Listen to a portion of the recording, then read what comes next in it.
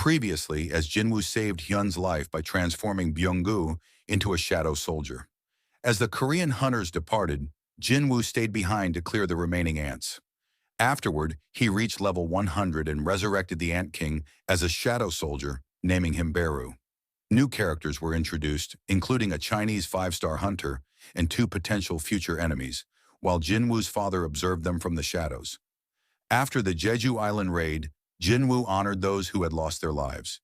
He then secured permission to open his own guild before stepping into another Red Gate alone.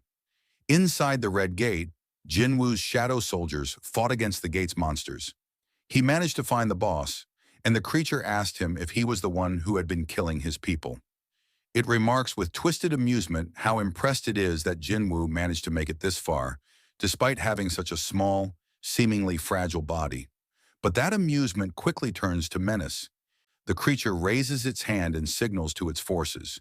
He had already stationed his minions throughout the area, ready to spring a deadly ambush. But something's wrong. Nothing happens. The creature glances around in confusion. The air stays silent. No allies appear from the shadows.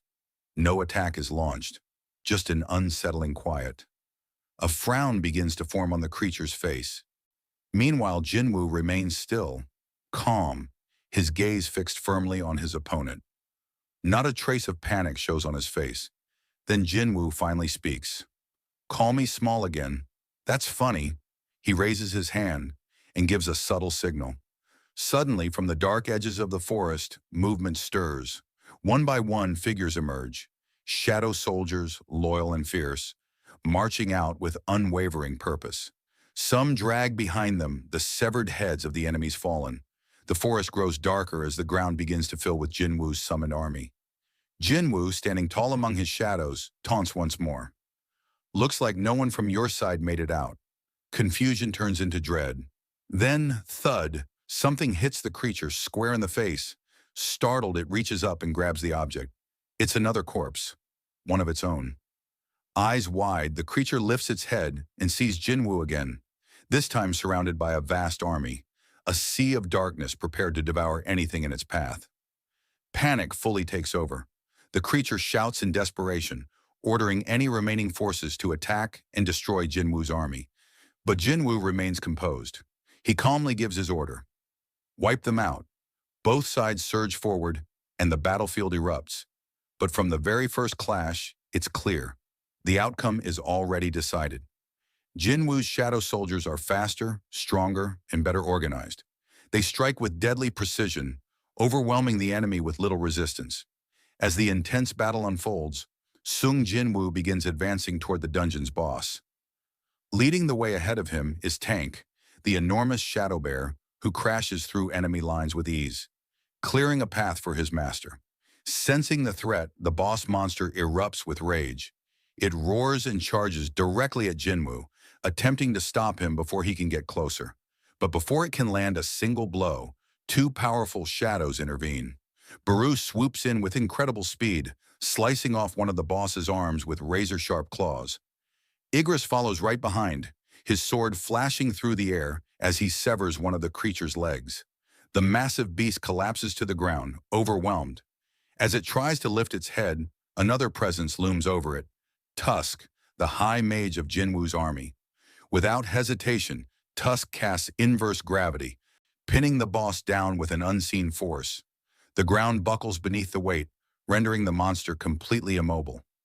Step by step, Jinwoo approaches. Calm, he comes face to face with the fallen creature. His voice is low and cold. "You'll answer my questions," Jinwoo says. "It'll hurt less if you cooperate." He proceeds to interrogate the boss, trying to extract vital information. But once it's over, Jinwoo stands before its lifeless corpse, silently reflecting. Again, nothing useful. He suspects the same interference as before. The system itself may be blocking the flow of information. Frustrated but not surprised, Jinwoo opens his inventory. "I'll figure it out eventually," he mutters. "So it's fine." From within the inventory, he retrieves a peculiar object, a key. It's one he obtained earlier from a cursed random box. Jinwoo recalls an important moment. He had reached level 100 during the Jeju Island raid. That achievement fulfilled the minimum requirement to unlock a special dungeon. Now the item's name becomes visible. Key to the Temple of Carthen. A countdown timer ticks beside the key's description, indicating the limited window of time before the key would expire and the dungeon would be lost. As he studies the item, vivid memories flood his mind. Flashbacks of the double dungeon, the place where everything began. He realizes something. This may not be random. The system is calling him back. But he's not the same man who once crawled out of that dungeon barely alive. Now he's stronger, far stronger, stronger than anything that temple might hold. He wonders if all of this was orchestrated from the beginning, if that dungeon is still waiting for him. And if it is, then wait for me. Meanwhile, deep inside the Temple of Carthen, a shadowy figure stirs. Sitting in the darkness, an entity smirks, sensing Jinwoo's resolve from afar. It hears his words and prepares. Jinwoo is coming. The scene shifts to a dark and eerie dungeon. A man trembles in fear, trapped. In desperation, the man stammers, demanding to know who or what this creature is. But the figure responds coldly, as if talking to himself. He's not the one either. A pause lingers in the air, then the figure mutters again. They're hiding well, those brilliant fragments of light. This cryptic remark refers to powerful beings, ancient rulers known as the brilliant light fragments, scattered and concealed in human hosts. It's Silid, known as the king of the snowfolk, the monarch of frost. Sensing a familiar aura, Silid turns. Standing in the shadows is Yogment, the king of demonic specters, also known as the monarch of transfiguration. With a calm and confident tone, Yogment announces that he has news regarding the eastern island. Silid narrows his eyes, asking if he means the small landmass that lies eastward, the one humans call Korea. That island is the current dwelling of the Shadow Monarch. Intrigued, Silid asks if Yogment intends to take action there. Yogment explains that the rulers have begun deploying their legions near that region, just south of the Shadow Monarch's territory. He then adds, with a hint of ambition, that he will be the one to claim that place. But Silid challenges him, pointing out the obvious risk. And how do you plan to deal with the Shadow Monarch himself? Yogment, unfazed, gives a sly smile and responds, if the planner fulfills the contract, everything will go according to plan. Then with growing interest he adds, besides, the greatest of the brilliant light fragments has been confirmed to be there.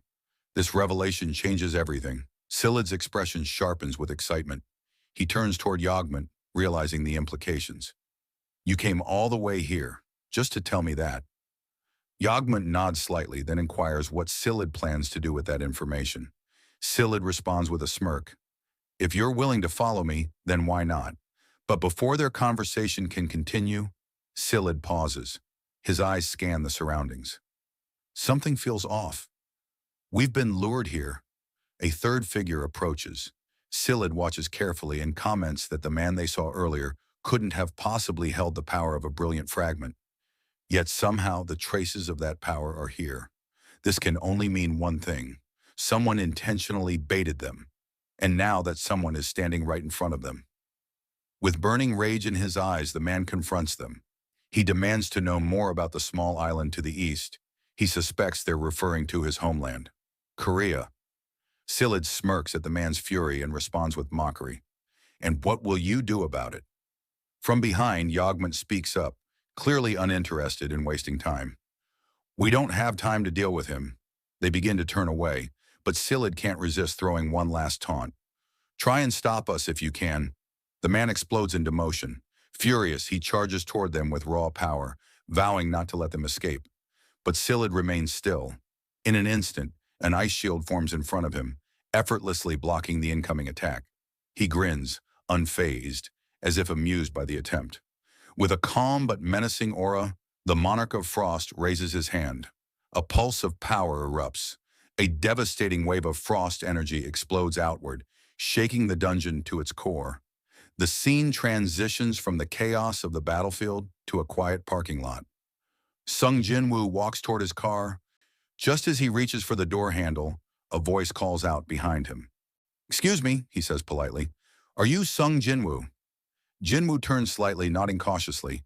The man introduces himself as Adam White, a senior official from the Federal Bureau of Hunters, a powerful U.S. organization. He hands Jin Wu a business card and adds with a smile, "It's a pleasure to meet you, Mr. Sung. Please feel free to call me Adam." Adam quickly apologizes for the unexpected approach. He admits that Jinwoo was hard to track down and even mentions that he dropped by Jinwoo's office earlier. Hearing this, Jinwoo remembers something. This must be the man Yu Jinho had mentioned, the one asking around for him. Jinwoo narrows his eyes and asks directly, "What business do you have with me?" Adam remains calm and respectful. He explains that he's here to share important information. That piques Jinwoo's interest. "What kind of information?" he asks.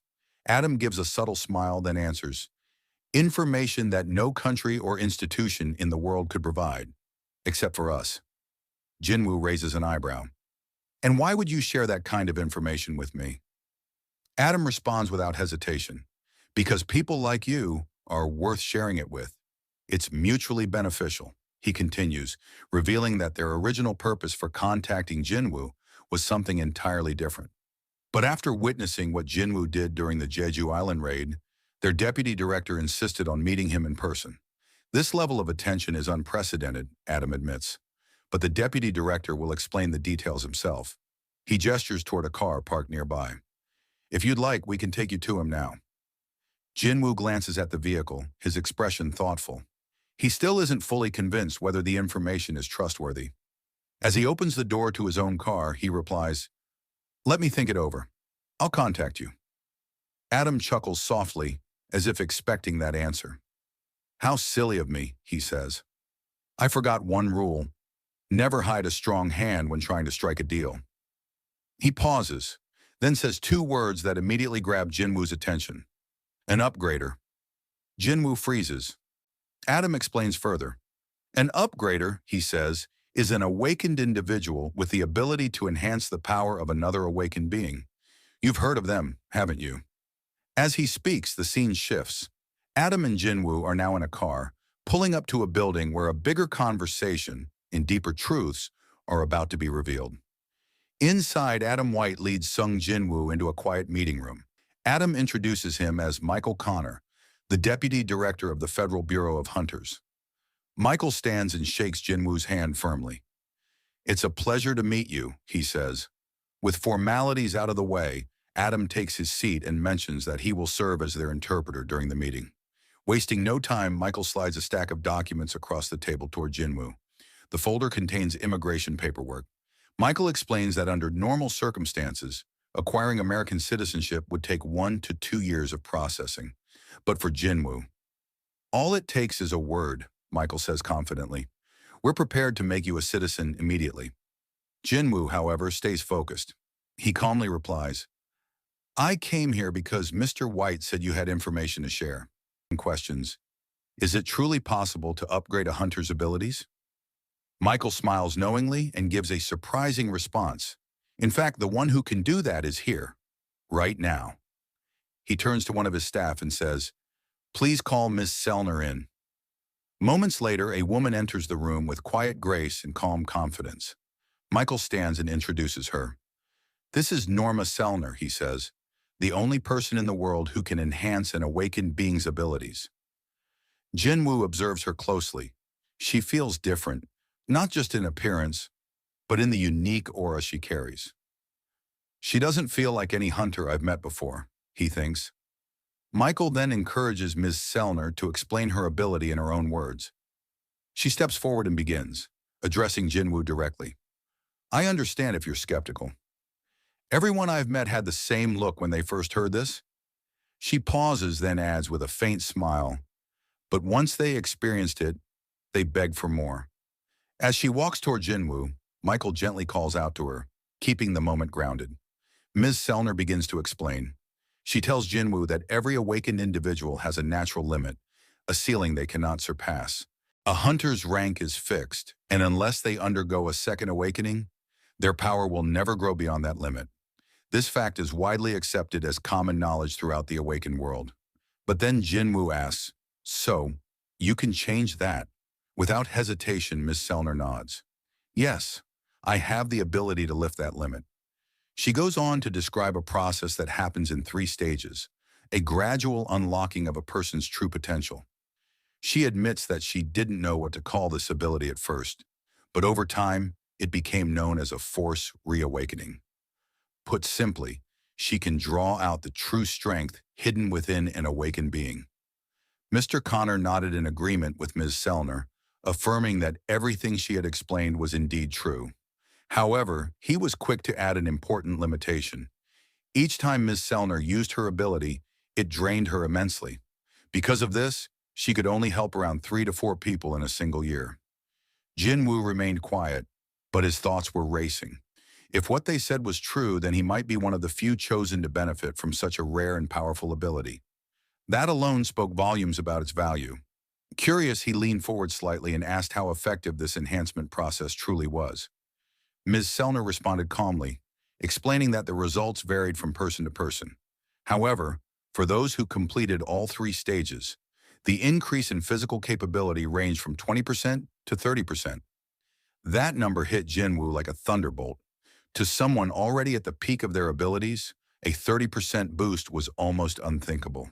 He finally understood why someone like Hwang Dong-soo had accepted the U.S. offer, even if it meant public backlash. It all made sense now. Who in their right mind would turn down such a chance? Still, a thought crossed his mind. What would happen if others discovered the truth about Miss Selner's power? Mr. Connor answered that concern without hesitation. That was precisely why the U.S. government kept her under close protection. In exchange for her cooperation, she received full security and a generous salary.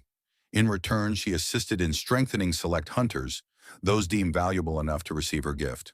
With that, Mr. Connor formally reintroduced Miss Selner to Jinwoo, stating that her powers would be used on him as a token of goodwill.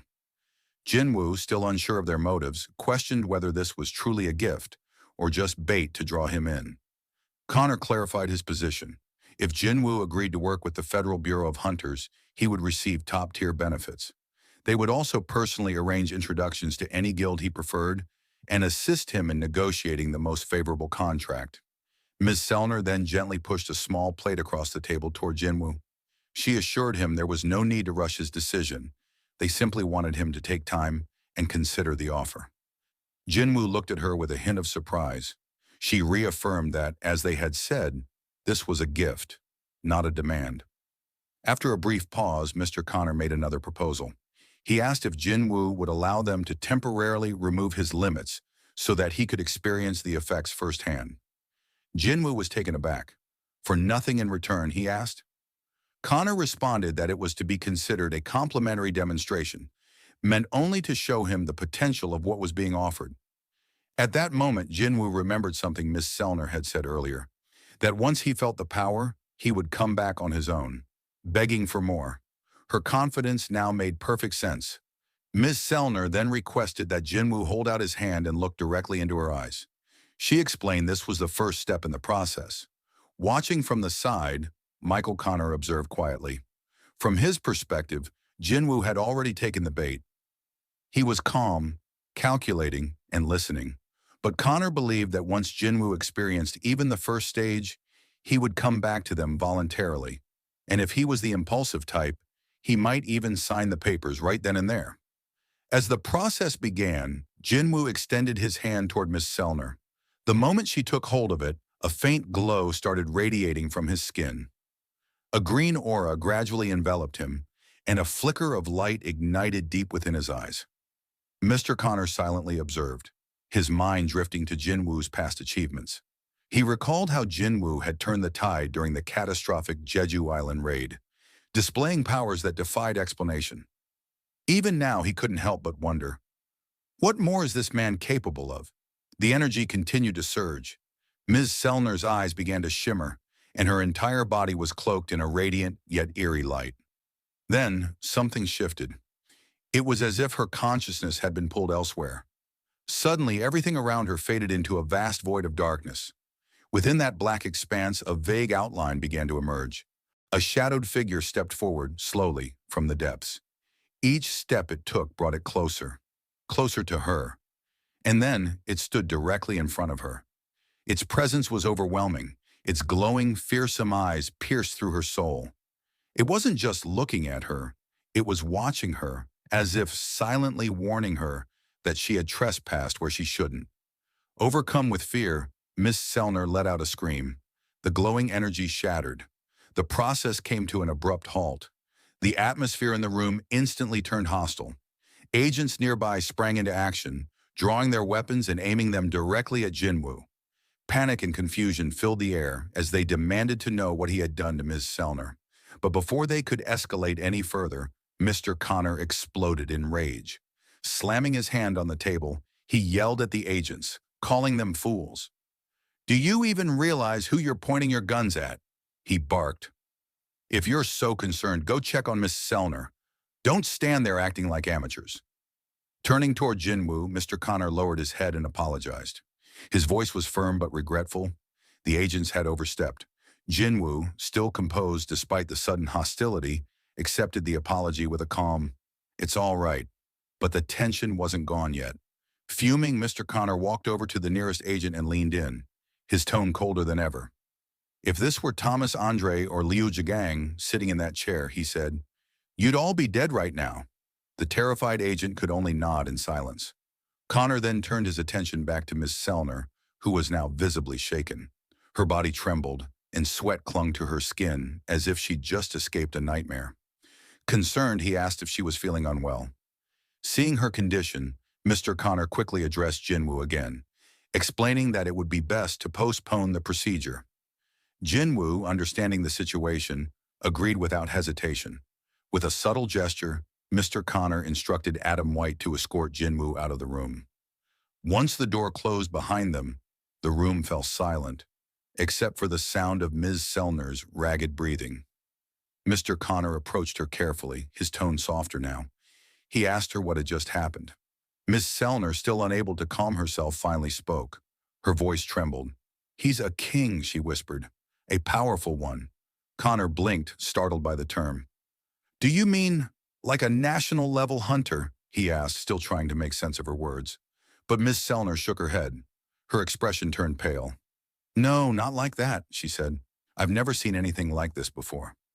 She repeated the words again, slower this time. "He's a king, but not just any king." She paused, trying to gather herself. "When I looked into him, he looked back at me. Within him, there was nothing but darkness, a depth I couldn't escape from." Her hands were still trembling as she added, "There's no limit to his power." Inside the newly established guild office, Yu Jin-ho sat at his desk, focused on paperwork. As he wrapped up a few reports, he muttered under his breath with a scoff, "Some people just never learn. Filing complaints after getting sued, whining like kids. That's not how this works." After some time, Jin-ho leaned back and nodded in satisfaction. He believed he had successfully tracked down all the groups that had been spreading false rumors about Jinwoo. While taking a short break, he suddenly noticed Jinwoo standing silently behind him. Startled, Jin-ho turned around. Jinwoo commented with a smirk, "You're working pretty hard." Jin-ho could only think to himself, how does he always appear without making a sound? Jinwoo asked if everything was running smoothly. Jin-ho reassured him that there were no issues. Then, noticing Jinwoo's outfit, he asked why he was dressed like that. Without answering directly, Jinwoo handed him a bag filled with magical cores. "You said we needed funds for the guild," Jinwoo explained. Opening the bag, Jinho's eyes widened. The contents were more than enough. "Well, I guess we won't need to worry about paying employee salaries anymore," he joked. Jinwoo tilted his head.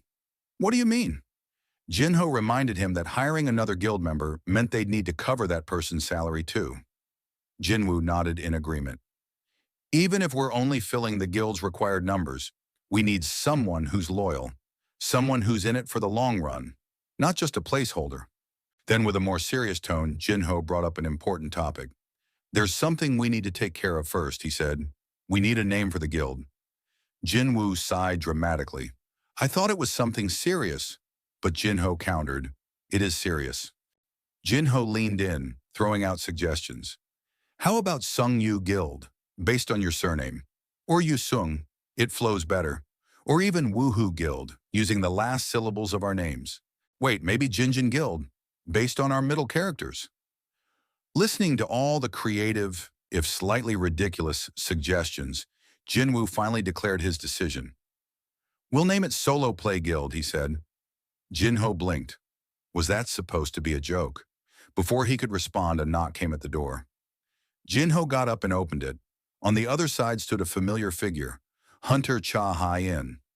Surprised, he asked, "What are you doing here?" Cha responded directly, "I want to join your guild." Soon after, they sat around the table together. Jinwoo looked at her with curiosity and asked her to clarify why she was there. Cha repeated calmly, "As I said, I'd like to join your guild." Jinwoo was puzzled. What's happening? He asked if the chairman had requested her to join, or perhaps if Hunter Choi Jong-in had expelled her from the Hunter Guild. Cha firmly denied both. Looking at her more seriously, Jinwoo asked, "Then why would you want to join a guild like mine, especially with that name?" Cha raised an eyebrow. "Wait, you really named it Solo Play Guild?" Jinwoo nodded. "Yeah. What's the problem? The Vice Master and I agreed on it." Jinho quickly objected. "Hey, when did I agree to that? What about the names I suggested?" Shifting his gaze to Cha, Jinho subtly examined her breathing and expression. She seemed calm, but he could tell it was an act. "She's hiding something." "But why?" Then he asked bluntly, "You were awakened 2 years ago. You're still under contract with the Hunter Guild, aren't you?" Cha nodded but added, "I have enough to pay the cancellation penalty." That response caught Jinwoo off guard. "She's even willing to pay the penalty."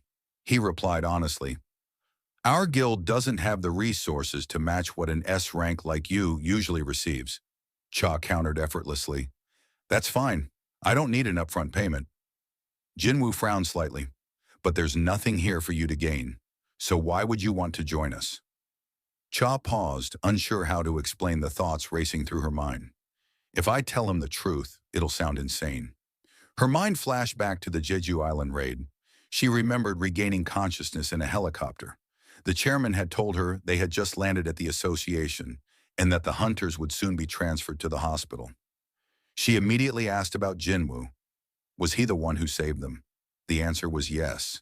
She had nearly died. And in the future, something like that could happen again. Next time, I might not survive.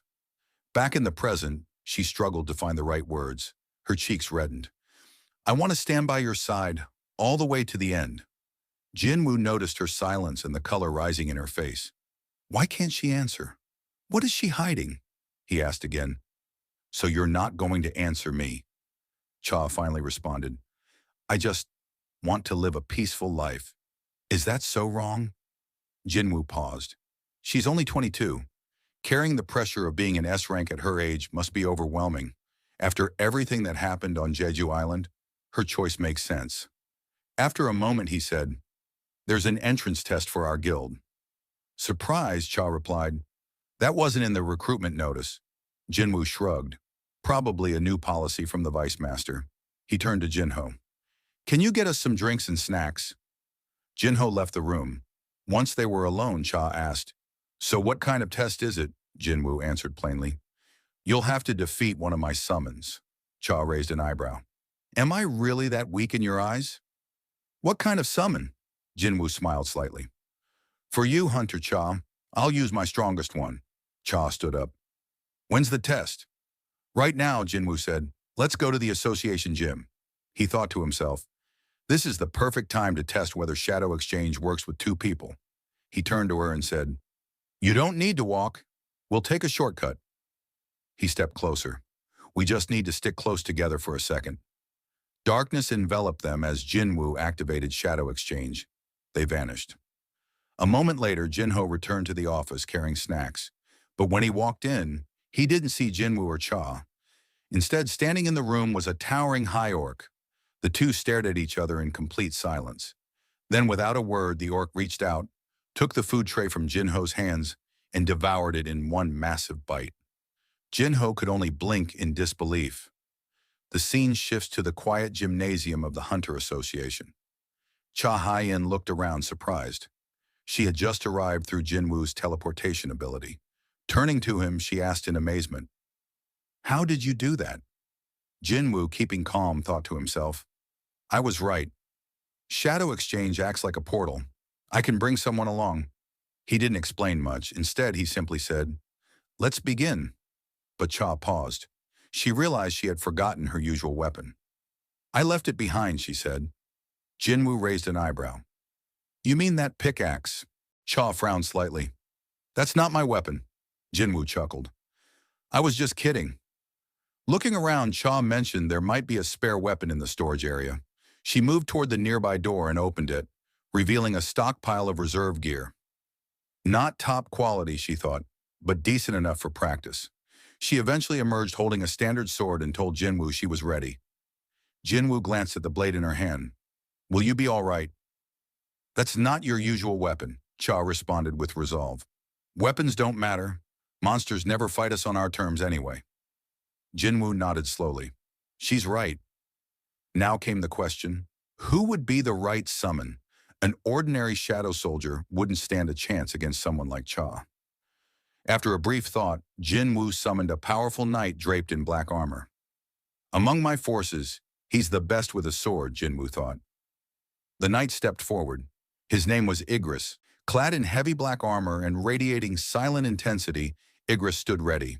Cha asked a logical question. "What are the win conditions?" Jin Wu explained. "You win by defeating the summon. You lose if you surrender." Even as he spoke, he reflected on his earlier words. "I said I'd use my strongest summon, but Baru would overwhelm her. This knight will do just fine for now." With both sides prepared, Jin Wu raised his hand to begin the test. But just as Cha started channeling mana, Jin Wu stopped them. "Wait a moment," he said, motioning for her to turn around. From his inventory, he pulled out a gleaming blade, the Demon King's longsword. He handed it to Igris. "Use this," he ordered. Once the weapon was in place, Jinwoo gave the signal again. "Begin." The battle started instantly. Igris moved first, channeling the power of the enchanted sword.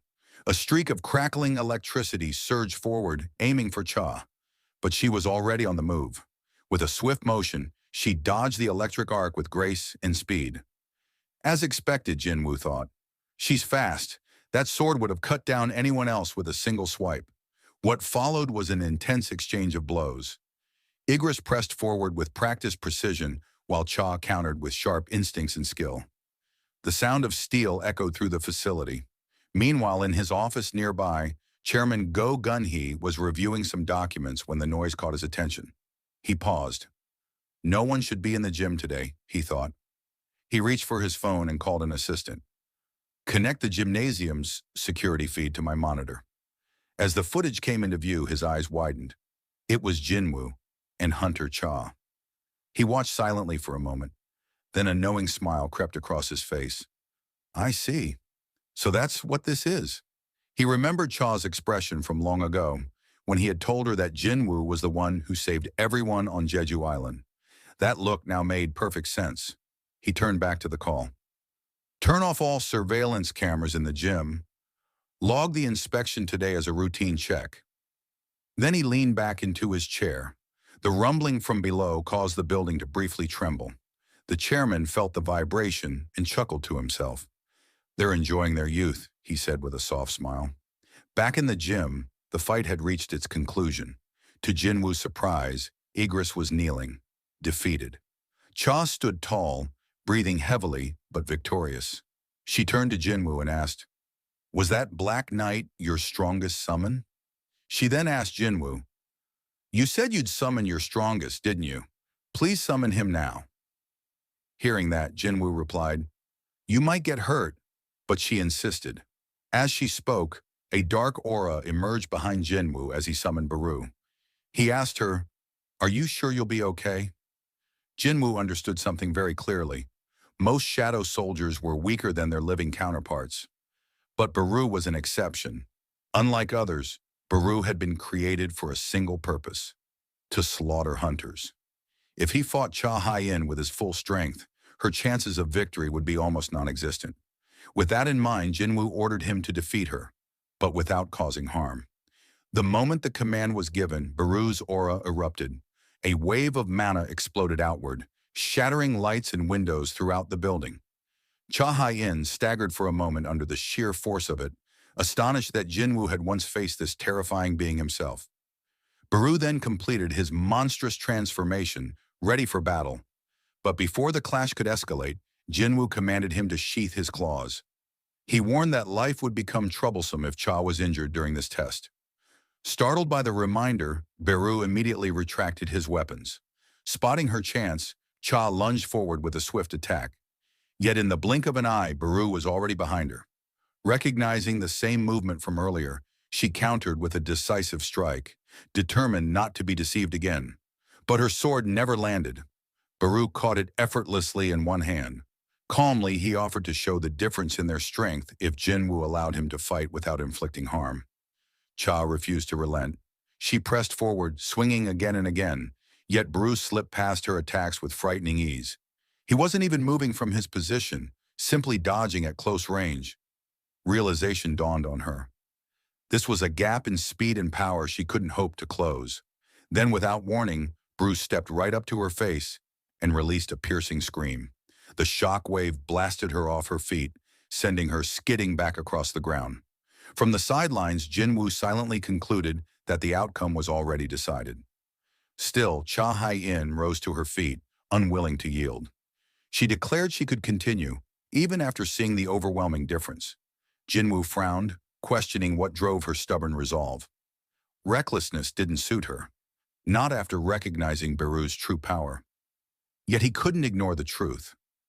Baru was no ordinary shadow.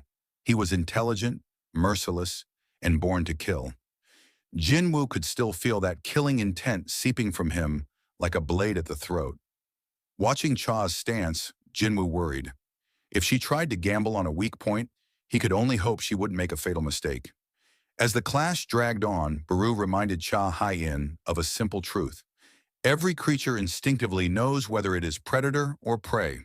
To prove his point, he lunged forward with deadly speed, declaring that prey defying a predator could never be tolerated. Cha reacted just in time, dodging his first strike, but Baru immediately prepared another. In that instant, he noticed her gathering mana for a counterattack. She released the blast with precision, landing a direct hit on his shoulder. Yet the blow barely scratched him. Baru's hardened exoskeleton absorbed the impact and reduced her weapon to shattered fragments. But this was exactly what Cha had planned. With her remaining strength, she prepared her strongest skill. She knew she only had enough mana for a single attempt, one strike that had to count. Summoning the radiant sword of light, she pierced through the layers of Baru's armor, finally breaking past his defense. Alarm surged through Jinwoo as he sensed something dangerous awakening within Baru. A buried command, etched deep in his very existence by the Insect Queen, stirred once more. Annihilate all enemies. The words echoed through Baru's mind as he branded Cha Hai-in an enemy and shifted into pure killing intent. Jinwoo's order to stop went unanswered. Cha closed her eyes, accepting what seemed like the end. A deafening explosion shook the battlefield. When she opened her eyes again, she realized she was still alive. Jinwoo had intervened in time, shielding her from certain death. Baru snapped back to his senses, recoiling in horror at his own loss of control. Dropping to his knees, he begged Jinwoo for forgiveness. Jinwoo, however, turned his attention back to Cha. He questioned her resolve, asking why she was risking her life for nothing more than an entrance test to a nameless guild.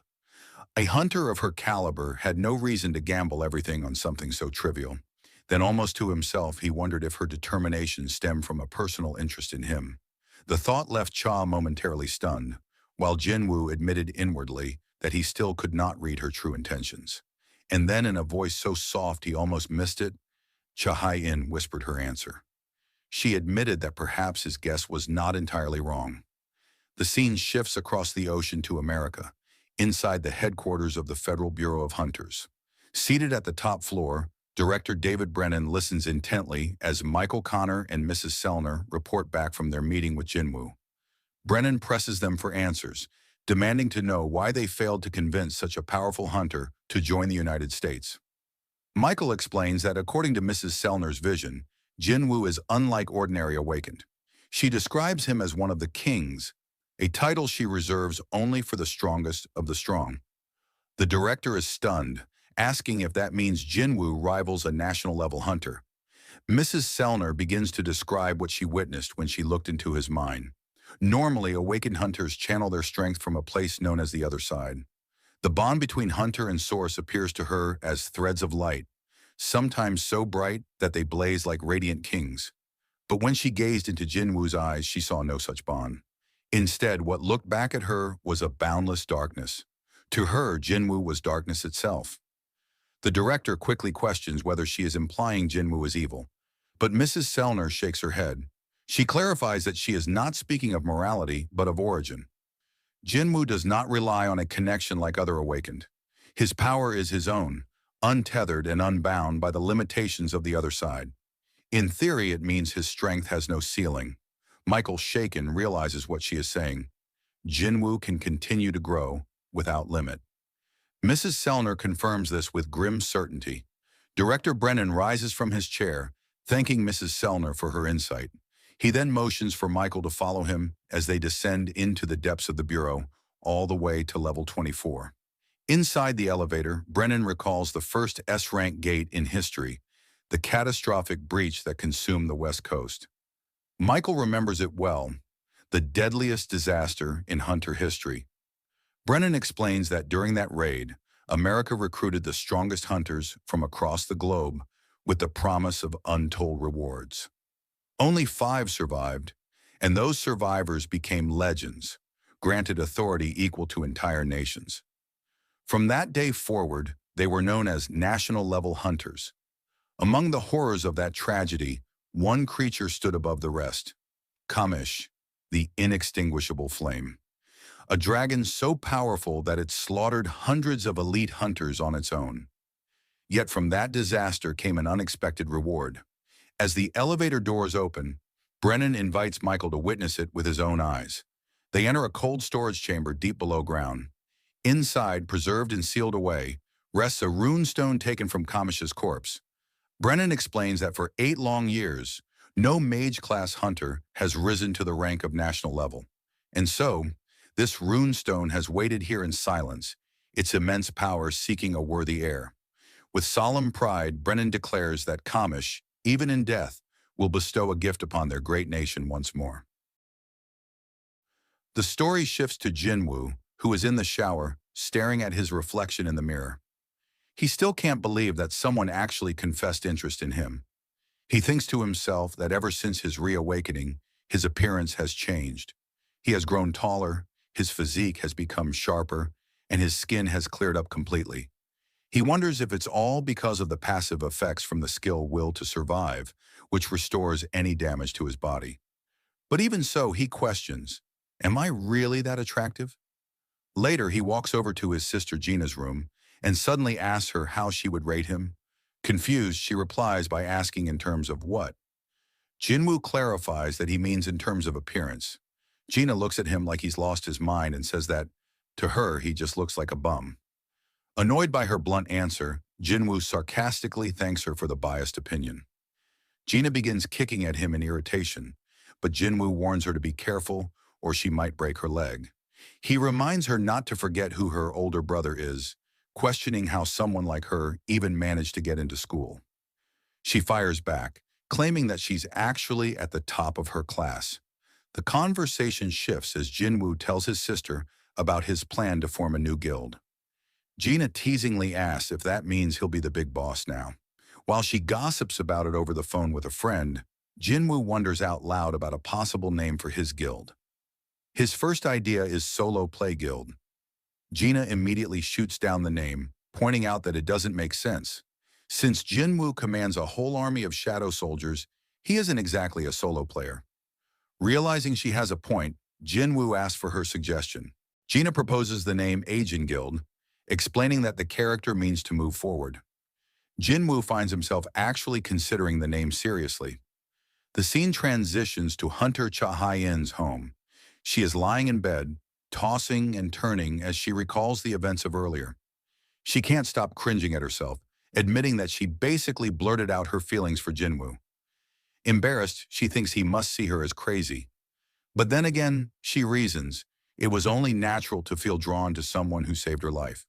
Still, she admits to herself that things don't feel okay at all. As she reflects, another memory resurfaces, something she experienced while unconscious. In that vision, she remembers drifting into darkness until a hand reached out and pulled her back.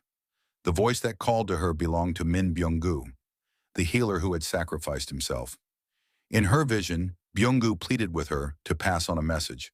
He told her to warn Jinwoo that he must be cautious of the dangerous power that exists within him. Startled by the memory, Hai-in suddenly sits upright, realizing that she had completely forgotten until now. The next day, the focus shifts to the Night Guild's headquarters. Park Jong-soo listens as his vice guildmaster, Yoon Kyung-tae, reports that a massive gate has appeared in their territory. The association has rated it dangerously high, though not quite S-rank. Park Jong-soo frowns, saying that if the raid goes wrong, their entire team could be wiped out. Kyung-tae adds that if it truly were an S-rank, abandoning it would have been the only logical choice, since they lack the manpower. But because they are one of the top 5 guilds in Korea, public opinion would turn against them if they ignored the gate. On top of that, the Fame Guild would surely swoop in and seize the opportunity. This infuriates Park Jong-soo, who slams his hand down, asking if they're supposed to simply hand over a gate that appeared right in their backyard. Kyung-tae, intimidated, insists that he was only presenting the situation. At that moment, another guild officer, Yoo Jin-hai, speaks up, suggesting they could form an alliance with another guild. Jong-soo hesitates, pointing out that asking for outside help would make it obvious they don't think they can clear the gate alone. Their reputation could take a major hit. But then Jin-hai reminds them of someone, Hunter Sung Jinwoo. After a moment of silence, Jong-soo admits that working with Jinwoo could actually be an advantage. The public might even see it as a bold move if they were to join forces with him. He asks what Jinwoo has been doing lately. Kyung-tae reports that Jinwoo recently cleared a gate that opened in the middle of a highway, but otherwise has been keeping a low profile. He asks if Jong-soo would like him to arrange contact, but Jong-soo shakes his head. Something this important shouldn't be handled over the phone. Instead, he orders that they go meet Jinwoo directly. The story then shifts back to Jinwoo, who is in the middle of another discussion with Jinho. Jinwoo tells him that he's leaning toward naming their guild Ajin. Jinho nods enthusiastically, thinking that anything is better than solo play guild. With the name decided, Jinwoo remarks that all they need now is one last member to officially form the guild. Curious, Jinho asks what happened with Hunter Cha. Jinwoo replies that she isn't quite the person he's been searching for. Shocked, Jinho protests, pointing out that Cha Hai-in is a powerful S-rank hunter with an excellent record and undeniable beauty. From his perspective, she's the perfect candidate. But Jinwoo calmly explains that what he's looking for is someone different, not just strength or fame, but someone trustworthy and uninterested in political guild activities. Jinho thinks for a moment and says that he knows a few people who might fit that description. Before they can continue, there's a knock at the door. Jinwoo rises, half expecting to see Hai-in again. But when he opens the door, he's surprised to find Park Jong-soo, Yoon Kyung-tae, and Yoo Jin-hee representing the Night Guild. After polite introductions, they sit down and explain why they've come. Jong-soo shows Jinwoo a video recording of the gate in question. The footage reveals a massive structure radiating enormous waves of magic energy. Jinwoo asks if it's an S-rank gate, but Jong-soo clarifies that it's close, one of the largest ever seen in Busan. Hearing this, Jinwoo begins to wonder to himself if he should reach out to an old acquaintance, reminiscing about the last time he was in Busan and treated to sashimi. Park Young-soo explained the real reason for his visit.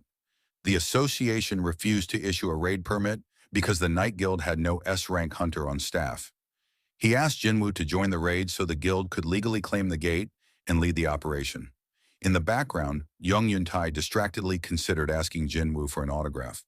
Park then put an offer on the table. Normally, an S-rank hunter took a 10% share for participating in a raid, but he was willing to increase that to 20% for Jinwoo.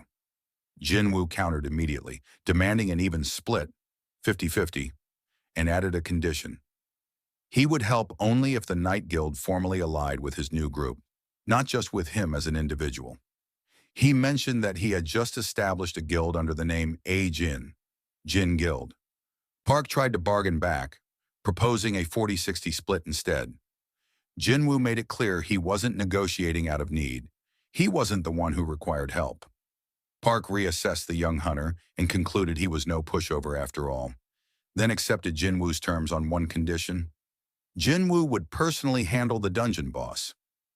With the deal settled, Park reminded Jinwoo the gate had appeared a few days earlier and insisted the raid must begin by tomorrow at the latest.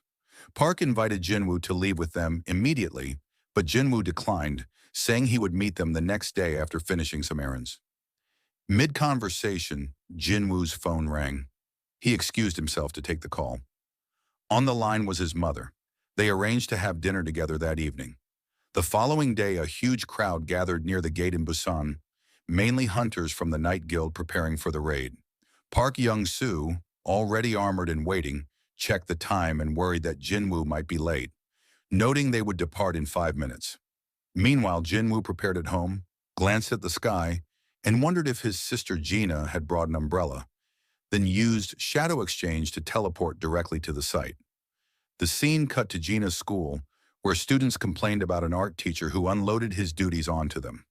Entering a dusty, long-unused classroom, one student suddenly noticed something unusual, a sealed gate tucked into a corner.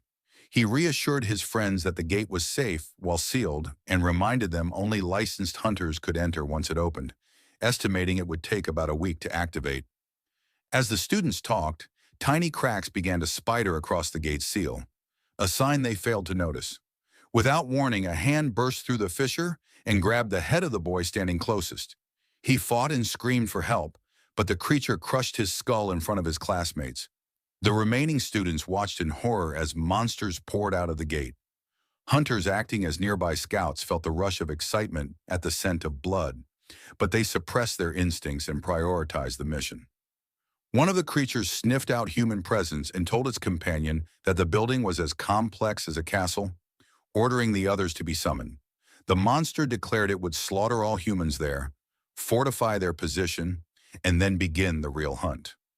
As it stepped into the corridor, the beast pounced on students before they could react. Cut back to the raid staging area. Jinwoo arrived and remarked that the gate was even larger in person. He surveyed the assembled teams, mining and collection crews alongside the assault force, and counted 13 A-rank hunters and 20 B-rank hunters. He thought to himself that the guild's roster of A-rankers matched the reputation of a top house. Before he could settle, a swarm of guild hunters bombarded him with questions about his abilities and whether he would lead the raid. Uncomfortable with the sudden attention, Jinwoo froze until young Yerim stepped forward to quiet the group. Yerim introduced herself as an A-rank healer assigned to the Night Guild's assault team and tactfully removed the pressure from Jinwoo.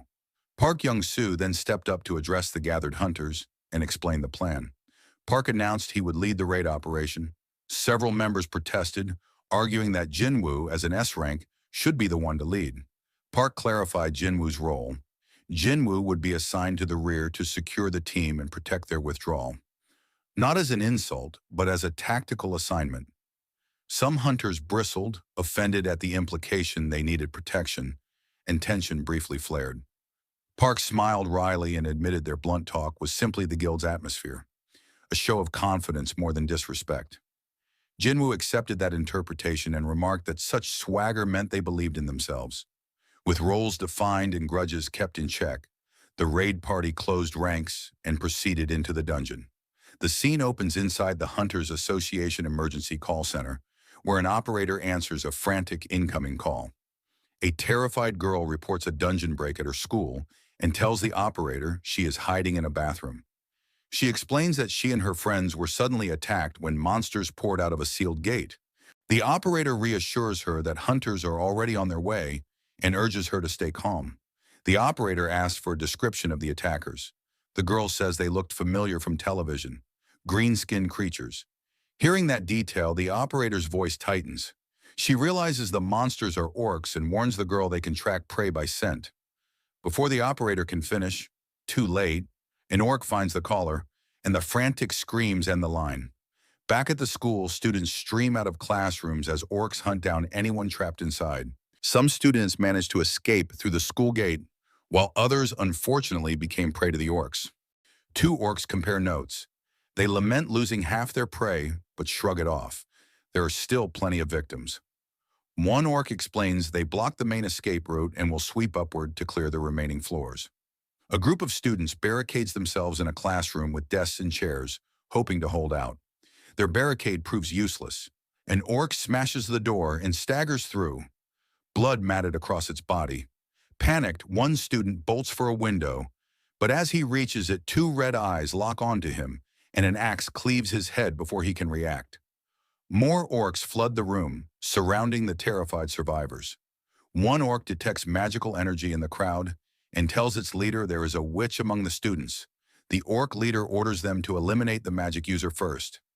At the back of the classroom, Gina and Han Songyi huddle together. Gina calls desperately for her brother. Han Songyi, though only an E rank, declares she's awakened and prepares to fight, while Gina tries to hold her back. An orc swings an axe toward Gina, certain the smell of power is hers, and declares she must die. The girls close their eyes, bracing for the blow. But when Gina opens them, she finds a hulking orc standing between her and the attacker, having stopped the strike.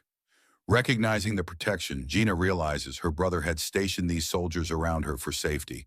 With a single punch, the large orc sends the attacker flying through the ceiling, leaving the remaining monsters stunned and three massive orcs converging to guard Gina. Cut back to the raid team inside the dungeon. Park Young-soo suddenly alerts the party. There's an ogre.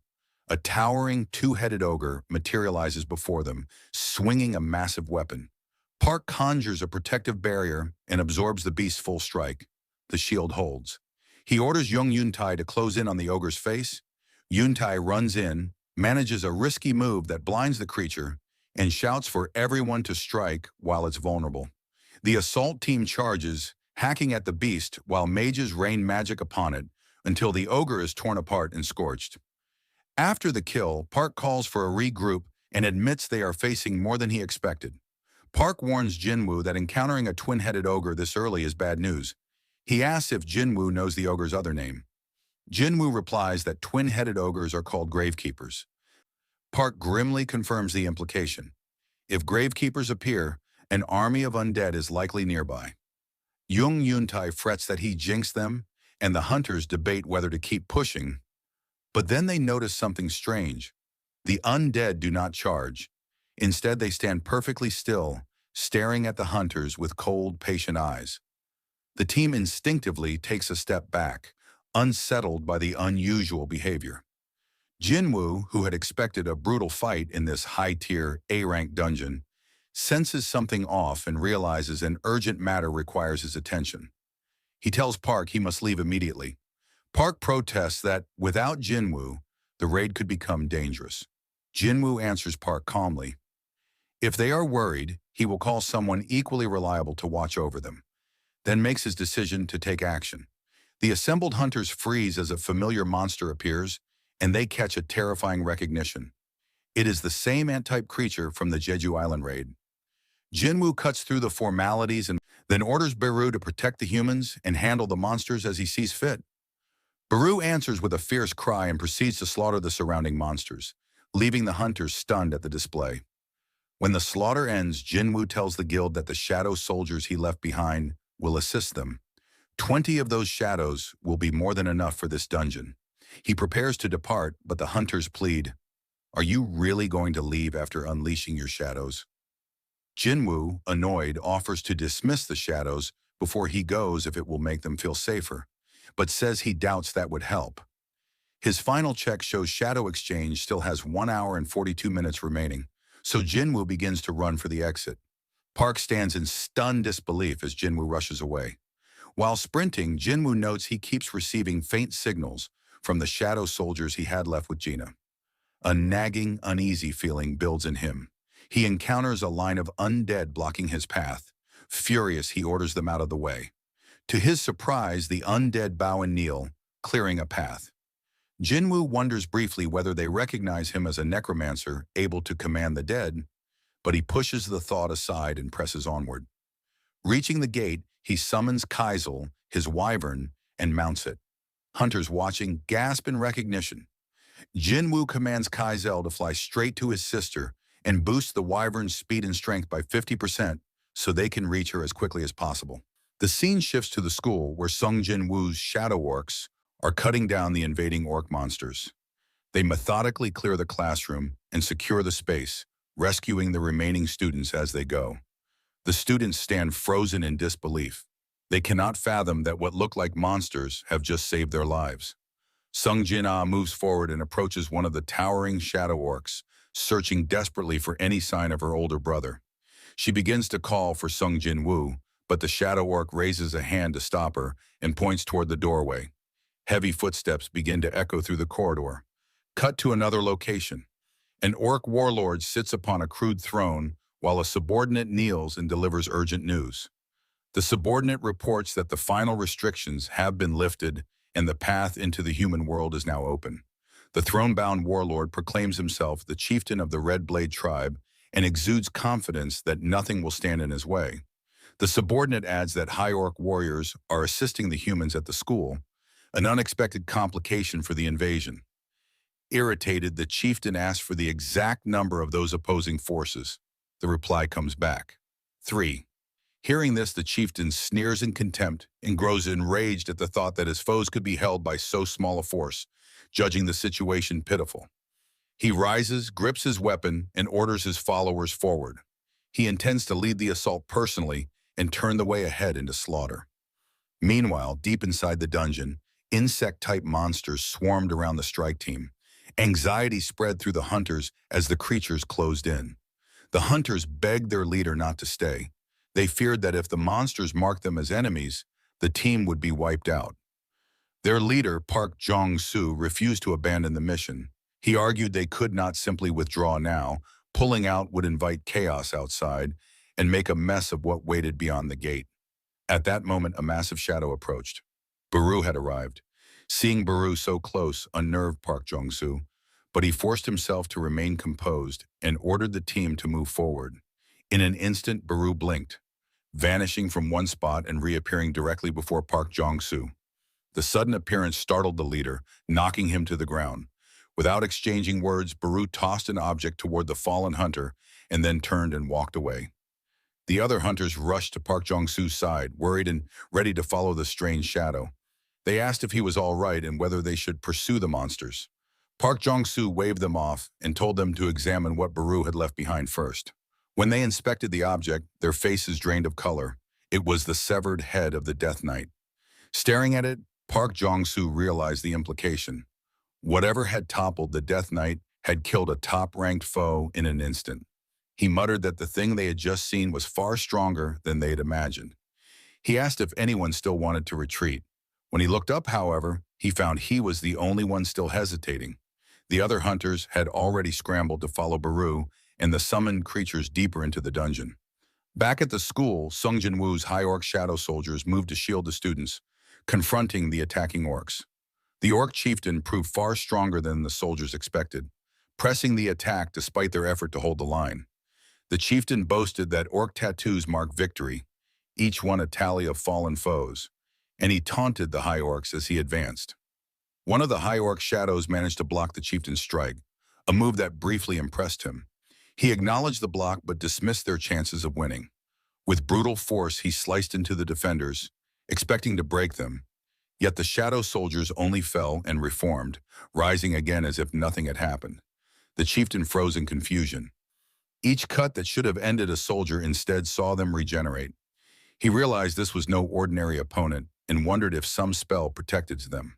At the same time, a different danger began to trouble him internally.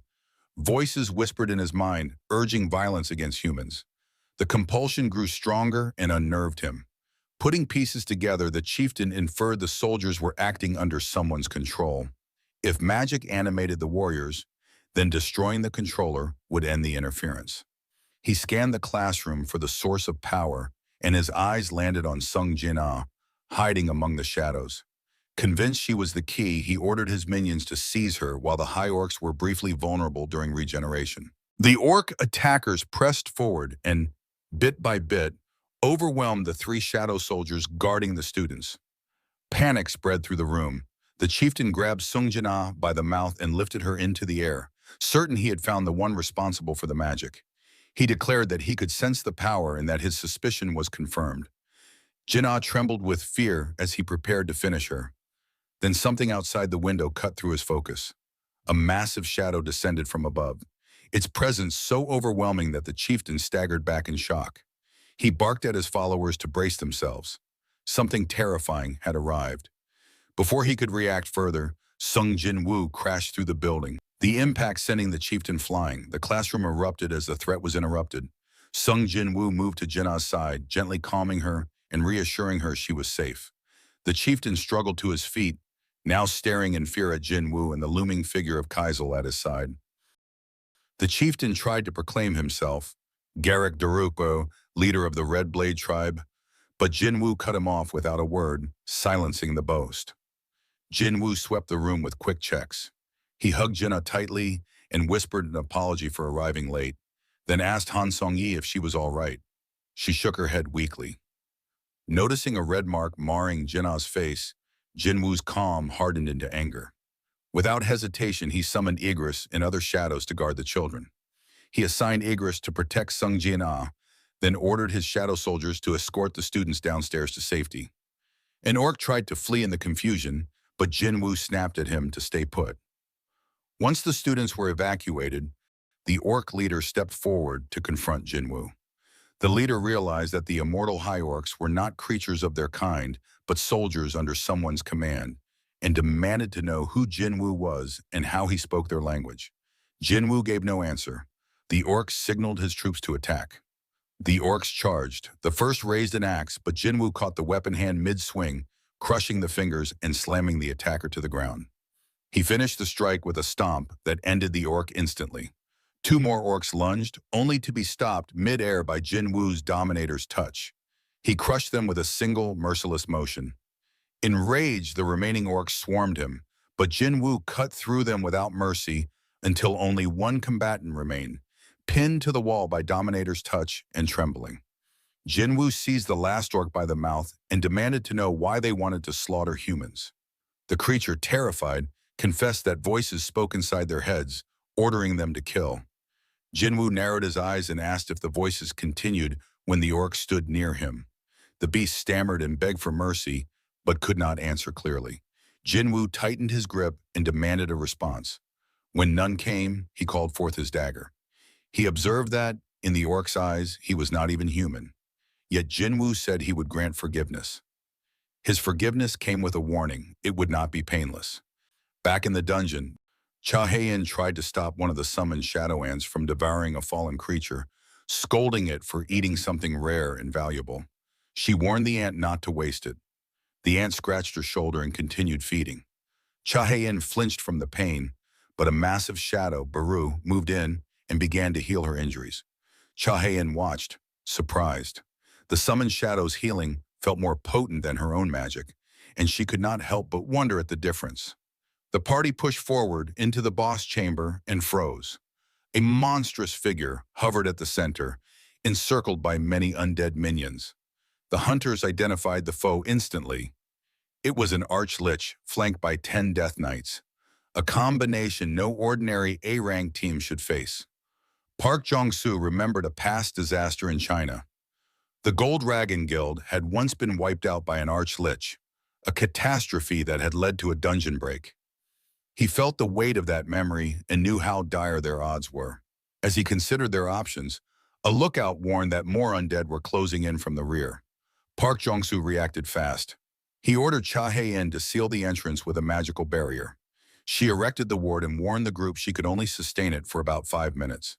While the barrier held, Park Jong-soo noticed Baru moving straight toward the arch-lich, unbothered by the surrounding death knights. The arch-lich, recognizing the shadow, demanded to know why the monarch's own army had come to attack it. The boss could not fathom being targeted by the monarch's personal soldiers. Baru's reply was curt and mocking. The shadows had been chosen by the monarch, and the lich had not. The arch-lich refused to accept this and declared it would report the affront to the monarch itself. Baru showed no patience for rhetoric. With a single, decisive move, he leapt forward, grabbed the glowing essence lodged in the lich's chest and crushed it in his hand. The arch-lich screamed as his core was destroyed. Instantly, the undead soldiers animating the dungeon began to collapse and vanish. The boss's hold over them had been broken. The hunters stood in shocked silence. Baru had slain an archlich in one blow, a feat far beyond what they imagined possible from a summoned shadow. After the victory, Baru roared triumphantly.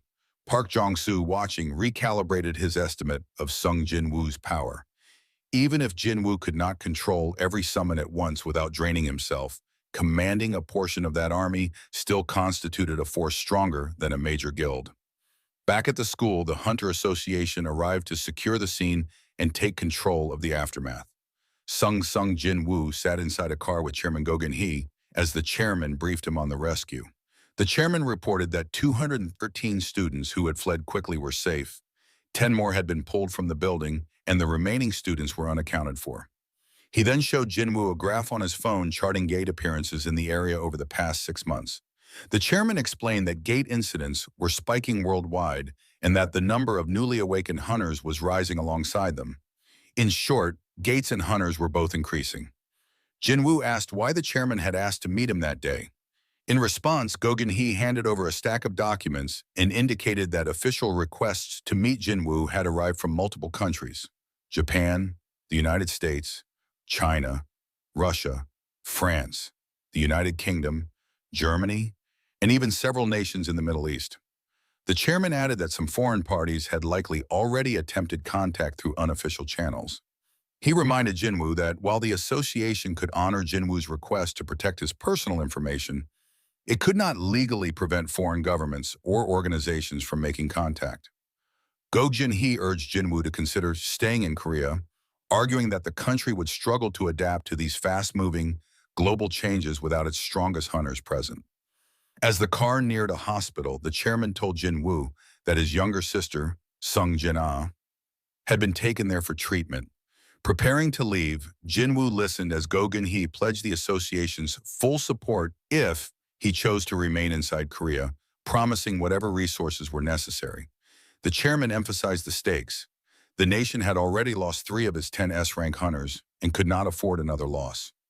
Hearing the warning, Jinwoo stated that, from then on, he preferred to enter high-rank gates alone and asked if the chairman could arrange that. Surprised, the chairman asked whether that preference explained Jinwoo's recent formation of a personal guild, effectively a one-man assault squad. He thought it over and admitted that, while difficult to accommodate, it was not impossible. Fast forward, Yoo Jin-ho is on the phone trying to recruit a family member to join the new guild. The person on the other end is his cousin, Yoo Suk-yong, an A-rank hunter. At first, she is skeptical. She questions joining a guild that hasn't even been officially formed and jokes that Jin-ho might be getting scammed by some shady recruiter. She also weighs the alternative of becoming an ambassador for her father's guild. Everything changes the moment Jin-ho mentions who is forming the guild: Sung Jin Wu. The name immediately piques her interest and makes the offer real. When she arrives, Jin-ho introduces her to the group: Yoo Suk-yong, A-rank hunter, and his cousin. Her excitement to meet Jin Wu fills the room. Jin-ho teases that she's the real celebrity in the meeting. Sung Jin Wu watches, quietly wondering if she really is as ranked as she claims. They sit down to talk. Jin Wu warns Suk-yong that joining his guild will draw attention and asks whether she is prepared for the fallout. She answers confidently that anything is preferable to getting mixed up with Yoo Jin-sung. Jin Wu looks puzzled and asks who she means. Jin-ho clarifies. Yoo Jin-sung is his older brother. Jin Wu remarks about the brother's bad reputation for personality, and the small group laughs off the awkwardness. After the brief banter, Suk-yong asks if she can take a selfie with Jin Wu to post online. Cut to the Hunter Association building. A stormy political scene unfolds as Senator Nam Jung-wook confronts Chairman Go Gun-hee over the chairman's plea to let Sung Jin Wu enter high-level dungeons alone. Nam argues that the special regulation was effectively created the moment Jin Wu set up his private guild and calls the arrangement blatant preferential treatment. He insists the association exists for all hunters, not for the convenience of one individual, and demands a formal explanation. Chairman Go Gun-hee concedes the basic point: yes, it appears preferential, but he immediately lays out the practical reasoning behind the compromise. He frames the choice starkly. When a dangerous dungeon breaks open, would the country rather deploy 20 A-rank hunters or authorize a single proven assault squad led by Jin Wu. The question forces officials to weigh efficiency against principle. The chairman warns that guilds and foreign powers are already desperate to recruit Jin Wu. If Korea refuses to accommodate him, they risk losing their strongest asset to outside interests. He invokes past mistakes, reminding the room of when Hunter Hwang Dong-soo left for America, and presses the senators to consider the real cost. When another S-rank gate appears on Korean soil, who will be there to save them? Back in the city, Cha Hae-in stared at her phone and froze. The picture on the screen showed Jin Woo beside Yoo Soo-yeon, and the sight made her tremble before she let out a frustrated scream. Fast forward, Jin Woo and Yoo Jin-ho stood before a massive gate preparing for the new guild's first official raid. Yoo Jin-ho marveled at the sight. He had never seen anything like this. The gate towered above them. Reporters swarmed immediately, peppering them with questions. Cameras flashed and voices shouted, even asking about Jin Woo's relationship with Yoo Soo-yeon. Jin Woo turned to Chief Woo Jin-chul and asked why his personal details hadn't stayed private as promised. Chief Woo explained that while the association could protect private records, it could not prevent the public from discovering a gate's location once word spread. Social media exposure was beyond the association's control. Jin Woo remembered the Instagram photo and the leaks it could cause. As preparations continued, Yoo Jin-ho suggested hiring a mining and collection team. He didn't think he could manage the operation alone. Jin Woo reassured him that he needn't worry. His shadows would handle collection and cleanup. Chief Woo checked the mana signatures of Jin Woo's shadow soldiers and watched in astonishment. Every shadow registered at B rank or higher. He observed that a squad like this more than qualified for a raid permit into an A-rank gate. The sight of Jin Woo's organized high-rank shadows undercut the complaints about preferential treatment. Practical capability was making the argument moot. Chief Woo added that he had orders from the chairman to observe the raid in person and confirm whether the decision to allow a solo assault squad was safe. He asked if he could accompany them that day as the inspection team's representative. Jin Woo smirked and asked whether the chief would be all right inside with them. Chief Woo looked puzzled by the retort. A few minutes into the raid, Chief Woo Jin-chul stood sweating as he watched Jin Woo's shadow soldiers tear through A-rank threats with terrifying ease. The foremost monsters were Nagas, elite A-rank serpentine foes, creatures that normally give even top hunters trouble. Yet Jin Woo's army overwhelmed them, their rapid regeneration making the assault look unstoppable. Woo's eyes locked onto the blood-red commander at the front, Igris. The knight moved like a war machine, cutting down enemies with brutal efficiency. He thought to himself that Igris was unusually powerful. He also noticed flashes of lightning magic among the shadows, a skill usually reserved for the highest-tier mages, and wondered whether some of these summons were even stronger than a normal A-rank. If he faced one of them one-on-one, would he stand a chance? As the battle raged, Woo spotted a small, ant-like shadow gnawing on a corpse. Jin Woo stepped in, kicked the creature toward the ceiling, and scolded it for eating valuable remains. He then turned to the lower-ranked shadows and ordered them back to work, mining mana crystals and collecting corpses. Watching Jin Woo manage the fight while overseeing extraction, Woo realized this was more than a one-man assault squad. Jin Woo was simultaneously clearing the dungeon, retrieving valuable remains, and gathering mana. One operator doing the job of a full team. When the minions fell silent, the true boss finally appeared. Jin Woo called out orders. Those still mining could stay. The rest should return. Chief Woo asked why he'd sent so many shadows away. Didn't they have enough strength to finish the boss by themselves? Jin Woo summoned his daggers and replied that relying too much on his shadows would dull his own edge. He needed to keep his combat instincts sharp. Then, moving with impossible speed, he ran up the boss's scaled body and, before it could react, split its face in two with a single swing. Woo stood speechless. He had never seen anything like that in all his years as a hunter. The boss fell, and Jin Woo's status updated. He gained a level and several skills improved, including Shadow Exchange. The cooldown on Shadow Exchange decreased by 1 hour. Jin Woo realized the pattern. Each level up shaved an hour off the skill's cooldown. If he kept leveling the ability, he could travel with far fewer limitations. Exactly what he needed to protect his mother and sister.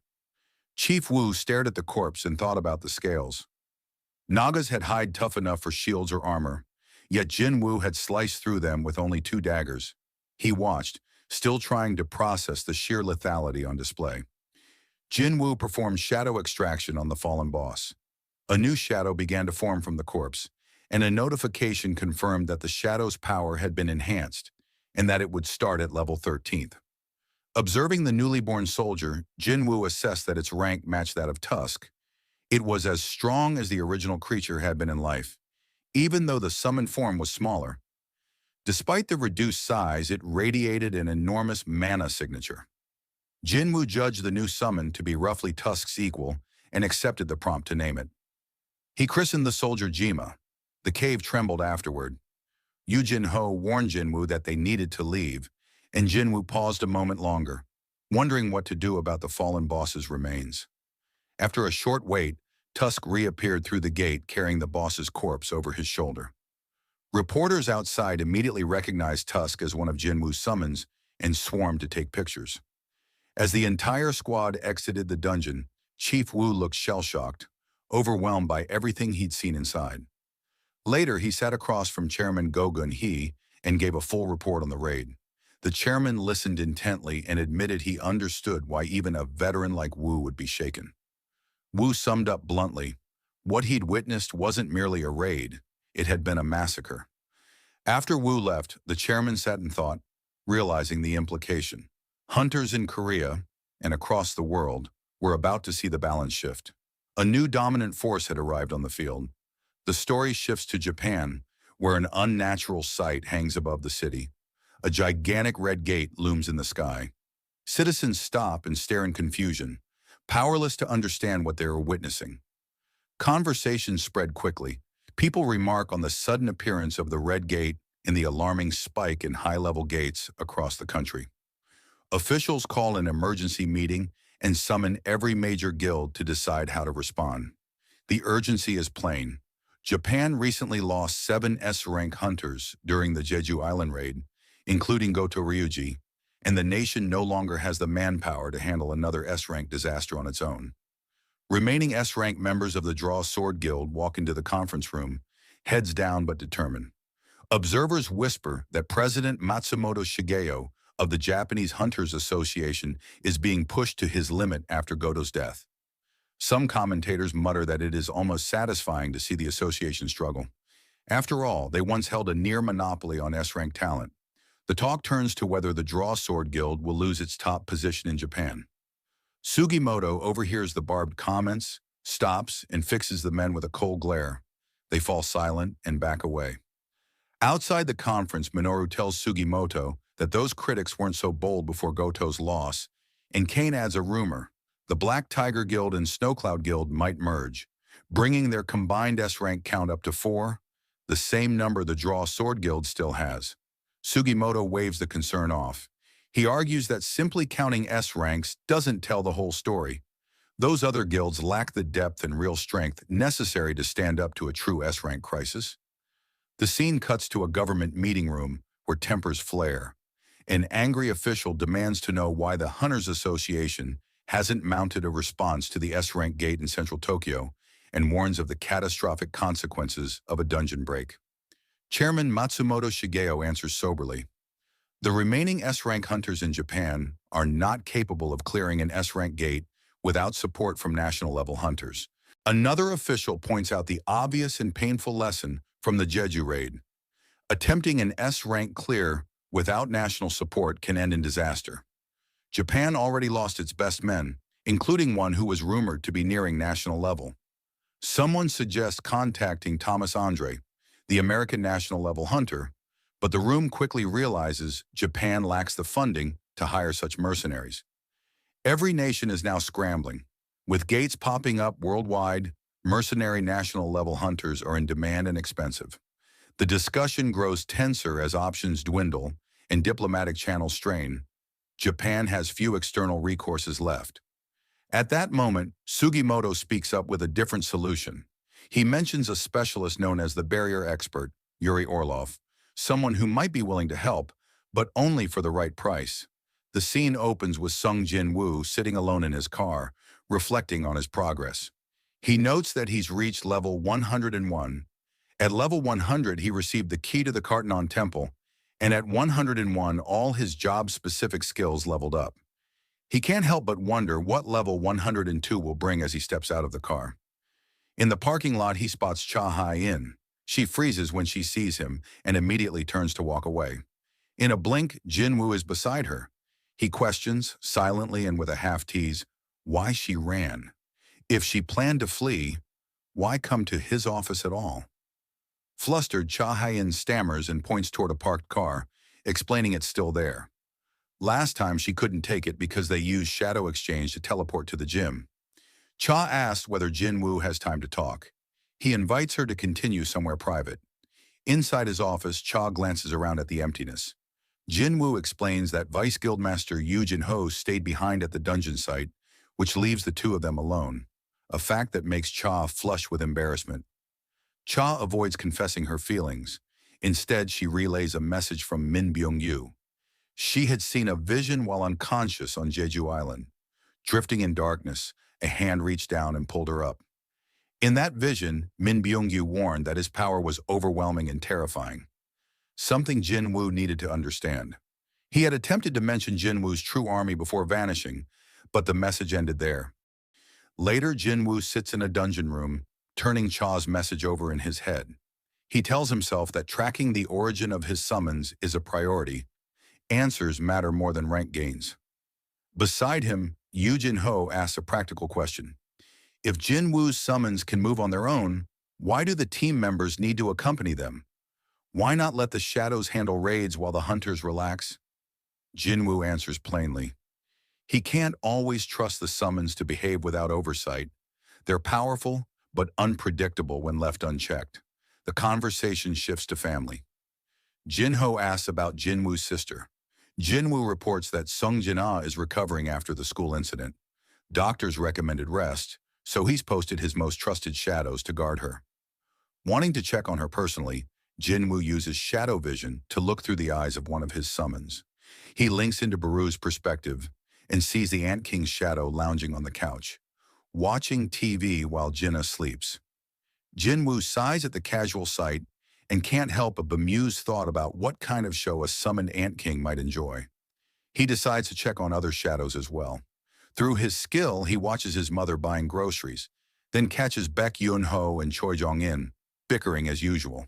Mundane, human moments that put him at ease. Curious, he flicks to one more target and, to his horror, accidentally watches Cha Hai-in in the shower. Startled, Jin Wu immediately severs the connection. Embarrassed, he settles back into silence. Jin Wu blushes and resolves to apologize to Cha.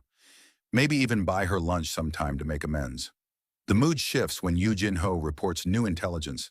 An S-rank gate has opened in Shinjuku, Tokyo, and a dungeon break is likely in less than 3 days. Japan is urgently summoning hunters. Jin-ho asks whether the Japanese officials contacted Sung Jin-woo. Jinwoo confirms they did, but he says something else is occupying his mind right now.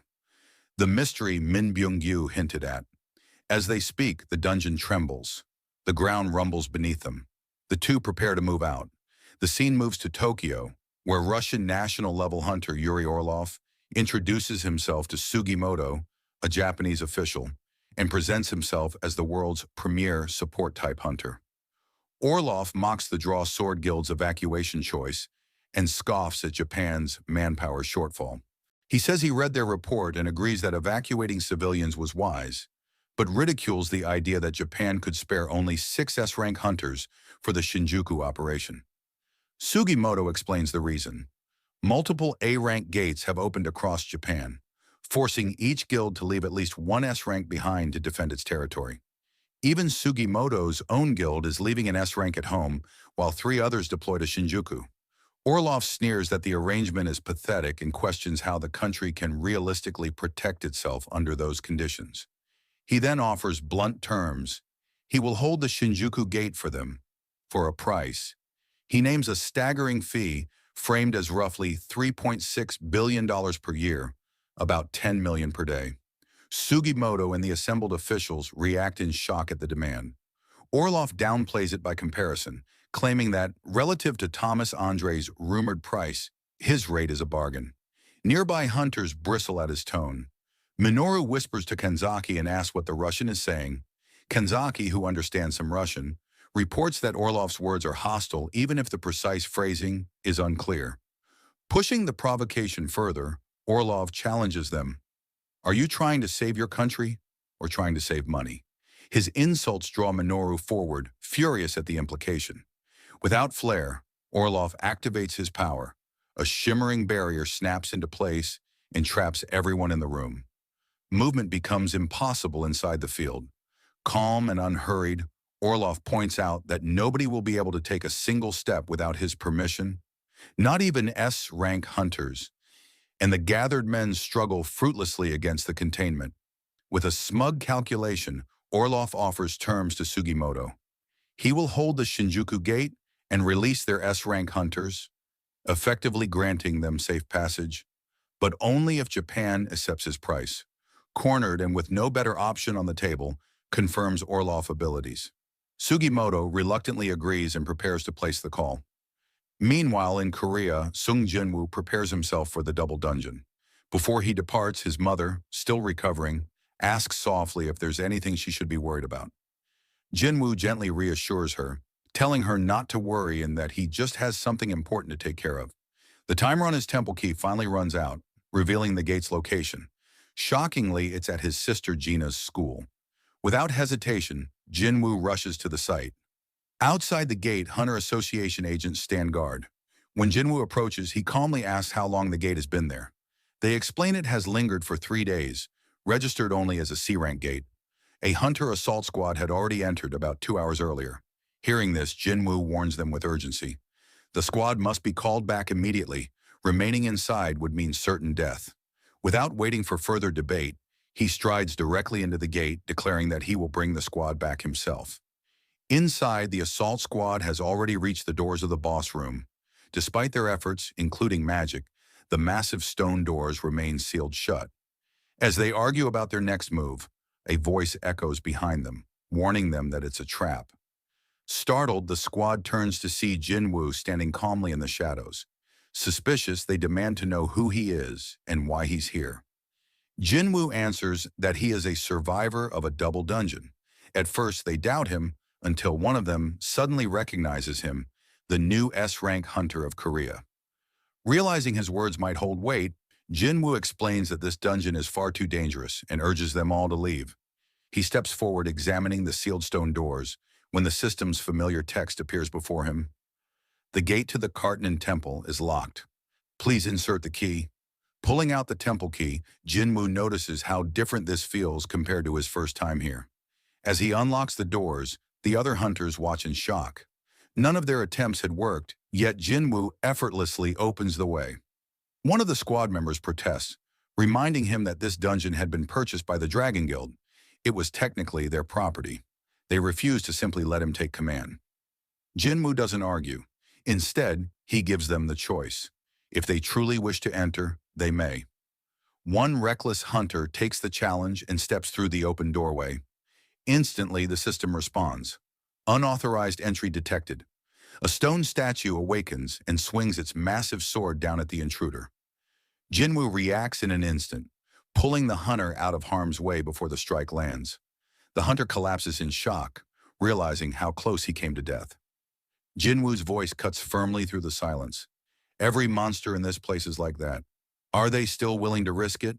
The squad falls silent. Jinwoo orders them instead to contact the Hunter Association and report that a double dungeon has appeared.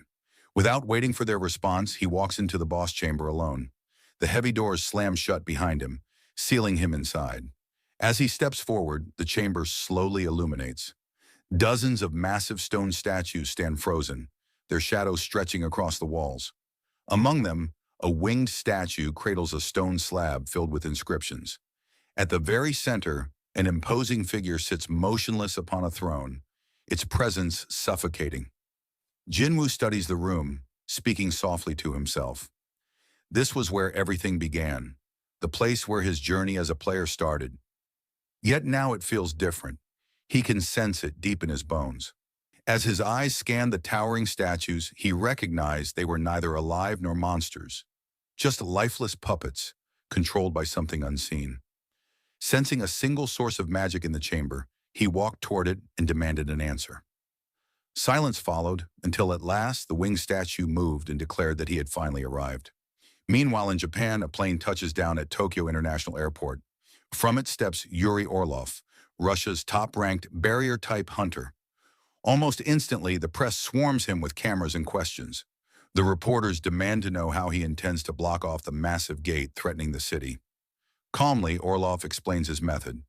He will draw a vast magic circle encircling the gate, then pour his own mana into it, forming a barrier strong enough to prevent anything inside from escaping. When pressed further, the reporters ask if he can truly seal an S-rank gate on his own. Orlov admits he cannot maintain such a barrier with only his strength. However, the circle he constructs does not rely solely on him. If a large supply of mana crystals is placed throughout Tokyo, the circle will absorb their energy. Over time, it will continue to gather power until the barrier transforms into an impenetrable wall. Confident before the flashing cameras, Orlov addresses the public directly. He declares that he is the one who will save their lives and insists they remember who stood between them and disaster. Back in Korea, Chairman Go Gun-hee watches the televised interview. He quietly reflects that while Orlov may or may not succeed in sealing an S-rank gate, the outcome of failure is already certain. Tokyo would be destroyed. Turning away from the screen, he asks his right-hand man, Woo Jin-chul, what Hunter Sung Jinwoo has been doing recently. Wu reports that Jinwoo has been actively clearing gates around Seoul. He adds that Jinwoo's Ajin guild has filed requests to take over every portal marked on a particular list. The issue, however, is that those gates lie within districts normally managed by the White Tiger Guild, the Hunters Guild, and the Fiend Guild, a decision that may spark conflict. After some thought, Chairman Go Gun-hee approves the request regardless, deciding to support Jinwoo's moves despite the political risks. As Woo Jin-chul prepares to leave, his phone rings. He steps aside to take the call. On the line, a field officer reports the sudden appearance of another gate. At first, it seems routine, but the location stands out. It has opened at the very same school recently attacked by orcs. Investigators confirm the worst. It is not just any portal, but a double dungeon. Back inside the double dungeon, Sung Jinwoo stood before the winged statue that had come alive. The creature shattered a stone slab and acknowledged his arrival, claiming that he had finally reached this stage. Jinwoo questioned whether the being itself was responsible for summoning him here, and whether destroying the slab was allowed. The entity confirmed it, but dismissed his question of identity. Instead, it told Jinwoo he was asking the wrong thing. Rather than wondering who the statue was, he should first uncover the truth about himself. Declaring that the final trial was about to begin, the being promised to reveal everything only if Jinwoo could endure until the end. At that moment, the stone statues surrounding the chamber began to move, slowly advancing. Jinwoo prepared to summon his shadow army, but the entity snapped its fingers. The summons were suppressed. This was to be a personal test. Only Jinwoo would be measured here. His servants were irrelevant. System restrictions followed instantly. Potions and shop items were locked. Recovery from quest rewards or level-up bonuses was denied. An escape from the chamber was no longer possible until the test ended. Jinwoo realized every advantage he had relied on had been stripped away. Yet his inventory remained untouched. He clenched his fists, deciding he would fight using only his strength. The first stone soldier swung its massive sword at him. Jinwoo caught the blade in midair, snapped it clean in two, and hurled one half into the statue's face. As the shard embedded itself, Jinwoo rushed forward, driving the fragment deeper with a crushing kick. The other statues charged, but Jinwoo's movements blurred. He slipped past their strikes, leaped high, and plunged his dagger through one's head. From the corner, another statue loosed an arrow. Jinwoo reacted instantly, slicing the projectile midair and kicking a shard back into the archer's face, shattering it. One by one, the guardians fell to his relentless assault. As he fought, Jinwoo realized something. Once, these statues had seemed impossibly fast, like they were teleporting. But now, with his sharpened eyes and honed reflexes, he could track each of their movements. They were powerful, but no longer untouchable. Above, the winged figure hovered silently, observing every clash. It admitted, at least to itself, that Jinwoo's progress was remarkable. Such strength born within the limits of a human body. But the trial was far from over. The creature raised its hand, and the temple floor shook violently. From the shadows of the chamber, an enormous stone colossus emerged, dwarfing the others by several times. Its heavy steps made the ground tremble, its presence overwhelming even compared to the guardians Jinwoo had just dismantled. As the giant advanced, the entity watched with a faint smirk, eager to see how far Sung Jinwoo had truly come. The scene shifts to the chairman's office, where Go Gun-hee is holding a private meeting. An official places a set of documents before him, explaining that the contract clearly states Japan will hand over all rights to the essence stones found on Jeju Island. Sitting across from him, Matsumoto Shigeo, the chairman of the Japanese Hunters Association, calmly explains the reasoning behind this unusual proposal. Their objective is to hire the Korean hunter, Sung Jin Wu. Chairman Go responds carefully, reminding Matsumoto that Jin Wu is not formally affiliated with the Korean Hunters Association. Matsumoto acknowledges this fact, clarifying that what they seek is not ownership or control over Jin Wu, but simply the Korean Association's assistance in arranging a meeting. They had been unable to reach him directly, and this offer was their last resort. Hearing this, Go Gun-hee reflects inwardly. He cannot believe that Japan is willing to sacrifice such a vast fortune simply for a chance to speak with Jin Wu. He suspects that their desperation comes from their inability to deal with the looming threat of the massive S-rank gate in Tokyo, especially after the death of their strongest hunter, Goto Ruji. After a pause, Chairman Go places the documents back on the table. He then requests to continue the discussion without interpreters present. Speaking in fluent Japanese, he shocks Matsumoto, who stares at him in disbelief. When asked how he knows the language, Go calmly explains that his father had once run a small business in Japan when he was younger. Once the interpreters leave the room, the atmosphere changes. Chairman Go addresses Matsumoto directly, warning him that if this is yet another one of his deceptive schemes, he would do well to end it immediately. Matsumoto looks startled and asks what he means. But Go Gun-hee presses further, revealing that he already knows the Blade Guild has severed ties with Matsumoto. Startled, Matsumoto rises to his feet, demanding to know how the Korean chairman came by this information. Go explains that it was obvious. He had observed how the Blade Guild rejected financial support from the Japanese Hunters Association, choosing instead to rely solely on government subsidies. Once the Blade Guild had been the backbone of the association under the leadership of Goto Ryuji. But with Goto's death, the balance of power in Japan had crumbled, leaving the association weakened and struggling to maintain control.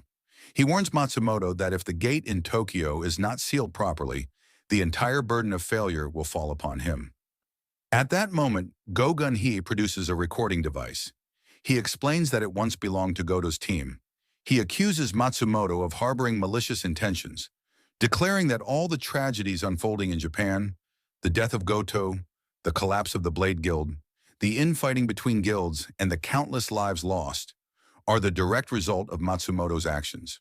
When Matsumoto nervously asks about the device, Chairman Go reveals that it is directly connected to Matsumoto's personal receiver.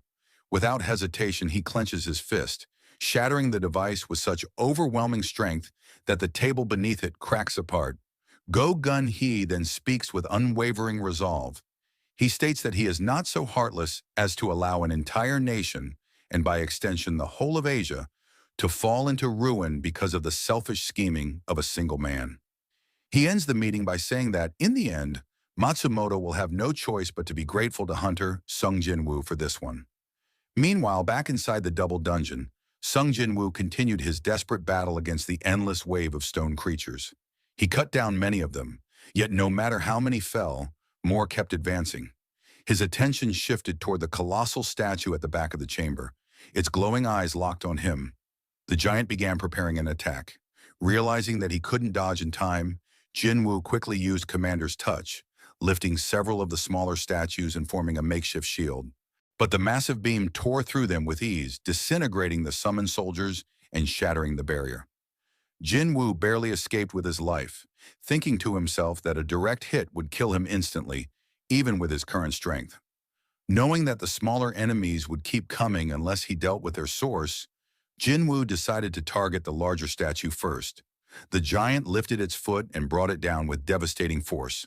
Jinwoo dashed forward at the last second, avoiding the stomp that left a deep crater in the ground. The statue smirked as if it believed it had crushed him, but Jinwoo reappeared, rushing toward it once more. The statue prepared another deadly attack, but Jinwoo activated Monarch's domain, enhancing his speed, and moved behind the massive figure. Using Ruler's authority, he realized the gravitational force he now commanded was stronger than ever. Even with just a small amount of mana, he was able to affect such a massive target. Seizing the opening, he unleashed mutilation, slashing the statue's face with his Demon King's daggers. To his shock, the blades barely scratched its surface. Frustrated but determined, Jin Wu switched tactics. Using brute strength, he targeted a small crevice in the statue's head, grabbed hold, and unleashed a devastating strike. For the first time, the massive creature reacted with panic.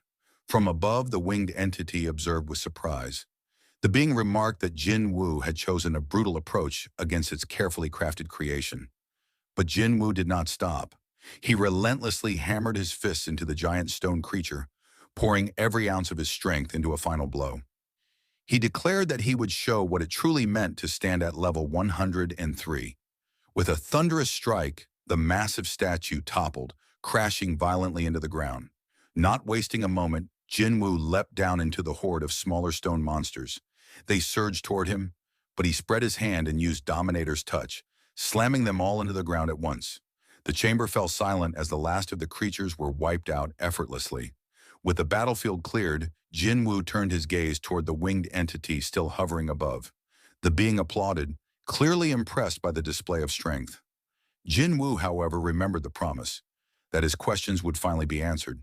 But instead of keeping its word, the creature declared that the test was not yet over. It reminded him that it still remained alive. At that moment, a system notification appeared before Jin Wu. An urgent quest had been issued.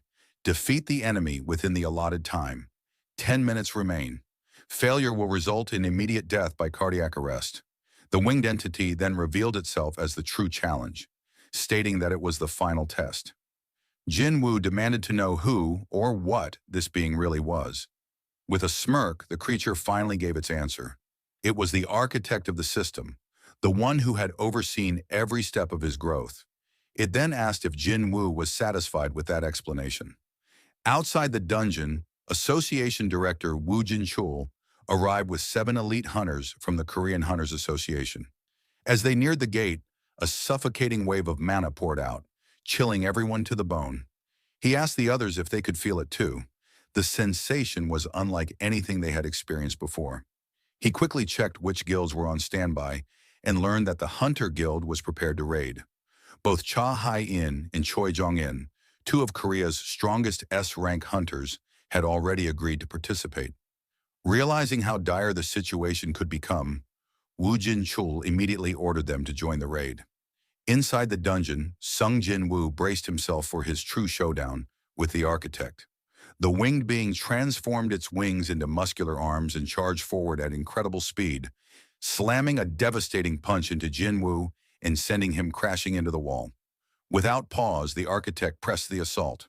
Jinwoo barely dodged and tried to create distance, but the attacks came relentlessly. A barrage of punches rained down on him. He blocked each blow, refusing to fall. The architect admitted that Jinwoo's defense was impressive, claiming he was exceeding expectations. Then, with a heavy strike to Jinwoo's face, the being thought the fight was finished, only to be stunned when Jinwoo retaliated. The hunter surged forward and delivered a brutal punch that knocked the architect back several feet.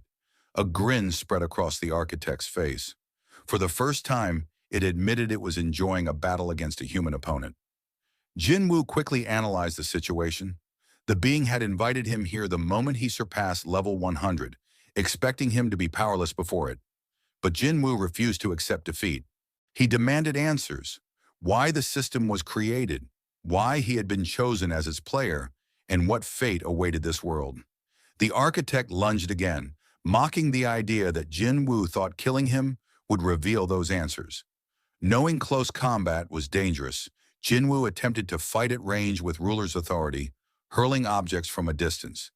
But the architect unleashed a massive explosion, nullifying the attack. Jinwoo realized with frustration that the being could use the same abilities he had. Range combat was useless. The architect then declared that the truth had already been decided long ago, since the moment the system had been designed. It summoned every weapon in the chamber, demanding to know how such a system was even possible. Jin Wu asked how a mere architect could give him so much power. Calmly, the creature explained that it had not chosen him at all. In fact, it had been against his selection. Its role was only to design and moderate the player selection system. With just 6 minutes left on the quest timer, Jin Wu had no choice but to face the architect head-on. The wing being ascended, declaring it would now fight with its full power. Its attacks came like a storm, yet Jin Wu moved with supernatural precision, vanishing and reappearing with each dodge. He noticed something strange. His senses were sharpening, his body growing faster. He could read every movement of his opponent. Seizing an opening, Jin Wu landed a clean strike to the architect's face, stunning the being. The architect was bewildered. Even at full force, Jin Wu was keeping up, and even surpassing him. With a swift slash, Jin Wu severed one of the being's arms. The architect looked down at the wound in disbelief. It realized that, even though this body was only a construct, Jin Wu's attacks still caused pain. Observing him more closely, the architect finally understood why he had been chosen. Buried deep inside the hunter was something more. Something beyond human. In rage, the architect roared, refusing to accept it. With fury, it resurrected every fallen stone soldier in the chamber. The countdown ticked down to 3 minutes. Jin Wu rushed headfirst into battle once again. With ruler's authority, he swept through the revived enemies. A massive statue swung at him, but he dodged effortlessly and closed the gap toward the architect, striking with overwhelming speed and severing another arm. The architect countered with a crushing blow, sending Jin Wu crashing back into the wall. As he rose, Jin Wu saw a familiar face, the colossal stone soldier who had nearly ended his life during his first visit to this dungeon. Fueled by rage, he smashed his elbow into its skull, shattering it in two. Turning back with 2 minutes left, Jin Wu gathered all his strength for one final attack. He unleashed everything in a single devastating strike.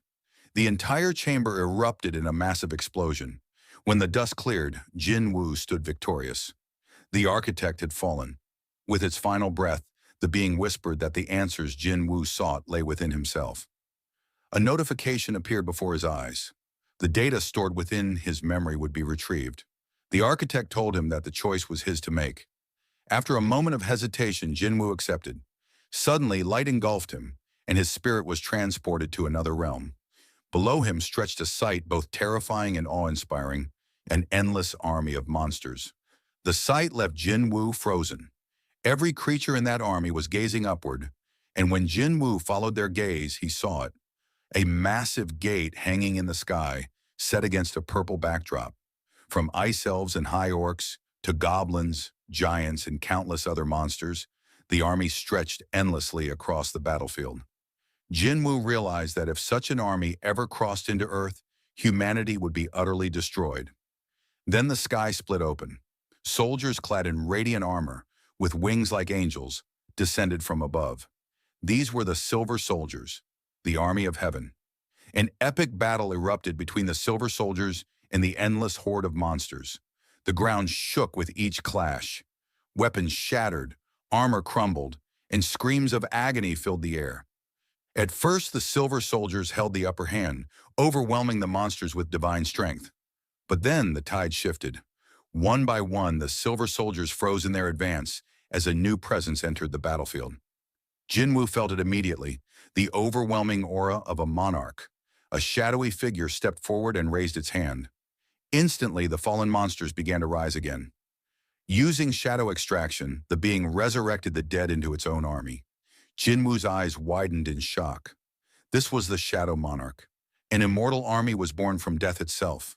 The slain monsters returned with blackened blood, their bodies reforged in shadow. Jin Wu trembled as he realized the truth. The monarch's ability to summon was beyond comprehension, an endless tide of shadow soldiers, each more fearsome than the last. The silver soldiers, once so dominant, began to falter. The battlefield descended into chaos as shadow and silver clashed violently. The ground split and the skies thundered with the weight of their war. The Silver Army should have claimed victory, yet with the arrival of a single being, everything changed. Wherever the Shadow Monarch walked, destruction followed. Using a power Jin Wu instantly recognized as Dominion's authority, the monarch tore through the silver soldiers. Every fallen shadow rose again, endlessly overwhelming the divine army. The battlefield belonged to him. Victory seemed inevitable for the Shadow Monarch and his army, until they appeared. Meanwhile, the scene shifts back to the depths of the double dungeon. Wu Jinchul, Cha Hai-in, Choi Jong-in, and several other hunters arrive at the chamber. The moment they step inside, they sense the enormous pressure of mana radiating through the air. Cha Hai-in turns toward Wu Jinchul, questioning whether he is certain that Jinwoo is inside. Something about this energy feels wrong. This mana is powerful, but it doesn't belong to Jinwoo. If not his, then whose could it be? As the hunters advance deeper into the chamber, they are struck with shock. Before them lie shattered remains of massive stone statues and broken fragments of stone soldiers scattered across the floor. Wu Jinchul mutters to himself, realizing that the rumors were true. The legendary statues and sculptures really had existed. Before the group can gather their thoughts, a cold voice echoes throughout the chamber. It remarks that humans were never invited here, calling their presence an unexpected intrusion. Startled, the hunters hesitate, some wondering if they had only imagined a monster speaking, but the truth becomes clear as the figure behind the voice reveals itself. The architect steps forward, its voice filled with disdain as it commands the hunters to be silent. It accuses them of disturbing the king's slumber. Confusion spreads among the hunters as they question among themselves who this king could possibly be. In the corner of the chamber, their eyes fall on Sung Jinwoo. He stands silently, unmoving, as though lost in another world entirely. Suddenly, the architect makes its move. With terrifying speed, it dashes past several hunters, and in an instant, some are cut down. The architect declares that strong humans like these would make perfect offerings for the king. Meanwhile, Jinwoo's consciousness drifts elsewhere. Within his vision, countless portals begin to open one after another, filling the void with ominous energy. From within those rifts, endless armies emerge, marching forward with terrifying might. Jinwoo recognizes them instantly. They are the armies of the monarchs. Among them is Kureisha, the plague monarch, Baran, the demon king, and Rakan, the beast monarch. Others also appear, powerful monarchs from distant clans such as Yogman and Legia. Among the advancing forces, a colossal wolf steps forth, radiating savage killing intent. Its very presence confirms that the beast monarch has arrived. The vast armies grind to a halt, assembling in formation before the Shadow Monarch. The air grows tense, heavy with anticipation. Both sides know what comes next. The stage is set, and the final battle is about to begin. The scene shifts back to the hunters inside the double dungeon, where they struggle to defend themselves against the architect and its stone soldiers. Choi Jong-in takes command of the situation. He instructs the hunters to use every skill they have and to move the wounded toward the back. The architect watches with disdain. It declares that by the time its puppets fall, anyone left alive will receive the great honor of witnessing the king's awakening, if any manage to survive. As one of the colossal statues charges forward, Choi Jong-in quickly orders everyone to take cover. The massive strike slams down, but Choi manages to dodge. He retaliates with a blazing fireball aimed directly at the statue's face. He urges the others to use this opening to destroy the remaining stone soldiers. Wu Jinchul steps up and throws a powerful punch at the colossal statue. To his shock, the blow has no effect at all. Choi attacks again with another fireball, but even his magic fails to leave so much as a scratch.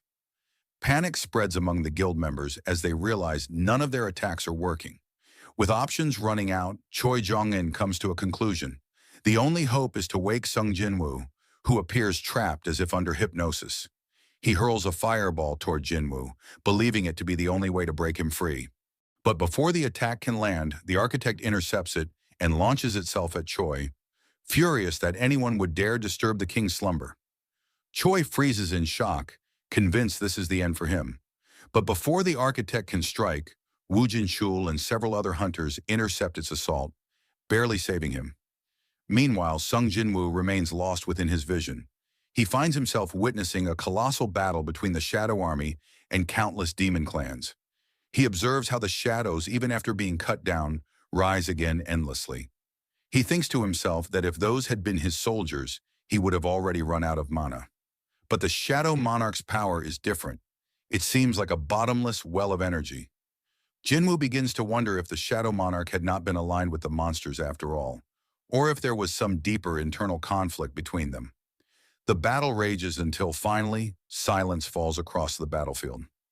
Corpses of both demons and shadows litter the ground. From amidst the carnage, the Shadow Monarch approaches the defeated leader of the demon clans. His voice is filled with fury as he demands to know why they betrayed him when they had the chance to end the war that day. The demon only responds with defiance, mocking that it is unfortunate he failed to eliminate the monarch. The monarch, in rage, demands an answer once more. But the creature snarls back in the demonic tongue. In his fury, the Shadow Monarch grabs the demon by the mouth and crushes its skull with his bare hand. Yet even that brutal strike is not enough to kill it. The monarch stares deeply into its eyes, puzzled, as though he recognizes them from somewhere before. He tears away the demon's helmet and at last realizes the truth. It is Baran, the demon king. Shocked, the monarch wonders why Baran was here among the clans. But then his attention falls to his own body. He looks down at his hands in confusion, and the truth becomes clear. The one fighting the demon clans and the silver soldiers had been Sung Jinwoo himself all along. Jinwoo reels at the revelation, stunned that he had not realized it sooner. Then in his chest he feels it, a heartbeat, but not just one. He discovers he has two hearts, one normal, human heart, and another dark and black. Before he can process what this means, silver soldiers begin to descend from the skies above. A cold notification echoes in his mind. Playback of retrieved data has ended. Back inside the double dungeon, the architect turns his attention to Cha Hyen. He calls her interesting and challenges her to push beyond his designs. Cha launches forward with her sword dance, but the architect blocks the strike with ease. He counters immediately, his blow slashing across her shoulder. A sharp cry escapes her lips as pain overwhelms her. The architect explains coldly that the dungeon system anticipates every possible outcome. He reveals that their weapons, no matter how strong, are useless against his statues. Suddenly, Choi Jong-in intervenes, landing a surprise strike on the architect. His attack buys Cha the chance to dash toward Jinwoo. But before she can reach him, she glances back, and her heart sinks. The architect has already appeared behind her, his hand stretching forward to grab her. Cha narrowly dodges, barely escaping his grasp. The architect notices something strange, a faint shadow lingering on her shoulder. With curiosity, he questions what her relationship is with Sung Jinwoo. Cha replies firmly that she is his friend and that she came here to save him. The architect smiles ominously and declares that he will give her a chance. He states that, on this very day, one of the greatest monarchs in the world will rise. She may bear witness to it, but the rest of the humans will die. Before the architect can act further, another voice cuts through the chamber. A furious strike follows. Jinwoo appears and smashes his fist across the architect's face, shattering its jaw. The creature crashes to the floor as Jinwoo steps forward, demanding to know what had been done to his body. The hunters exhale in relief. Sung Jinwoo has awakened. Without hesitation, Jinwoo pins the architect down and crushes its head under his foot. The architect screams in protest, insisting that Jinwoo is not the king. It cries out in disbelief that he can control himself even while bearing the black heart. From this, Jinwoo realizes the truth.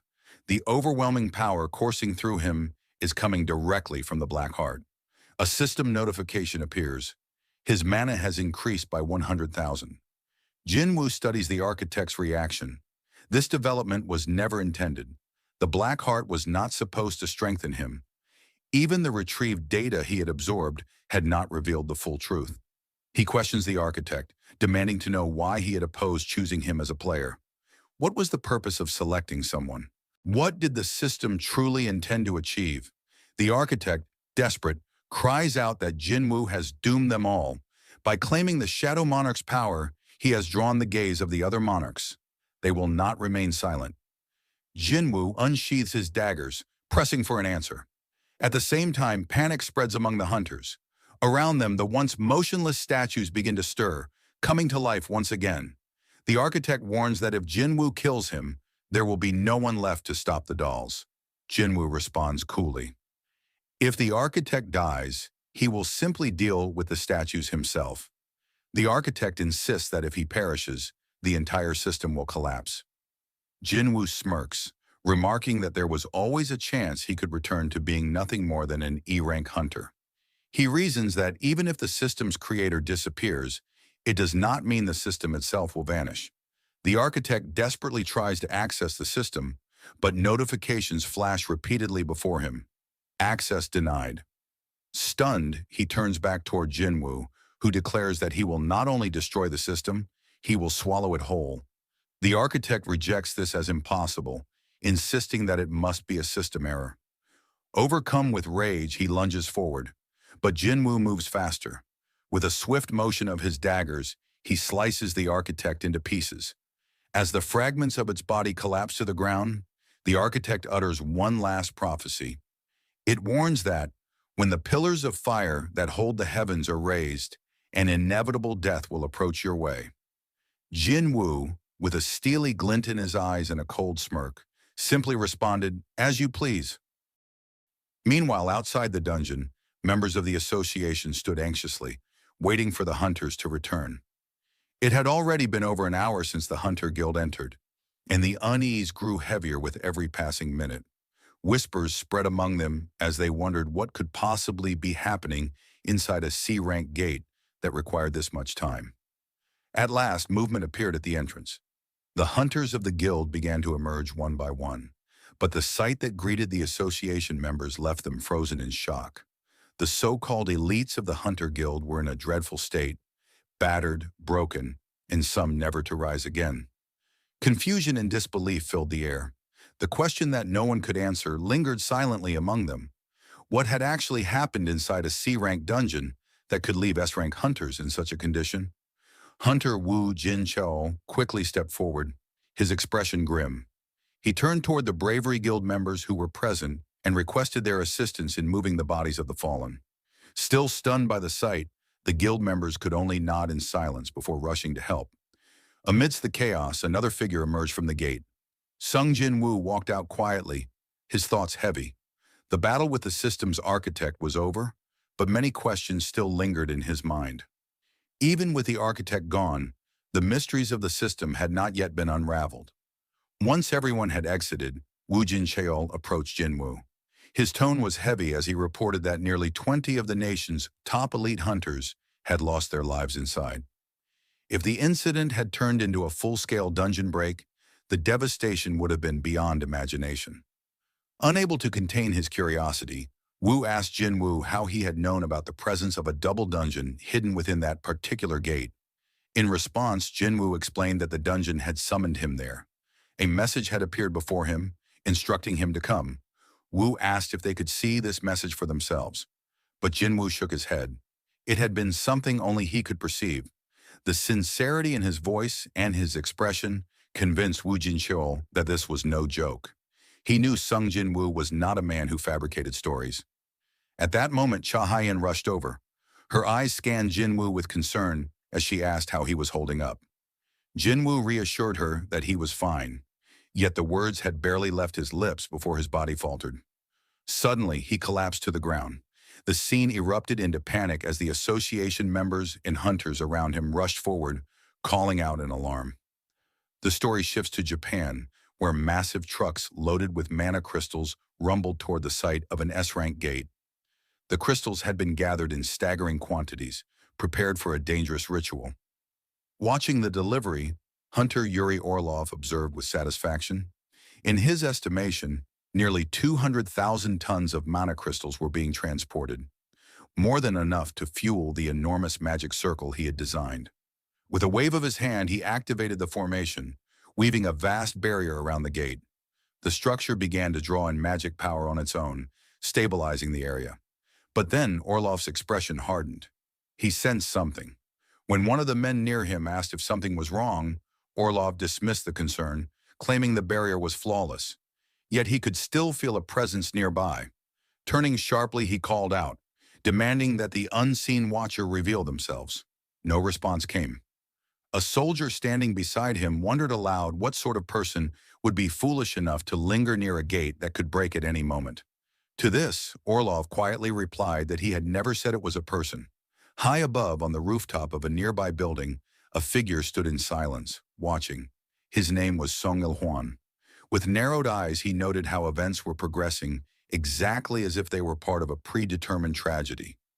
Meanwhile, Japanese military forces began to surround the gate. Kana, one of the officials present, turned to Sugimoto with unease, asking why troops were being deployed when modern weapons were known to be useless against monsters. Sugimoto explained calmly that if Orlov's barrier failed, the soldiers would be used to stall for time until the first wave of hunters could arrive. Kana's face darkened as she realized the soldiers were nothing more than sacrificial pawns. Sugimoto, however, remained composed. He admitted that those in the association were no different, for in the end, they too stood on the front lines against calamities far greater than themselves. His gaze lingered on the gate as he muttered that humanity was about to witness just how powerless it truly was in the face of such disasters. Back at the gate, Yuri Orlov appeared confident. He believed that if things unfolded smoothly, he alone could handle the S-rank gate. He even entertained the thought of being remembered as the man who cleared an S-rank gate by himself. Yet he admitted begrudgingly, there was already someone far more fitting for such a title. With a grin, he uncorked a bottle, preparing to drink in celebration. A subordinate behind him warned that it might not be the best time. But Orlov only chuckled, declaring that he would soon put on the greatest show the man had ever seen. He downed the alcohol in one go, calming his nerves. He then turned and asked how many S-rank hunters were on standby for the operation. The answer came quickly, 15. His next question was why the United States had not sent reinforcements. The man reported grim news.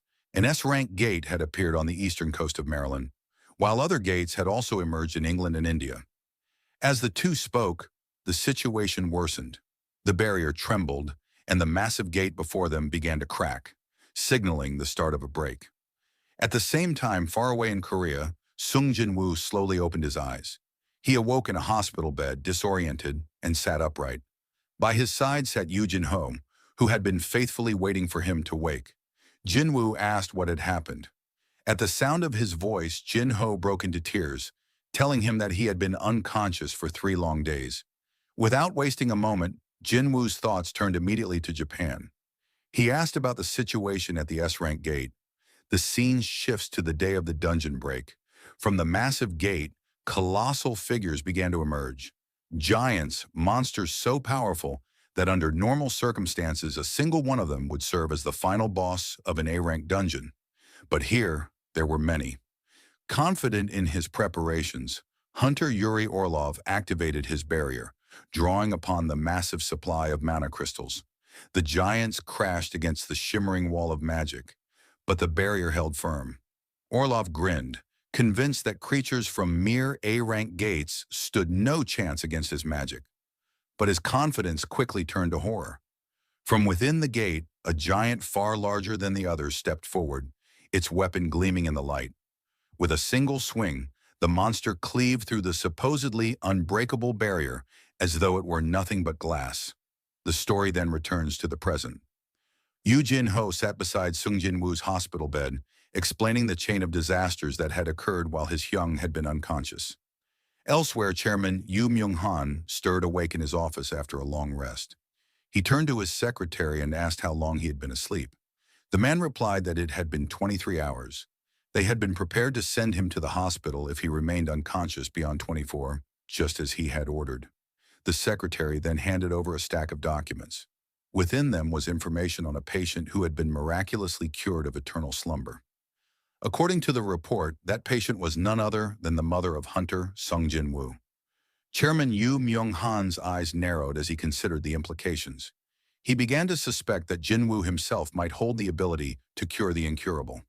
Before he could dwell on it further, his secretary announced that someone had arrived to meet with him. A woman entered the office, her eyes immediately focusing on his weakened condition. She asked how long he had been like this. Back in Japan, the devastation of the dungeon break unfolded. Yuri Orlov, the man who had boasted of holding the gate alone, was devoured whole by one of the towering giants. His barrier shattered, his body vanished without a trace. The Japanese military responded swiftly, unleashing every weapon at their disposal. But modern firepower was useless against the creatures of an S-rank gate. Bullets and shells bounced harmlessly off their enormous bodies. Realizing the scale of the disaster, Japan's Hunter Association chairman, Matsumoto Shigeo, gave a desperate order. He commanded the remaining S-rank hunters to intercept the giants and halt their advance. Without hesitation, every available S-rank charged toward the battlefield. They targeted the giants' eyes, hoping to blind them, but the monsters proved unnervingly fast. Despite their immense size, they moved with shocking agility, dodging attacks that should have struck true.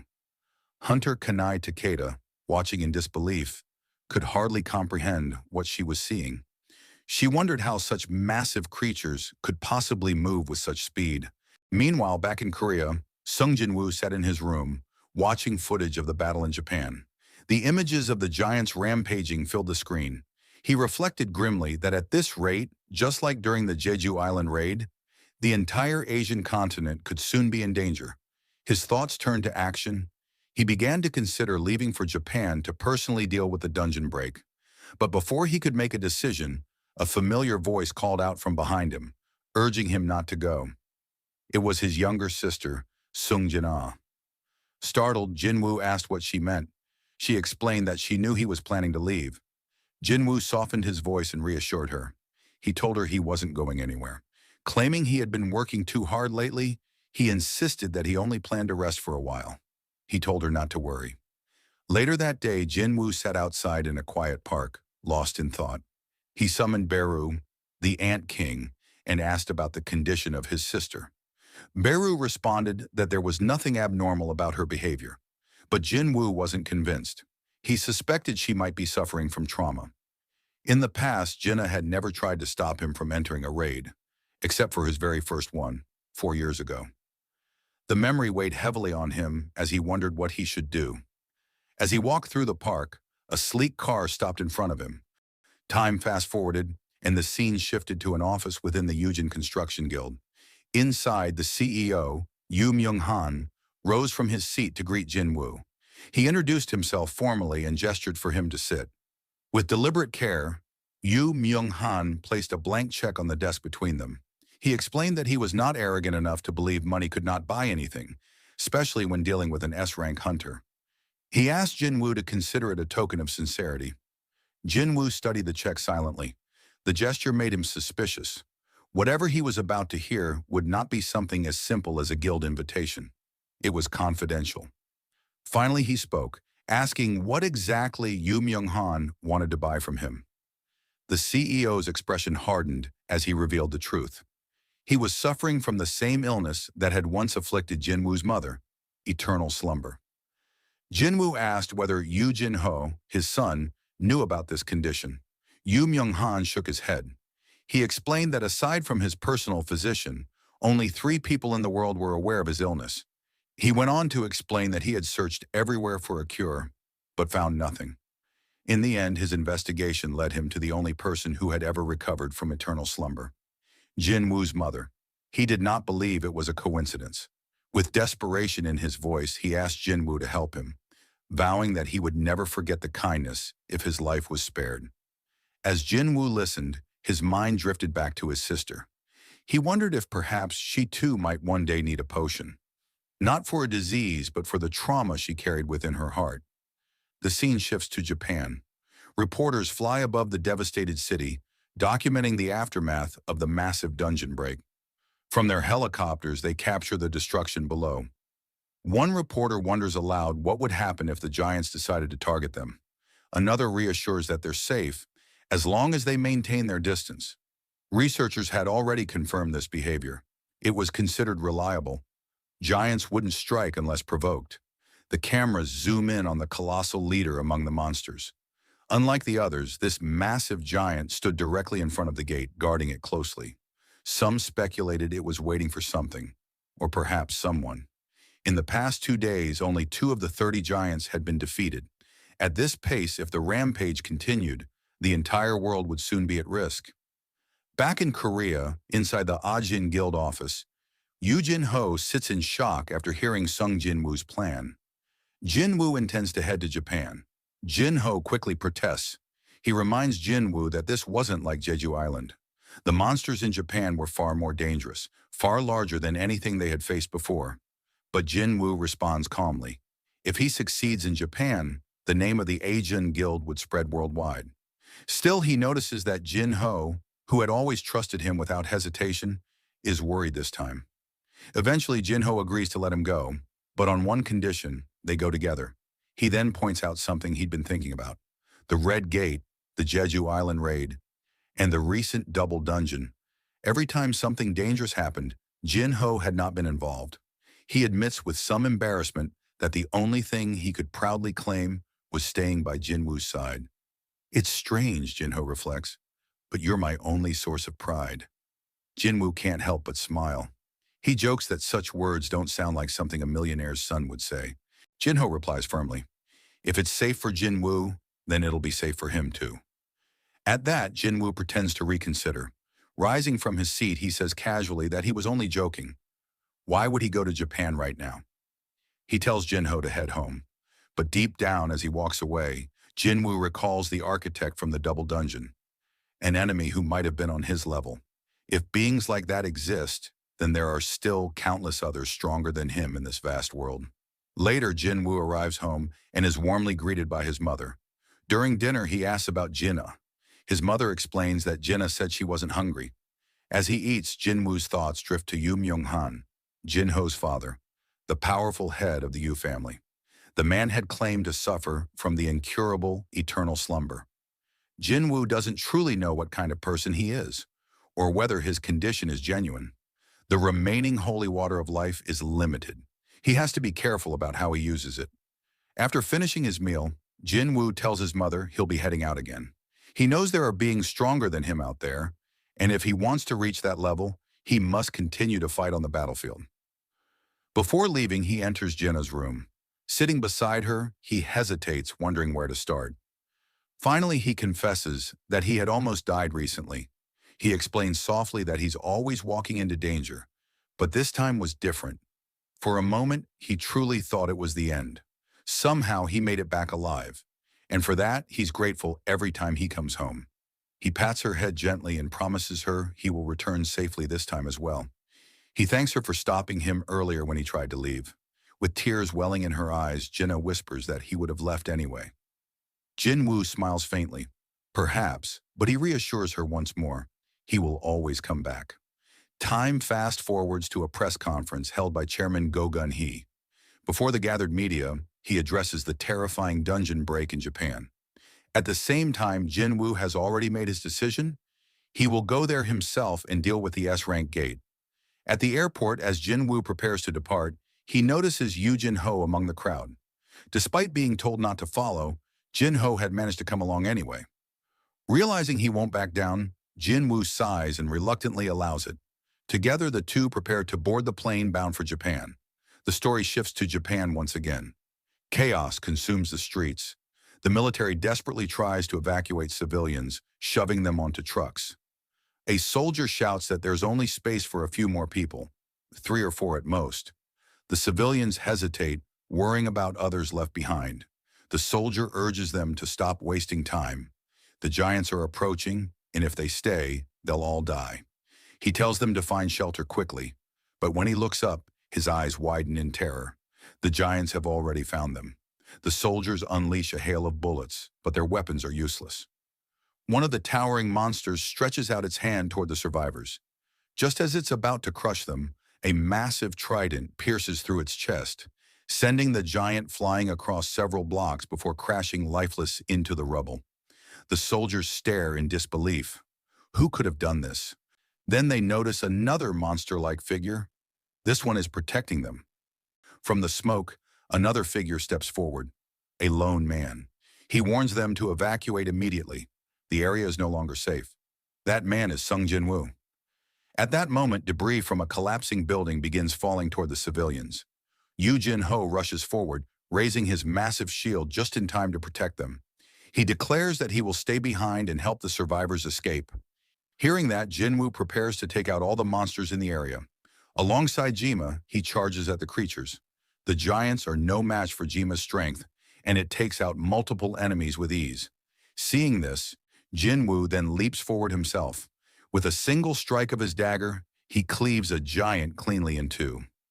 The story shifts across the ocean to the United States, inside the Scavenger Guild headquarters. Several hunters gather, gossiping about Jin Woo's bold actions in Japan. One hunter remarks that Lady Selner, the American Awakened Enhancer, had not boosted Jin Woo's power. Another scoffs, saying that even with a reawakening, every hunter has limits, and Jin Woo would eventually die if he kept throwing himself into such battles.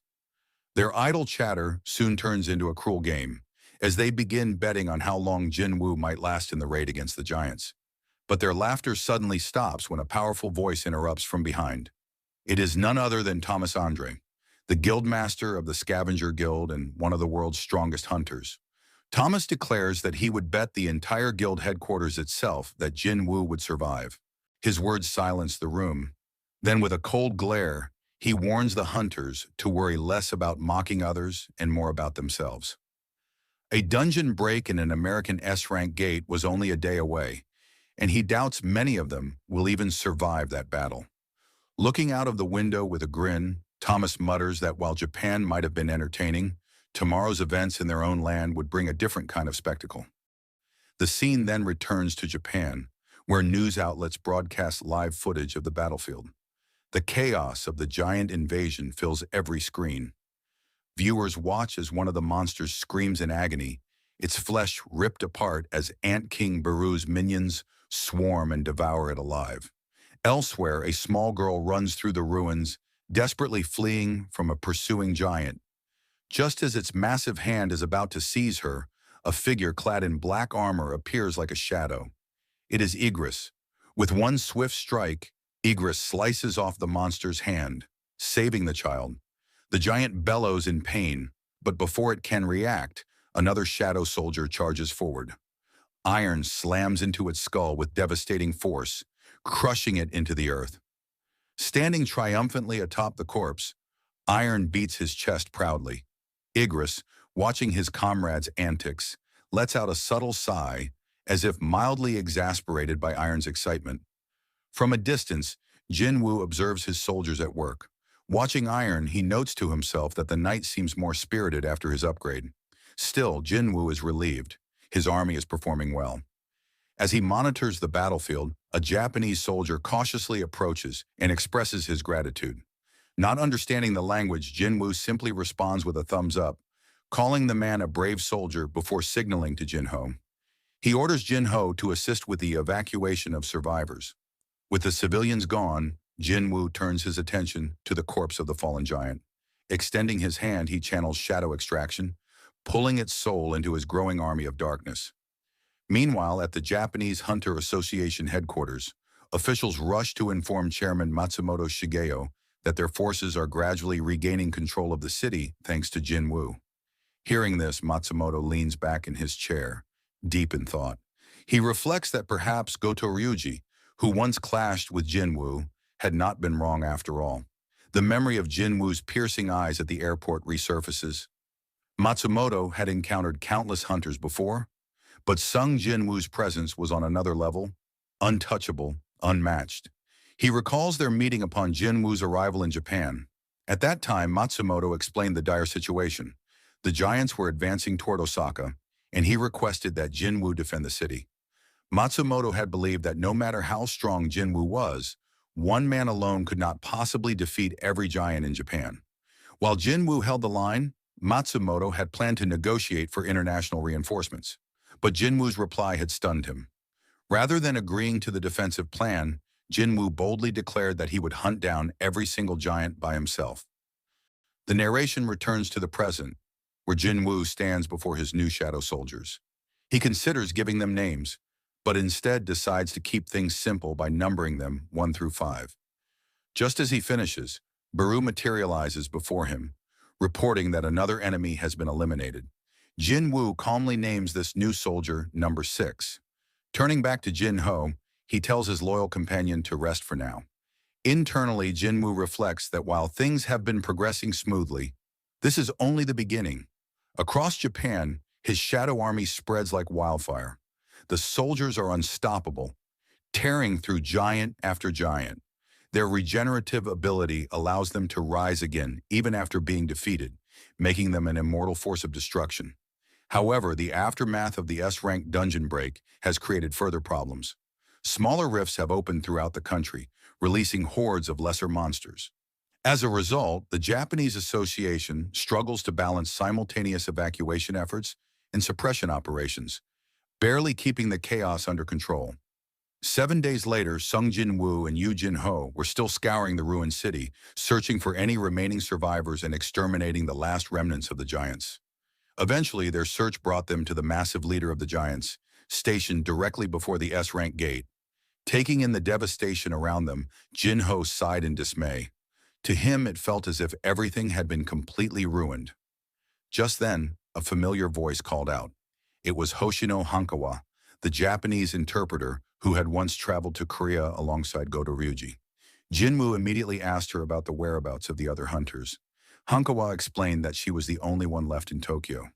The rest had either perished or scattered in the chaos. She added that the giants had spread across the country, but thanks to Jin Wu, the majority had already been annihilated.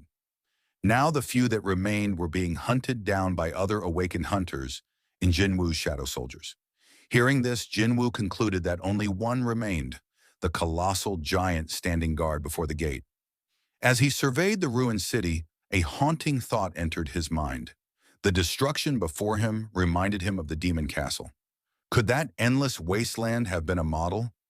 Did the system's architect design the demon castle as a reflection of this possible future? But the architect was already dead, and Jinwoo hadn't received a single message or vision since. Perhaps that really had been the architect's true body. Regardless, Jinwoo resolved not to allow this future to come to pass. That was the reason he had trained, the reason he pushed himself to wield power no one else could match. With renewed determination, he turned to Hankawa and said they were ready to move.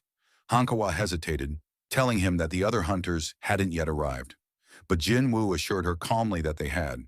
Meanwhile, Kino grumbled in frustration, complaining about how exhausting and annoying this ordeal was. Minoru quickly reminded her that they should at least be grateful to still be alive. Hankawa, however, could not hold back her frustration. She vented that Jin Wu and his shadow army were pushing forward on their own, dominating giants that Japanese hunters couldn't even dare to approach. To her, it felt as if they were only here to clean up scraps, an infuriating realization. As she voiced her thoughts, shadows began to ripple across the battlefield. Jin Wu's army started returning to him, the air growing heavy with their presence. Then, Baru emerged from the dark mass, kneeling before his master. Jin Wu asked if the task was complete. When Baru confirmed, Jin Wu praised his soldiers for their efforts. He then ordered Jin Ho to escort Hankawa to safety. Once they departed, Jin Wu turned back to the battlefield. Stretching out his hand, he began performing shadow extraction on the countless corpses of fallen giants. One after another, towering shadows rose, forming monstrous copies of the giants. With his army swelling in both strength and numbers, Jin Wu gave a final command. All soldiers were to charge directly at the massive giant standing guard before the S-rank gate. The army roared to life, surging forward in unison, while Jin Wu chose to remain behind and observe the fight unfold. The giant, sensing the wave of approaching shadows, prepared itself. In a sudden burst, it unleashed a devastating mana wave. The attack cleaved through the shadow army with ease, scattering them by the dozens. Watching from a distance, Jin Wu was stunned. The giant had killed 100 of his soldiers with a single swing. He couldn't deny the overwhelming magic power it radiated. The oppressive aura was so intense that even he felt a primal urge to flee. But Jin Wu knew there were only two ways to escape such a suffocating pressure. Either run away and forget it, or completely destroy the source. Despite being vastly outnumbered, the giant refused to falter.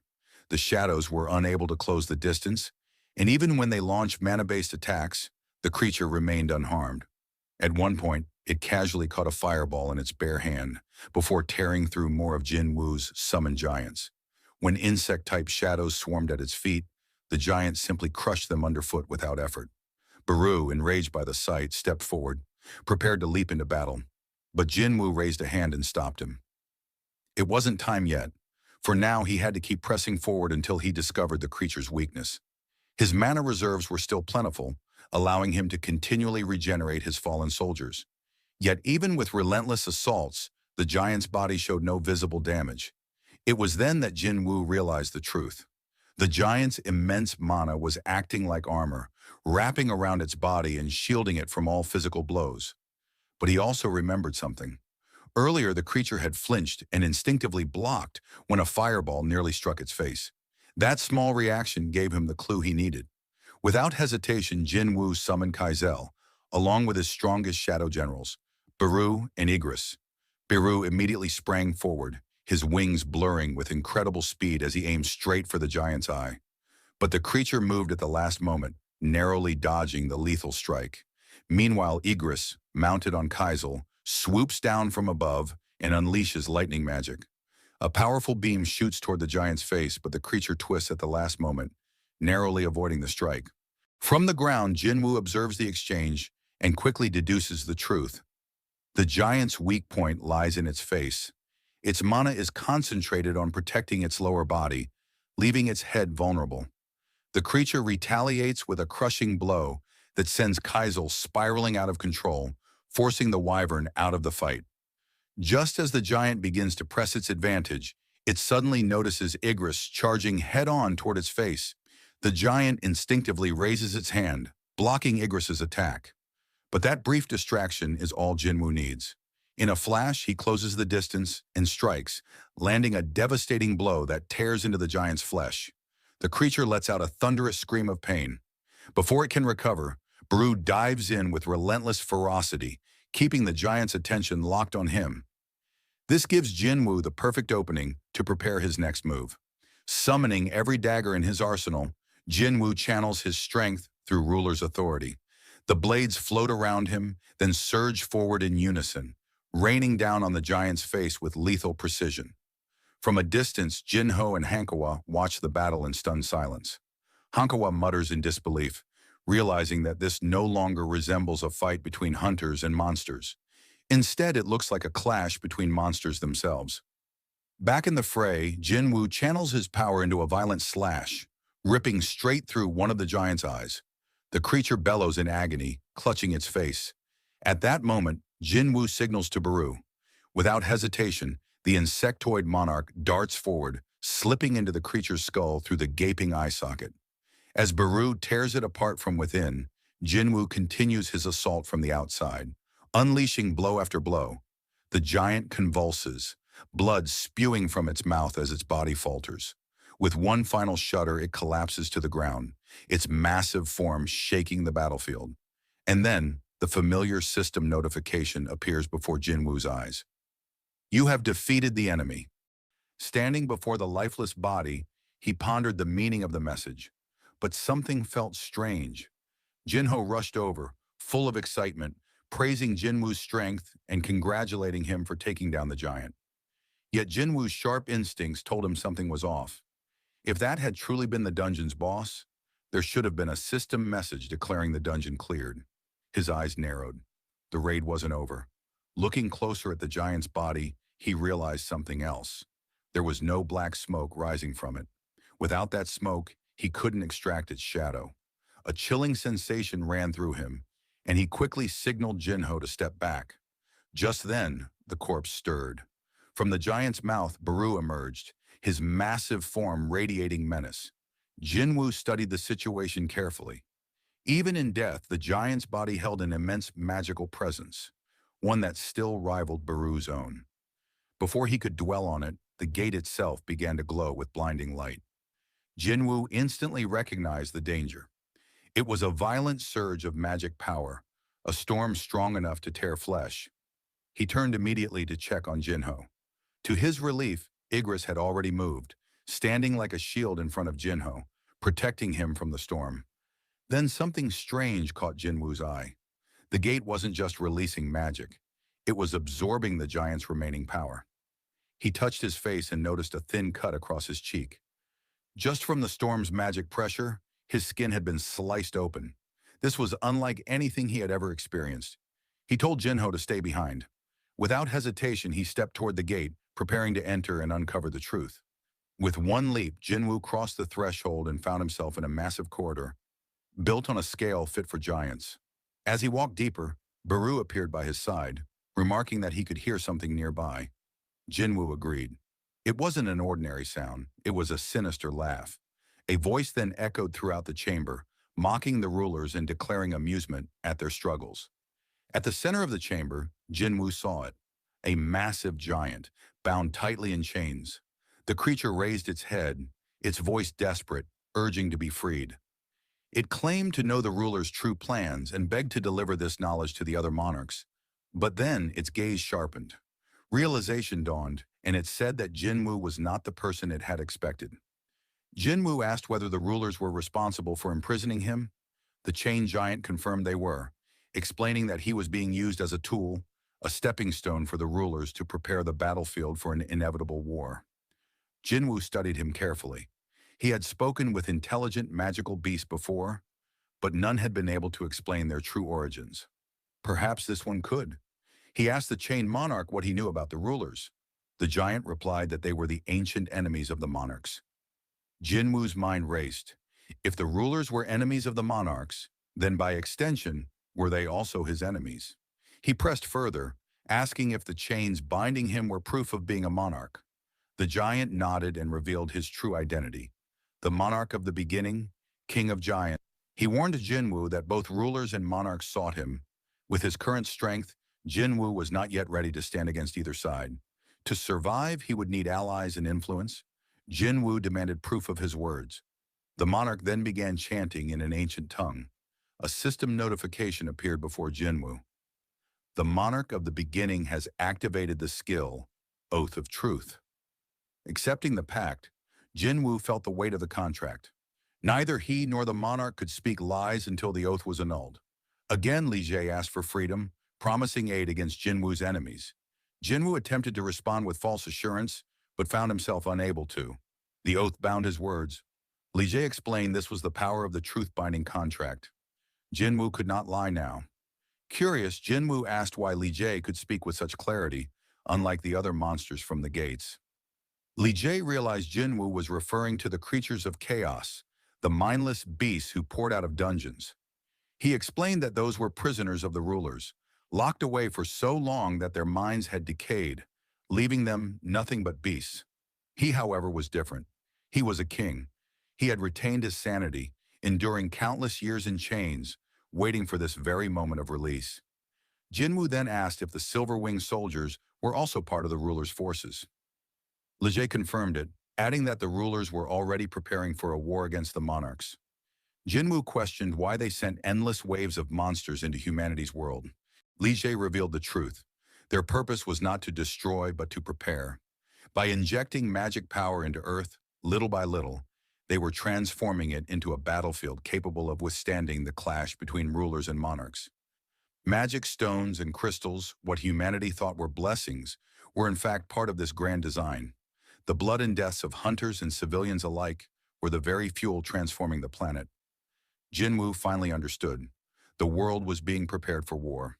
When Jinwoo asked what war Lich meant, the monarch's answer was simple: the rematch between rulers and monarchs.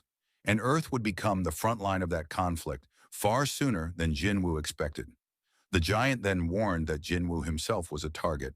The power he wielded was not truly his own. By inheriting it, he had marked himself as an enemy to both sides. Yet Lich swore that he would stand by Jinwoo's side in the battles to come. Jinwoo, however, remained suspicious. If Lich truly wanted to help, wouldn't it be easier to join him as a shadow soldier? At that moment, the monarch froze. Behind Jinwoo, he saw something, a figure cloaked in darkness, the true presence of the Shadow Monarch.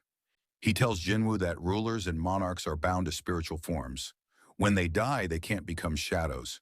Legia then asks, "Was that enough to convince you to help me?"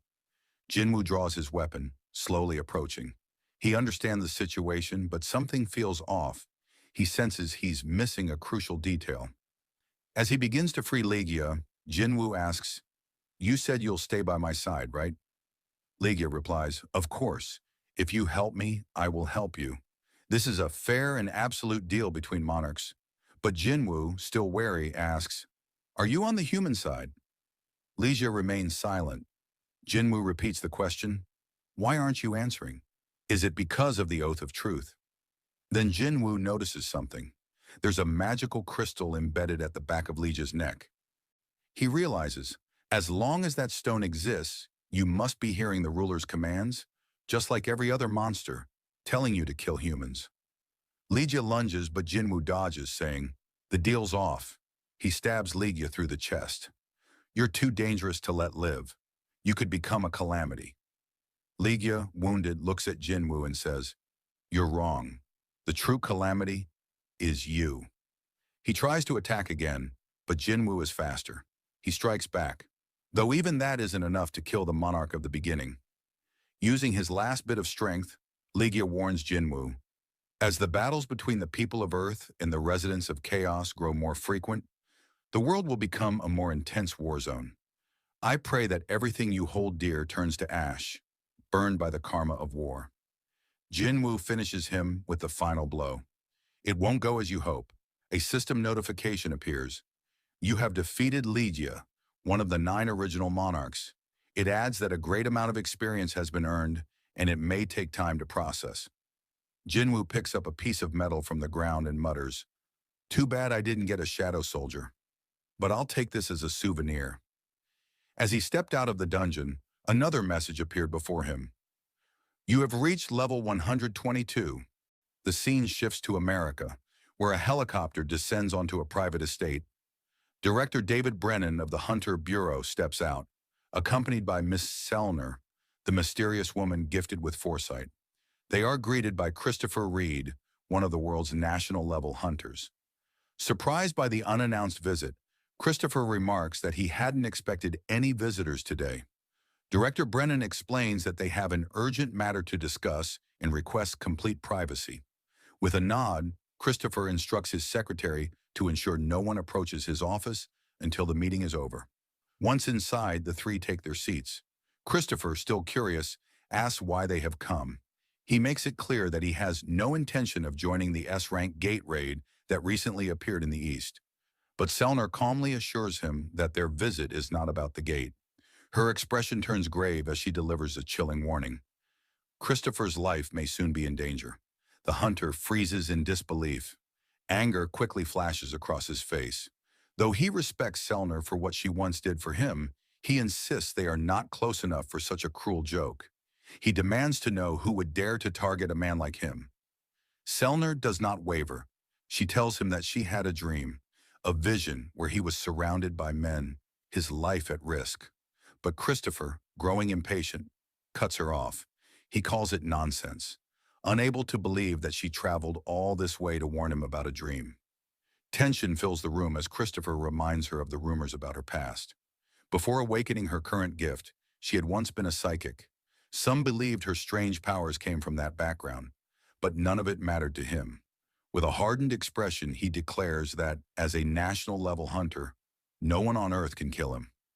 Still, after a pause, his tone shifts slightly. Calmer now, he poses a hypothetical question. If he were to believe her vision, who exactly should he turn to for help? Selner's answer is clear. There may be someone capable of standing against even the greatest of threats, Sung Jinwoo. She insists that he may be the only person who can protect Christopher. The scene shifts to Japan. Emerging from the S-rank dungeon, Jinwoo reflects on the battle he had just endured. He acknowledges to himself that killing the monarch had been the right decision. Even while bound in chains, the enemy had radiated suffocating levels of mana, enough to crush those around him. Jinwoo knew that uncovering the giant king's true intentions before he could act had spared the world from disaster. Fast forward, and news spreads rapidly across the globe. The giants in Japan have all been eliminated. Social media erupts with speculation about the identity of a possible new national-level hunter. Unlike the Jeju Island raid, which was seen mostly as a Korean triumph, this time the entire world is paying attention. Meanwhile, in China, the last surviving giant that had crossed the sea is brought down by Liu Zhigang, the nation's own national-level hunter. Back in Japan, scandal follows triumph. Matsumoto Shigeo, head of the Japanese Hunter Association, turns himself in to the authorities. His sudden confession stuns the public. Though his true motivations remain unclear, many believe he sought to take responsibility for his betrayal during the Jeju Island raid, when he endangered Korean hunters for Japan's gain. Meanwhile, in the United States, hunters who had just cleared an S-rank gate gather for a lavish government-sponsored celebration. Members of the Scavenger Guild talk among themselves, impressed by the scale of the event and how the government spared no expense. It is then that America's strongest hunter arrives, Thomas Andre, one of the 5 national-level hunters. Towering and full of confidence, he greets his guild with a grin. In a playful mood, he teases them about a wager they had made, putting one member on the spot. The hunter nervously insists that he hadn't bet anything at all, which only amuses Thomas further. He jokes about taking the man's tie as a prize, leaning in with mock seriousness. Turning to his assistant, Laura, Thomas asks how he looks. With her usual bluntness, she remarks that although the tie is expensive, it clashes terribly with his Hawaiian shirt. Laughing at her honesty, Thomas removes the tie, agreeing with her. Once the humor fades, Laura provides an important update. She reports the list of guilds set to attend the upcoming International Guild Conference. Among them, one name catches Thomas's attention: the Ajin Guild, newly created in Korea. Laura confirms that the guild belongs to none other than Jin Wu. At once, Thomas's playful demeanor shifts. His interest sharpens as he realizes what this means. Soon, Jinwoo will be coming to the United States. Back in Korea, Jinwoo cleared the remaining dungeon breaks across the city. With the crisis finally under control, he stood before a row of giants he had turned into shadow soldiers. He observed his new forces, remarking that it was unfortunate one had managed to escape across the ocean. Still, the gains far outweighed the loss. His army had grown stronger, and the onlookers behind him couldn't hide their astonishment. Seeing their reaction, Jinho smirked, thinking it was no surprise they were shocked witnessing his abilities for the first time. He then noticed Hunter Hoshino approaching, telling him that someone was on the phone asking for him. After answering, Jinwoo was surprised to hear what the caller said. It was Yu Jinho, telling him he had to return to Korea. Jinwoo asked if something had happened. Jinho admitted he wasn't entirely sure, but said his mother had called and sounded shaken. Something had come up regarding family matters, and he couldn't ignore it. Though concerned, Jinwoo agreed and allowed him to leave. As Jinho departed, he thought back to his mother's trembling voice. He had never heard her sound that way before, and unease settled in his chest. Upon landing in Korea, Jinho was met by his father's assistant. The man informed him that a car had been prepared to take him directly to the hospital. His tone was grave as he advised Jinho to brace himself for what he was about to see. During the drive, the assistant explained the situation. By the time they arrived, Jinho's father was lying unconscious in a hospital bed, caught in what doctors called an eternal sleep. Shaken, Jinho tried to rush inside, but the assistant stopped him. He warned that a hunter unable to fully control his mana could worsen his father's condition simply by being near. Instead, the assistant handed him a notebook. He explained that this was something the chairman had been working on before collapsing. At first, he had kept it aside in hopes the chairman would wake up to ask for it, but now it seemed more fitting for Jinho to have it. Opening the notebook, Jinho's eyes blurred with tears. The pages were filled with clippings of newspaper articles, every single one about him and Jinwoo. Jinho managed a faint smile through his tears. He realized his father still had the same old habit of collecting clippings of everything that mattered to him. The assistant added gently that the book didn't only contain articles about Jin Wu. Inside were newspaper features of Jinho's own achievements as well, his competitions, exhibitions, and even his recent ventures. His father had kept all of them. The assistant explained softly that it wasn't a lack of love. The chairman's expectations had simply been as immense as the love he felt for his son. Wiping his eyes, Jinho listened silently as the assistant suggested returning to the residence. As they began to leave, Jinho paused. He suddenly felt as though someone was nearby, watching him. Turning around, he saw nothing. The assistant asked if something was wrong. Jinho shook his head and replied it was nothing before continuing on. Unbeknownst to him, Jin Wu had been there all along, hidden under the cloak of stealth. Standing silently in the hospital room, he gazed at Jinho's unconscious father. Softly, he whispered that the scene was making him emotional. Then he produced a bottle of healing potion and carefully opened it. Outside the hospital, Yujin He, Jinho's sister, had just arrived. As she entered the building, she briefly crossed paths with Jinwoo, who slipped past her quietly. Not recognizing him, she ignored it and continued on her way to see her father. When she entered the hospital room, she froze. To her shock, her father was sitting upright in bed, awake and looking at her. Overcome with emotion, tears streamed down her face as she rushed to his side. Before long, doctors arrived, completely stunned. They explained that the man had awakened from what had been classified as an eternal sleep, something that had never been recorded in medical history. One doctor muttered in disbelief, unable to imagine how the media would react once the news broke. Outside, Jinwoo walked calmly down the street. He murmured to himself that it was a little early, but wished Jinho a happy birthday nonetheless. After some time, he checked his shadow exchange ability, intending to return to Japan. The cooldown showed 1 hour and 54 minutes remained. With time to spare, he wondered how to pass the next 2 hours. For a brief moment, the thought of Cha Haiyan crossed his mind, but he quickly brushed it aside and decided instead to search for a dungeon to raid while he waited. Meanwhile, across the ocean in the United States, Christopher Reed, one of the world's national-level hunters, was asleep in his home. Suddenly, he stirred awake, his instincts warning him something was wrong. Rising to his feet, he moved through the silent halls of his residence. The stillness was unsettling. He picked up a wine glass and hurled it to the ground. The glass shattered, but not a sound followed. His expression hardened. Something unnatural was at play. He muttered to himself that the glass had broken without sound. Someone was interfering. Christopher remembered Lady Selner's warning and thought back to the business card Michael Connor had once given him, containing Chairman Gogan He's contact information. Michael had told him to reach out if he ever sensed anything strange.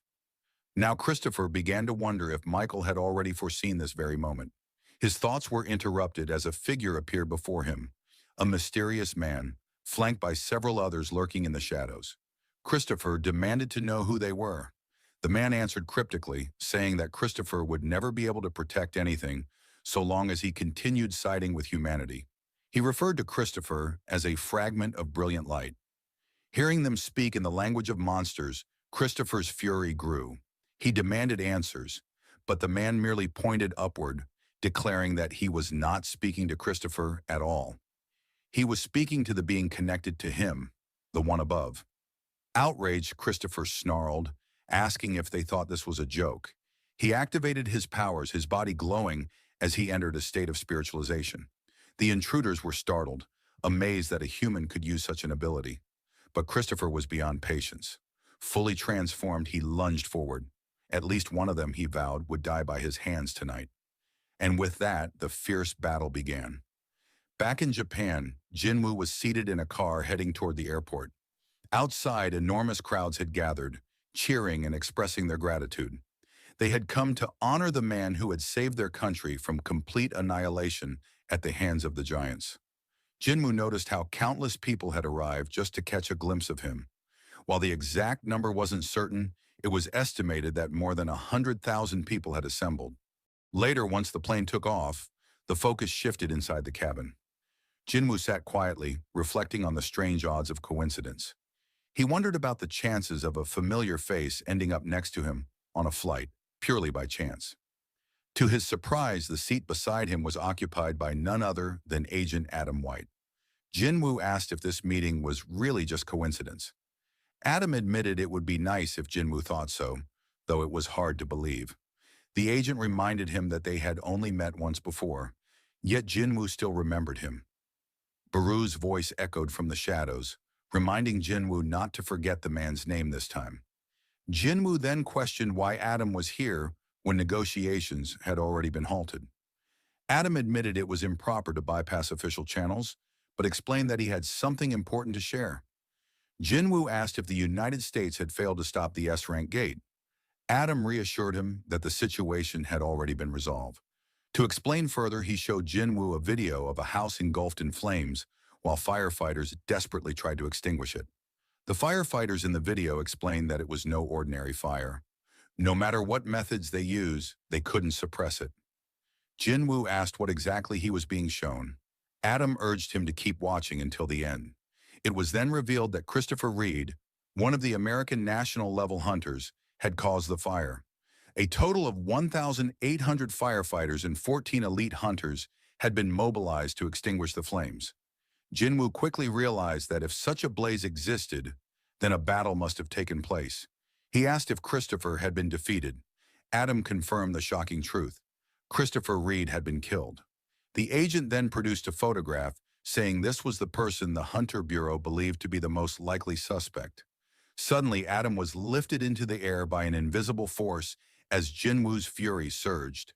The hunter demanded to know if this was some kind of joke, warning that Adam wouldn't be walking out of the plane alive if it was. The other agents on board prepared to intervene, but Adam quickly stopped them. Gasping for breath, he clarified that the person in the photograph had come out of a dungeon. He might not be who they thought he was. Jinwoo ordered him to explain further. Adam said that the man's magic power was identical to that of monsters. During an interrogation, he had attacked an S-rank hunter. Adam reminded Jinwoo of the explosion at the Hunter Bureau headquarters several months earlier, the one that had shocked the world. Jinwoo asked if they thought this had something to do with his father and let Adam go. Gasping for air, Adam continued. He explained that this suspect had knocked out Bureau hunters during that incident and then vanished without a trace. Despite all efforts, it was as if the man had evaporated into thin air. Still struggling to breathe, Adam admitted he understood how difficult this was for Jinwoo, but insisted that the suspect matched every requirement to be considered responsible. Jinwoo demanded to know why he was being shown this picture. Adam then explained about the upcoming International Guild Conference in New Bern. Representatives from guilds across the world would be attending, and the Hunter Bureau planned to distribute wanted posters of this man. The investigation would no longer remain a secret. The United States had lost a national-level hunter, and the association intended to use every resource to find the culprit. Adam clarified that the reason he had come in person was to preserve good relations with Jinwoo. He wanted to warn him before the announcement went public. Otherwise, Jinwoo might have been shocked to suddenly see his father's face displayed on a screen at the event. Jinwoo sat in silence, shaken by the revelation. His father, Sungil Hwan, missing for 10 years, had somehow returned. But the Bureau now considered him a monster. The thought disturbed Jinwoo deeply. One of the hunters accompanying Adam stepped forward, asking about his condition after being lifted by Jinwoo's power. Adam, still shaken but steadying himself, assured them he was fine. Yet in that moment, he couldn't help but be astonished. Telekinesis was a skill possessed by certain high-rank magic users, but usually it was limited to moving objects around. What Jinwoo had demonstrated was on an entirely different level. It was the kind of ability only national-level hunters were known to possess. For Adam White, the truth was undeniable. Sung Jinwoo was indeed the 6th national-level hunter, and this was a fact he knew he had to report to the vice director immediately. A few days later, the official list of guilds invited to the International Hunter Conference was released. Among them was the newly formed Ajin Guild, surprising many across Korea. Not long after, a press event was held to address the news. Reporters turned to Choi Jong-in, master of the Hunters Guild, for his thoughts. Choi explained that the American Hunter Bureau had made the obvious choice. Having fought alongside Jin Wu during several life-threatening incidents, including the Jeju Island raid, he had seen the hunters' abilities firsthand. In his view, the Ajin Guild's strength could rival any guild in the world, and none would surpass it. When questioned about his own disappointment, since the Hunters Guild had always represented Korea at the conference until now, Choi admitted that, naturally, it was unfortunate he would not be traveling to the United States this time. However, he felt pride rather than resentment. He pointed out that in moments of despair, when facing overwhelming monsters, there was now one hunter in Korea he could trust without hesitation, Jin Wu. Choi even reminded the press that both he and his guild members had once been saved by Jinwoo. To him, it was an honor that Jinwoo had been chosen to stand as Korea's representative. After concluding the interview, Choi left the building and headed toward his car. On the way, a guild member stopped him with an update. They had successfully reserved a gate that had appeared earlier that morning in Suseodong. It was classified as an A-rank gate, though the energy readings did not seem particularly threatening. Curious, Choi asked whether the Ajin Guild had also requested this raid. His subordinate shook his head, explaining that the Ajin Guild had been unusually quiet lately. At the Korean Hunters Association, Woo Jin-chul delivered a report to Chairman Go Gun-hee. China had submitted a request for information on Sung Jin-woo. The chairman asked if they were seeking personal records, but Woo clarified that the request was limited to public data, raid logs, records, and news articles. Chairman Go found the timing unusual. Jin Wu had already rejected offers to be scouted by foreign powers, so why the sudden interest from China? Wu explained that the request had not come from the Chinese government itself, but from Liu Zhigang, the strongest hunter in the nation. Go considered this carefully. China didn't adhere to the international ranking system. While 5-star hunters were usually the highest classification, Liu Zhigang was treated as an exception, a 7-star hunter in practice. Wu elaborated that Liu had once fought off a giant that crossed into China, and now after Jin Wu had single-handedly eradicated the giants in the recent crisis, Liu wanted to know more about him. Chairman Go's decision was firm. The request would be denied. If necessary, only superficial details would be released. Meanwhile, in the United States, Laura informed Thomas Andre that Sung Jin Wu would arrive the following day. At that moment, Huang Dong-su entered the room. Before Huang could say much, Thomas cut him off, declaring he had something urgent to say. Without hesitation, he laid down the rule. Under no circumstances was Huang to touch Sung Jin Wu once he arrived. Huang tried to protest, but Thomas's overwhelming mana crushed his voice. He reminded Huang that he had not been given permission to speak and ordered him to listen. Laura watched silently, noting how absolute Thomas's presence felt. Few hunters could issue such a warning to Huang and make it stick. Even so, Huang's obsession with his prey nearly matched Thomas's authority. To end the matter, Thomas repeated the order. Sung Jin Wu was not to be touched. He then instructed Huang to take a vacation at the guild resort for the duration of the conference. As Huang left, Laura asked if it was wise to let him go. Thomas admitted he doubted Huang had given up. He ordered her to keep a close eye on him until Jin Wu returned home. When Laura questioned whether Huang would listen, Thomas replied without hesitation he would choose being uncomfortable over being dead. Fast forward to the United States, where the world's strongest guilds had gathered for the International Guild Conference. Among the arriving guests were Leonard Nierman, representative of Germany's Richter Guild, and his guild's vice master. As they walked toward the building, reporters swarmed the entrance, their cameras flashing. Leonard wondered aloud why the press turnout was so unusually large this year. His vice master explained that the Korean hunter everyone had been talking about was expected to arrive today, and most of the reporters were waiting for him. Looking across the way, they spotted Sung Jin Woo, accompanied by Yu Jin Ho and Chief Woo Jin Chul. Leonard considered approaching. There would be no harm in introducing himself to a hunter of such renown, but as he drew closer, Leonard's expression suddenly stiffened. His vice master asked if something was wrong, but Leonard could barely believe what he was seeing. To his eyes, Jin Wu was not a hunter who summoned creatures from another dimension.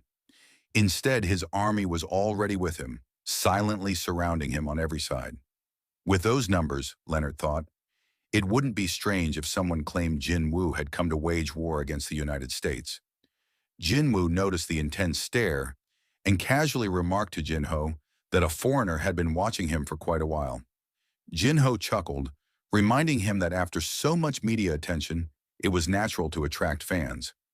Perhaps, he teased, the man simply wanted an autograph. Jin Ho then turned his mischief toward Woo Jin Chul, asking why he was tagging along. Wu looked uncomfortable as he admitted that he had been officially assigned to protect Hunter Jin Wu. Seizing the chance, Jin Ho leaned in playfully, making Wu repeat the statement, leaving him flustered. Amid their banter, a familiar figure approached. Adam White of the Hunter Bureau. Greeting Jin Wu, Adam said they had been waiting for him. Jin Wu raised a brow, reminding him that as head of the Bureau's Asian branch, he should still be in Asia.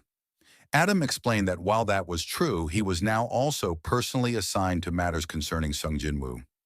Adam instructed that the rest of the Korean party would be escorted to their rooms, but only Jin Wu would accompany him. Jin Wu agreed, telling Jin Ho to go on with Chief Wu while he followed Adam. Once they were alone, Jin Wu grew serious. He asked Adam if this was about his father. Adam, visibly nervous, assured him it was nothing harmful. He stressed that the U.S. Hunter Bureau regarded him very highly. As they walked, Jin Wu pressed further, but Adam admitted some matters were classified as top secret. In the car, Jin Wu asked where they were going. Adam replied that their destination was the Hunter Bureau headquarters. He explained that since the death of Christopher Reed, a national-level hunter and one of America's strongest, the Bureau had been under immense pressure. The public had not been told, but within the Bureau, Reed's death had left a dangerous void in the nation's defenses. Because of this, Adam revealed, the Bureau intended to pour its resources into finding someone capable of filling the gap. When Jin Wu asked if he was considered a candidate, Adam confirmed it with a nod. To support this, Adam produced several documents and photos. Among them was the skeleton of the dragon Kamesh, along with a runestone retrieved from its corpse after the raid. Adam explained that the value of a runestone corresponded directly to the power of the beast it came from. The Kamesh raid had been humanity's most harrowing nightmare, an event so terrifying most wished it erased from memory. Yet from the dragon's body, the Bureau had secured this powerful artifact, and they sought someone worthy of wielding it. With the evidence laid out before him, Adam finally asked what Jin Wu thought of their offer. Jin Wu scanned the photos in silence before asking to go back to an earlier image. Adam clarified if he meant the photo of Kamesh's corpse. Jin Wu then questioned whether the Bureau had preserved the dragon's remains. Adam admitted they had. Jin Wu requested to see the facility where the body was kept, insisting that Adam take him there first. Adam was surprised and asked why. Jin Wu responded calmly that he had given the Bureau his time without complaint, so this was not too much to ask in return. Adam confessed he did not know the facility's exact location, but added that, given Jin Wu's standing, it wouldn't be difficult to obtain permission. He would, however, need to make a formal report first. Jin Wu leaned back and said evenly that if they were going to wait, they would wait together.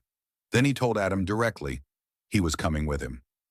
Fast forward to the Hunter Bureau headquarters, Director David Brennan turns to Adam White and asks whether Sung Jin Wu is really inside their building at that very moment. He wonders aloud if the Korean hunter is truly interested in their offer regarding the powerful runestone. Adam answers honestly. Throughout the day, Jin Wu had barely mentioned the runestone at all. David presses the issue. Was Jin Wu truly focused only on viewing the corpse of the slain dragon rather than acquiring a new skill? After a moment of thought, he turns toward Michael Connor, the deputy director, and asks for his perspective. Michael explains that the worth of a skill can be beyond calculation. Many top-rank hunters spend enormous fortunes trying to acquire the right runestone. Perhaps, for Jin Wu, witnessing the corpse firsthand might hold more value than learning a new ability. David narrows his eyes. Could it be that Jin Wu's ability only works on monsters he has killed himself? Then a chilling thought strikes Michael. What if Jin Wu can even raise creatures as shadows without needing to kill them personally? The two men exchange tense looks, realizing the terrifying possibility. If Jin Wu could reanimate Kamesh, the dragon itself, his power would be beyond imagination. Alarmed, David rises from his seat. He insists that no single individual should ever be allowed to wield such a level of strength. Michael warns him to tread carefully. Refusing Jin Wu's request outright could seriously damage their relationship with him. After some thought, David reluctantly agrees. He decides to escort Jin Wu to the restricted facility personally, hoping to witness the truth of his powers. Soon after, inside the elevator, heading deep below the bureau, David addresses Jin Wu. He remarks that he would prefer to sit down for a proper discussion, but if this is the path Jin Wu insists on, then they will proceed as requested. When the doors slide open, Jin Wu immediately senses it. Residual traces of mana still linger in the air even after all these years. He wonders how powerful the shadow of this creature would become if he succeeded in bringing it back. Standing before the immense corpse, David explains the history. The dragon Kamish had been preserved exactly as it was when it fell, defeated by 5 national-level hunters. Before that, it had already slaughtered hundreds of elites. Its mana crystal now fuels the Bureau's headquarters. David looks to Jin Wu and asks if he is satisfied. Without hesitation, Jin Wu steps forward and instructs everyone present to stand back. David raises a hand, telling the staff not to interfere. For now, they will only observe. Jin Wu activates his ability, Shadow Extraction. A notification appears. Shadow Extraction has failed. He tries again. This time, black mist spills into the chamber. The dragon's massive bones begin to rattle and quake. A towering figure starts to rise. A gigantic shadow emerges, its form taking shape as Degray the beast. The room itself trembles, structures collapsing under the released energy. The spectral dragon speaks. "Are you the one who has summoned me, King of the Dead, Shadow Monarch?" Panic erupts among the Bureau agents as they watch the impossible unfold. Kamish, once slain, appears to stand resurrected. The dragon's eyes glow with rage. "Humans! I will kill them all." The creature smashes against reinforced glass, shattering it like fragile ice. David stares in horror. This was glass fortified with the strongest mana, and yet it breaks with ease. Kamish bursts free of containment, drawing in power to unleash its deadly breath. David shouts desperately, "There's no escape." This was the legendary dragon's breath, capable of annihilation. But Jin Wu, calm and unwavering, steps forward. He speaks directly to the beast. "The mana crystal within your skull is long gone. You are no longer bound to the commands of the rulers." Everyone freezes, stunned as they realize Jin Wu is communicating in the language of monsters. Kamish halts its attack. Slowly its tone changes. "So this is what it means, to become the subject of the Shadow Monarch." Lowering its head, the dragon bows. "As one who once served the King of Dragons, I greet you, my new lord." Jin Wu asks carefully if it truly served the King of Dragons. Kamish confirms it served the Monarch of Destruction, the Mad Dragon. Jin Wu studies the shadow before him, amazed. Its ego was strong, independent, even surpassing any soldier he had summoned before. There was no doubt, this was once a being of terrifying might. Meanwhile, the Bureau staff look on in disbelief, seeing the legendary dragon wag its tail like a loyal beast before Jin Wu. Jin Wu recalls the entities revealed to him by the system: the King of the Dead, the Shadow Monarch, the King of Giants, the Monarch of the Beginning. It must be one of the 9 monarch mentioned by the system. But suddenly Jin Wu notices something strange. The dragon's body begins to crumble. Kamish explains with a fading voice. Too much time had passed since its death. Its soul could not fully endure. Panicked, Jin Wu tries to command the system to halt the collapse, but it is useless. In its last moments, Kamish speaks. "I envy your soldiers, who may serve you for eternity. Beware, my lord. The humans have borrowed the strength of the rulers." With those final words, the shadow disintegrates completely, leaving only the dragon's colossal skeleton to crash to the ground. A notification appears. Shadow extraction has failed. Silence fills the chamber. Jin Wu turns to Adam White. His voice steady, he asks him to tell Director that he is truly sorry for the outcome. He promises to cover all damages caused. As Jin Wu departs, frustration boils within him. Agents nearby flinch in shock as he punches the reinforced metal door, crushing it with a single blow. After the incident at the Bureau, Wu Jinchul approached Sung Jin Wu, asking where he had been, since he hadn't been able to reach him by phone. Jin Wu calmly explained that he had been somewhere for a short while where no calls could get through. Wu then asked if he had met with Yu Jin Ho. Jin Wu looked puzzled, and Wu clarified that Jin Ho had supposedly left as soon as he received a message from Jinwoo, asking to meet him at the Hunter Bureau headquarters. But Jinwoo denied ever sending such a message, saying he had just returned from the Bureau himself. Turning to Adam White, Jinwoo asked if he knew anything about the situation. Adam checked the visitor log but found nothing. Yu Jin Ho's name wasn't listed anywhere. Shocked, Wu explained that a hunter from the Scavenger Guild had come in person 2 hours earlier to pick Jin Ho up. Adam frowned, pointing out that although the Scavenger Guild had close ties with the Bureau, they had no authority to act on its behalf. He promised to call them directly. Jin Wu's instincts immediately flared. Something felt terribly wrong. On the other end of the call, Laura from the Scavenger Guild answered. When Adam described the person who had taken Jin Ho, she realized at once that something was off. She asked if Sung Jin Wu was aware of the situation. Adam admitted that Jin Wu hadn't been told yet, but noted that he had already asked about Jin Ho while at the Bureau. Laura promised that the guild would investigate the matter immediately. After the call, Adam assured Jin Wu that the Scavenger Guild was looking into it and would provide answers soon. But when he turned around, Jin Wu was already gone. Moving quickly through the city, Jin Wu's thoughts raced.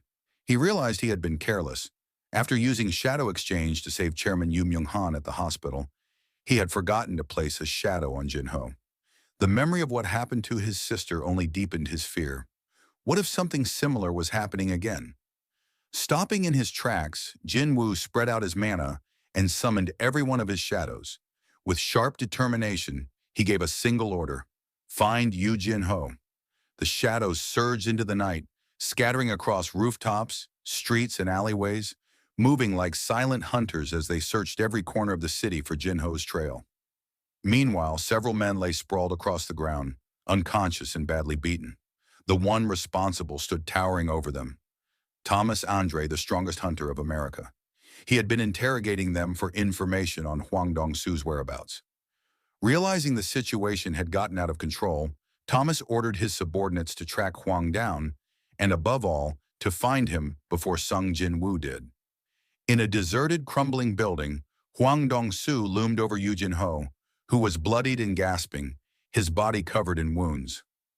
Meanwhile, in the heart of the city, Sung Jin Wu stood on the edge of a tall building. His shadows spread out like dark tendrils, slipping through the streets to listen in on conversations and sweep for any sign of Jin Ho. As he searched, Jin Wu wondered if the kidnappers had already fled the city. The thought seemed unlikely. Jin Ho was a combat-type D-rank hunter, not someone that ordinary people could easily overpower, even in numbers. The only lead pointed toward the Scavenger Guild. Suspicion fell on Huang Dongsu, the younger brother of Huang Dongsuk, who had once perished in a dungeon where only Jin Wu and Jin Ho survived. To Huang, it was clear who he believed responsible, and he had been waiting for their arrival in America. Anger burned in Jin Wu's eyes. If anything had happened to Jin Ho, he swore those behind it would pay without mercy. Back at the Scavenger Guild headquarters, staff reported to Thomas Andre that Huang Dongsu was still nowhere to be found. Thomas reflected on the recklessness of Huang's actions. As an S-rank hunter, Huang should have understood the vast gap in power between himself and Jinwoo. Acting against him was nothing short of suicidal. The only explanation was that Huang believed Thomas would shield him from the consequences. Thomas placed a call to Laura, his trusted aide. He admitted he might have been too lenient with his guild members and asked her for an update. Laura explained that, with assistance from the Hunter Bureau, they had analyzed Huang's movement patterns over the past month. 3 locations stood out where Huang had deviated from his usual activity zones. Thomas immediately ordered every available member of the Scavenger Guild to move out to those 3 areas, declaring he would personally lead the search. Curious, he asked how Laura had managed to secure the Bureau's cooperation so quickly. Laura replied that she had warned them of the looming danger. If Huang was not found soon, a direct confrontation between Thomas Andre and Sung Jin Wu was inevitable. That was something the Bureau desperately wished to avoid. At the Hunter Bureau, tension ran high. Agents rushed with reports, and Adam White informed Director David Brennan of a troubling discovery. The Scavenger Guild had abruptly canceled all of its raids and grounded its members. Every single hunter was on the move. David immediately realized the implications. If the entire scavenger guild was mobilized, it could only mean one thing. Thomas Andre was behind it. Whatever was happening, it was far bigger than they had expected. Meanwhile, inside a deserted factory, Jin Ho was held captive. Bruised and bleeding, he sat surrounded by several men, with Huang Dongsu standing over him. One of Huang's subordinates hesitated, asking if they were going too far. But Huang dismissed the concern. He explained that he had no intention of killing Jin Ho. He only wanted one answer. Huang recalled Thomas Andre's warning not to touch Jin Wu. Confronting Jin Wu directly was too dangerous. But Jin Ho was different. To Huang, there was just one thing worth hearing, that Jin Wu had killed his brother. With rage in his voice, he struck Jin Ho, ordering him to wake up. Blood dripped as one of the men muttered that Jin Ho was unusually tough. Any normal human would have died by now. Grabbing Jin Ho by the head, Huang slammed him into the wall. He sneered that bravery was admirable, but stubbornness would not earn forgiveness. Killing Jin Ho was not his goal. Instead, Huang revealed a cruel plan. One of his men was a skilled healer. Whenever Jin Ho's life was on the verge of ending, he would be saved and forced back into the cycle of pain. The factory had been abandoned for more than 5 years. No one would hear him, no matter how loud he screamed. Until Jin Ho gave the answer Huang wanted, his suffering would never end.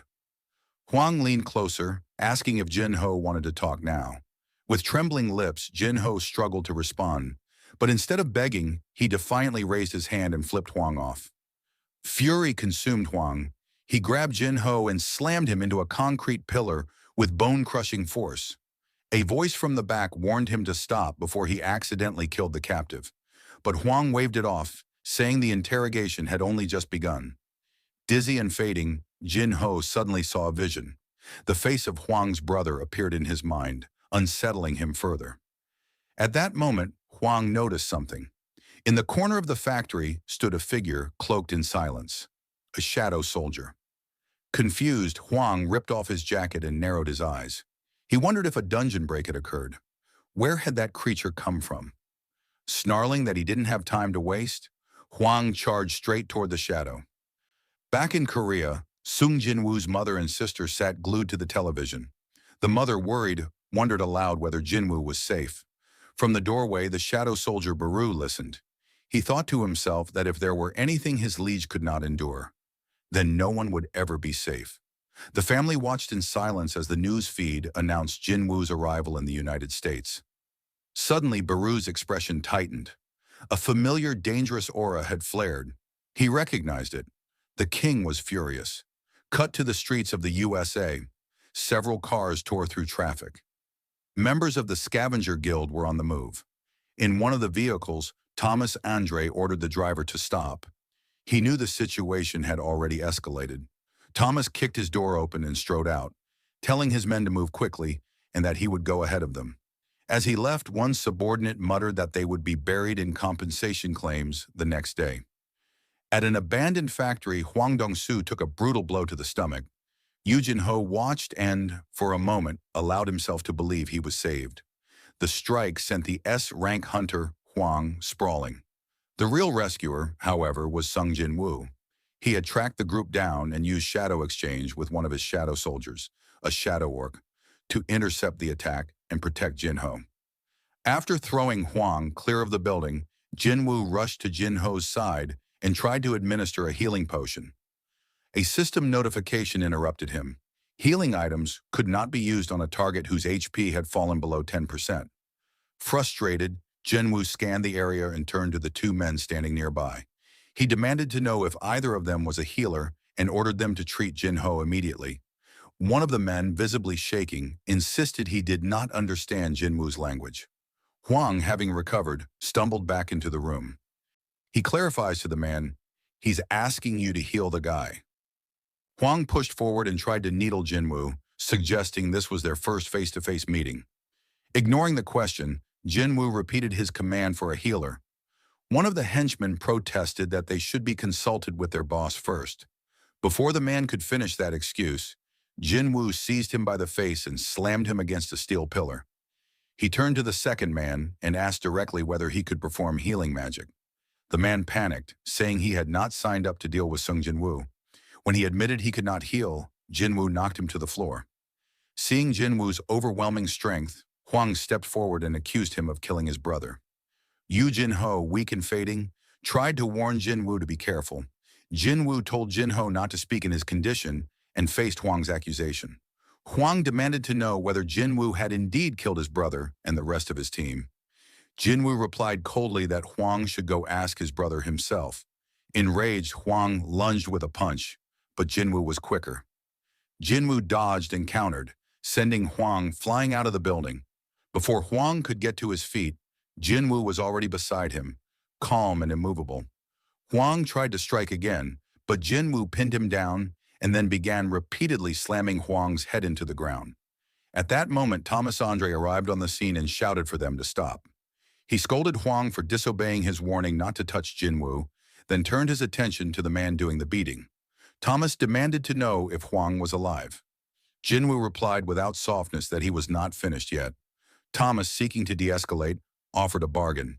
If Jinwoo released Huang, Thomas would overlook what had transpired and let the matter slide. Jinwoo asked what would happen if he refused. Thomas, his temper rising, made it clear that refusal would turn the offer into an order, and an order backed by force. Without answering, Jinwoo hurled Huang into the air. As Huang flew, he pleaded silently to Thomas, urging him to intervene and kill Jinwoo. Jinwoo stepped forward and faced Thomas. Thomas warned that perhaps the other man did not yet know who he was. Jinwoo dismissed the warning. He stated that Thomas's identity did not change what had to happen. Thomas, taken aback, thought to himself that Jinwoo clearly knew who he was, and yet acted without fear. An unfamiliar but dangerous defiance. A quick flash of Thomas's past filled Thomas's thoughts. He had been born into poverty as an immigrant, survived by relying on a brutal talent for violence.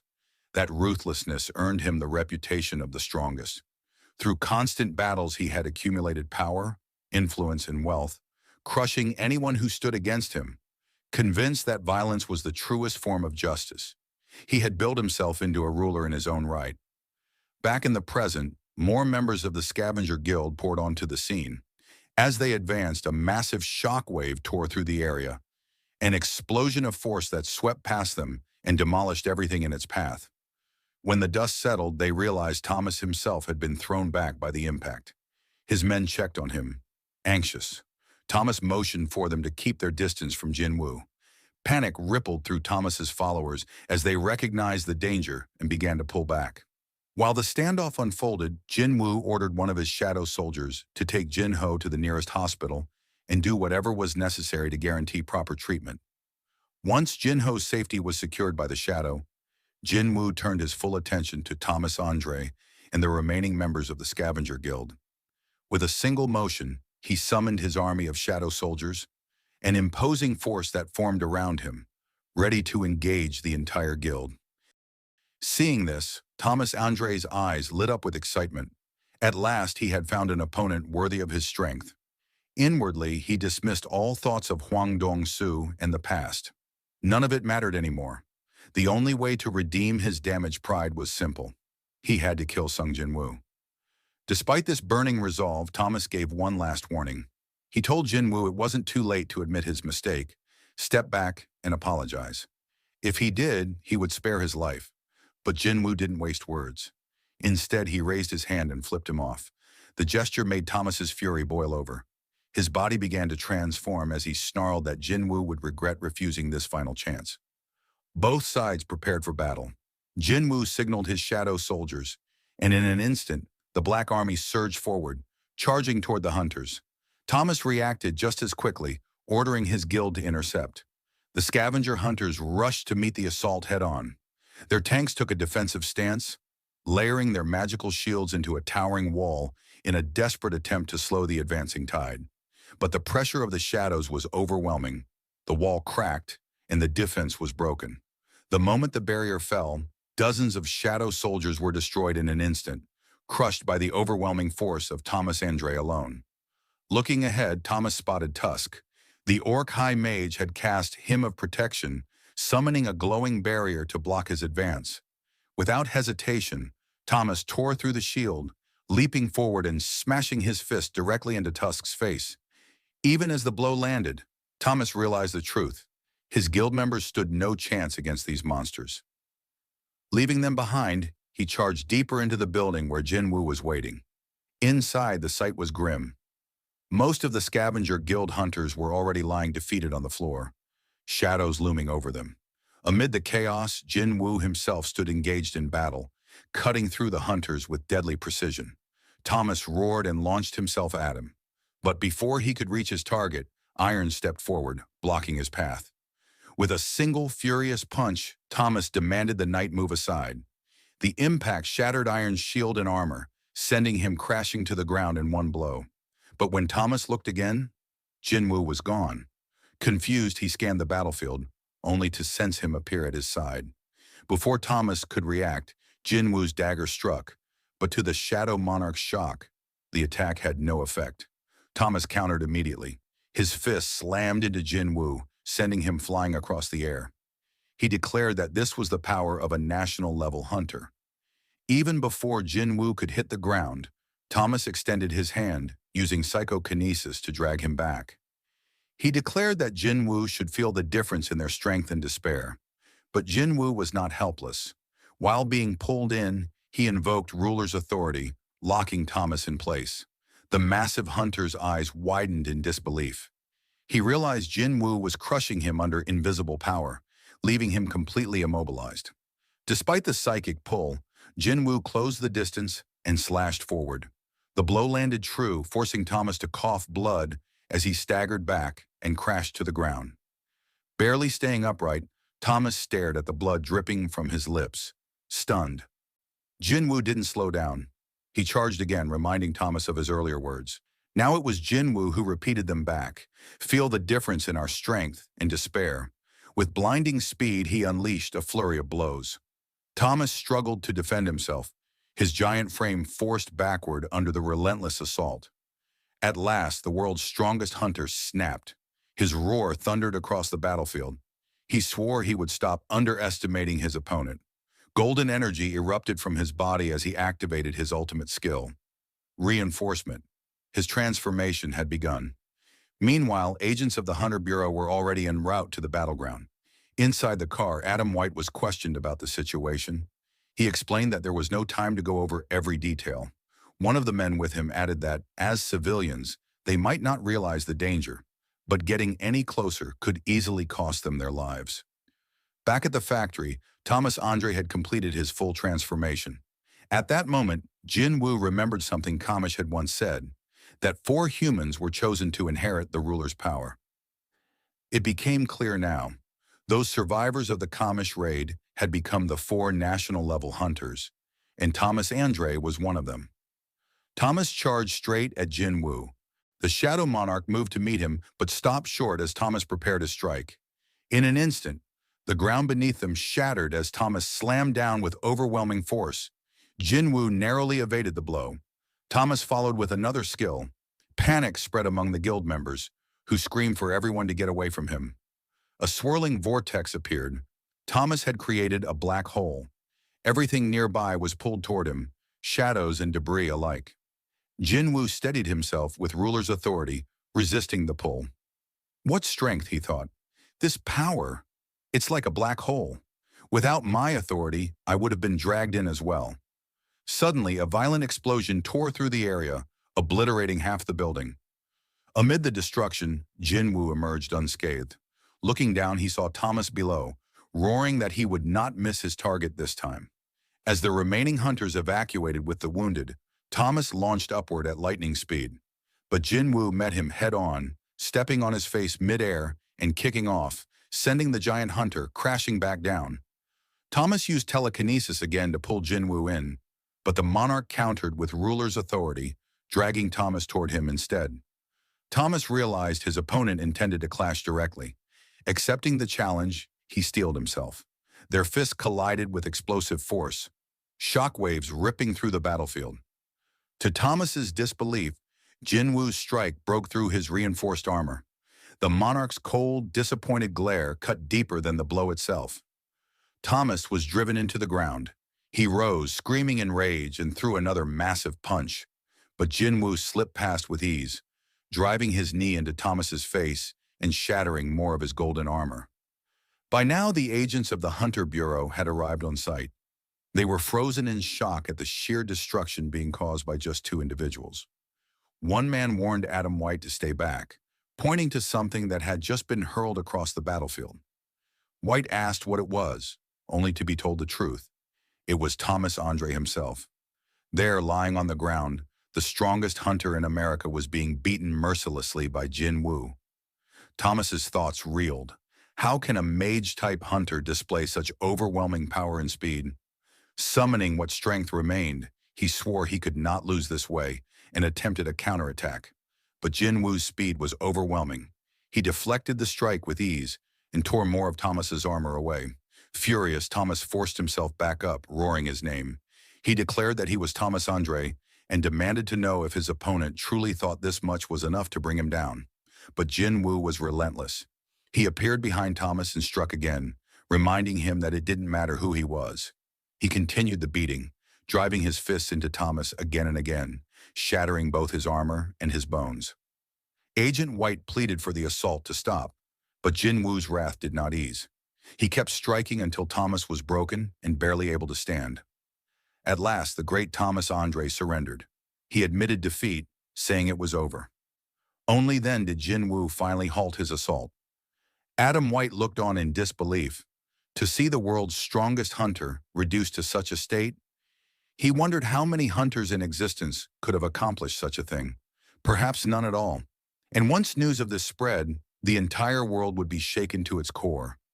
White immediately ordered the on-site hunters to treat Thomas at once. One of them reported grimly that every bone in Thomas's body had been broken, and his blood loss was severe. Healing him alone would not be enough. They would all need to combine their strength. Yet amid the devastation, one detail stood out. Despite the sheer scale of the battle, no one had died. White breathed a heavy sigh of relief. For a battle of this magnitude, this outcome was as good as they could have hoped for. But then, an agent called his attention to something nearby. When they arrived, they found a lifeless body lying in the rubble. It was Hunter Huang Dong-su, and Sung Jinwoo was nowhere to be found. Back in Korea, Sung Jinwoo sat quietly atop a tall building. Through shadow exchange, he had returned instantly from America, switching places with Baru immediately after his battle with Thomas Andre. Another presence lingered beside him. Jinwoo turned to it and remarked that it had been a long time since it had set foot in Korea. Elsewhere, Baru appeared in a hospital room, using his healing abilities to treat Jinho's injuries. Not long after, a shadow knelt before Jinwoo and asked to be given a name. This was the shadow born from Hunter Huang Dong-su. Jinwoo considered him for a moment, then decided, since he had lost his life to greed, his name would be Greed. After naming him, Jinwoo ordered him to bow his head to the ground, establishing the shadow's loyalty. The following day, back in the United States, Jinwoo made his way to the International Guild Conference. Outside the venue, large crowds of reporters gathered. Jinwoo asked Adam White about the attention, and Adam explained that the media had likely caught word of his clash with Thomas Andre. As Jinwoo entered the building, he thought to himself that he no longer wished to dwell on Huang Dong-su.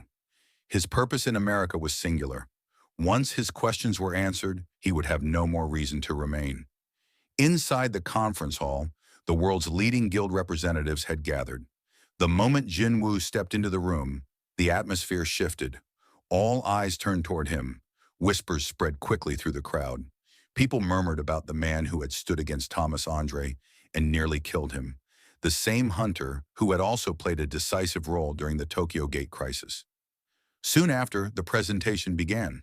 A scientist walked up to the stage and introduced himself as Dr. Belzer. He addressed the assembly, reminding them that gates were appearing with increasing frequency across the world. But there was something else, something less known.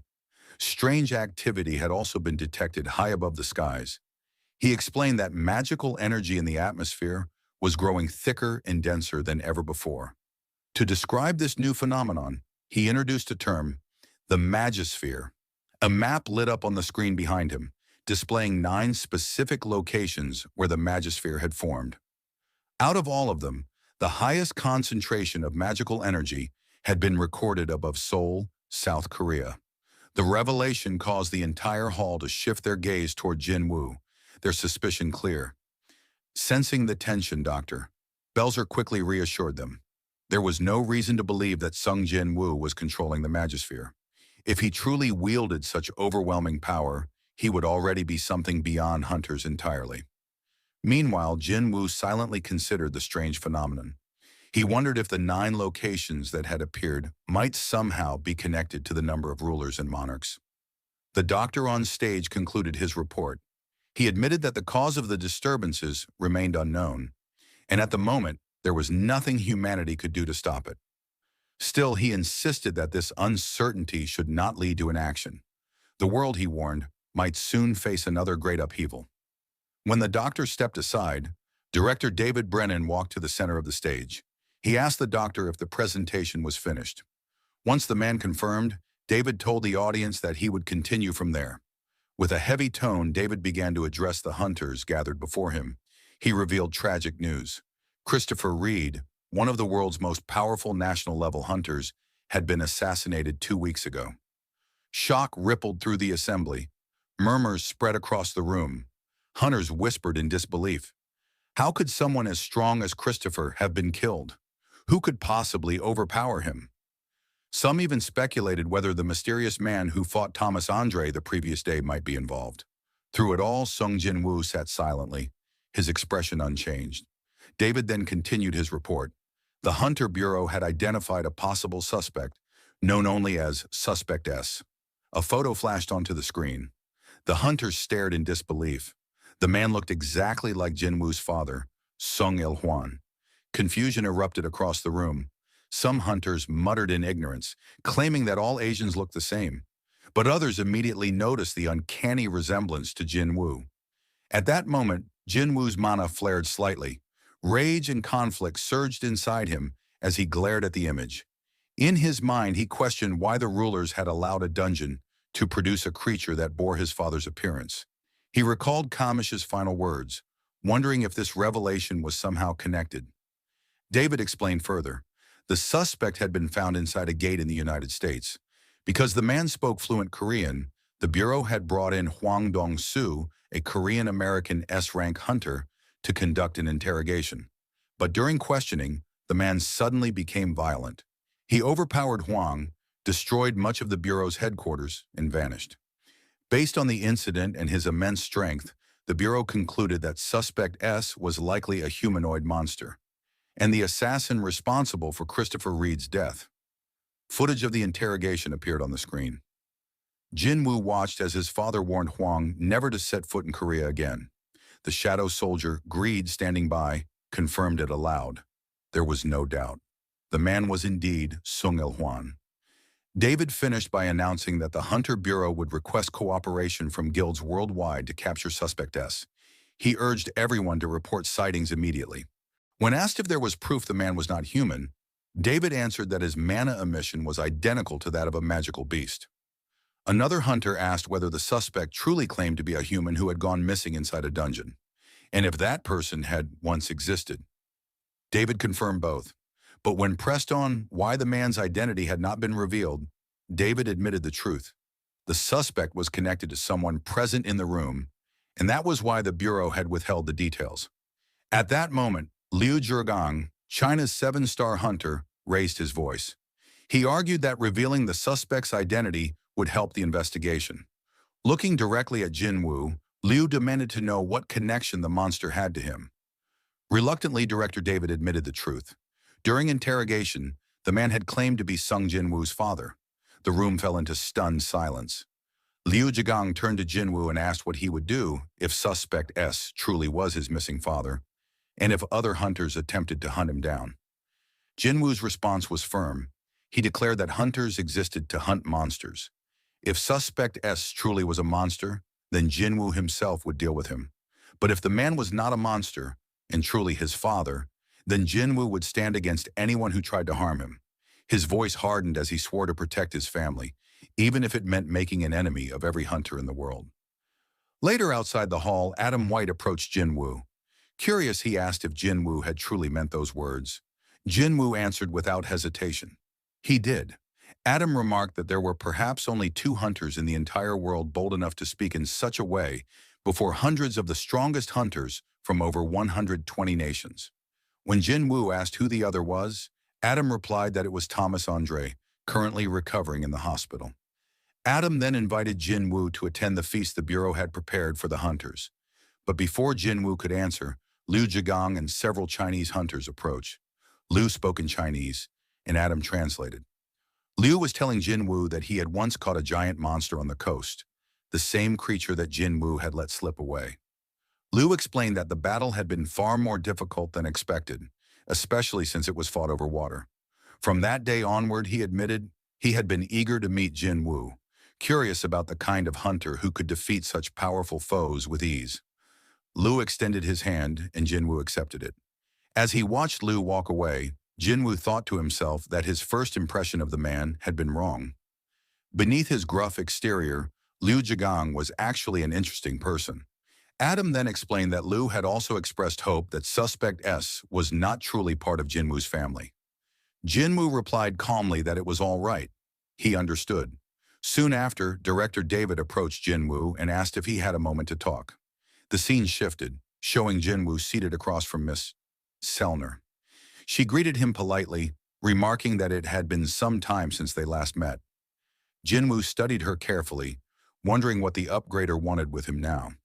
He replied that he had never expected her to come find him again. Selner's expression turned serious. She confessed that she had been haunted by the same recurring dream every night. In that dream, the world's top-ranked hunters were hunted down one after another by a mysterious figure. A few days later, the dreams that Mrs. Selner spoke of began to come true. Jin Wu questioned her carefully, wondering if she had meant Christopher Reed. Director David Brennan answered in her place. He explained that the Bureau had indeed warned Christopher, but the man had refused to listen, and the result was already known. Selner continued her explanation. She trembled as she described how the world's strongest hunters, the very people who had been supporting humanity, were destined to be hunted one after another. She insisted that the pursuers would not stop until all had fallen. Jin Wu wanted to know if her reason for visiting was to warn him personally. Selner shook her head. Instead, she explained that she had come to ask him to protect the hunters themselves. She admitted that she had tried countless times to recall the faces of those being killed in her dreams but failed each time. In an attempt to uncover their identities, she had used her unique ability within the dream itself. But when she came into direct contact with the endless power that surrounded them, she was forced awake. Even so, she remembered something vividly, the voice she had heard when her eyes met that overwhelming force. Jin Wu asked what that voice had said. Selner recounted how it had ordered her to go back and prepare for war. Hearing this, Jin Wu realized the truth. This was the same war between rulers and monarchs that the King of Giants had once warned him about. He wondered which side was truly hunting the hunters. He then asked Selner why she wanted him to protect the hunters. She explained that she had sensed within him the same type of immense power she had encountered in her dreams. Jin Wu immediately understood. She must have seen a glimpse of the Shadow Monarch's power within him back then. Director David Brennan then stepped forward. He clarified that the beings hunting hunters were not like ordinary enemies. They existed far beyond the level of humans. The Bureau was asking Jin Wu to use his overwhelming strength to stop them. David admitted that at first they had doubted whether Jin Wu was truly the one capable of protecting the others. But after witnessing his battle with Thomas Andre, they had no more doubts. He assured Jin Wu that the Bureau was willing to offer anything he desired, even the greatest treasure Kamish had left behind, the runestone. He reminded Jin Wu that there were hunters who had been granted powerful blessings, and it was because of their strength that the world still survived. If those hunters were lost, then humanity itself would collapse. But Jin Wu shook his head. Calmly, he told them he could not do what they were asking. David was shocked. He asked whether Jin Wu's refusal had anything to do with holding a grudge against Thomas Andre. Jin Wu denied it. His reason was different. He explained that the real problem was that he still did not know who he should be fighting. With that, Jin Wu rose from his seat and began to leave. As he walked away, Agent Adam White reflected on Jin Wu's earlier words in the conference room, his vow to protect his family even if it meant standing against every hunter in the world. Then Jin Wu suddenly paused and turned back toward Adam. He asked if it would be possible to receive a list of the hunters the Bureau wanted him to protect. He added that he would appreciate the chance to meet them himself. Hearing this, Adam White smiled warmly. He agreed without hesitation. Time fast-forwarded to the final day of the International Guild Conference, an event known as the Night of the Hunters. Jin Wu attended alongside Jin Ho, who had now made a full recovery. Jin Wu asked how his friend was feeling. Jin Ho responded with a grin, saying he was as good as new. As the two walked together, murmurs followed them. People whispered in awe about Jin Wu, remarking that even while standing so close, they could not sense his presence at all. They agreed he was operating on an entirely different level. Their eyes then shifted to Jin Ho. Some noted that he was the man who had fought Thomas Andre in order to protect Jin Wu. During the gathering, a man approached Jin Wu. He introduced himself as the CEO of a global corporation specializing in the trade of monster remains. With a polite smile, he expressed his wish to purchase all of the giant monsters Jin Wu had hunted in Japan, and he asked if Jin Wu had time to discuss business. Jin Wu shook his head and explained that he personally handled raids, while his vice chairman managed business matters. With that, he left Jin Ho to handle the CEO, thinking to himself that Jin Ho was finally living up to the role of a proper vice chairman. As Jin Wu stepped away, Agent Adam White approached and handed him the list of hunters he had requested earlier. Adam explained that the list ranked hunters according to their activity and contributions. Curious, Jin Wu asked where he ranked. Adam replied that considering his defeat of the giants, he would likely fall in third or fourth place. Jin Wu glanced at the names, thinking to himself that it was tedious to memorize them all. Instead, he considered simply placing shadow soldiers on each one. That way he could track allies, identify enemies, and even reach the rulers through these connections if necessary. While he was deep in thought, he sensed a presence approaching. Hunter Wu urged him to be cautious. Jin Wu reassured him that there was no need to worry. The presence turned out to be Thomas Andre. The massive hunter stopped in front of Jin Wu and explained why he had come. Lifting his arm, Thomas revealed that the magical damage he had suffered during their battle was too severe. Even with the combined efforts of healers and doctors, the injury had only partially recovered, healing slowly but incompletely. Thomas admitted that after their fight, Jin Wu had been in a position to annihilate his entire guild. Yet despite the chaos, no one in the Scavenger Guild had died, aside from Huang Dong-su, the one responsible for starting the incident. Looking directly at Jin Wu, Thomas asked why he had spared them. Jin Wu answered plainly, because they had not committed any crime deserving death. Thomas accepted the reply with a nod. As he began to walk away, he mentioned his intention to give Huang a proper funeral. Though Huang had committed sins deserving death, Thomas still wanted him to have dignity in the end. Raising his hand slightly, Thomas added that once his arm healed, he hoped to share a meal with Jin Wu. He suggested that Jin Wu give his contact information to his secretary so they could reach out later. Soon after, Laura, Thomas's secretary, approached Jin Wu. She explained that her master had just shown gratitude in the only way he knew, roughly but sincerely. She admitted Thomas was actually quite shy. Then on his behalf, she asked for Jin Wu's contact information. She explained that Thomas wanted to send a gift of thanks and asked if there was anything specific Jin Wu might want. Jin Wu considered it briefly before answering. A useful dagger would suffice. After Laura left, Adam White suggested guiding Jin Wu to greet the hunters on the list. But Jin Wu declined, saying there was no need. Instead, his eyes scanned the list carefully. Something was missing. He noticed that rank 6 was not included. When he asked about it, Adam explained that contact with the 6th-ranked hunter had been lost a few days before the conference. Both the Brazilian government and the Bureau's secret agency were still searching for him, but no trace had been found. Hearing this, Jin Wu wondered if the missing hunter had already fallen into enemy hands. That left only 7 names on the list. Back in Korea, Chairman Go Gun-hee sat alone in his office, pressing a hand against his chest. His heart trembled, and he could not ignore the unease coursing through him. For years, his body had carried this burden, but recently the tremors had grown worse. He wondered if he had finally reached his limit. The doctors had warned him long ago that continuing his work would end his life within 6 months. Yet 2 years had already passed, and somehow he had endured. For that, he felt he should be grateful. His phone rang, and it was his wife checking in on him. After assuring her he was fine, he smiled faintly, thinking how she worried too much. He was about to leave for home when a sudden chill filled the office. A presence appeared without warning. Chairman Go turned his head and saw the Monarch of Frost, Silid, standing silently in the room. Startled, the chairman realized he had not sensed his arrival at all. Judging by the immense aura surrounding him, it was clear that this was not someone he could handle alone. The monarch calmly informed him that the office had already been isolated from the outside world. The chairman wondered if he was dreaming, but the thought was quickly shattered when a shard of ice tore into him. The sharp pain proved this was all too real. Struggling, he demanded to know the intruder's identity. The monarch scoffed, remarking that he had expected recognition without introductions. To him, Go-Gun-Hee was nothing more than a human host.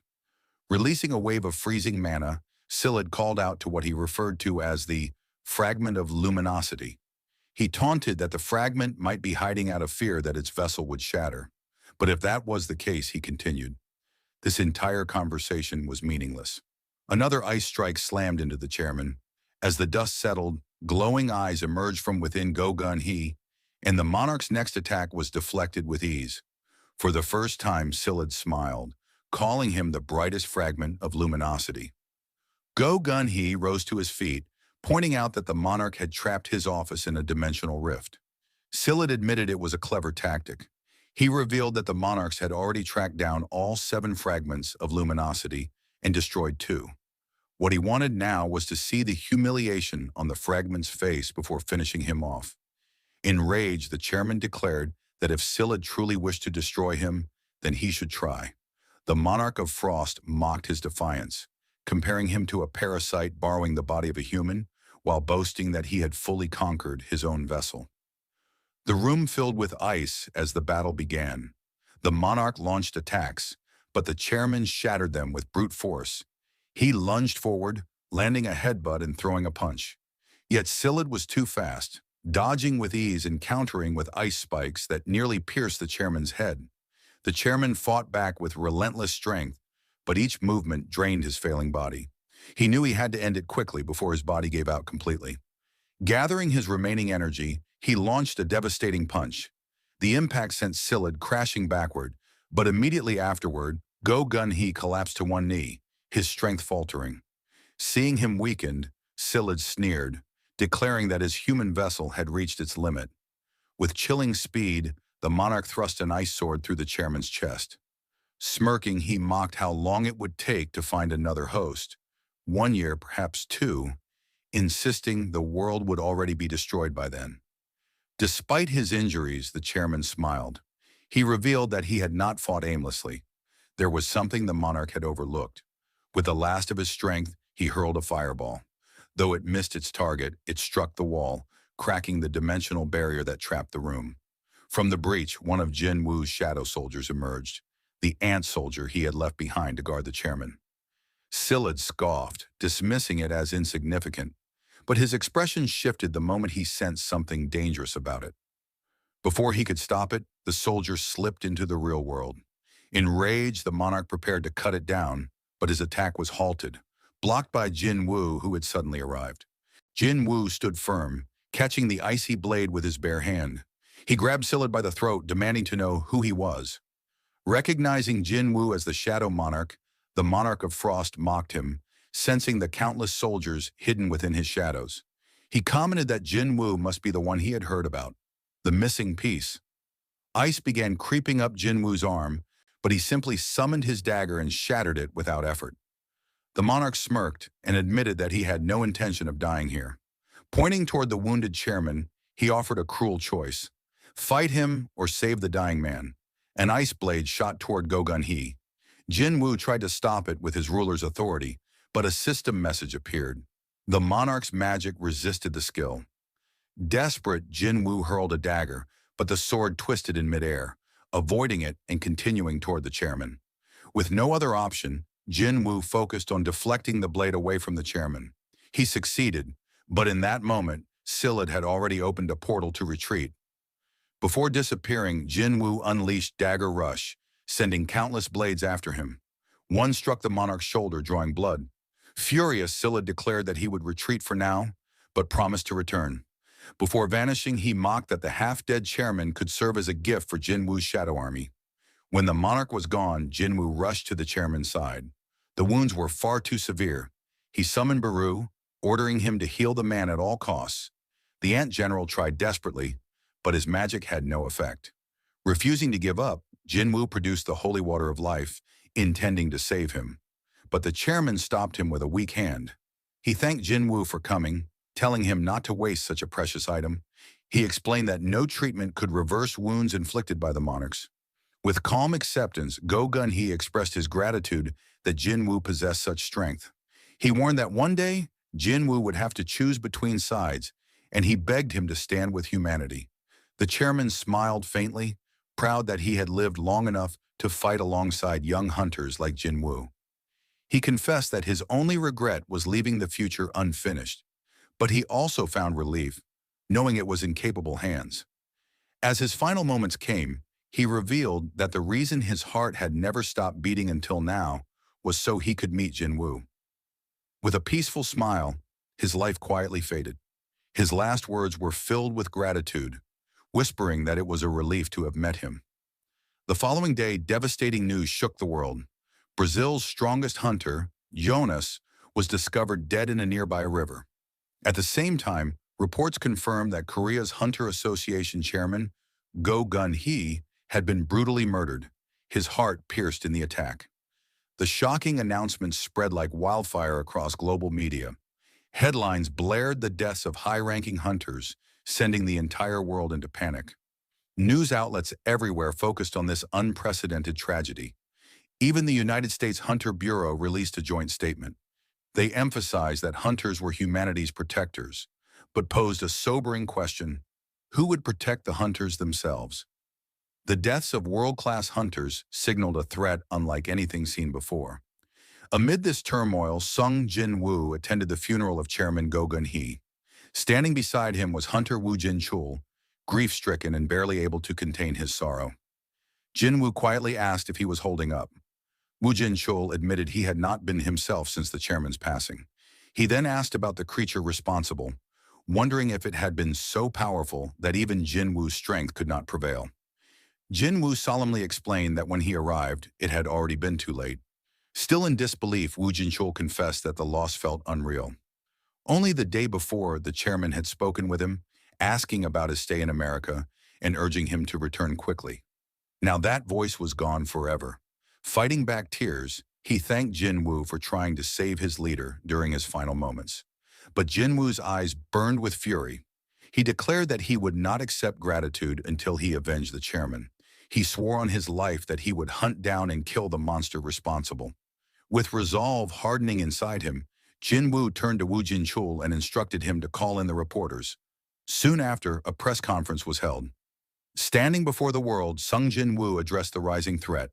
He revealed that a colony of monsters with extraordinary intelligence was specifically targeting the world's strongest hunters.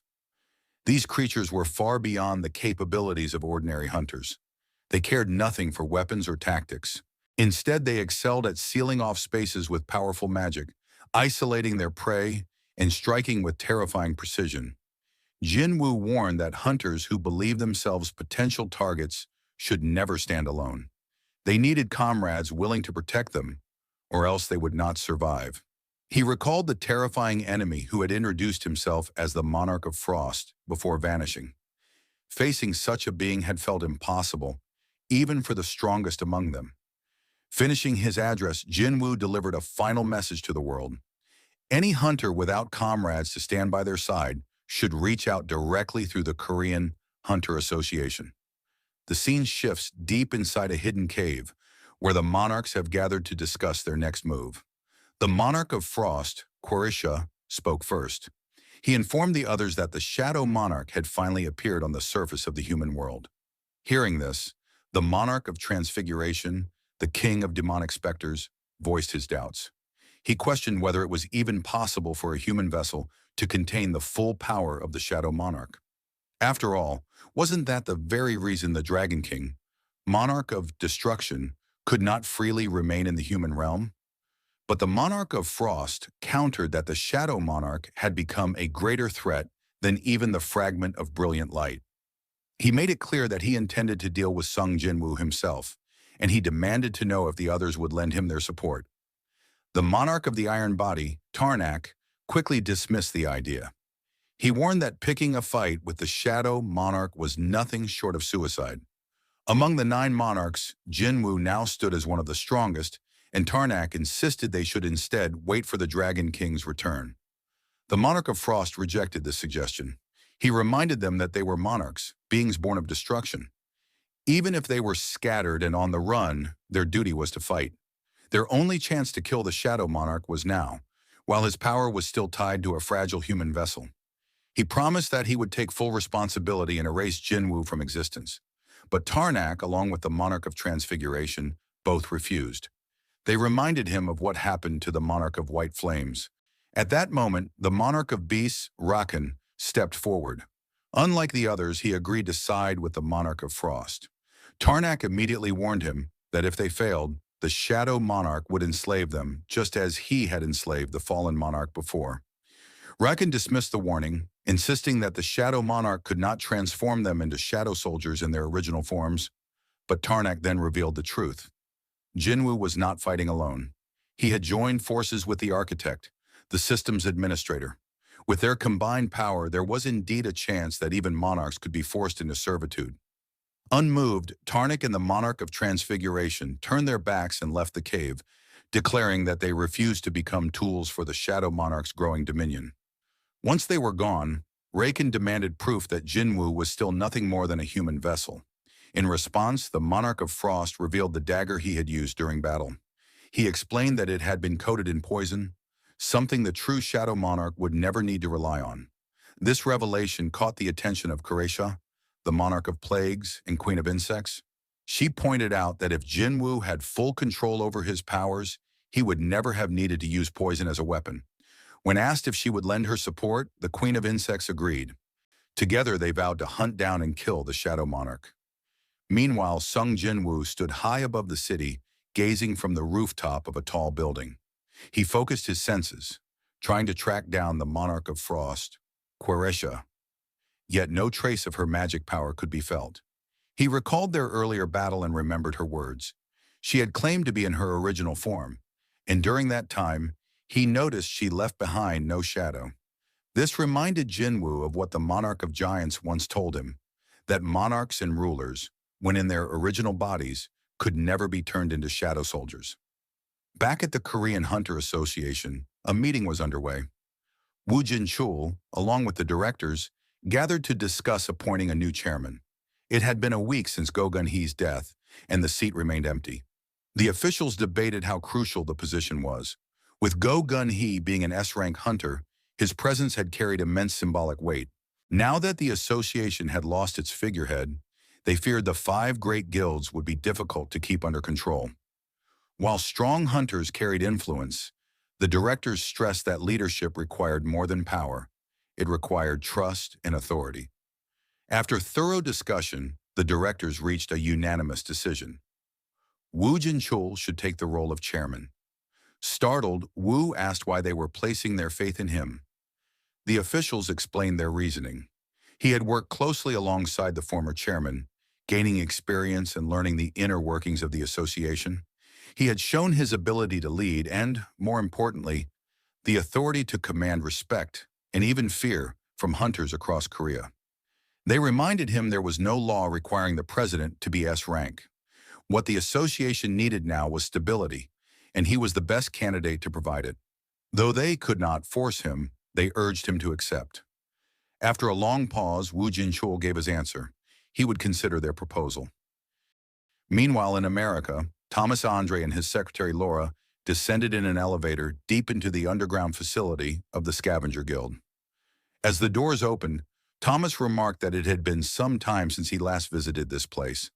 As they walked through the restricted area, Laura asked if he truly intended to give the item away as a gift. Thomas responded with a question of his own. Was it not worth more than his life and the lives of his guild members? Laura clarified that wasn't her concern. Thomas then asked if she believed Jin Wu lacked the skill to wield it. Stopping in front of a weapon sealed away in storage, Thomas admired its brilliance, remarking how incredible it still looked after all this time.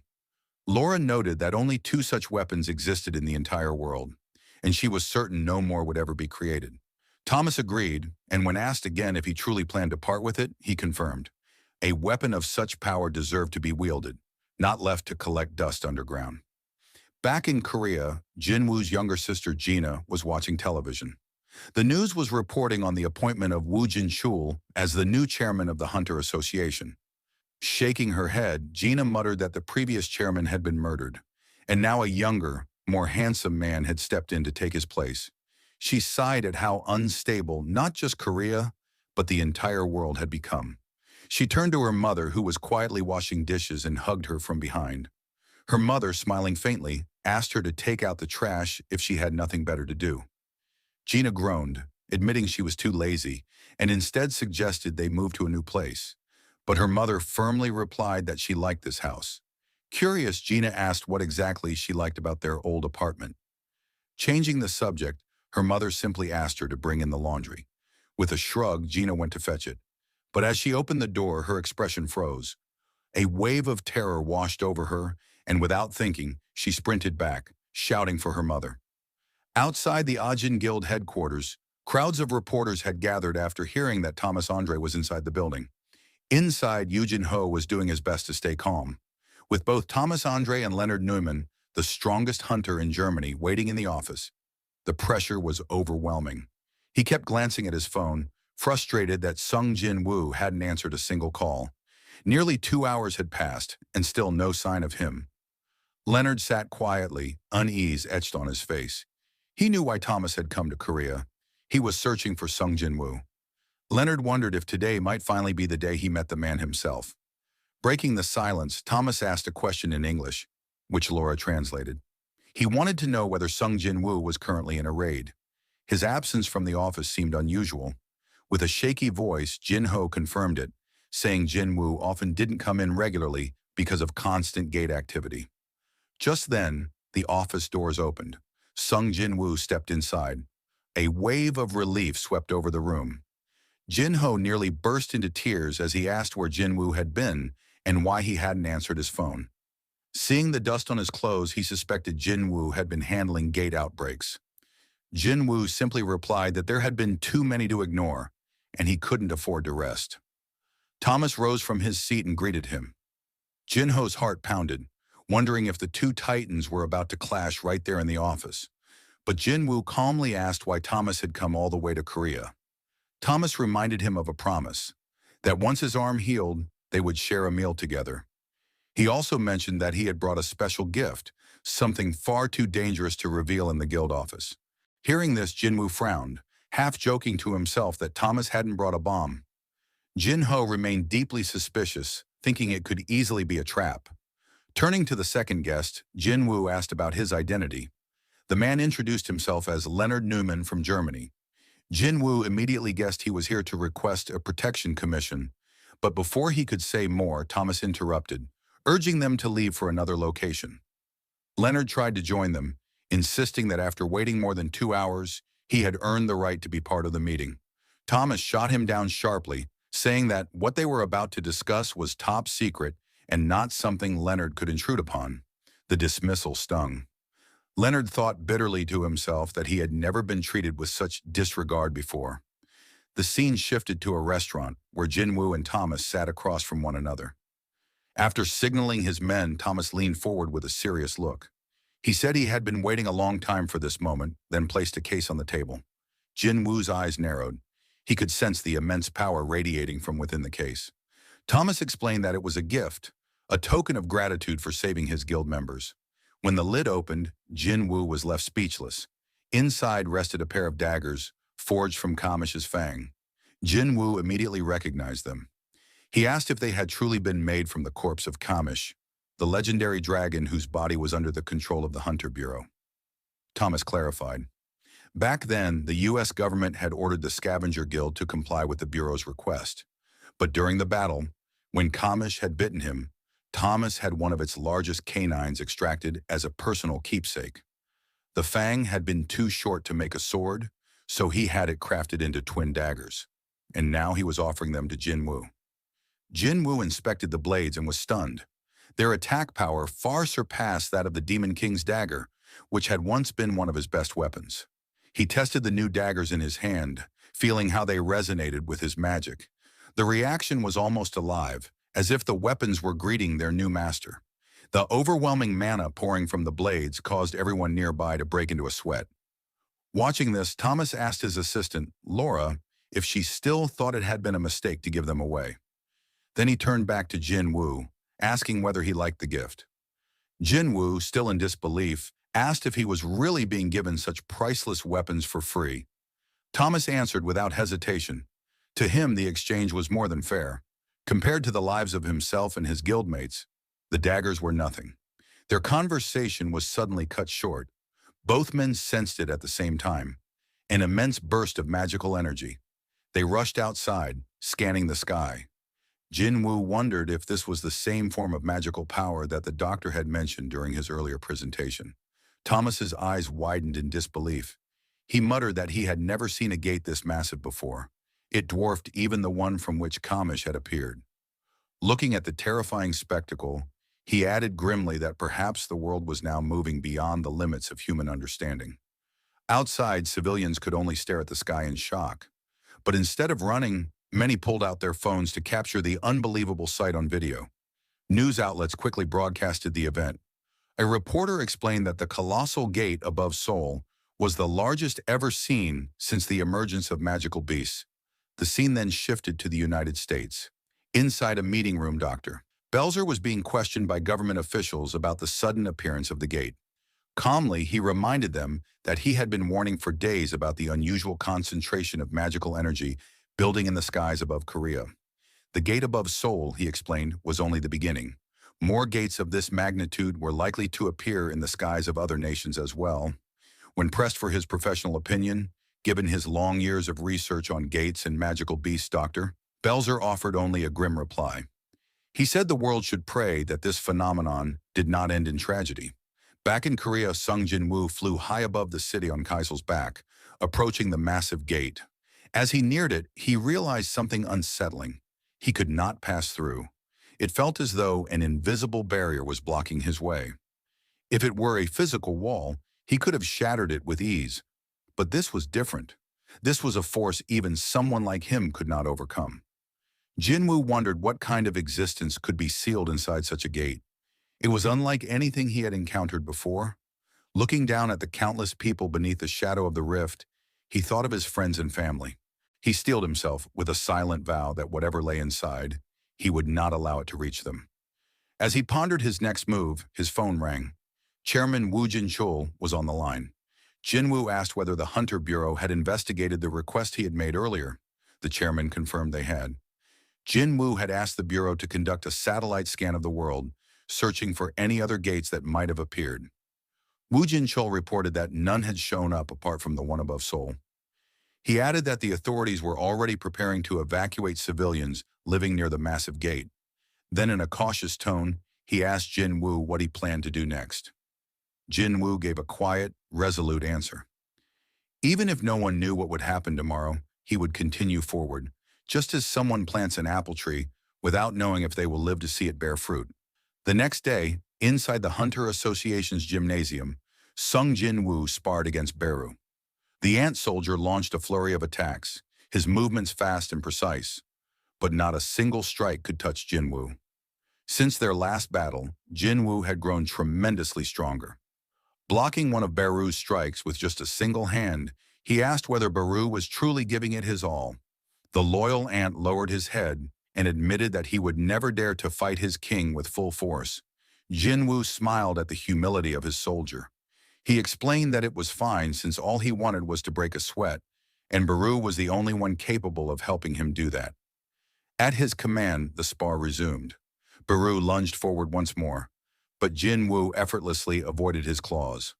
When Beru attacked again, Jinwoo countered with ease, and noted that his soldier had indeed grown stronger after being promoted to commander rank. Jinwoo then pointed out something important. In an army, there could only be one commander.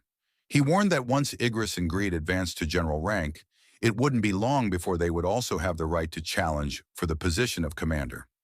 If Baru wanted to keep his place, he would need to continue working hard. Motivated by his king's words, Baru pushed himself to the limit, striking with all the strength he could muster. But Jin Wu quietly thought to himself, it was still not enough. Even though Baru was the strongest among his shadow soldiers, he was still not strong enough to face the enemies that were coming. As Baru attempted a heavy strike, Jin Wu suddenly caught his arm and slammed him into the ground. While the ant struggled to rise, Jin Wu followed with a devastating punch to his ribs, sending him crashing into a nearby wall. Baru staggered back to his feet and humbly praised his master, expressing his amazement at Jin Wu's overwhelming strength. Jin Wu, half amused, joked that perhaps he should block the historical drama channels to stop Baru from learning such exaggerated speech. With the sparring session over, Jin Wu decided to clean up the aftermath. He contacted Chairman Wu Jinchul, asking him not to be upset since he had 300 ants who were quite capable of manual labor to handle the mess. The scene then shifted to another place, where Thomas Andre was standing with his assistant Laura. She asked whether they were planning to return to the United States. But Thomas, gazing up at the enormous gate above Korea, said that he couldn't possibly leave behind something so grand and awe-inspiring. Laura muttered that while it was certainly large, she wasn't sure she would call it beautiful. Thomas disagreed. To him, anything that stirred the heart was beautiful. The fire-breathing dragon, the massive gate, and the unmatched strength of Hunter Sung Jin Wu. All of it, he said, was beautiful. Besides, there were no gates currently appearing in the United States, so he felt no reason to return. Laura mentioned that the Hunter Bureau was worried, but Thomas brushed off their concerns. In his eyes, there was no safer place in the world than being near Sung Jin Wu. If the battle could not be won here, then there would be no future anywhere. That was why he wondered aloud whether this event marked the end of humanity or the beginning of something entirely new. The following day, people began evacuating the area around the massive gate. Meanwhile, at Jin Woo's home, his younger sister Jin A asked their mother why they were not leaving like everyone else. Their mother calmly explained that if this place was destined to become a battlefield, then it was better to choose where they would stay rather than flee aimlessly. Besides, their home did not fall within the official evacuation zone. Upset, Jenna protested. She argued that she was about to enter college, that she had looked forward to drinking freely, enjoying campus life, and living independently. Her life was only just beginning, and she did not want it to end so suddenly. Her mother smiled warmly at her frustration. She admitted that Jenna had a fair point, but assured her daughter that there was no need to worry.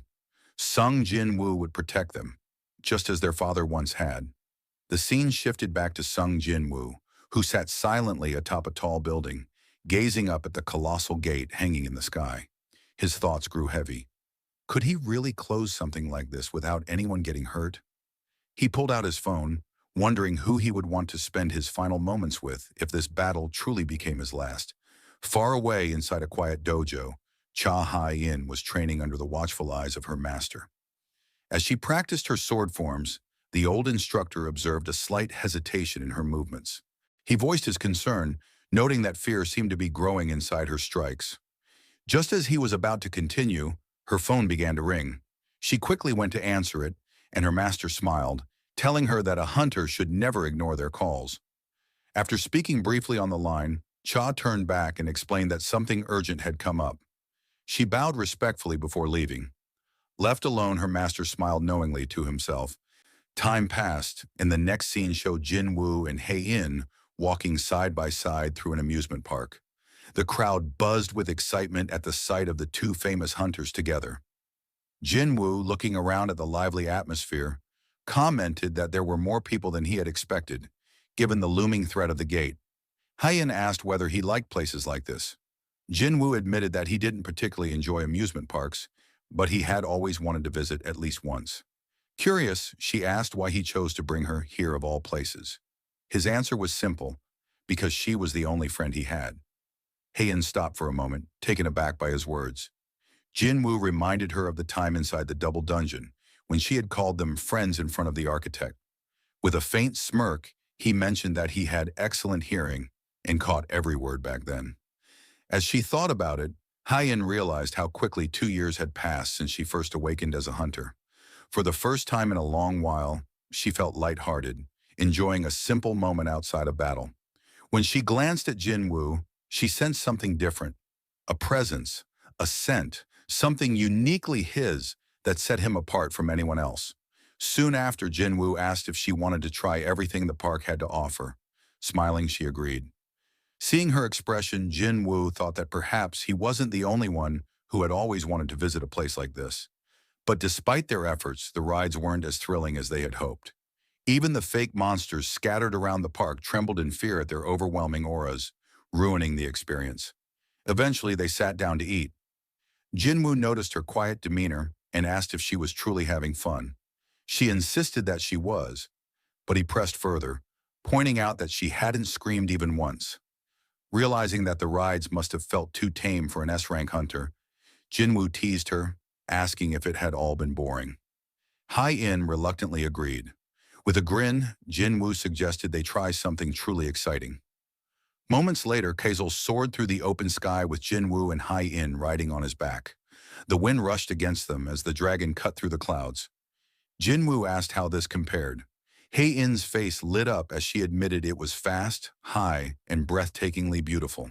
She laughed and wondered aloud why he had even bothered with the amusement park when he had such a magnificent ride at his disposal.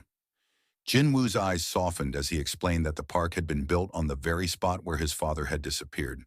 He had wanted to visit it at least once, not for the rides, but to properly say goodbye. Hyen looked at him warmly, touched by the depth of his words. She thanked him, telling him he had done nothing but show her kindness since the day they met. Jinwoo responded quietly that there was still one more thing he wanted to show her.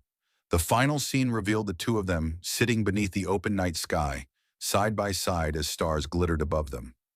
A shooting star streaked across the heavens, and in that fleeting moment, the world's chaos faded into silence. For a brief while, they shared peace together, an unspoken bond forming beneath the endless sky. The next day, a hunter walked down the street, lost in thought. He reminded himself that a massive gate was set to open within a few days. As a newly promoted B-rank hunter, he felt he couldn't afford to let his guard down. But as he walked, he bumped into a stranger. Irritated, he demanded the man stop. Not recognizing who stood before him, the hunter began to shout in anger. People nearby, thinking a fight was about to break out, started to gather around. The hunter puffed out his chest, declaring that he was now a B rank, a relatively high rank among hunters, and demanded an apology. But the stranger was no ordinary man. He was Raken. Without a word, Raken suddenly opened his jaws wide and bit the man's head off in a single savage motion. The crowd froze in horror. Gasps filled the street as hunters and civilians alike realized what they had just witnessed. Then Raken released a surge of mana. The sheer force of his aura crushed everything around him, sending hunters flying through the air as debris shattered and scattered. His monstrous presence loomed over all. He declared to the terrified hunters that from this moment on, they would become his prey. His teeth and claws would tear through their fragile skin and flesh. Raising his voice, he announced his true identity. He was the king of beasts, the beast monarch. With arrogance, he dared anyone to try and stop him if they could. Meanwhile, in a quiet forest, Cha Hyen bent down to drink water from a lake. She looked up as Jin Wu approached her. He casually mentioned that he knew of a hotel nearby that served an excellent breakfast, suggesting they head there to wash up and have a proper meal. With a wave of his hand, he summoned Kaisel, preparing their departure. Back at the Hunter Association headquarters, Chairman Wu Jinchul was being briefed on the sudden chaos. An agent rushed in, reporting that a monster was outside, viciously attacking every hunter in sight. Jinchul asked immediately about the casualties. The agent replied that the numbers were still unclear, but the situation was dire. Frustration welled inside the chairman. By his calculations, there should still have been several hours before the dungeon break occurred. He was already overwhelmed managing the massive gate, and now a powerful monster had appeared without warning. He asked where Jin Wu was, but the staff member regretfully informed him that they had been unable to reach the hunter. Moments later, another agent burst into the room with an urgent update. A hunter capable of confronting the monster had appeared on the scene. Jin Chul asked if it was Jin Wu, but the man shook his head. Instead, he explained that it was a world-class hunter who had happened to be nearby. At the scene, Leonard Neumann stood face-to-face with the beast monarch. The German hunter narrowed his eyes, unsure if he could truly stand against such an enemy. Still, he thought perhaps fate had kept him in Seoul for this very reason, to challenge this monster. But before he could act, a massive hand grabbed his head and shoved him backward. It was Thomas Andre. Towering with unmatched presence, the American national-level hunter stepped forward. He told Leonard bluntly to stay out of the way, otherwise he would only become a burden. Back at a quiet restaurant, Sung Jin Wu was sharing a meal with Cha Hai-in when his phone began to ring. It was Chairman Wu Jin-chul, finally able to reach him after repeated attempts. The chairman asked urgently where he had been, explaining that no one had been able to contact him until now. Jinwoo replied calmly that he had been outside the service zone. Without delay, Jin-chul briefed him on the situation unfolding in the city.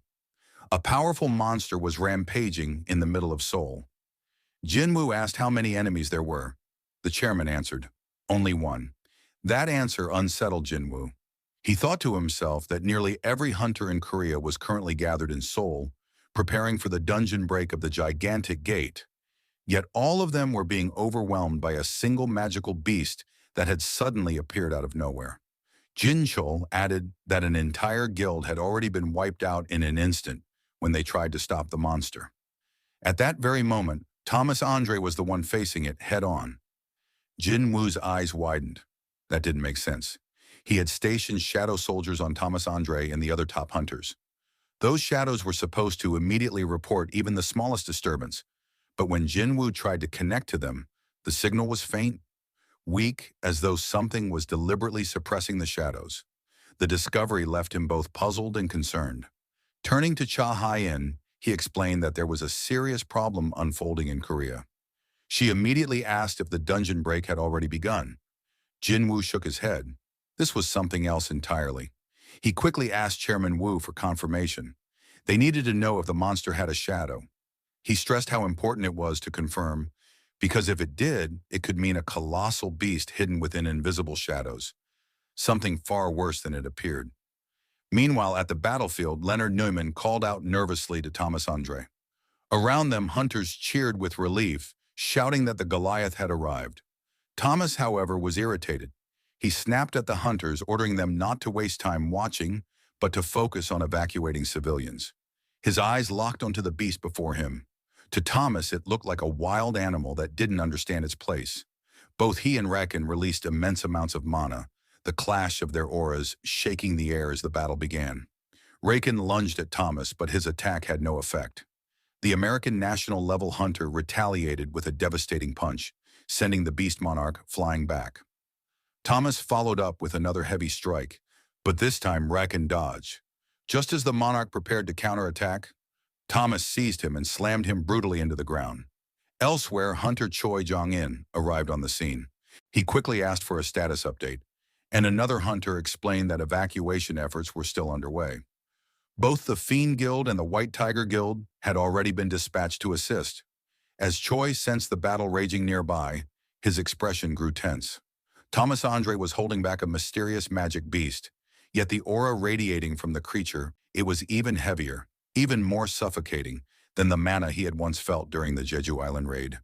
He couldn't help but wonder, what kind of monster could even the Goliath be fighting against? Back in the fight, Raken was sent flying through the air, crashing violently into a nearby building after receiving a heavy blow from Thomas Andre. But that strike wasn't enough to put him down. The beast leapt back toward Thomas with frightening speed and landed a solid hit to his chest.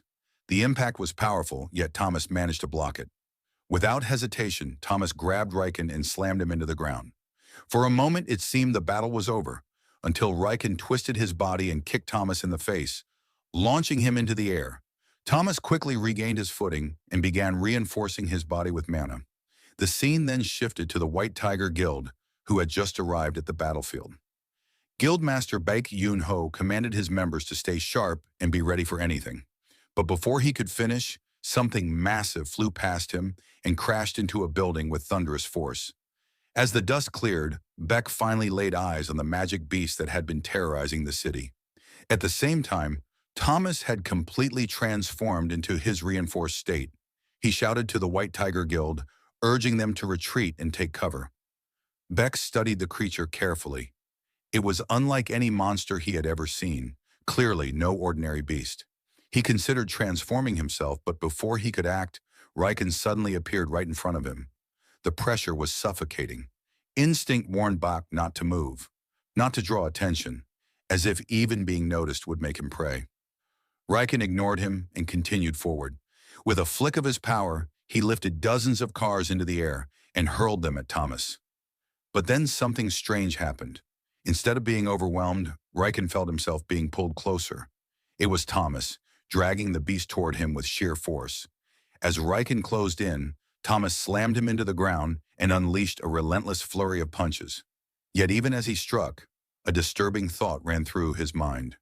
Something was wrong. A deep uneasiness filled him, the kind that whispered he might not win this fight. Riken suddenly caught Thomas's fist mid-strike. Rising to his feet, the beast sneered, mocking the Goliath for being nothing more than a puppet of a fragment. He claimed he had seen enough of Thomas's petty tricks and demanded to know if the hunter was afraid. With that, Riken launched a furious counterattack, forcing the hunters nearby to watch in horror. During the clash, Riken noticed something unusual. Reaching into Thomas's shadow, he felt a presence, the mark of Jin Wu's soldier. With a cruel grin, he dragged out a shadow ant and crushed it in his hand, declaring that it was in his way. Then, gripping Thomas by the neck, Riken taunted him. Since the hunter seemed so confident in his strength, he suggested they test it in a contest of raw power. With a surge of force, Riken shattered Thomas's reinforced armor. But when the armor broke, he was stunned to see nothing inside. Thomas had slipped behind him. Grabbing the beast, the Goliath growled in fury and snapped Riken's neck. For a moment, silence hung in the air. But then, before Thomas's eyes, Riken's body regenerated completely, as if nothing had happened. The beast seized Thomas by the face and slammed him to the ground, mocking him further. He said he was beginning to feel hungry again. But before Riken could act, a blast of mana struck him from behind. As the smoke cleared, Leonard Neumann stood there, trembling yet defiant. He declared that he wouldn't allow Riken to do as he pleased. Just standing in front of Riken sent shivers down Leonard's spine, but he refused to back down. Behind him, Thomas warned Leonard to run, insisting he would be killed if he stayed. But Leonard answered firmly. He knew the danger, yet he was still a hunter. In his heart, he accepted his fate. He told himself he would rather die with pride than live a meaningless life.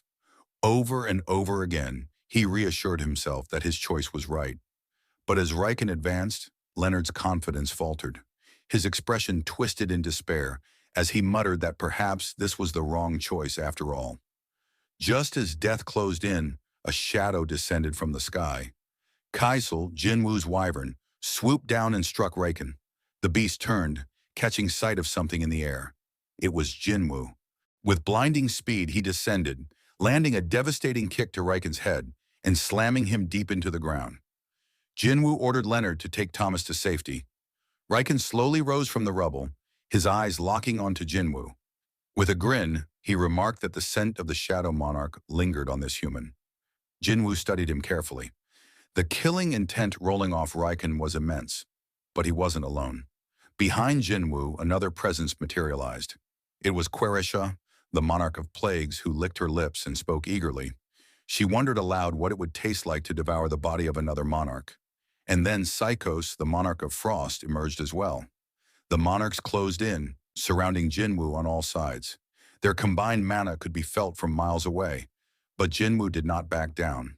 With a command, he summoned his entire army of shadow soldiers to charge. Psychos released a freezing breath, instantly trapping the soldiers in ice. He mocked Jin Wu, saying that his army couldn't even take a single step within this prison. Queresha sneered, accusing him of overstepping by daring to use such forces against monarchs. Psychos added that Jin Wu had yet to fully absorb Ashbourne's power.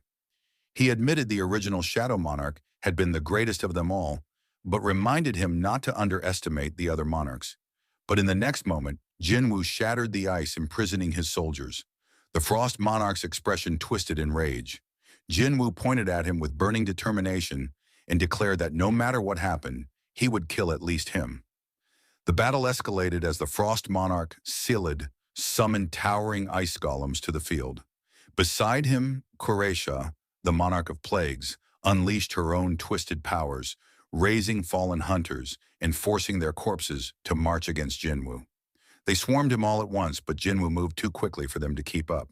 With effortless precision, he weaved through the attacks and leapt directly towards Silid. The Frost Monarch's eyes widened at Jinwoo's speed. But before the Shadow Monarch could land his strike, Raken, the Beast Monarch, intercepted him mid-air. The two clashed with devastating force, exchanging blow after blow. Raken sneered as his gaze fell on the blade in Jinwoo's hand. He mocked the hunter, scoffing at the idea that such a simple piece of metal could ever harm him. His confidence shattered instantly when Jinwoo swung and sliced clean through his hand. Jinwoo coldly remarked that he would have been right if it were just any ordinary piece of metal. Before Jinwoo could finish the fight, Quretia intervened, pulling Raken to safety. In the distraction, the Beast Monarch calmly reattached his severed hand, his grin returning. Now Jinwoo found himself surrounded, not only by the three monarchs but also by their countless minions. At that moment, a sudden crack echoed through the frozen battlefield. One of Jinwoo's shadow soldiers had broken free from Psychos' prison of ice. It was Baru. The ant commander let out a piercing cry of rage as his eyes locked on Quretia. Furious that she had dared to lay a hand on his master, Baru charged straight for her. Both Silid and Raken faltered in shock. They could hardly believe that a commander-class being like Baru was under the control of a mere human. Quretia smirked at first, raising her hand to strike. She mocked him, saying a child who refused to acknowledge his mother deserved to be punished. But when her powers collided with Baru's claws, she was overwhelmed. His strikes tore through her abilities, leaving her momentarily stunned. Baru dropped to one knee before Jinwoo, declaring that his master had fought evenly even against beings of a superior species. As always, Jinwoo's strength surpassed his expectations. The Plague Monarch's minions swarmed forward, but Jinwoo and Baru fought side by side, cutting them down with unmatched ferocity. Just as the tide began to shift, Quretia struck from behind. Her ambush sent Baru crashing aside and landed a crushing blow on Jinwoo, blasting him into the ruins of a building. Before he could recover, Silid rained down a barrage of ice projectiles. Buried in the rubble, Jinwoo rose to his feet, blocking the onslaught. The Frost Monarch mocked him, demanding to know how much longer he could endure under their relentless attacks. But Jinwoo's response was decisive. In a blur of motion, he drove his blade straight into Psychos' chest, piercing his heart. Cold determination filled his voice as he declared that the Frost Monarch would not leave this battlefield alive. Furious, Silid ripped the weapon from his body, bellowing in outrage that a mere human dared speak such words to a monarch. Jinwoo noted grimly to himself that even a strike to the heart wasn't enough to kill them. Without hesitation, he moved to strike again. But this time, Raken appeared behind him. With brutal speed, the Beast Monarch slashed across Jinwoo's back, drawing blood. Seeing their liege wounded, Baru's rage spiraled out of control. He prepared to charge again, but before he could, Quretia appeared behind him. With a sickly smile, she introduced herself as the Monarch of Plagues, the mother of every insect in existence. Wrapping her twisted energy around Baru, she whispered that even if he was an ungrateful child who no longer recognized his mother, she would still embrace him. Meanwhile, Sung Jinwoo was on his knees, battered from Queretia's brutal assault. The monarch sneered at his weakened state, declaring that this was the end.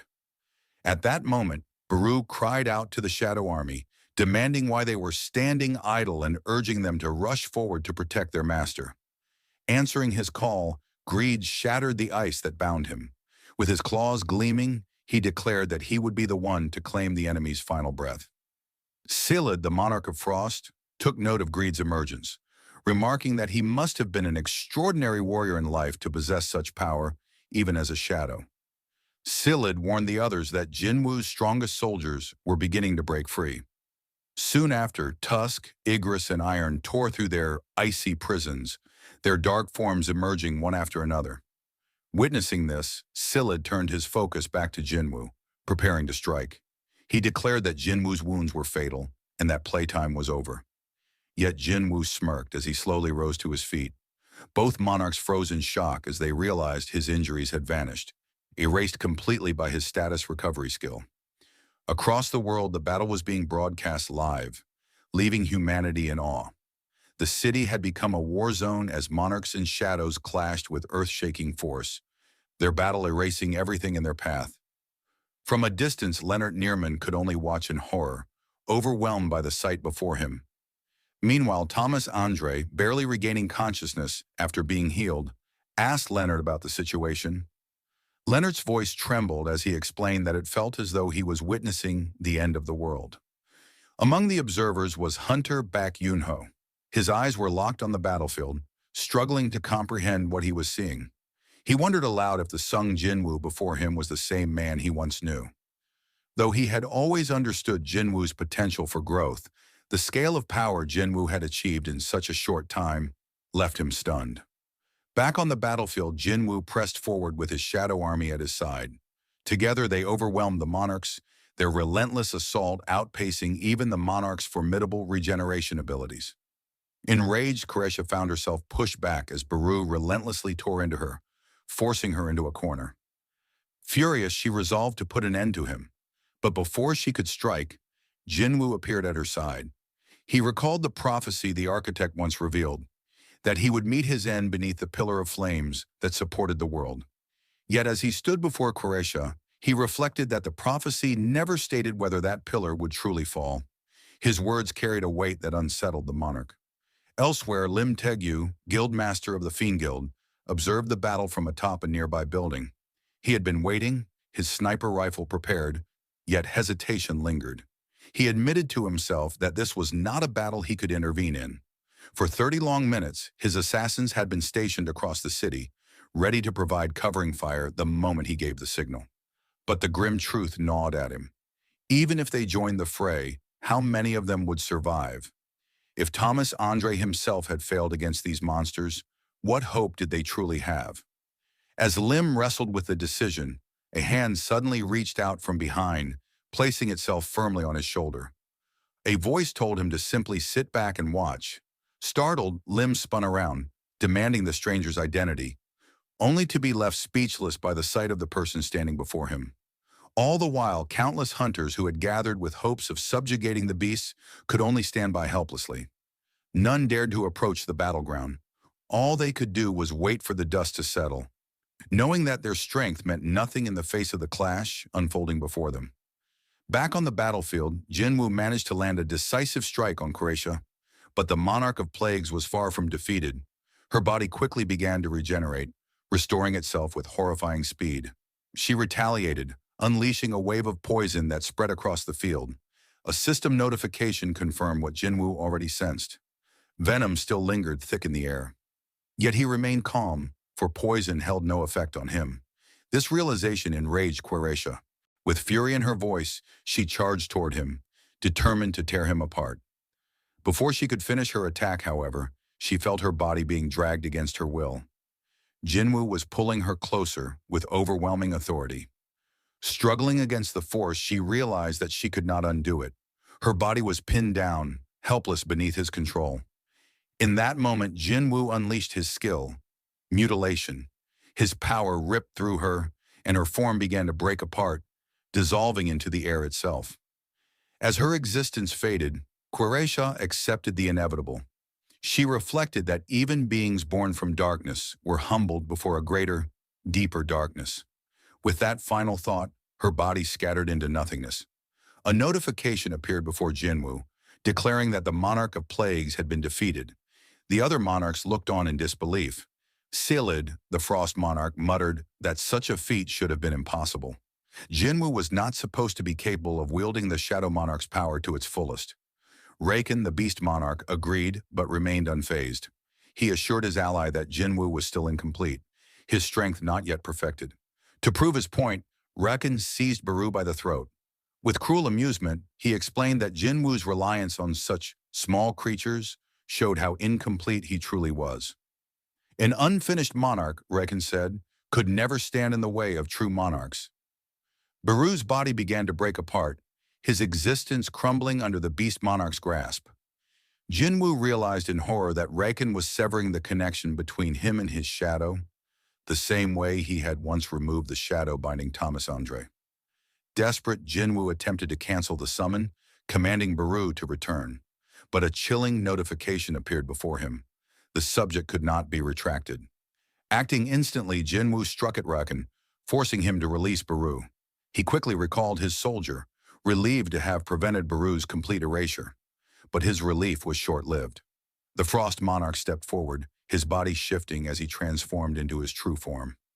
Scylla declared that Jinwoo's ability to control shadows meant nothing if the connection could be cut. His plan was to trap Jinwoo's soldiers beneath layers of ice, forcing them into a cycle of destruction and regeneration. By doing so, they would become nothing more than parasites, draining Jinwoo's mana until he was powerless. He unleashed his authority, encasing the battlefield in ice and preparing his assault. Jinwoo braced himself, but Scylla was merciless. He slashed at Jinwoo, wounding his arm, then lifted him and slammed him into the ground with crushing force. Yet Jinwoo endured. He burst from the rubble and retaliated, striking at the monarch. Scylla dodged and countered with terrifying speed, launching Jinwoo backward. Jinwoo steadied himself, but he quickly realized how fast his opponent was. The Frost Monarch studied him carefully, noting that his stealth ability must burn through enormous amounts of mana. With cold certainty, he lunged forward, vowing to end the battle quickly. Their clash shook the air. Jinwoo analyzed every movement, thinking that he could read Yogamun's attacks but lacked just enough speed to close the gap. Determined, he pushed harder. The monarch scoffed, dismissing Jinwoo's efforts, and summoned waves of ice magic. But by then, Jinwoo had already slipped behind him. For a moment, Jinwoo believed he had finally gained the upper hand, but Scylla only smirked. Something was wrong. Observers all around the battlefield froze in shock, their eyes widening in horror. Even Leonard Neerman could hardly believe what he was witnessing. Behind Jinwoo, the beast monarch had appeared. Reckon struck with ruthless precision, driving his massive claws through Jinwoo's chest. Mocking him, Reckon declared that Jinwoo was nothing without the speed he so relied on. Jinwoo looked down at the claws piercing his body as his daggers slipped from his grasp, clattering to the ground. Yet even in this dire state, his thoughts remained defiant. His level had risen again, he reminded himself. Compared to that growth, such wounds were nothing. The Frost Monarch picked up one of Jinwoo's fallen daggers. With icy cruelty, he plunged it back into Jinwoo, mocking him as he asked whether Jinwoo could heal as he had before. He reminded him that he was still incomplete, not yet a true monarch, and demanded to know if this was as far as he could go. With the entire world watching the broadcast, Scylla proclaimed what awaited humanity. Once the monarch army set foot in this world, human corpses would rise in mountains, and rivers of blood would flow endlessly. Yet he had a different fate planned for Korea, the land Jinwoo called home. He vowed to personally freeze every man, woman, and child. They would endure eternal agony, trapped in bodies that could neither die nor truly live. Their suffering, he declared, would become his joy. As his icy power consumed Jinwoo, the hunter's body froze, and his vision dimmed. He told himself he only needed to endure a little longer. Then a chilling notification appeared. His HP had dropped to 0. The player had died. But in that very instant, another message appeared. The system declared that the player possessed the Black Heart and had fulfilled the conditions for a passive skill. The skill activated. The battlefield was suddenly engulfed in radiant light. Jinwoo's eyes slowly opened. He found himself lying in a hospital bed, his mind clouded by confusion. Sitting up, he began to panic. Memories of the brutal battle with the Monarchs came flooding back. The beast Monarch's claws, the Frost Monarch's dagger piercing his chest. He thought to himself, had all of that been just a dream? He clearly remembered the sensation of his heart being pierced. Yet somehow he was still alive. The door opened, and Wu Jinchul entered the room alongside another man. They asked if Jinwoo had regained consciousness. Startled, Jinwoo looked at them and immediately asked what had happened to the monarchs. He even called him Chairman Wu, demanding to know how he had survived. Wu Jinchul froze at the words. He calmly corrected Jin Wu, explaining three things. First, he was not the chairman, but the chief inspector of the surveillance team. Second, he needed to ask Jin Wu about the strange moving statues. And third, he wanted to know how Jin Wu already knew his name. Jin Wu was stunned. None of this made sense. Wu Jinchul continued, saying that when they had arrived at the scene alongside the White Tiger Guild, everything was already over. But Jin Wu shook his head. This wasn't what he was talking about. The more he listened, the more Jin Wu realized something impossible had happened. Somehow he had traveled back in time. Wu Jinchul, sensing his confusion, asked if he was all right. Jin Wu told him he simply needed time to process everything. Checking his status window, Jin Wu was shocked to see that nothing had changed. His stats and inventory remained exactly as they were before. Even Kamish's wrath was still in his possession. Just then, a familiar voice called out. His sister Jin Ah entered the room, scolding him for not resting. She asked if he had hit his head in the dungeon too. Looking him over, she frowned in confusion. She even questioned if she had entered the wrong room, asking who he was. Jinwoo realized she didn't recognize him because his appearance had gradually changed in the future. Jinna hesitated, staring at him. Was this really her brother? He looked so different, taller and far more mature. Jinwoo brushed it off, telling her it was probably her imagination. He stood and told her he was busy. He needed to head to the Hunters Association. When Jinna asked why, he replied that he planned to give up being a hunter. Before leaving, he told her to go back to school, knowing she had skipped class to check on him. He then turned to another girl nearby, Han Song-yi, and firmly told her not to even think about giving up her studies to become a hunter. Han Song-yi was stunned. How did he know her name? Jinwoo pulled his hood over his head as he left. His thoughts raced. He no longer had his shadow army. He would need to rebuild it from scratch. None of this made sense. Arriving at the association, Jinwoo requested a re-evaluation of his rank. The staff whispered in awe. He was the first S rank to appear in 2 years, but even with their device, they couldn't measure his magical power. Jinwoo interrupted, saying that before the test was repeated, he wanted to meet the chairman. Though the staff offered to guide him, he walked away, stating that he already knew where the office was. The employees were left whispering among themselves. How could an outsider possibly know the location of the chairman's room? While riding the elevator, another man stood beside Jinwoo. His name was Kang Tae-sik, and he was deep in thought. He wondered what kind of excuse he should prepare this time. It wasn't his first time lying to the association, but if he ever got caught by Chief Inspector Wu, he would be in serious trouble. Then, without warning, Jinwoo spoke to him. He revealed that Tae-sik possessed a stealth ability, yet had failed to report it. Startled, Tae-sik reached for his weapon, demanding to know how Jinwoo could possibly know that. Jinwoo calmly warned him. In the near future, someone would ask Tae-sik to avenge their daughter. Jinwoo didn't care how he handled criminals, but if Tae-sik ever harmed innocent hunters in the process, Jinwoo himself would kill him. "This is my first and final warning," Jinwoo said. Shaken to his core, Kang Tae-sik nervously asked who Jinwoo truly was, but Jinwoo only walked away, leaving him speechless. "He's like a ghost," Tae-sik muttered. Jinwoo finally entered the office of Go Gun-hee, the association's chairman. His eyes softened. It had been so long since he had last seen him alive.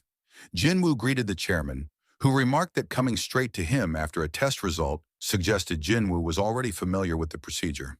He sensed Jinwoo's heavy emotions and gently asked if he was all right. Jinwoo brushed it aside, insisting it was nothing. Interrupting the formalities, Jinwoo made a bold request. He proposed that the regulations be changed so that summoned creatures could be officially counted as raid members. In exchange, Jinwoo promised something incredible. He would go to Jeju Island and personally exterminate the ants.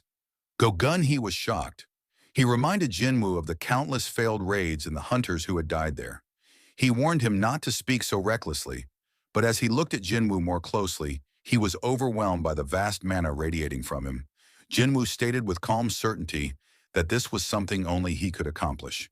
He would take care of the ants. The chairman was left speechless, realizing that Jinwoo's power already far exceeded even that of a national-level hunter. A sequence of Sung Jinwoo's past adventures began to flash before his eyes. He saw himself saving Li Juhi during the early days, surviving the deadly Red Gate incident, and defeating the High Orcs.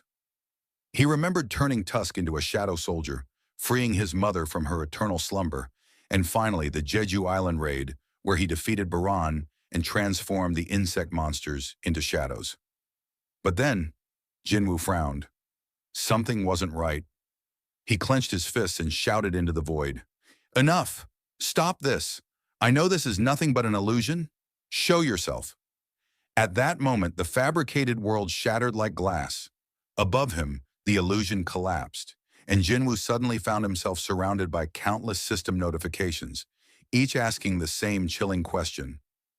Do you wish to restart the world? Confused yet determined, Jinwoo demanded to know who was behind all of this. Finally, an entity revealed itself before him. Jinwoo's eyes widened in recognition. It was the King of the Dead.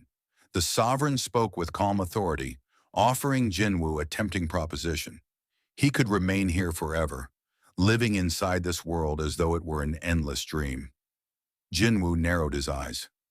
So, what you're suggesting is that I allow myself to be trapped inside this false reality you've created. The King of the Dead shook his head. No, I didn't create this. You did. This world was born from your own desire to correct the mistakes of your past, fueled by my power. In other words, this domain is mine. This is eternal rest. This is death. His voice echoed like a funeral bell as he continued. I have been watching you longer than you could ever imagine. You who always walked closest to death, yet resisted it with everything you had. I am the record of your struggles, the proof of your defiance, and the reward for your suffering. I am you. The King of the Dead explained that within this territory, Jinwoo held limitless power. He could turn the monarch's own servants into shadows, absorb their strength, and even alter reality itself, though only inside this domain. Jinwoo raised his voice again. So you're saying you and I share the same power? The figure nodded slowly. I have waited an eternity for this moment. I am the Shadow Monarch, the administrator of the deepest darkness. Jinwoo's next question carried both suspicion and curiosity. Then why was I chosen? The Shadow Monarch's answer was chilling. I shall show you our beginning, our end, and your true beginning. The perspective shifted back to the battlefield in the real world. Sung Jinwoo's body was frozen by the power of the Monarch of Frost. Observing him, the Monarch of Beastly Fangs muttered coldly, he's dead for sure. Meanwhile, Thomas Andre informed Leonard Newman that Jinwoo's presence had vanished. Upon hearing this, Hunter Baek Yunho refused to believe it. That's impossible. If he's truly gone, then there's no one left who can stop those beasts. From atop a building, Lim Tigyu clenched his teeth in regret. I shouldn't have listened to that person earlier, he thought. Looking down at the horde of magical beasts, he wondered if bombardment could still stop them. Finally, he decided, prepare to fire. We'll unleash everything we have on my signal. Our target is that beast that resembles a White Walker. But just as the hunters prepared their attack, something changed.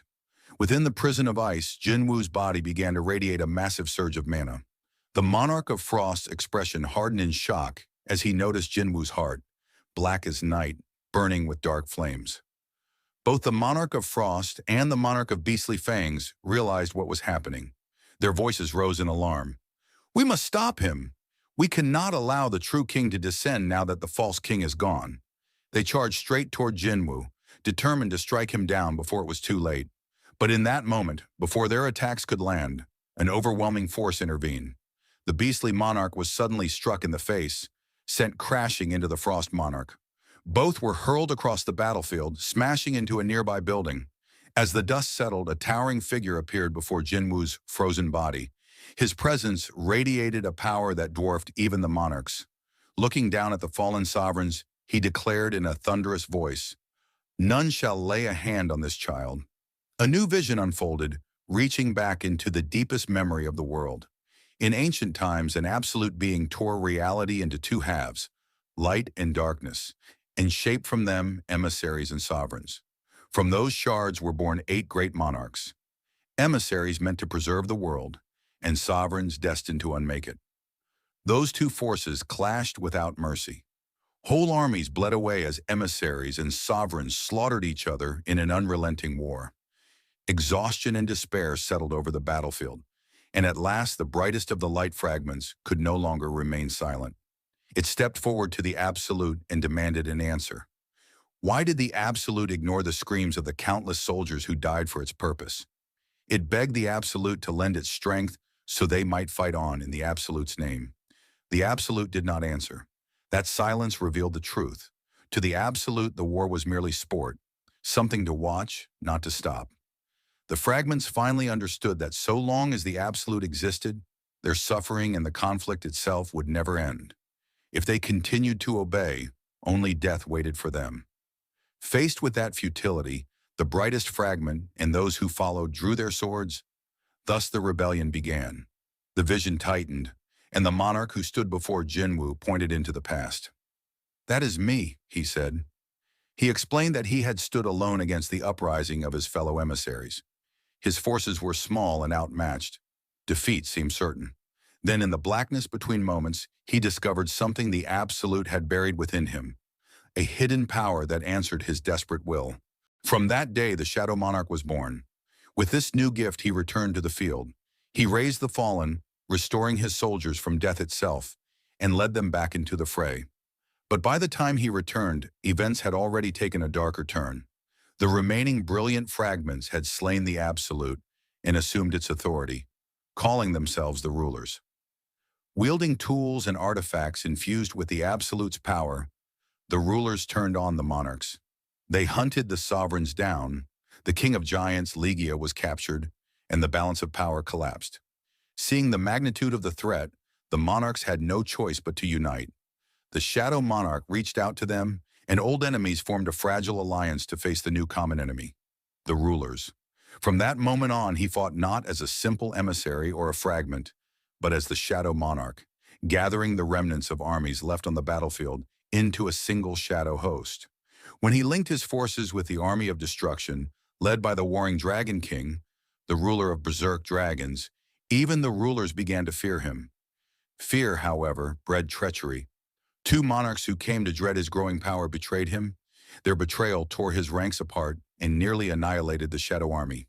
In the chaos, the Beast Monarch abandoned his soldiers and fled, while the White Flame Monarch, Baron, paid with his life. Then the rulers descended from the sky. They surrounded the Shadow Monarch and, to his astonishment, dropped to their knees and begged for forgiveness. They claimed there was no longer reason to fight. Though they possessed the power to erase him on the spot, they chose to spare him, an act that, if nothing else, carried the weight of respect. He had stood at their side on the front lines, fighting while commanding the army of brilliant light. But the Shadow Monarch could not forget what had happened. Turning to those who now begged him, he asked in a voice that hardly concealed his pain, had they not once raised their blades against his liege? Their answer was blunt. The slain had been their master as well. Anger flared in the Shadow Monarch. If their former lord had been master to them too, then their betrayal was all the more unforgivable. One of the fragments tried to explain. They had rebelled because they wanted to end the war, to stop the endless slaughter. They pleaded that they had acted for a higher purpose. The Shadow Monarch did not soften. He challenged them with one final terrible proposal. If they truly desired the end they had sought, then finish it. Pierce his heart with their spears and claim the conclusion they begged for. Let him be the end that would make them victors at last. But the fragments recoiled from such a fate. Instead of driving their spears home, they dropped their weapons and fell before him, begging for mercy and surrounding him in a show of contrition. They bowed and offered their respect, asking him to forgive what they had done. The Shadow Monarch told Jinwoo that he had been overwhelmed and found no way to break the cycle, so he chose to withdraw and bide his time for vengeance. While hiding, he carried within himself the Monarch of White Flames, a sealed power he intended to unleash once he had recovered enough strength to strike back at the Beast Monarch's forces. But things had not gone as he planned. The other monarchs, already weakened from endless war, were crushed by the rulers while he lay in hiding. When he finally reappeared before those who had fled into the gaps between dimensions, conflict did not reign. The Dragon Monarch forbade any fight. He understood that the monarchs needed time to rebuild, and so he welcomed the Shadow Monarch into their ranks. Together they began searching for a new world where they could rebuild their armies. When Jin Wu asked if the monarch meant Earth, the Shadow Monarch confirmed it and revealed images of ruined cities. Jin Wu recognized one scene immediately, the Demon Castle, and wondered whether the vision showed what would happen in the future. The Shadow Monarch corrected him. It was not the future, but a recording of the past. He explained that the rulers had once been slow to detect the monarch's movements. By the time the rulers arrived, the monarch's destruction was already complete.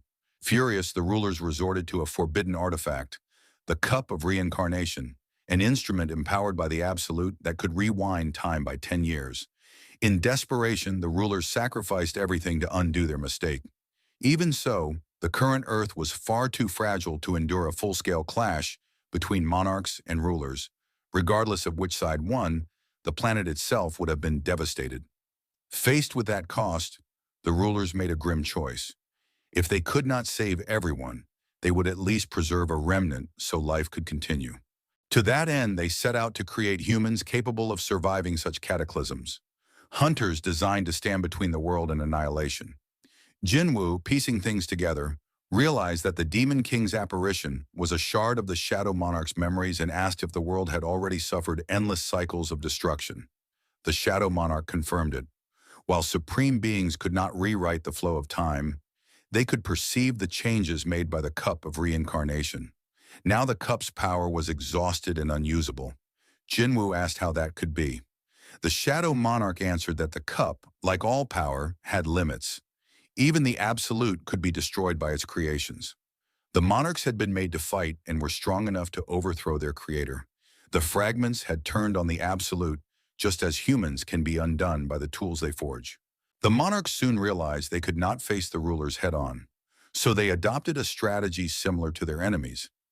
Just as the rulers had bestowed fragments of their strength upon humans to fight against magical beasts, the monarchs devised their own plan. They would descend into the human world by borrowing mortal bodies as vessels. Through this method, they could appear much earlier than the rulers had anticipated, bringing their armies with them. Their ultimate goal was to transform Earth itself, now overflowing with magical energy spread by the rulers, into a colossal battlefield and trap. But there was one major problem. To become vessels for monarchs, human bodies needed to withstand enormous power, and among all mankind at that time, there were none capable of containing the might of the Shadow Monarch or the Monarch of Destruction.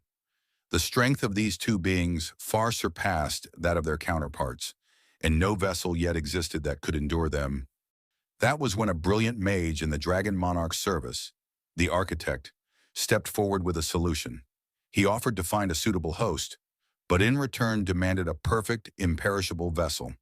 Because no natural body could hold death, the Architect designed a system to search the human race for an individual with a rare combination of traits: a keen sense for magic, exceptional physical potential, indomitable spirit, and iron mental resilience. He built games and simulations to probe human limits and discover the one person who could match a monarch's power. The system eventually identified someone who shattered expectations: Jinwoo himself. Though he had always seemed weak and repeatedly skirted death, he survived where many would have perished. The Architect's algorithm was outmatched. Even he could not predict what Jinwoo would become. The Shadow Monarch told Jinwoo plainly he had watched him, even against the Architect's intent, and had chosen him. The Shadow Monarch described himself as the record of Jinwoo's struggles, the living proof of his defiance, and the reward for his pain. Jinwoo asked whether, even so, he had been insufficient to contain the Shadow Monarch's power. The Shadow Monarch explained that the Architect tailored the system to Jinwoo's human skills and preferences, games and trials that would both entertain and strengthen him. The system, powered in part by the Shadow Monarch's own energy, slowly leveled Jinwoo up until his body could approach the needed threshold. Why had the Shadow Monarch betrayed the Architect and the rulers? Jinwoo pressed. The monarch admitted he had debated loyalties and finally made a choice. He refused to stand with the rulers. He had hidden instead because he could not bear to lose what he had found in Jinwoo. Over time, their identities had fused. The Shadow Monarch became Jinwoo, and Jinwoo became the Shadow Monarch. Ownership of the body, the monarch said, had become irrelevant. They had become one. He then gave Jinwoo a choice. He could remain inside the domain of death, an eternal dreamscape crafted from Jinwoo's desires, and live forever in that endless reverie. Or he could return to reality, to a world where enemies still waited and battles were not yet finished. Jinwoo answered without hesitation. This place was not where he belonged. The Shadow Monarch smiled and began to walk away. When Jinwoo asked if this would be their last meeting, the monarch replied that he would return to his rest. Jinwoo, now the new Shadow Monarch in truth, would live on in an imperishable state. The chances of their paths crossing again were slim. The monarch added that, with Jinwoo's death, his power had become absolute. And then Jinwoo cut him off, saying simply he already understood. The Shadow Monarch gave a final, knowing smile and told him the truth plainly. Because I am you. Meanwhile, the Frost Monarch Salad and the Beast Monarch Raken stood frozen as they witnessed Sung Jinwoo's rebirth.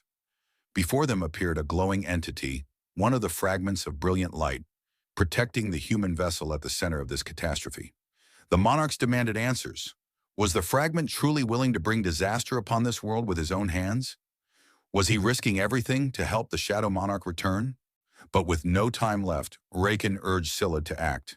They moved to strike, while the fragment readied himself to buy Jinwoo just enough time to awaken. In a flash, battle erupted. Scylla lunged forward with his trident, but the fragment slipped aside with ease. Raken dove down from above, claws outstretched, yet his target vanished again, reappearing behind Scylla to drive a blade into his shoulder. Shocked, Scylla realized their opponent was reading his movements, adapting to his attacks in real time. Raken noticed it too. The fragment fought like a veteran of countless wars, avoiding every frost technique while parrying each of his assaults. As Raken pressed forward, Scylla attempted to freeze their enemy in place, but once again the fragment proved faster. With a brutal kick to the chin, he sent the Frost Monarch crashing into a nearby building. Raken seized the opening, charging with jaws wide to rip the fragment apart, but instead pain exploded through him as the light pierced his face. An elbow followed, slamming into his ribs and hurling him backward. Roaring in fury, Raken ripped the weapon free, vowing to tear the fragment apart. But even as he spoke, his body trembled. The reason became clear. From behind them surged an overwhelming tide of mana, terrifying in its weight. Raken instinctively leapt back, putting distance between himself and that unfathomable power. Recovering, Scylla declared the fragment's tricks would not work again, then ordered Raken to continue attacking. But Raken refused. The air itself was crying, he said. The Shadow Monarch was coming. Opening a portal, he announced he would go no further. Scylla shouted in disbelief, accusing him of cowardice and betrayal. But Raken answered coldly. His promise was only valid while Jinwoo remained human. With the true monarch awakening, he had no reason to stay. As he vanished through the portal, he left Scylla with one final remark, that he could never understand the terror of facing the Shadow Monarch's real power. Enraged and abandoned, Scylla chose to fight alone. Slamming his trident into the ground, he unleashed his full strength. A monstrous storm of frost tore across the battlefield, forcing even the human hunters to retreat under Lim Tigu's command. Spears of ice rained down, driving the fragment into desperate dodges while Scylla conjured an attack of apocalyptic scale. High above, an enormous glacier formed, swelling larger and larger until it blotted out the sky.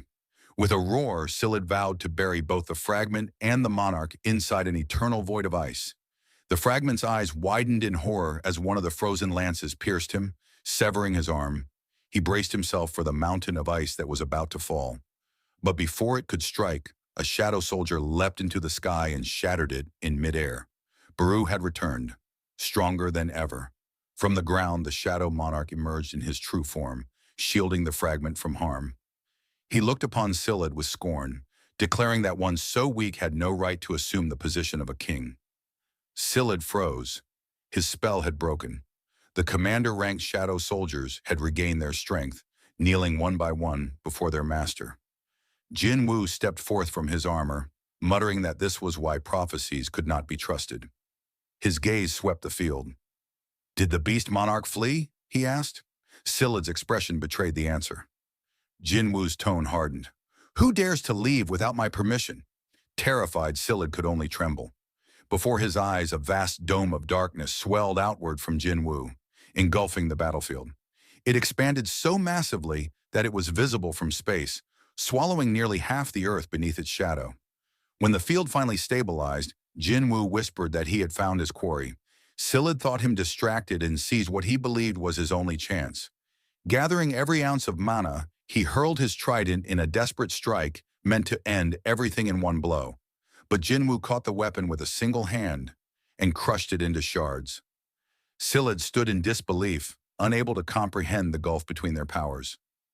This was the true might of the Shadow Monarch. Yet instead of finishing him then and there, Jin Wu simply told him to wait. He would deal with him later, after he was finished with the beast. Deep inside the forest, a portal opened, and the beast monarch Rakan stepped through. He felt an oppressive aura of death closing in, and chastised himself for wasting time arguing with the frost monarch Silad. That delay had forced his retreat too late. Rakan resolved to hide until the Dragon King returned. As he plotted his next move, a shadow fell behind him. He spun around alarmed. The sensation confirmed his worst fear. The aura was unmistakable. Frozen by terror, he sank to his knees. From his battle instincts came another realization.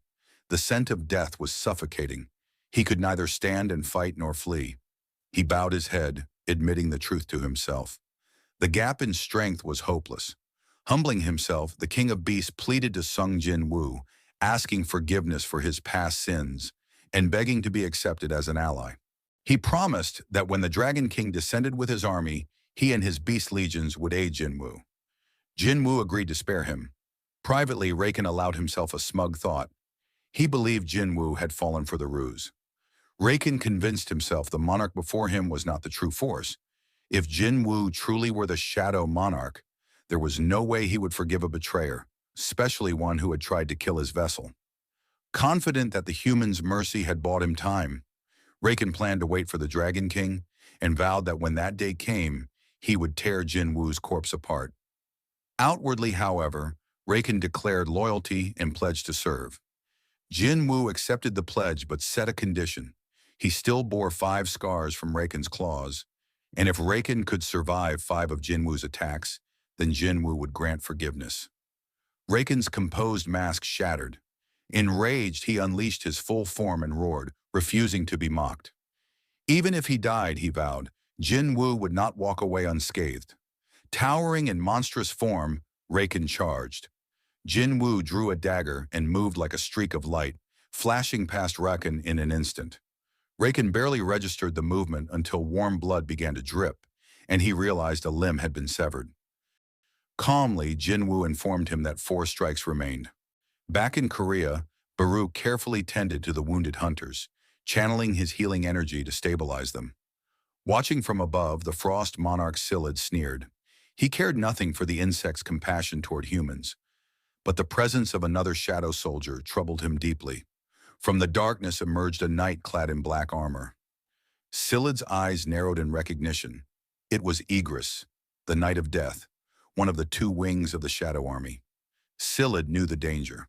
With their master restored, these soldiers could now unleash their full strength, regenerating endlessly so long as the Shadow Monarch's mana remained. Unlike them, Silad had already exhausted much of his own mana and could not recover what he had used in his transformation. Landing before Igris, he issued a cold warning. "Don't waste your time with something meaningless. Do you really think you can stand against me?" Igris did not answer. Instead, he silently drove his sword into the ground. From the depths of his cloak, a familiar figure began to emerge.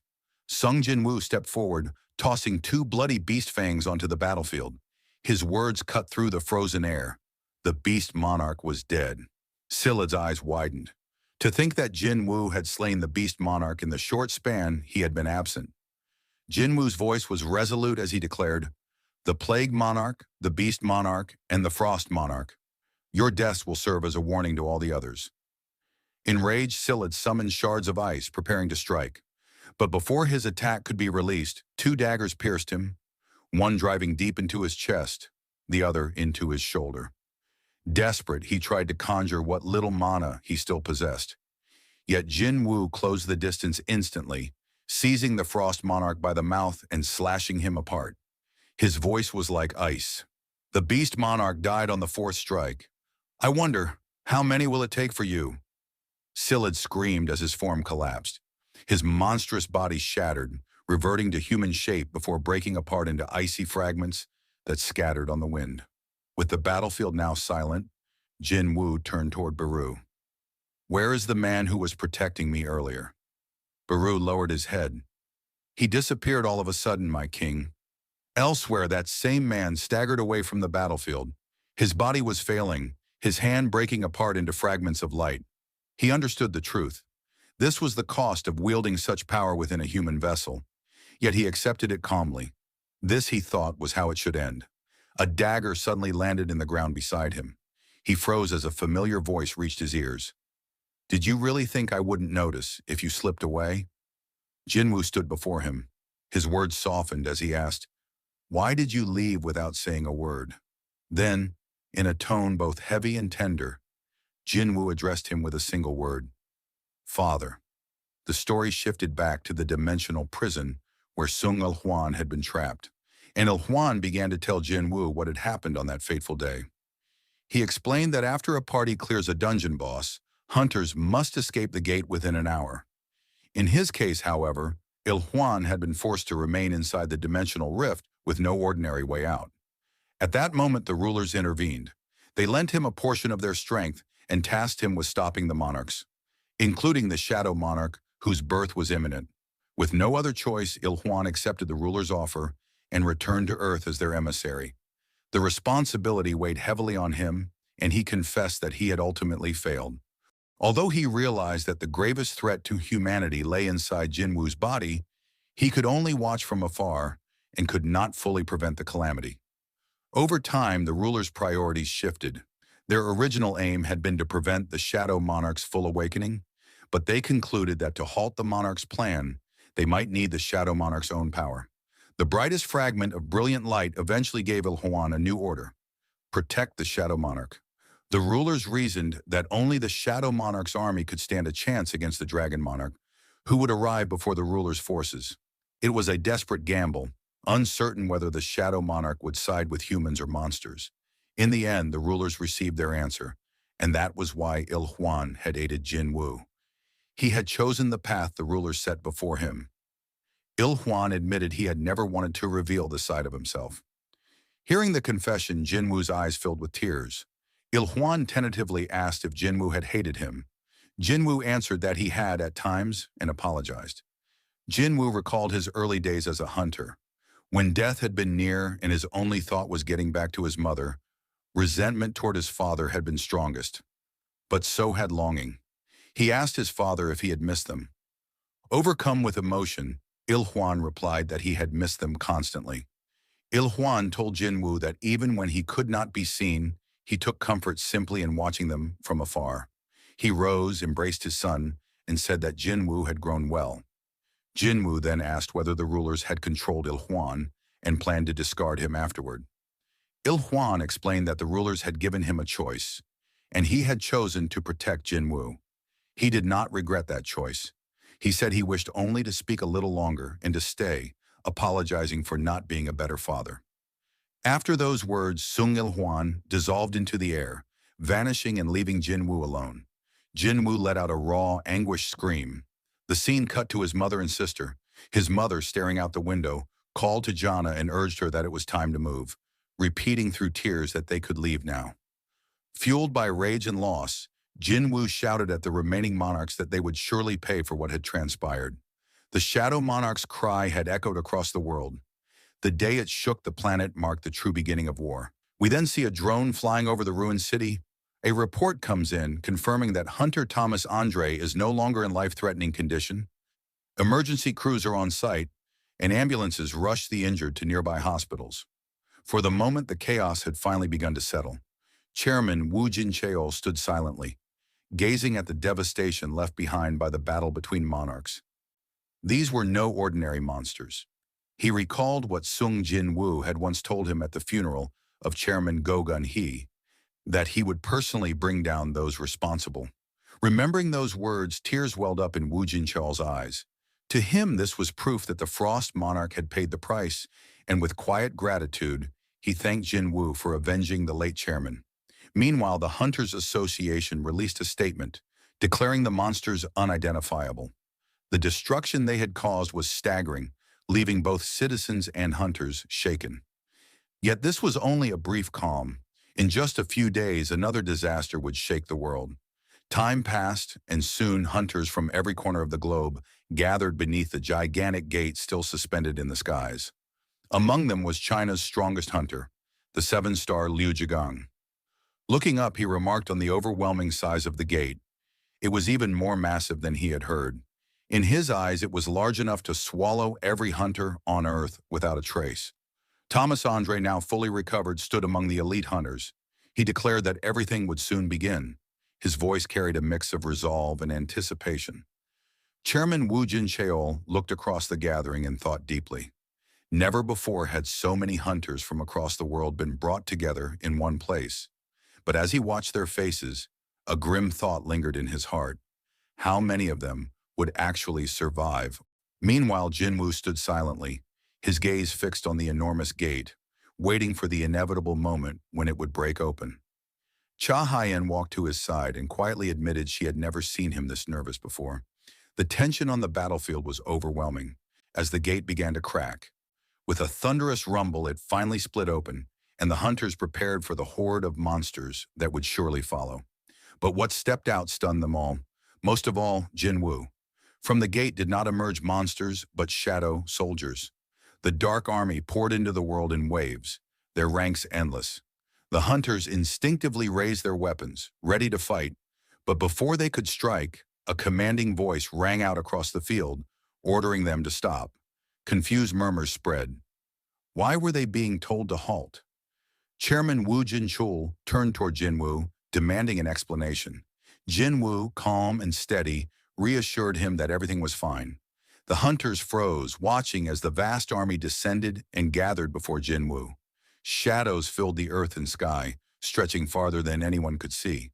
Then from within the formation, a massive figure emerged. With a ground-shaking thud, the enormous soldier dropped to one knee before Jinwoo. He introduced himself as the Grand Marshal of the Shadow Army, Bellion. One by one, every soldier followed. Dragons, beasts, and warriors alike lowered themselves in reverence. Bellion bowed deeply and addressed Jinwoo as their rightful liege. Behind Jinwoo, the hunters could only stare in disbelief. Thomas Andre leaned toward Leonard Newman, asking if he could see the creatures clearly. His gaze settled on the dragons, and he muttered that even a single one of them could pose a grave threat to humanity. Yet here, 3 dragons stood gathered at once. Jinwoo understood then. This was the true Shadow Army, the force Ashbourne had left behind for him. And as he took in the sight of his endless soldiers kneeling before him, he thought to himself, now the real war begins. Days later, inside the Korean Hunters Association headquarters, Chairman Wu Jin-cheol sat with officials in a conference room. The foreign press was demanding an explanation, while the American Hunter Bureau pressed for Sung Jin-woo's location. Wu Jin-cheol considered the situation. Hundreds of thousands of demonic beasts had poured from the colossal gate, yet all of them had been absorbed into Jinwoo's army. Who could have imagined such an outcome? He addressed the room firmly, acknowledging everyone's confusion about Jinwoo's disappearance. But this wasn't the first time Jinwoo had vanished. They would have to get used to it. If even the association couldn't understand the burdens Jinwoo carried, then who could? Elsewhere, signs of battle stretched across a vast field. Jinwoo stood atop Tusk's massive hand, overseeing his soldiers as they clashed in mock combat. Grand Marshal Bellion stood nearby, observing. He remarked that dividing the army and holding practice battles was something he had never imagined as military training. Jinwoo replied with a faint smile. After all, his soldiers couldn't die. At that moment, Baru approached. Kneeling before Jin Wu, he requested permission to test his qualifications for the role of Grand Marshal. Rising, he turned toward Bellion and declared his challenge. Excited to see the outcome, Jin Wu granted permission. The soldiers quickly gathered to watch. As the duel began, Beru let out a piercing shriek, charging forward with ferocity. Bellion remained calm, unsheathing his greatsword. Jin Wu observed closely. Bellion's weapon resembled Igris's sword, though on a far greater scale. Bellion clearly leaned on raw strength rather than speed. That meant Beru might still have a chance. But as Beru closed the gap, Bellion's blade suddenly unraveled into a whip, striking in multiple directions at once. Beru dodged nimbly and tried to leap in, but the whip coiled around him, trapping him midair. Jinwoo's eyes narrowed. Is it already over? To neutralize Beru so quickly, Bellion's reflexes were beyond what Jinwoo had expected. Each strike carried enough force to shatter the earth itself. There was no question why this warrior held the title of Grand Marshal. Yet Jinwoo also knew one thing. Beru's greatest weapon was not strength, but his relentless tenacity. The scene shifted to China. At Beijing International Airport, Liu Zhigang and a small group of Chinese hunters, men and women who had rushed to help during the colossal gate crisis, stepped off the plane. The press swarmed them, praising them as brave representatives of China for coming to South Korea's aid. As Liu moved through the crowd, a reporter pressed him about critics at home who said China had no reason to intervene and asked for his view. Liu bristled at the suggestion. He told the reporter that anyone who thought China should have stayed out was ignoring geography and the threat on their doorstep. Liu explains his reasoning. He admitted that he was not confident enough that he alone could stop the disaster if Sung Jinwoo failed. That uncertainty is why he chose to go and assist. In his mind, if anyone had a problem with his decision, they could test their courage by facing the demonic beast themselves. But before the media could press him further, the returning hunters entered the city. What awaited them there froze them in shock. Rising above the skyline, a horrifying sight loomed over Beijing. Liu Zhigang looked up in disbelief, his voice tight with shock as he muttered that such a thing was impossible. Overhead, a gigantic gate hung ominously in the skies of China. The story then cut to the monarchs. Yogamut, the monarch of Transfiguration, was briefing one of the other monarchs on the recent catastrophe. 3 of their number had been cut down by the Shadow Monarch. Listening coldly, the other monarch declared he would deal with the Shadow Monarch personally and ordered the rest not to interfere. From the edge of the chamber, a massive dragon's claw loomed into view, Antares revealing himself. He made it clear that further losses among their forces would not be tolerated, and Antares commanded his armies to prepare for battle, calling his soldiers to arms. Meanwhile, back on Earth, the sparring match between Beru and Grand Marshal Bellion was drawing to a close. Beru was driven into the ground. Bellion's great sword slammed down and landed inches from his face. The field fell silent as dust settled and the echoes of the clash faded. Beru struggled to his feet and insisted he could still continue. Jinwoo asked why Beru was so intent on becoming Grand Marshal. Beru answered that he wanted the rank so he could remain at Jinwoo's side forever as a loyal commander. Touched, Jinwoo smiled and told him that Grand Marshal could stand to his right, and Beru could stand to his left. When Beru grew emotional at being favored, Jinwoo cut him off playfully, telling him not to make a scene. Igris then stepped forward, asking for permission to challenge Bellion next, but Jinwoo waved him off and told Igris to take a position behind him. The tone was relaxed, camaraderie undercutting the raw power that had just been on display. Attention shifted as the dragons and Tusk readied a show of strength. The dragons combined their breath into a colossal blaze aimed at the sky. A demonstration meant to overwhelm the field. Tusk, however, only smirked. Wielding the orb of avarice, he answered with a single, enormous wave of fire that dwarfed the dragon's combined assault. The eruption of flame lit the island and could be seen from far across the sea, prompting cheers from Jinwoo's soldiers. Watching the spectacle, Jinwoo thought it felt a little like cheating to let Tusk use the orb during a contest. Noting soldiers carrying supplies nearby, he asked Bellion what they were doing. Bellion explained they were preparing a modest resting area so Jinwoo could stay comfortably while they remained on the island. Bellion then asked why Jinwoo had not recalled his shadow soldiers back into his own shadow. Jin Wu replied that he wanted to give them time to relax after being trapped in the dimensional rift for so long. Jin Wu turned the conversation toward a more personal question. Didn't Bellion miss Ashbourne, the former Shadow Monarch?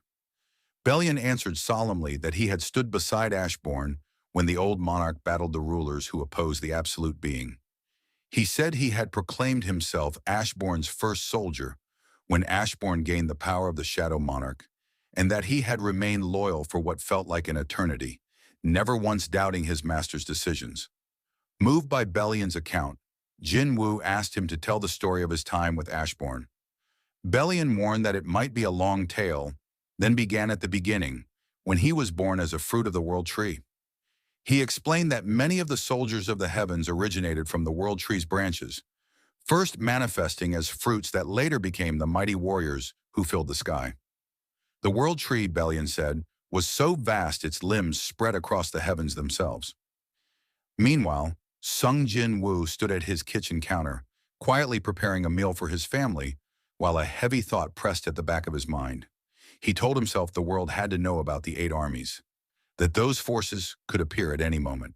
A war was coming, and he could not promise everyone's safety. The memory of the Dragon King's power had shown him how catastrophic the threat truly was. At the table, Gina praised Jin Wu's cooking to their mother, surprised that her brother could cook so well.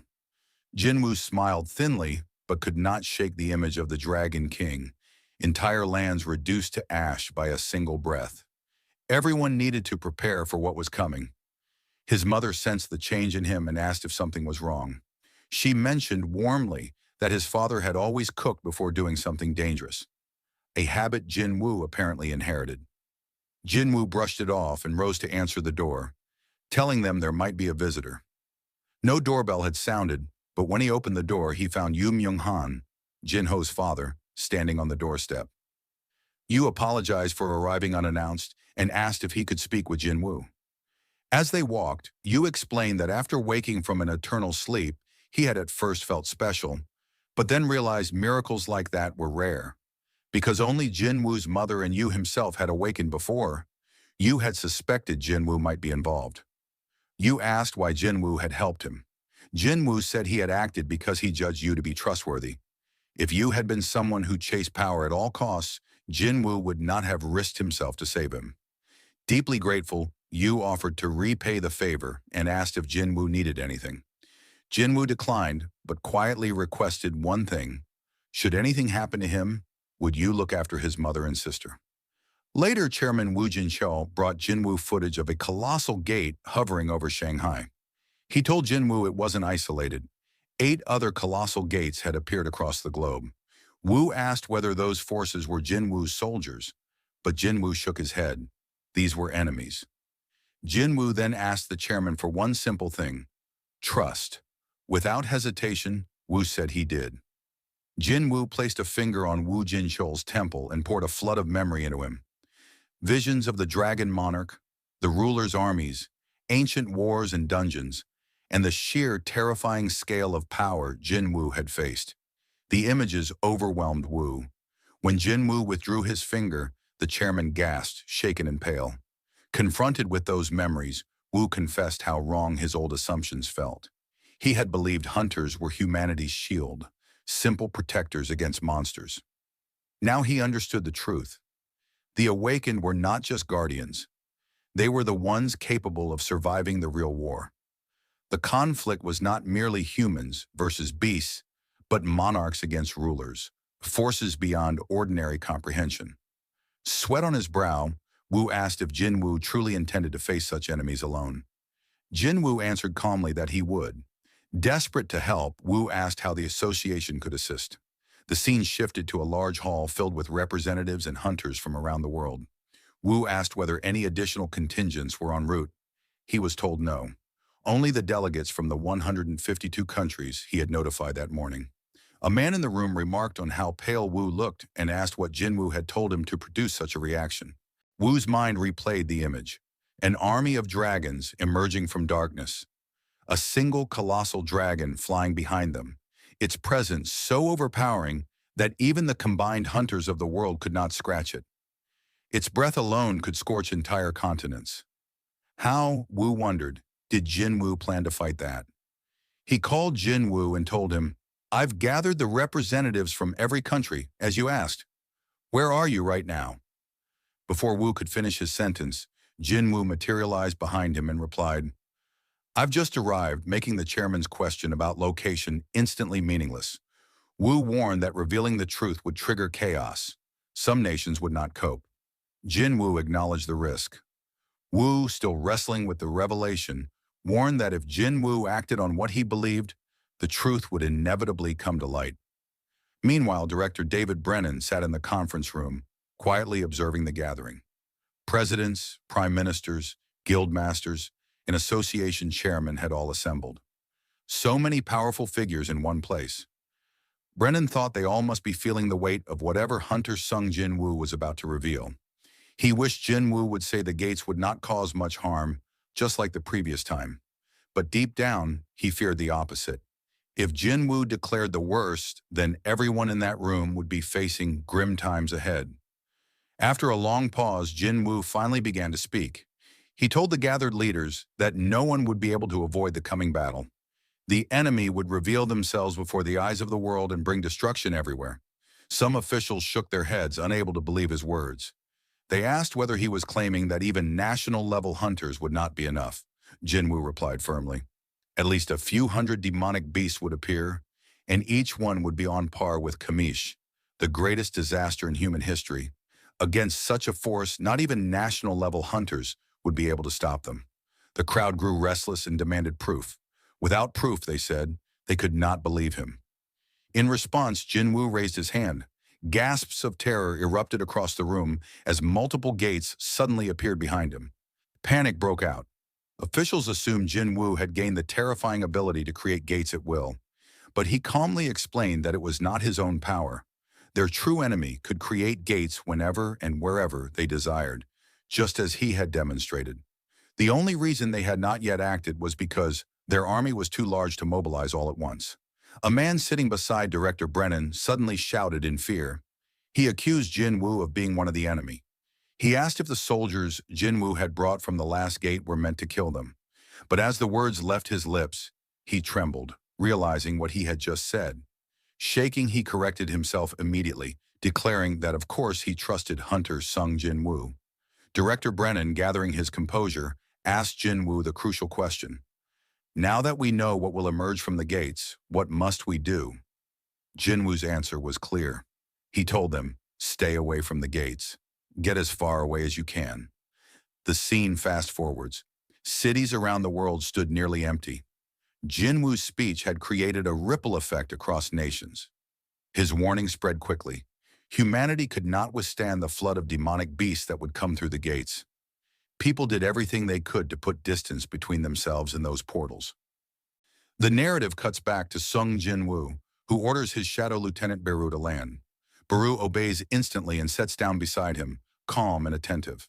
As Jin Wu surveys the colossal fortress around them, he wonders aloud whether a place so vast and imposing could truly be meant for him to live in. The scale and atmosphere make the idea feel surreal. Beru answers with a simple confidence. Anything less would not suit Jin Wu, his liege. Jin Wu notices a flag aloft and questions why it had been raised. In that moment, Belian collapses to the ground nearby, drawing Jin Wu's attention. Jin Wu asks whether Belian had engineered the display, then turns the conversation to a more troubling question. What would happen to the Shadow Army if the Shadow Monarch himself were to die? Would Belian assume command? Belian explains plainly that the Shadow's existence is bound to the Shadow Monarch. The instant Jin Wu dies, their lives would be extinguished as well. They are not independent beings, but extensions of the Monarch's life force. Jin Wu discussed the upcoming war with Igris. The knight spoke with brutal honesty, telling his master that they did not stand a chance in an all-out war. On the ground nearby stood Beru and Belian. Jin Wu turned to Belian and asked how much larger he believed the enemy's army would be compared to their own. Belian answered without hesitation. Their numbers would be at least 100 times greater. The realization hit Jin Wu hard. If Belian was correct, then they would be facing an enemy force of at least 10 million soldiers. The scene opens in Canada, S-rank hunter Jay Mills stands for an on-camera interview and dismisses the warnings that had been raised by Jin Wu at the recent gathering of world leaders. The interviewer points out that Jin Wu is widely regarded as one of the greatest hunters alive, and asks whether it wouldn't be prudent to take his warnings seriously. Jay Mills shrugs off the suggestion, insisting that even the greatest hunters do not always speak the truth, and that caution should be applied to every claim. Later, Wu Jinchul shows Jin Wu a television interview with Jay Mills. On screen, Mills dismisses Jin Wu's warning and vows that Canadian hunters will stand and fight whatever emerges from the gates. Wu explains that hunters have been convening in Canada under Jay Mills's leadership, and that elite forces from other countries are also positioning themselves for a major raid. Wu asks Jin Wu what his plan will be. Jin Wu replies that he will first travel to China to assist with a dungeon break there. Inwardly, Jin Wu acknowledges the harsh reality. He cannot possibly confront all 8 monarch armies at once. He must prioritize. His first duty is to protect Korea and his family, so he will eliminate the nearest threat before turning to the others. Jin Wu reasons that prolonging the conflict on favorable terms will increase humanity's odds. The longer the battle can be fought with careful strategy, the better the chance for Jin Wu and humankind to prevail. Time jumps forward.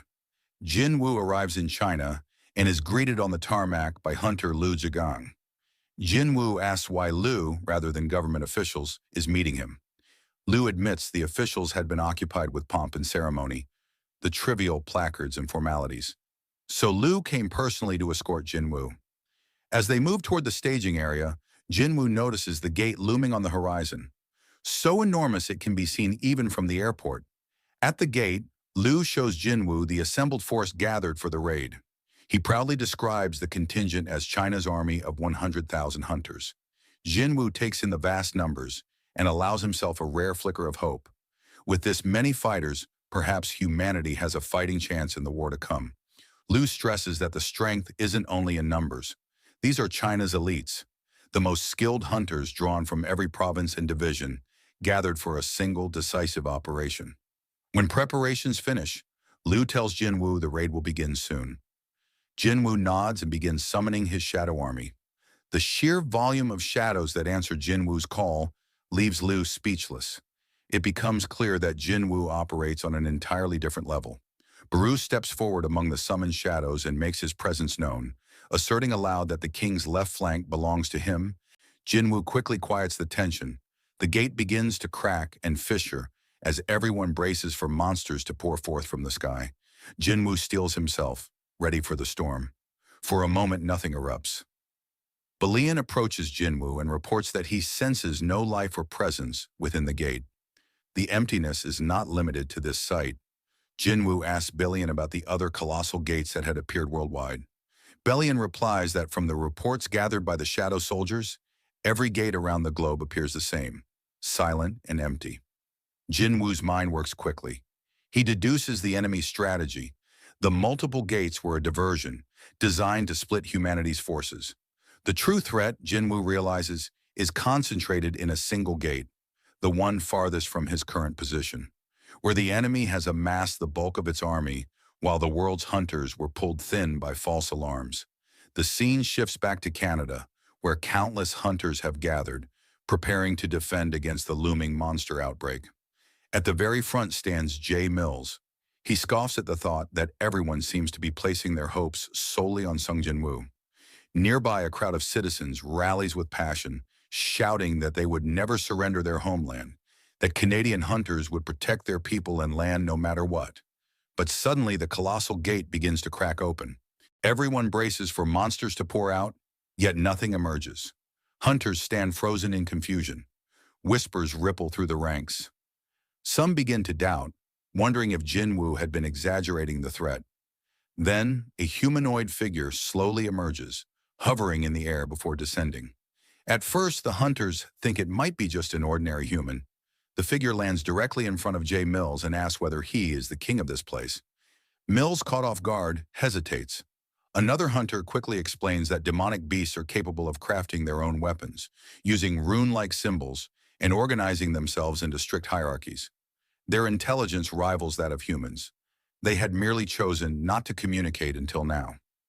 Hearing this, J. Mills smirks. In his mind, this must have been Jinwoo's secret all along, subjugating monsters through communication rather than pure force. Feeling bold, Mills declares that he could be their king. But the entity ignores him. It mutters instead that the one it seeks is not present. Just 10 minutes earlier, far away in China, Jin Wu was questioning officials, asking if there was any way to confirm what was happening at Canada's Colossal Gate. One official promised to attempt something. Meanwhile, Jin Wu reached out to Adam White of the Hunter Bureau to ask directly about the Canadian Gate. Through the call, Jin Wu could hear the noise of a crowd behind Adam. He realized instantly that Adam wasn't in a safe office. He was on site in Canada. Jin Wu demanded to know why he was there. Adam explained that the Bureau could not simply sit back and watch the crisis unfold. Many of their agents, including himself, had been dispatched to the site. Jin Wu frowned, realizing they still didn't grasp the true scale of the enemy army. He asked about the gate's condition. Adam reported that so far the gate was empty, silent like the other colossal gates that had appeared before. Relieved, Jin Wu exhaled, but almost immediately Adam's voice changed. He reported that something was emerging, not a beast, but a person. Jin Wu's eyes widened in shock. He shouted through the call, ordering Adam to run, to flee as far as possible. But the warning came too late.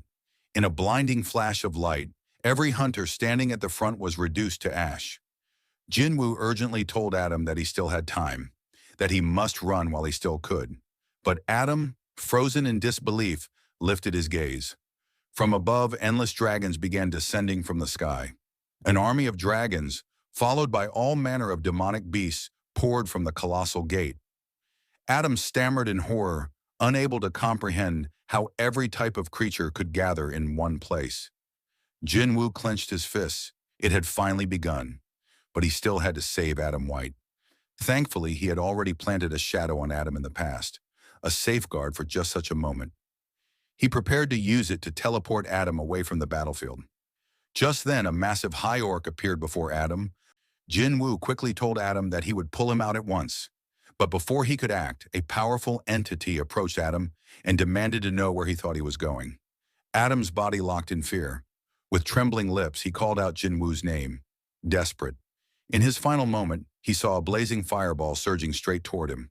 Back in China, after hearing the loud blast from Canada, Jin Wu realized he was too late to prevent the initial devastation. He reflected grimly that this outcome should have been expected. His enemies knew they were facing his shadow army, an army that only grew stronger the longer a battle continued. Jin Wu thought strategically. His opponent's goal was to minimize prolonged battles by concentrating all their forces in a single location.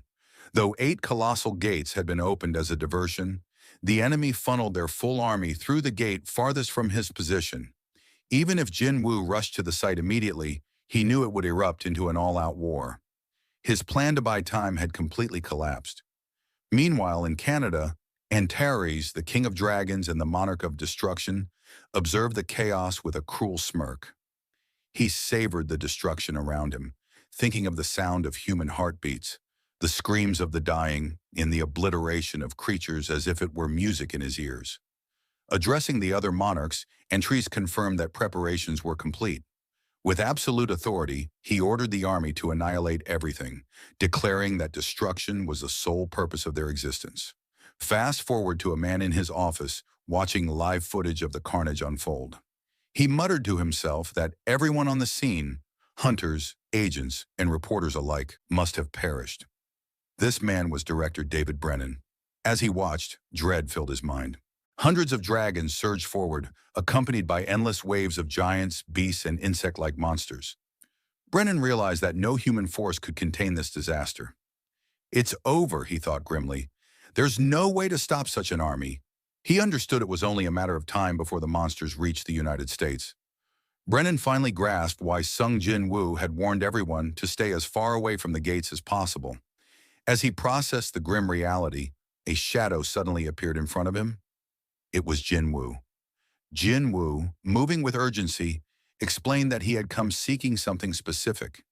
He asked Brennan for the runestone extracted from Kumish, the greatest dragon humanity had ever slain. The director, initially shocked, quickly composed himself. He explained that the runestone was under the Hunter Bureau's management. However, considering the dire circumstances, he awkwardly apologized, noting that he was still slightly disoriented. Internally, he reflected that the Bureau and runestones meant little if the entire U.S. was about to be destroyed. Brennan told Jinwoo that he could hand over the runestone, but asked why it was needed. Jinwoo explained that he planned to launch a counterattack using the immense power stored within it. As they moved toward the vault containing Kamish's runestone, Brennan asked a question weighing on his mind. If the beings called rulers had sent the demonic beasts, what exactly were the runestones found inside the beasts' bodies?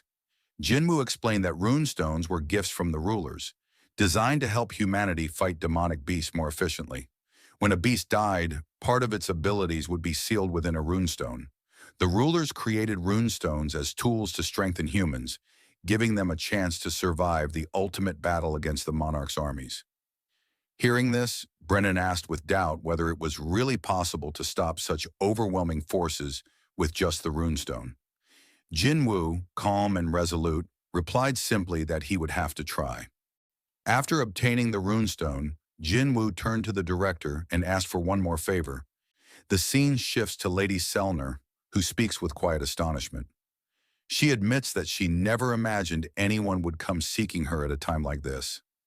She studies Jinwoo carefully and questions his identity. She remarks that he is no longer the person she once knew, that in the past, darkness existed only deep within him, but now he has become darkness itself. Jinwoo responds calmly, telling her that he is still the same person she knew, only that he has fully embraced the darkness she had once glimpsed. He then asks her if she can truly see the future and requests that she look into what lies ahead for him. Lady Selner nods, acknowledging his request, and gently takes his hand. Moments pass in silence. Tears begin to flow from her eyes as she asks, with a mixture of sorrow and disbelief, whether Jinwoo truly intends to shoulder everything alone. She wonders how a single human could possibly bear such a burden, questioning whether he plans to protect the world by sacrificing himself entirely. Hearing her words, Jinwoo rises and remarks with quiet relief that her concern shows he can still reach his goal, that there is still hope for him to succeed. Lady Selner warns him that no one will remember his deeds. The fight ahead will be lonely, one he must face entirely on his own. Despite this, Jinwoo begins to teleport away, determined to continue his mission. The scene shifts to Jinwoo standing atop a tall skyscraper. He pulls out his phone and places a call. On the other end, a familiar voice hesitantly asks if it is really him. Jinwoo apologizes for his absence, explaining that he has been busy. The voice belongs to Hunter Cha Hyen, who reassures him that it is fine, admitting she has been busy as well. Jinwoo comments that it has been a long time since they last met and promises that they will see each other soon. Cha Hyen requests a promise that Jinwoo will indeed come to see her. He replies firmly that he will. Upon hearing this, she smiles, comforted by his assurance.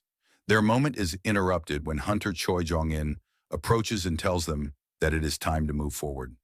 The camera pans out to reveal hunters from across the globe gathering for the impending battle. The Asian Hunter Alliance, the European Hunter Alliance, the African Temporary Guild Union, and the Chinese Emergency Response Alliance have all mobilized. Hundreds of thousands of hunters prepare to march to the battlefield, each one aware of the stakes ahead. The story shifts back to Canada. Antares, the monarch of destruction, stands atop countless corpses of fallen hunters. He channels a massive wave of mana, deliberately sending it across the world for Jinwoo to sense. With his power resonating through the skies, he declares that he is right there. The magnitude of Antares' mana wave is so immense that it reverberates across the entire world, reaching Jinwoo wherever he is. Antares speaks with deadly confidence, proclaiming that he has already claimed the lives of tens of millions of humans. He taunts Jinwoo, asking how much longer he plans to hide. Jinwoo, calm yet resolute, replies that he will come to face him soon. Fast forward. Antares stood on the rooftop of a ruined building, staring out over the battlefield. He noticed that Sung Jinwoo had been eerily quiet since that day and wondered what the hunter might be planning. Facing an army of 10 million, a head-on charge would be suicide. Perhaps Jinwoo had withdrawn, hidden in the deepest abyss. As Antares brooded, a rocket slammed into him without warning, followed by more missiles that rained down in quick succession. Fire and smoke swallowed the area. Military jets circled above and radioed that the target had been struck, though from their vantage it was impossible to tell whether the blow had been effective. While soldiers and pilots tried to verify the strike, the land itself began to shimmer with an ominous light. A gigantic, unblinking eye opened on the field, and a towering shadow took form. The presence coalesced into Antares, who, finding the spectacle dull, dismissed it as boring, then erased every soldier nearby in an instant. The scene cut to the shadow castle created for Jinwoo's use. Inside, Jinwoo sat in silence, plotting his next move. His gaze drifted to a message scrawled on the wall. A small smile crossed his face as he thought of Beru and silently offered thanks. From the darkness, Beru stepped forward with tears in his eyes. He understood that Jin Wu intended to face the Monarch of Destruction. Bellion appeared as well, and warned that the coming fight was far too dangerous. Ygritte echoed Bellion's concern. Jin Wu acknowledged their worry, but made it clear that some dangers had to be met regardless of the cost. Then he asked Bellion what Ashbourne would have done if he were in the same position. Bellion answered that Ashbourne would have acted without hesitation. Nothing would have stopped him from doing what needed to be done. Jinwoo smiled at the reply. In that moment, Bellion saw the ghost of Ashbourne reflected in Jinwoo, and realized they could not keep him from going. Beru, Bellion, and Ygritte lowered themselves on bended knee and pledged their loyalty. Bellion vowed to stand by Jinwoo until the end. Jinwoo rose and the shadow contingent readied to march. As they moved out, Bellion urged him to contact his family. Jinwoo refused. He explained that if he heard their voices now, he might falter and be unable to move forward. Back on the battlefield, a military plane being chased by a dragon was shot down. The pilot ejected and parachuted to the ground, only to land in a scene of pure slaughter. Monstrous figures were cutting down everything in their path. Terrified, he scrambled for cover when a strange liquid splashed onto his shoulder. The pilot spun to confront a charging creature.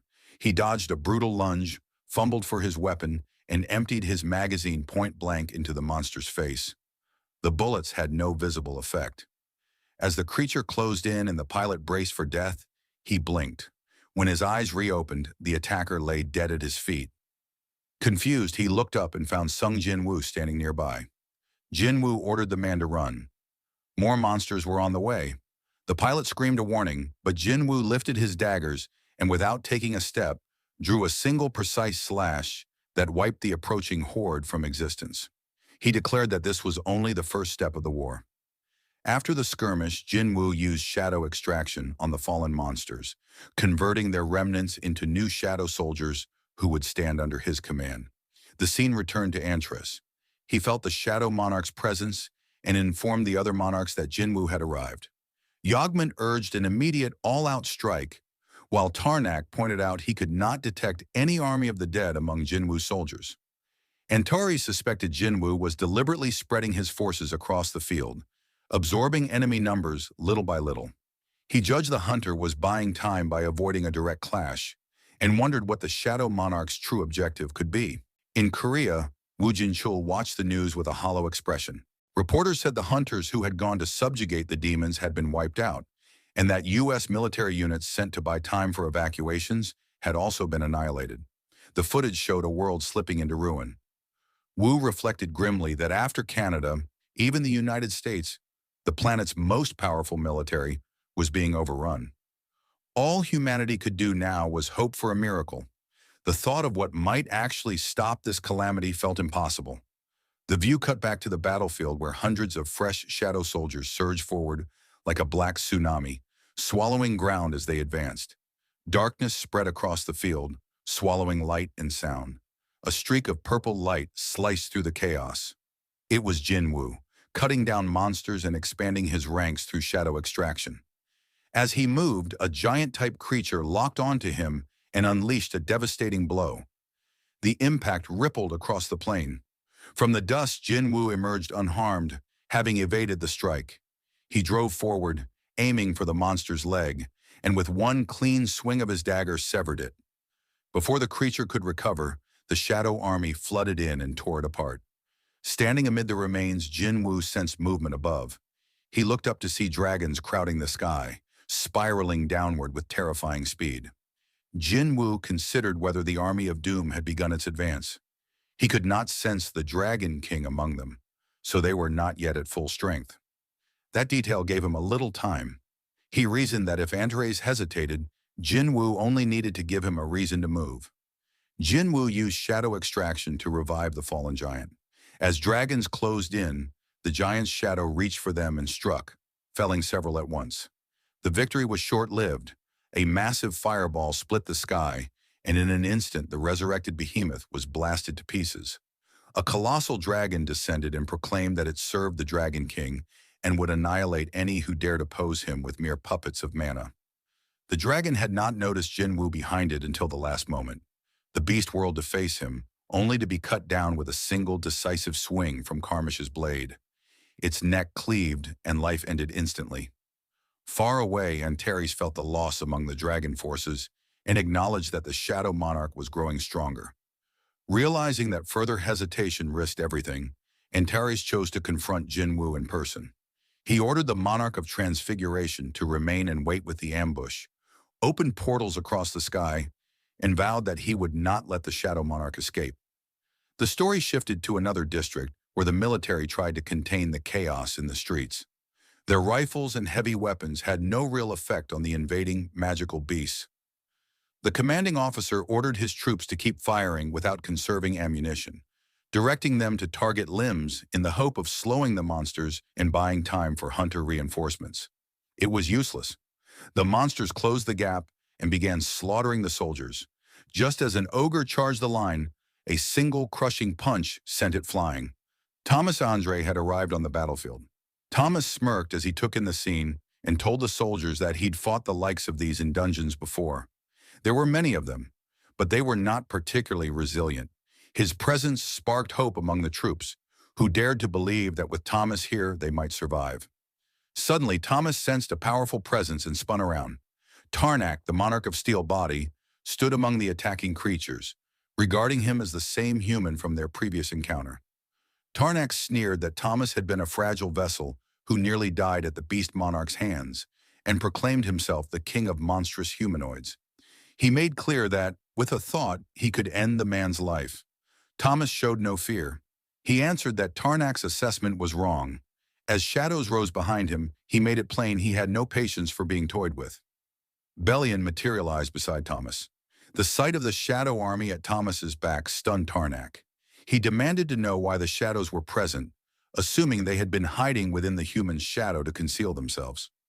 Tarnak tried to alert the other monarchs, but his attempt at communication was blocked, intercepted by Tusk. Taken aback, Tarnak realized that this tactic did not resemble the Shadow Monarch's usual direct methods of passing judgment. Rage flared through Tarnak as he began to transform. He concluded the strategy bore a human signature and snarled that he does not qualify to be a monarch. Bruce stepped forward, mana pulsing around him, and demanded that Tarnak take back his words. Insulting his king was a grave offense. Enraged, Tarnak shouted that no mere soldier could stand in the way of monarchs. Fully transformed, the monarch of steel body towered over Baru and readied himself for combat. The scene cut to the wider sky, where the Shadow Monarch, Sung Jin Wu, faced Antares, the monarch of destruction. Antares wondered why he could not reach the monarch of steel body telepathically, and suspected either betrayal or direct interference by the Shadow Monarch. Without further warning, Antares struck, determined to kill Jin Wu. The sudden attack stunned Jin Wu and shattered the ground where he'd been standing. When the dust cleared, Antares looked up to find Jin Wu hovering in the air. He had narrowly avoided the blow. Jin Wu summoned his forces. From the shadows, an armada of shadow dragons poured forth and began to rain down toward Antares. Meanwhile in China, seven-star hunter Liu Zhigang was clearing rampaging giants from the streets. After felling one, he muttered that giants weren't much trouble unless they were fought at sea. Then a tremor of power washed over him. The land's magic was quivering. Tens of thousands of hunters must be battling beasts at once. Even from his position, he felt the sting of that mana. The scene cut to Antares, who launched a massive explosion that rocked the battlefield. scattering shards of shadow high into the air. Antares mocked the Shadow Monarch, implying those scattered soldiers were all that remained of Jin Wu's force. He accused the Shadow Monarch of diverting his main troops to confront the Monarch of the Iron Body, while sending only weaklings to stall him. As Antares peered closer, he noticed Jin Wu slipping into a portal. Enraged, Antares surged after the portal, vowing he would not allow the Shadow Monarch to escape. On the far side, Antares froze. The full Shadow army stood ready, an undeniable sign that Jin Wu had already neutralized the Iron Body Monarch's forces.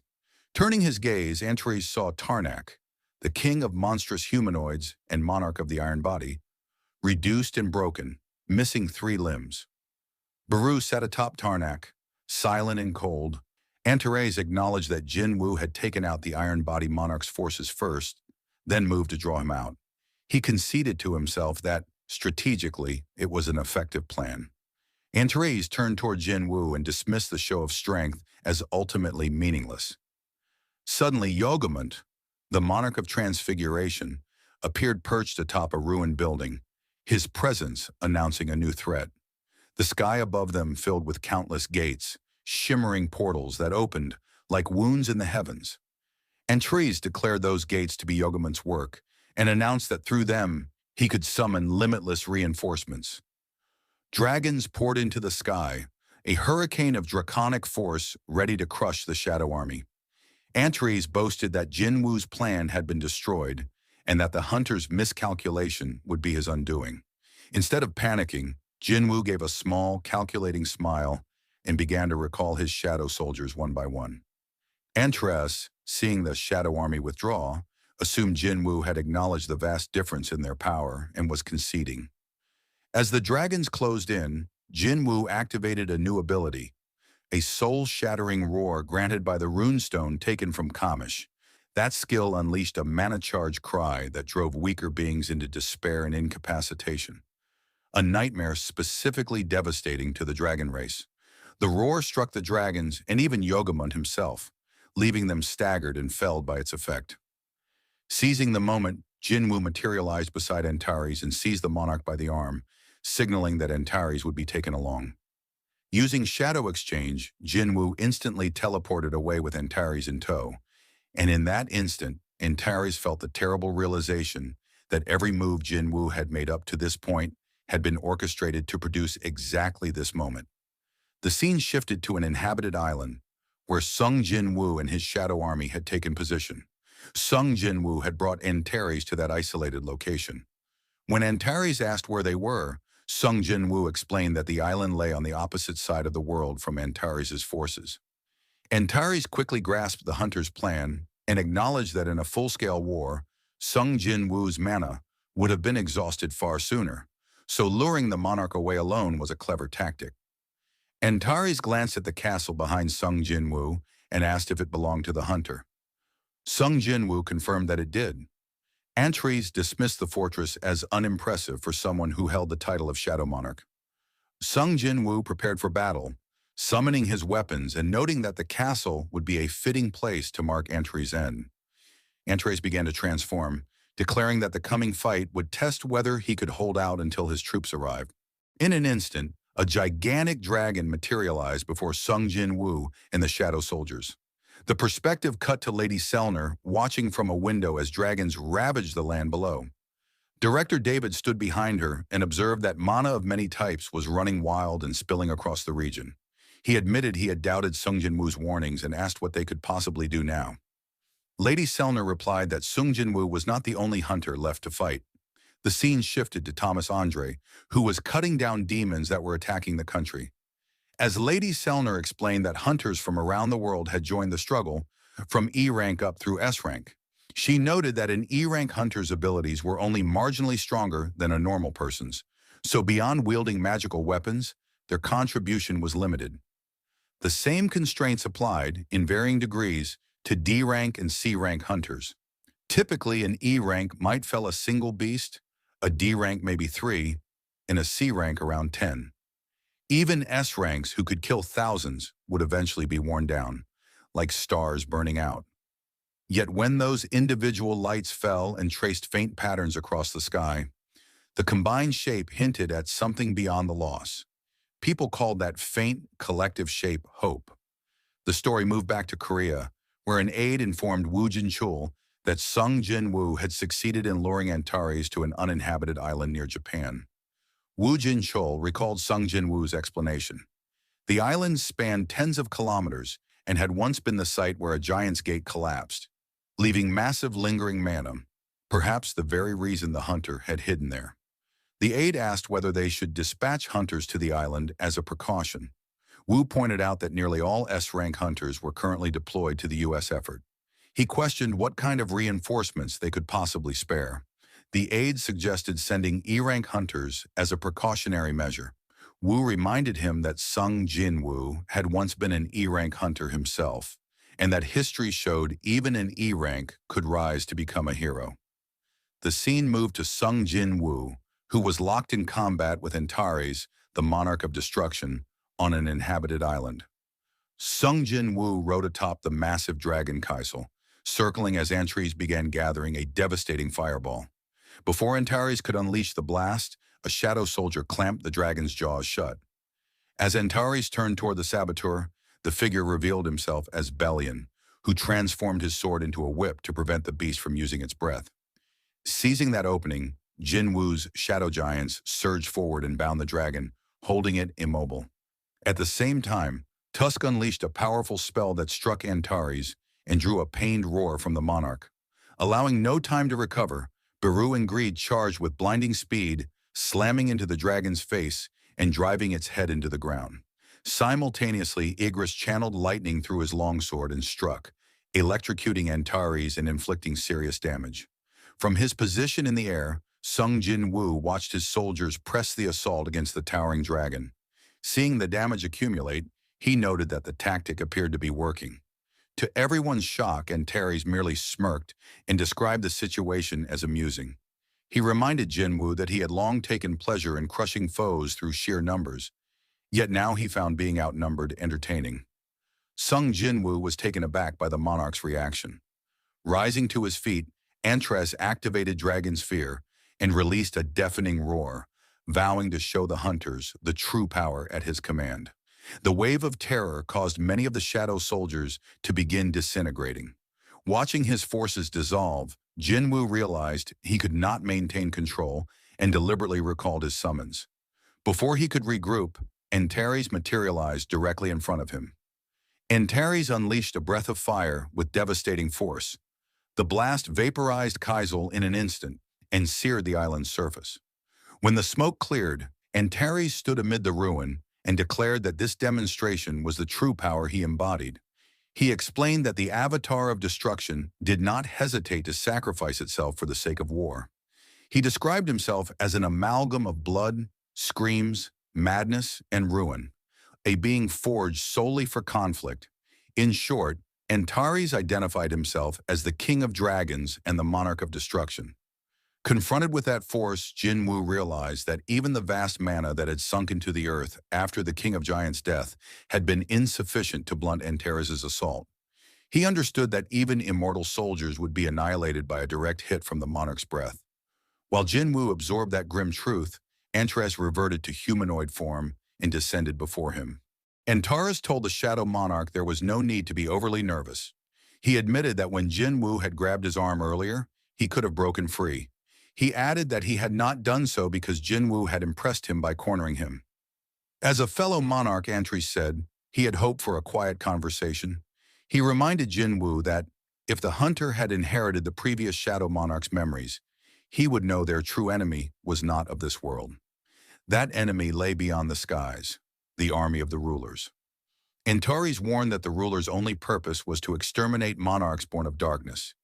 He emphasized that Jin Wu was no exception to that threat. Antares admitted he had once planned to eliminate Jin Wu and then prepare to fight the rulers, but witnessing the hunter's fighting style had changed his mind. He argued that Jin Wu's talents differed from Ashbourne's, and that, within those differences, he saw the prospect of glorious victory.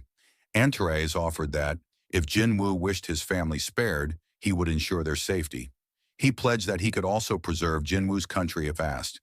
and if Jin Wu desired that Antares and his soldiers leave the land, they would withdraw quietly. Antares urged Jin Wu to become the ruler of the land, not merely of the castle on the hill. He clarified that he meant rule over the entire planet. Antares asserted that Jin Wu possessed the qualifications to hold such power.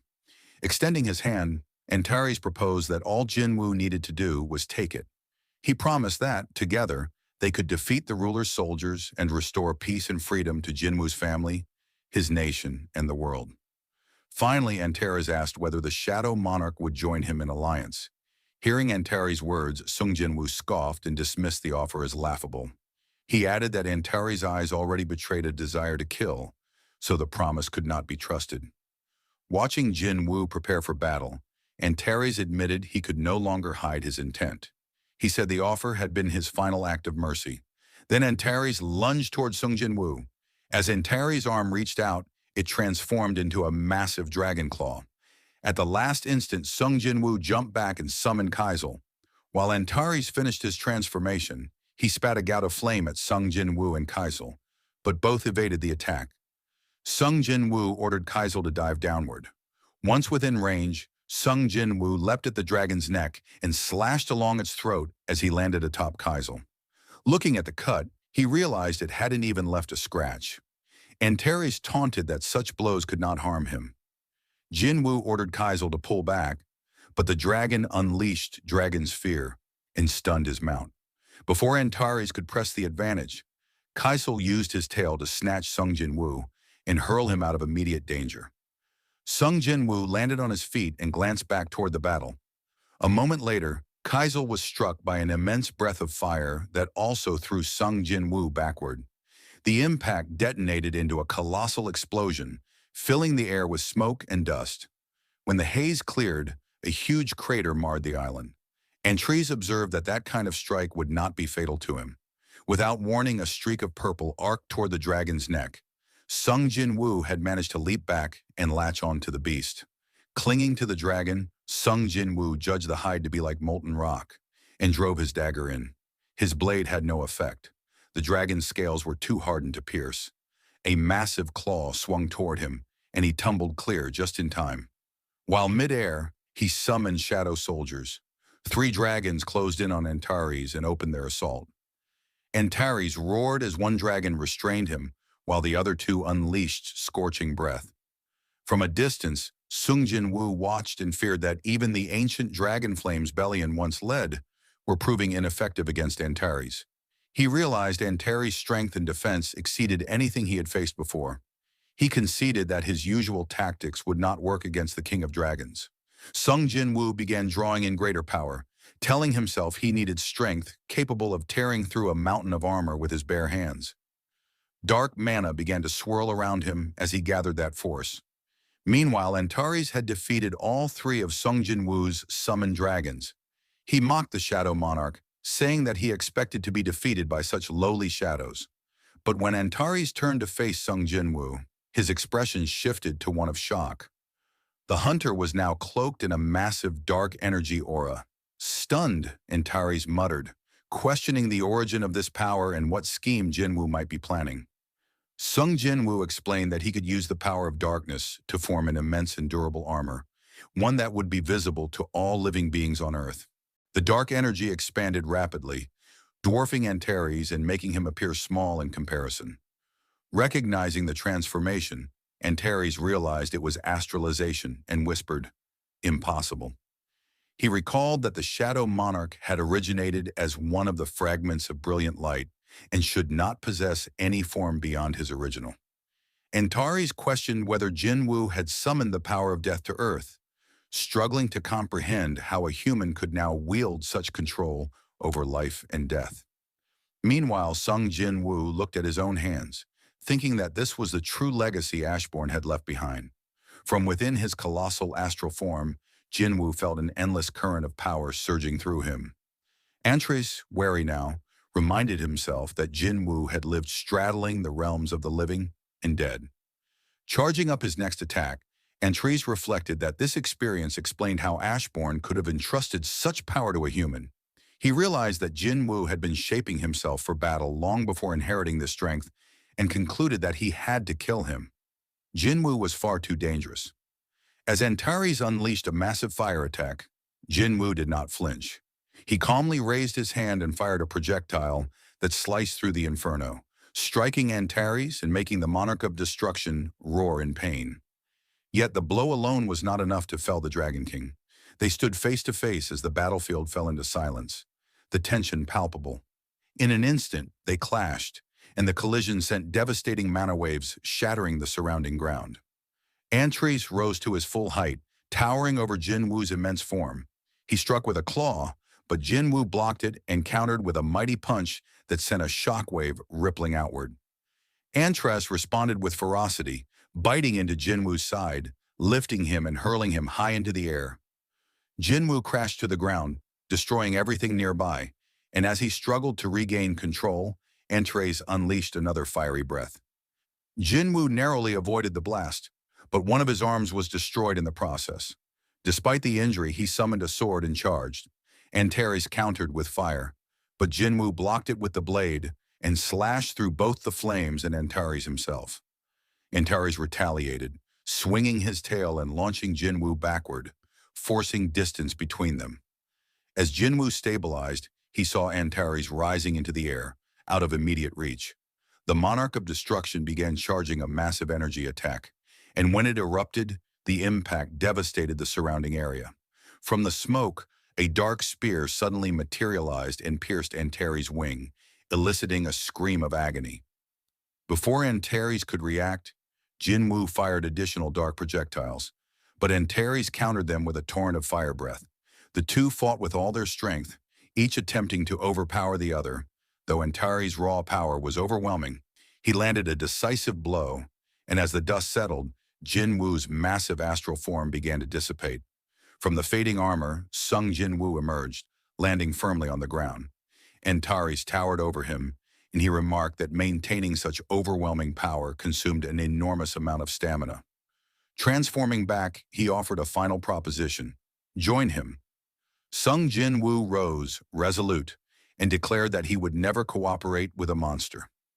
Enraged, Antares manifested a sword and charge, warning that the Monarch of Transfiguration and the Army of Destruction were annihilating everything Jinwoo cared about.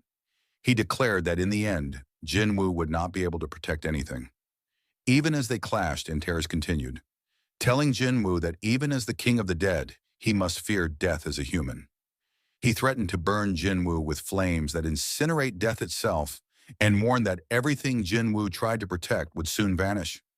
Antares managed to disarm Jinwoo and drove his sword through him, noting that Jinwoo must feel the countless cries of suffering across the world. Sung Jinwoo kicked Antares away, creating distance between them. Antares insisted this was war, and he pressed that the cries of humanity under the Army of Destruction must be heard. He placed his sword on Jinwoo's shoulder, commanding that their despair should silence all hope. Sung Jinwoo, undeterred, countered, claiming that he was the one who should speak of despair. Antares failed to notice the Kamish blade hovering in the air. It struck him, distracting him and allowing Jinwoo to jump back. However, the blade could not penetrate the barrier surrounding the Monarch of Destruction. Antares sneered, ridiculing Jinwoo for thinking a dagger forged from a dragon's tooth could harm the King of Dragons.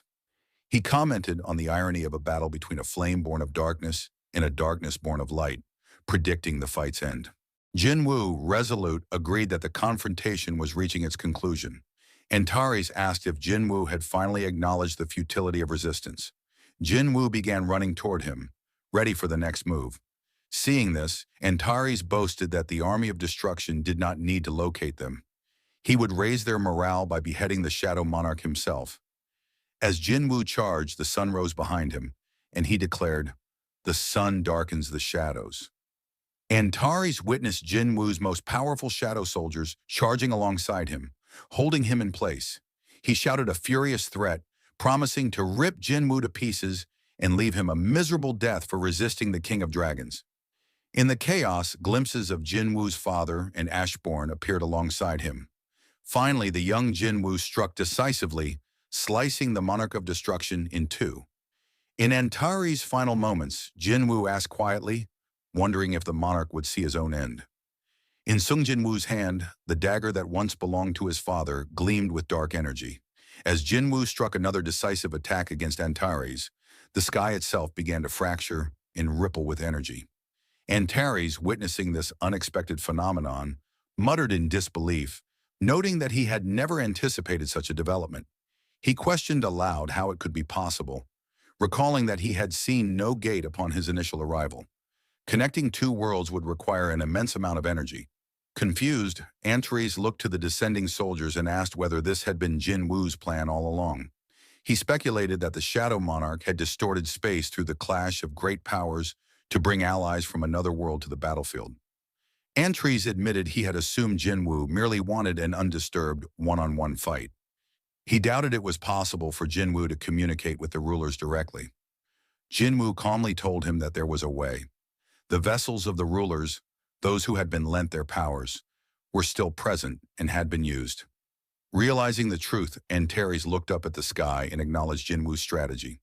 He admitted that the Shadow Monarch had utilized the vessels to prepare a gate to this battlefield, securing allies even in the event of his own defeat. Antares reflected that his focus on the smaller-scale battle had led to his total miscalculation. Jin Wu, unwavering, asked Antares if it had been him who had ordered the Monarch of White Flames and the Beast Monarch to attack the Shadow Monarch.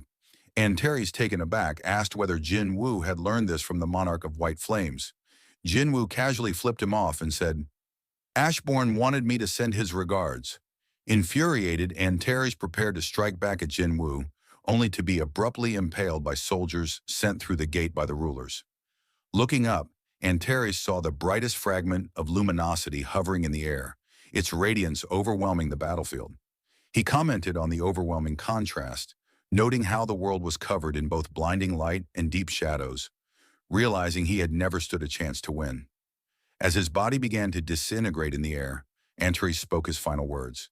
He would wait in the true, eternal rest, not the illusory one created by the Shadow Monarch. He promised that he and Jin Wu would meet again in that final place. Jin Wu watched calmly, responding, "Don't worry, I'll see you again soon enough." The brightest fragment of brilliant light appeared before Jin Wu, its radiance filling the area. It spoke solemnly, acknowledging Jin Wu's efforts. He had ended the war. The fragment admitted it could never fully express its gratitude. Jin Wu remained calm and replied that he wasn't sure this could be called gratitude, but he had a request, something only the fragment could accomplish. The fragment nodded, promising to do everything within its power to assist him. Jin Wu then asked if he could use the cup of reincarnation one final time. At his words, the other fragments fell silent. The brightest fragment's tone turned serious, questioning whether Jin Wu truly intended to reverse time. He warned that even if time rewound, the consciousness of the monarchs would remain intact. The fragment asked, "You'd still go through with it, even knowing the monarchs who died will return with their memories intact?" Jin Wu confirmed without hesitation. He clarified that he intended to face the monarchs and their armies alone, requesting that no one else be sent to Earth when time was reversed. The fragment remarked, "You are choosing to shoulder the entire war by yourself." He questioned Jin Wu's decision, noting that among all the timelines influenced by the cup, this was the most favorable outcome so far. Holding his father's blade tightly, Jin Wu reflected on the cost of the battle. "I lost too many people," he thought. "I want to bring them back." The fragment warned him of the cup's fragile state. Its durability was nearly exhausted. If Jin Wu failed this time, there would be no second chance. The fragment reminded him that if he stopped now, he would still be remembered as the hero who ended the monarch's invasion. His name would live on forever. But the battle he was about to undertake, no one would ever remember. Closing his eyes, Jin Wu thought of his family, his friends, and everyone he cared about. Rising with resolve, he declared, "I will go back in time." The fragment, impressed by his determination, acknowledged that Jin Wu sought to save not just part of the world, but the entire world with his own hands. He said Jin Wu's resolve reminded him of Ashbourne, the previous Shadow Monarch. He expressed his understanding and wished Jin Wu success. But before proceeding, Jin Wu asked about his shadow soldiers. What would happen to those who didn't exist in the past? The fragment explained, "Beings that overlap with the past will vanish. Those that do not will remain." Jin Wu nodded firmly, replying, I'm ready. The fragment summoned the cup of reincarnation, raising it solemnly. May your courage save your world, it said. A brilliant light erupted from the cup, slowly spreading across the planet. People all around the world witnessed the phenomenon. Among them were Jin Ho, Jin Wu's mother, Jin Ah, Wu Jinchou, Liu Zhigang, Thomas Andre, Baek Yunho, Choi Jong-in, and Hunter Cha Hai-in. All looked to the sky in awe. Over time, the brilliant light gradually enveloped the entire planet, bathing everything in its glow. Slowly, the radiance faded until it finally disappeared, leaving the world on the cusp of a new beginning. The scene shifts to Sung Jin Woo's apartment building. His mother gently tells Gina to wake her brother. We then see a younger Gina calling out, urging Jin Woo to rise. Smiling, she notices, You're already awake. Jin Woo steps out of his room and sees his mother in the kitchen, cooking. She looks healthy and vibrant, no longer sick. Nearby, his father sits calmly, reading the newspaper. Overcome with emotion at seeing his family together, and well, Jin Woo begins to cry. Concerned, his parents ask why he's suddenly acting this way. He responds softly, I think I just had a nightmare. Watching his family happy, Jin Woo reflects, my nightmare's over. Now I'm with my younger sister, my healthy mother, and my father who never disappeared. He continues thinking, I've been given one last chance to set everything right. I won't waste this opportunity. I can rewrite the future that is yet to come. But just for a little while, isn't it okay to treasure this peace, a reward for everything I've endured? I know that beyond the skies, the monarchs are preparing enormous gates to strike us. For now, if this brief moment of peace doesn't bring harm to anyone, I'd like to enjoy it just a little longer. Later, Jin Woo's mother's doing housework when she finds a note on the table. Written in Jin Woo's hand, it reads, I'll come back after I'm done with what I need to do. The scene shifts to Baru, who has just defeated a monster alongside Belian. They sit before a pile of fallen demons. Two figures stand amid the aftermath. Jin Woo observes, this empty world, filled with nothing but darkness, feels extremely lonely without fighting. He continues, I managed to defeat the monarchs and killed the monarch of transfiguration, the one at the core of everything. It's been 27 years since I entered the dimensional rift. Finally, the long and grueling battle seems to be drawing to a close. Only a few enemies remain. The Dragon Emperor, Antares and his elite force, the Legion of Destruction. Sitting among countless corpses, Jin Woo thinks, time flows differently in the outside world. Only about 2 years have passed there. He reflects on his family. How are my parents doing? How much has Jina grown? Should I wait until she's a bit older before explaining everything to her? As he's lost in thought, Belian approaches. All enemies have been eliminated. There are no survivors left, he reports. Hearing this, Jin Woo rises. With Baru and Belian at his side, he activates shadow extraction on all the defeated foes, preparing for the final confrontation with the remaining monarchs. The scene shifts to Antares, the monarch of destruction, seated upon his throne. A subordinate approaches and reports that the monarch of transfiguration has fallen, asking whether they should move to a safer location. Antares responds calm but resolute. I am tired of running. We will face the Shadow Monarch here. He reflects on Jin Woo's strategy, using the cup of reincarnation to turn back time. This was beyond anything I expected. As Antares speaks, a shadow begins forming before his throne. He narrows his eyes. To think I would meet you again, alive and breathing. But one of us will rest for eternity today. Rising from his throne, Antares introduces himself with authority. I am Antares, the monarch of destruction. And you, what is your name? Sung Jin Woo steps forward, unwavering. My name is Sung Jin Woo, he replies. Do you have anything more to say?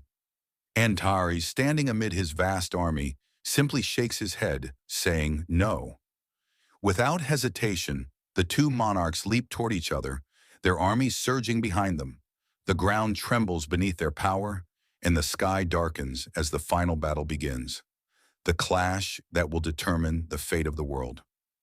The scene shifts to the outside world, 2 years after the previous events. The United States is in a state of unrest. stirred by a disturbing prophecy.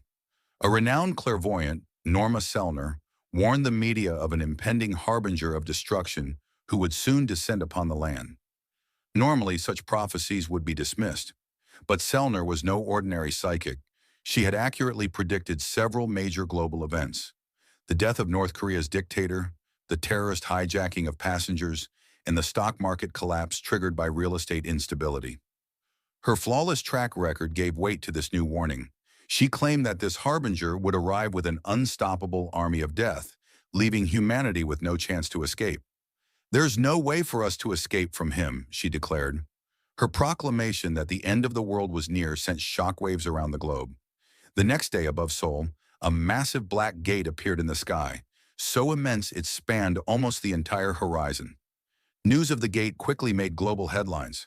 People from all over gathered beneath the colossal portal, anxious to see what would emerge. Slowly the gate began to open, but nothing came out. The crowd murmured in confusion at the emptiness. Behind them, a lone figure appeared. It was Jin Wu. Waiting for him was a fragment of brilliant light, one of the rulers. Holding flowers in his hands, the ruler greeted Jin Wu warmly. "We are glad you've returned safely. Welcome back, Jin Wu, or should I call you the Shadow Monarch?" the ruler added with mild surprise. "I didn't expect you to appear in the form of a middle schooler."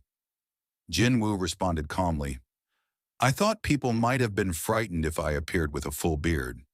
It's nice to have at least one person welcoming me back." The ruler then admitted, "We honestly didn't believe you'd return after taking on everything by yourself. But now I see that every step you take carries the weight of 10,000 soldiers." Jin Wu, curious, asked, "I assume you're not here just to present me with flowers? What business does an envoy of the rulers have with me?" The fragment replied, "The rulers have a message for you. It may take some time to discuss everything. Shall we move somewhere more private?" Jin Wu nodded. "I have a place in mind that I'd like to visit first." Fast forward, Jin Wu and the fragment of brilliant light sit inside a small ice cream shop. The fragment glances around curiously and asks why Jin Wu chose this place. Jin Wu shrugs lightly and says, "After spending so long in a world where there was nothing, it's only natural to want something sweet." The fragment nods politely and then asks, "So what did the rulers want to discuss?" Jin Wu leans back, cutting to the point. "Forget the formalities. Is there a problem?" The fragment explains calmly, "All immediate threats have been resolved, but the rulers are concerned about the immense power you now hold. Your strength is enough to sway the fate of this entire world. As you know, Earth isn't prepared for the magnitude of your abilities." Jin Wu tilts his head and asks, "Then why tell me this?" The fragment replies, "This world, one without mana, is far too fragile to contain such power. If you are willing, we'd like to ask whether you would consider relocating to a world better suited to your abilities." Jin Wu smirks, leaning back in his seat. "Instead of the hassle of moving me to another world, you could always just seal me away completely." The fragment nods solemnly. "That is possible too." But his expression quickly shifts to horror as he studies Jin Wu closely. Jin Wu notices and raises an eyebrow. "Now that I've done my part, are you planning to get rid of me just because you fear my power?" Flustered, the fragment quickly reaches into his pocket and pulls out a phone, showing Jin Wu a news article. Lady Selner's face dominates the screen as she warns the public about the arrival of a destructive force. The fragment explains, "Before your return, Selner issued this prophecy. Back when you disappeared, she wasn't this powerful, but after interacting with our world, her abilities evolved." Jin Wu leans back and murmurs, "So my return is what triggered her evolution as a seer." The fragment confirms. Jin Wu waves a hand dismissively. "We'll discuss this later." The fragment stands, bows respectfully, and says, "Very well, great monarch," before leaving the shop. Left alone, Jin Wu begins to reflect. If every living being has a purpose, then I, having become the Shadow Monarch and stopping the chaos of the monarchs, have fulfilled mine. I've completed my mission." He continues, "But now the power I once wielded with purpose feels like a burden. Like nuclear waste after use, am I something the world no longer needs?" His attention shifts to a young girl walking past the shop window. His eyes widen. He rushes outside, thinking, from now on, I'll probably continue to question whether I should remain here on Earth. Meanwhile, young Cha Hyen thinks, did ice cream always smell this good? As Jinwoo watches her, he remembers everyone for whom he fought against the enemy alone, saying, if there's a reason to remain in this world, then it's probably because there are still people I love here, and people who love me are still here as well. That alone is enough reason for me to stay, he adds. I'll stay here and find more reasons not to leave. As Cha Hyen turns toward him, the two lock eyes in silence. The scene moved to a police station. Wu Jinshul, now in his 4th year as a criminal investigator, lost in thought. He could not shake a vague sense of loss. It was as if he were forgetting something important. No matter how hard he tried to recall it, nothing concrete came to mind. The more he searched his memory, the heavier that hollow feeling became.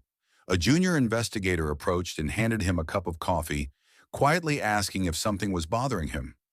Wu offered a faint smile, accepted the coffee, and thanked the junior. Inwardly, he told himself that a busy person had no time for sadness. He should focus on his work. Back inside Criminal Investigation Team 2's office, the atmosphere felt tense. As he walked among the junior officers, Wu noticed a man who was trembling with fear. He asked the officers who the man was. The man suddenly cried out, his voice unsteady. He said a monster, a shadow, had risen from the ground and told him that if he did not turn himself in within 24 hours, he would regret being alive. The man pushed himself to his feet and begged to be locked up, insisting it was all his fault and pleading for the investigators to take him in. Wu stared, stunned, and asked whether all of them had seen the same shadow. The man answered firmly that yes, they had all seen it. Wu wrestled with the thought of how he would report such a claim to his superiors. At that moment, a senior officer interrupted, telling Wu to leave the formal reporting to the juniors and to join them in the meeting room. Later, in the meeting room, Wu listened as his superior explained the situation. Visibly shaken, Wu asked what the senior meant by releasing the suspects instead of formally charging them. The senior spoke softly. Why would they do that? Glancing toward the window as if wary of eavesdroppers, and warned that someone might overhear them. Looking out the window for a beat, he added that the plan was to release the suspects but keep them under observation for the next 24 hours. Wu objected, insisting the suspects were talking nonsense. He suspected they were high on drugs and that the monster stories were side effects. Investigator Kim cut in. Nothing had shown up on the suspects' drug tests. He said the National Forensic Service had even double-checked the results. Puzzled, Wu watched as the senior leaned in and asked whether he really believed that a number of unrelated people had suddenly seen the exact same thing and then turned themselves in. The senior reminded everyone that higher-ups were pressuring the team to find out what was going on, and that so far they had no solid leads. We need evidence, the senior said. Letting the suspects talk freely, he argued, was the best chance to get it. Wu frowned and voiced his concern about the risk. What if something actually happened while they were letting them speak? The other officers burst into laughter at the idea. One teased, asking if Wu had suddenly started believing in ghosts. Kim added with a smirk that he didn't expect Wu to be so emotional. The senior investigator tried to reassure everyone. He said nothing would happen. They would choose one suspect, take him to a quiet warehouse, and monitor him closely. If the suspect tried to escape, they would stop him. And if the monster actually appeared, they would finally have concrete evidence. The senior finished by asking for a volunteer. If anyone felt uncomfortable, he said, they didn't have to go. Wu answered firmly and without hesitation. He would go as well. The scene shifted to a warehouse. Inside, one of the suspects was panicking, collapsing to his knees and pleading with the investigators. He begged them not to do it to him, crying out that he was going to die. The senior investigator answered with a firm command for the man to sit still. They needed to confirm what was happening. The suspect, however, kept repeating that he was going to die, his terror never subsiding. Growing frustrated, the senior snapped at him, asking how he expected to die when the team was standing right there guarding him.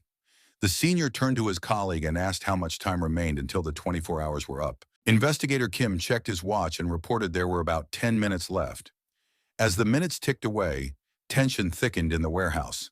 An unnatural cold seemed to creep through the air.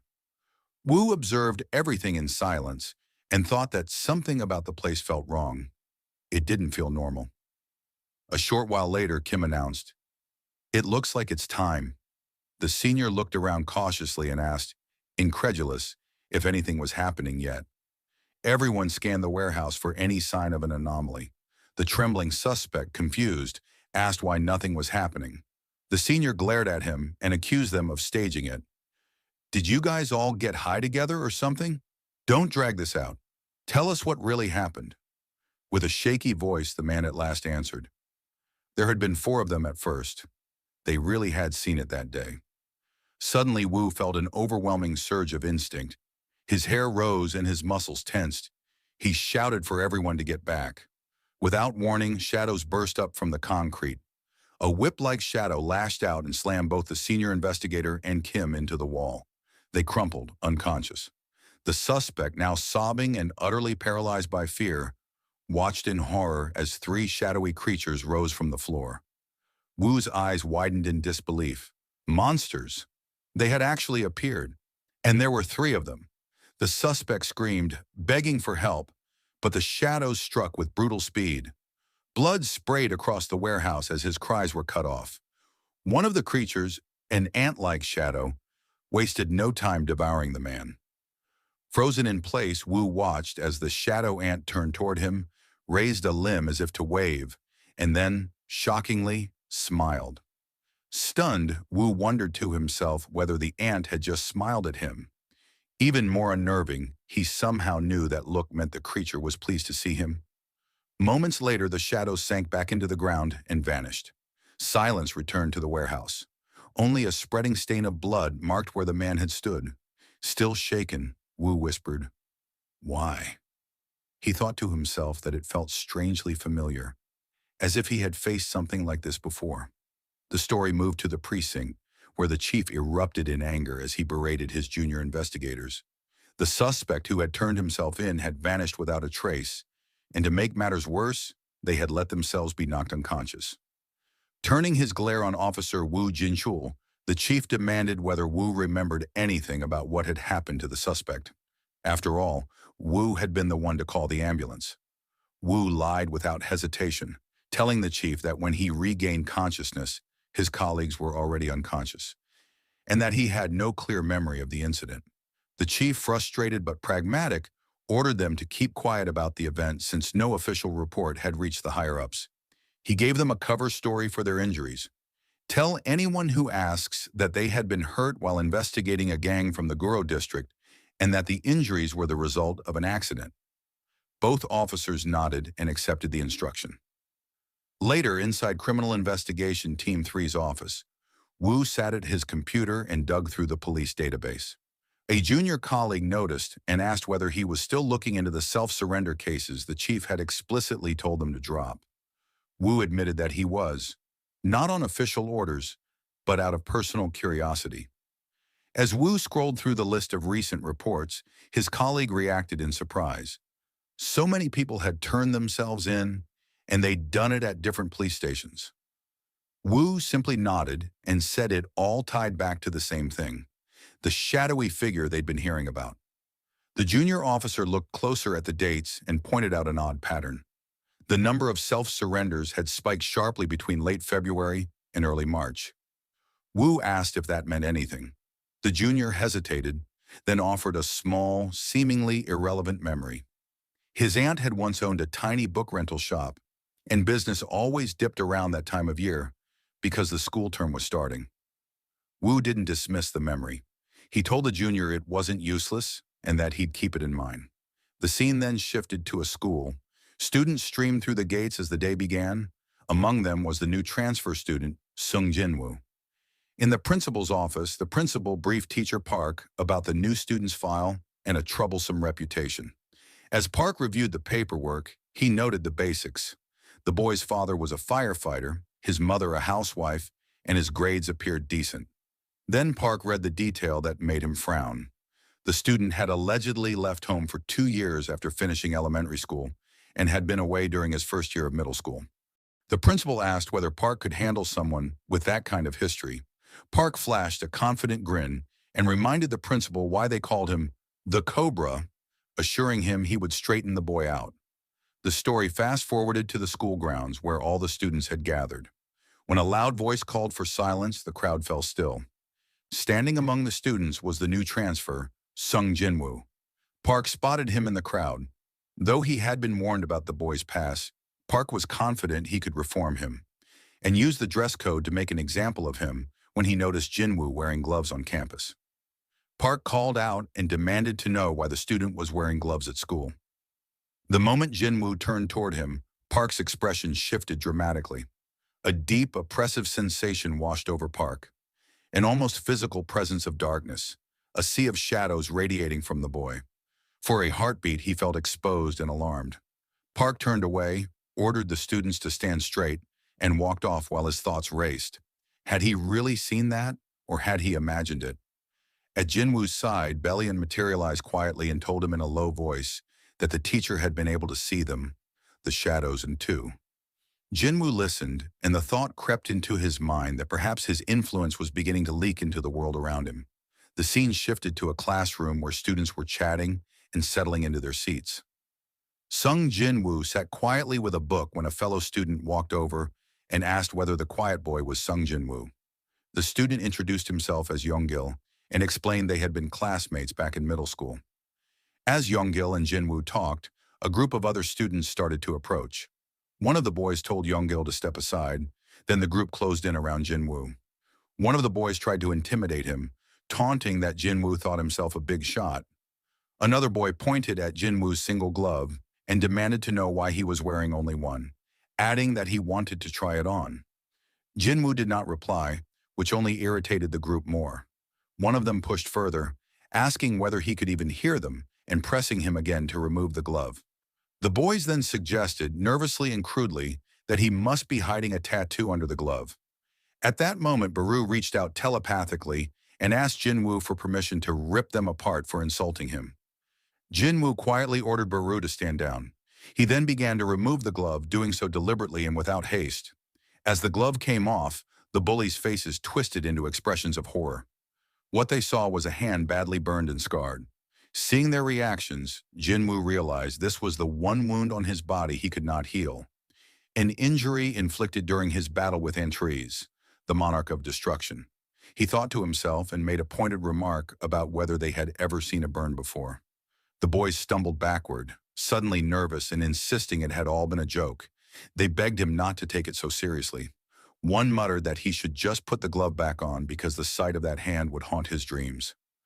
As the boys tried to hurry away, Baru lunged at them, startling Jin Wu and causing him to wonder what Baru was about to do. Before Baru could reach the group, Jin Wu used his authority to manipulate their shoes, forcing them all to trip and fall to the ground. Other students burst into laughter at the bullies' sudden embarrassment as they scrambled to their feet. Jin Wu allowed himself the smallest smile, thinking that the trick had been done just for fun. Later, as Jin Wu and Yonggil walked together, Yonggil remarked on how much Jin Wu had changed in the 3 years since they last met, noting that Jin Wu had not flinched back there and asking if he had been working out. Jin Wu nodded and said he had trained a lot while he was away. Yonggil then asked whether Jin Wu planned to join any sports clubs. Jin Wu answered with a slight smile that there was one club he was considering. The scene moved to the school grounds where Choi Dae-woong, captain of the track and field team, looked confused when Jin Wu asked to join the club. Glancing at Yonggil, Choi asked if both of them wanted to join, but Jin Wu made it clear he was the only one applying. A few club members sauntered over and mocked the idea, remarking that it was rare to see a new student come all the way to the sports field just to join the team. Ignoring the sarcasm, Choi asked whether Jin Wu was a student athlete or had any track experience from middle school. Jin Wu simply replied that he did not. One of the club members frowned and said the team was made up of trained student athletes. He wondered why someone with no experience would want to join. Jin Wu answered calmly that there was someone he wanted to meet at a tournament. Thinking of Cha Hai-in, Jin Wu recalled she was still in middle school at that time, but he believed she was skilled enough to enter the regional tournament.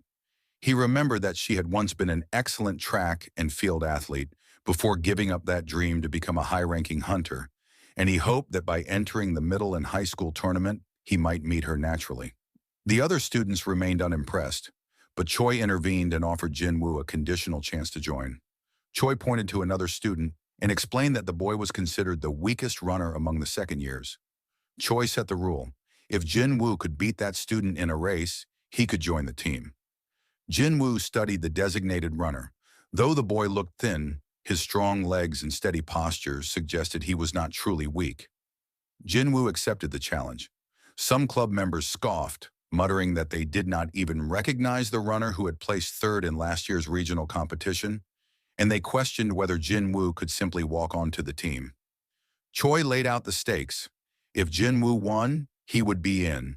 If he lost, he would be responsible for the team's laundry and cleaning duties for a month. The scene cut inside the school building where a colleague asked Park Ji-sul if he was feeling better. Park replied that he was fine. He just needed a smoke. Later in the break room, Park looked out the window while smoking and noticed Jin Wu running far ahead of the track team. Surprised, Park turned to another teacher and asked why Sung Jin Wu was running with the students and whether he was part of the club. The other teacher explained that Jin Wu was a new freshman who had shown up asking to join the team. They had decided to test his speed, and he had been so good they could not refuse. The teacher added that they were now checking Jin Wu's endurance and that the laps he was running had already reached 20. Park nodded and started to leave, but then froze in shock. His eyes widened as he saw a shadowy aura trailing Jin Wu as he ran, an indistinct darkness following the boy's stride. Park stared, disturbed and questioning whether what he was seeing could be real. Then to his horror, Baru appeared outside the window in his monstrous ant form and let out a sudden, piercing screech. Park Ji-sul screamed and collapsed, fainting on the spot. The teacher beside him panicked and hurried over, asking if Park was all right. Outside the room, Igris turned to Baru and scolded him, saying he had warned him not to do something like that. Baru shrugged and indicated that, well, now they knew this human could truly see them. The scene fast-forwarded to a small restaurant where Wu Jinchul met a colleague over a meal. The colleague pressed Wu about why he was still looking into the self-surrender cases, wondering aloud who would come to a station simply to cause confusion, and more importantly, whether Wu had seen anything unusual that day. Wu tried to brush the question off with a vague denial, but the colleague pressed him again, specifically naming the day the suspect had vanished from the warehouse and asking whether Wu had seen anything then. Wu conceded that he had seen something odd, a creature that, to him, resembled a giant ant. He said he wasn't certain what it had been, only that its appearance had been ant-like. The colleague reacted with shock and asked if Wu was really saying that giant ant monsters had appeared. A passerby who had overheard the conversation approached and asked whether the creature Wu described had a human body and an ant's head. The next day, the camera moved to the school sports ground where the track and field team was out doing laps. Their captain, Choi, told the team that their aim was to dominate the country. Among the runners, Young-gil struggled to keep up. Seeing him panting and falling behind, Jinwoo asked Billion why he even followed him here if it was going to be so difficult for him. Billion replies, "Humans are foolish creatures, my liege." To give Young-gil a hand, Jinwoo quietly used one of his abilities on him. Young-gil immediately felt a rush of energy and a strange heat spreading through his body, wondered what was happening, and then exploded into a sprint that left the others behind. From a distance, Park Ji-sul watched the practice. He remembered the night before when, drunk, he had half told Wu Jinchul and another officer about ant monsters before stopping himself and apologizing for being drunk. Wu had stopped him then and asked him to explain more. Back in the present, Park Ji-sul stared at Jinwoo. Jinwoo, noticing the prolonged stare, thinks that Park has been observing him quite openly lately. Bellion appears beside him and suggests that they should just erase Park's memory and remove his powers, but Jinwoo refused for now. They needed to observe Park a little longer. The scene shifted to the school entrance as Wu Jinchul arrived. He thought the strange cases, the criminal who had turned himself in saying he saw monsters, and the student incident that only one teacher had witnessed. He wonders how he's supposed to ask a student about monsters without sounding insane. While he stood there, a shadow skittered across the pavement and startled him. He muttered that there was definitely something odd happening. Inside the classroom, Jinwoo sat quietly and wondered whether Wu had seen the shadow Jinwoo had stationed nearby. Soon Wu entered and spoke briefly with the teacher, explaining it wasn't a serious matter. He simply wanted to ask a few questions to a student named Sung Jinwoo. The class grew tense at the presence of an investigator. One student whispered that an investigator had come and wondered what Jinwoo had done now. Wu and Jinwoo moved to a quieter corner of the school grounds so the conversation could continue privately. Wu apologized for pulling Jinwoo out of class. Jinwoo said it was fine and thought to himself that it had been over a decade since they last met, although telling that to Wu directly would have felt strange. Wu observed Jinwoo closely, noting that the boy's eyes seemed older than his years. Without wasting time, he produced a sketch of the ant-like creature and asked Jinwoo whether it looked familiar. Jinwoo examined the drawing and said he had seen something like it before. Wu was taken aback and pressed for details. He wanted to know what Jinwoo had seen, what the creature was, and who Jinwoo really was. Collecting himself, Wu then explained that he had been working the case for a while and asked Jinwoo to tell him anything he knew about the creature. Jinwoo responded coolly that the drawing looked like a monster from a special effects TV show kids liked, an answer that disappointed Wu. Wu quietly took the notebook back, thanked Jinwoo, and told him he could return to class. He added that he had already cleared the interruption with the teacher. As Wu turned to leave, Jinwoo asked if he could keep the sketch. Baru objected briefly, but Wu conceded and handed the picture over. After Wu left, Igris appeared and asked Jinwoo why he hadn't simply told the truth. Jinwoo replied that forgetfulness was a blessing granted to humans, even if that forgetfulness had been engineered by men using a tool of the gods. Back in the classroom, Jinwoo found himself surrounded by curious female classmates who peppered him with questions about the investigator. Jinwoo deflected, saying Wu was simply an acquaintance who had come with a private matter. The girls then mentioned a rumor going around the boys' side that Jinwoo had a surprisingly muscular build, and they asked whether he worked out. Before Jinwoo could answer, an unseen hand swept the girls aside.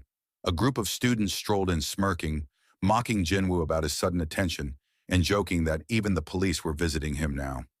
One of them taunted Jinwoo, asking if he intended to call the police if they picked a fight.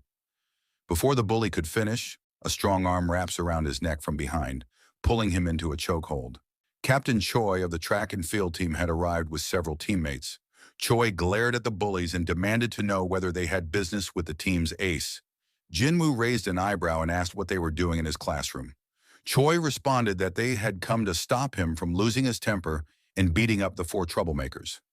Jinwoo told him not to joke. Choi laughed it off and mentioned a welcoming party for new members later that day, asking whether Jinwoo and Yonggil were free after school and urging Jinwoo to attend. As the track team escorted the bullies from the room, Jinwoo asked what they planned to do to them. Choi grinned and answered that the punishment would be a light jog around the track, something he called character building. Later, heading to the newbie party, Choi teased Jinwoo about whether they should give the bullies a little scare while they were at it. Jinwoo smiled, shook his head, and said it wasn't necessary. He thought they had already learned their lesson. As they walked, someone called Jinwoo's name. He turned and saw Wu Jinchul approaching. Wu asked whether they could continue the earlier conversation. Jinwoo agreed, though Choi called out that he was taking Yonggil hostage until Jinwoo returned for the party. Jinwoo laughed, made a quick excuse about keeping the meeting short because his friend was waiting, and followed Wu to a quieter spot. Wu took a deep breath and, with a serious tone that betrayed his emotions, addressed him formally as Hunter Sung Jinwoo, words that made Jinwoo narrow his eyes because he sensed there was weight behind them. The story jumped back a few hours to the moments just after Wu had handed Jinwoo the sketch. At first, Wu thought giving the picture away had been a small, harmless gesture, something trivial he would forget by the next hour. But as he walked away, a nagging unease told him it had been a foolish thing to do. That's when he suddenly heard a voice. "Association Chairman, do you trust me?" Startled, Wu spun around, but there was no one in sight. He glanced up the stairs and heard another voice answer. It was his own. "I trust you." In an instant, a torrent of memories crashed into him. Wu collapsed to his knees as fragments of past, present, and future flooded his mind. Through Sung Jinwoo's eyes, he glimpsed a world he had once forgotten. Battles, gates, monsters, hunters, rulers, and monarchs. He remembered having asked Jinwoo whether he had planned to fight all of it alone, and Jinwoo's simple answer, yes, since the memories of a higher being aren't affected by the flow of time. Back in the present, Wu and Jinwoo walked side by side in silence for a moment before Wu asked quietly how long Jinwoo had been fighting in that dimensional crack. Wu reflected that official records listed Jinwoo as missing for 2 years, and he could not reconcile that with the scale of the conflicts Jinwoo had hinted at. Jinwoo answered plainly that he had been fighting for 27 years. Wu reacted with shock and then asked whether Jinwoo regretted any of it. Jinwoo replied that he did not regret it. Even if he had to make the same choice 100 times, he would choose it again. Wu smiled and observed that Jinwoo now seemed to be enjoying life. Jinwoo admitted he was satisfied with how things were, though he noted wryly that he had to keep switching bodies because he no longer aged. The realization hit Wu hard. Jinwoo had effectively gained immortality, eternal youth and power that skirted the divine. Yet he still chose to live quietly among ordinary people. Wu asked whether Jinwoo had any plans for the future, and whether he had ever considered joining their side, the police. He added that recently many criminals they caught had complained that the shadow creatures left them no space to act or even to breathe. Jinwoo chuckled and said that if he joined the police, there would be no work left for anyone else. Wu smirked and told him that in fact, that was exactly the kind of world they had been trying so hard to build. Jinwoo paused to think and told Wu he would consider it. As Jinwoo started to walk away, Wu called after him that he would be waiting for him to join the force. Jinwoo answered that Wu should not wait. He understood the job was full of work, but came with little pay. Time passed. Then late in April, something strange began to occur far from their city. In the desert region of Western America, a tired traveler, sweating under a blazing sun, dialed emergency services. He told the operator he was not lost, but that he wanted to report something he had witnessed. The operator asked whether the situation was urgent and where exactly it was happening so the proper team could be dispatched. The traveler hesitated, searching for words to describe what he saw, and then said there were cracks, many of them, and that something felt like it was about to break. When the operator asked where the cracks were appearing, he answered plainly that they were in the sky, that the sky itself was crumbling. Meanwhile, at Sung Jinwoo's home, Jinwoo and Igris were buried in study when Jinwoo suddenly sensed an unfamiliar presence approaching from another world. The scene shifts to a quiet cafe. Across from Jinwoo sits the vessel of a ruler. He greets Jinwoo respectfully, addressing him as the Shadow Monarch. Jinwoo's eyes narrow as he asks if the recent disturbances on Earth are the doing of the rulers. The vessel shakes his head. He explains that this is not how rulers travel between worlds, and Jinwoo already knows that. Jinwoo presses further, demanding to know who is trying to break into Earth. The ruler's vessel reveals the truth. The intruders are ancient beings, ones who once invaded the ruler's world, only to be driven back by the army of the sky. But now they have set their sights on Earth. Jinwoo questions why they would choose this world. The answer comes cold and sharp. They are a race of giants who consume the life and minerals of living planets. In the ruler's world, they are feared as titans. Their objective is simple: devour Earth. Jinwoo reflects that such beings had never attempted to come here before, until the cup of reincarnation was used. The ruler confirms it. In the erased timeline, these titans had originally been meant to battle the rulers, but now something has shifted. Jinwoo wonders aloud if he himself is the cause.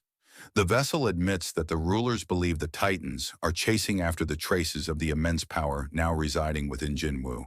The rulers have already dispatched the army of the sky toward Earth, but Jinwoo shakes his head.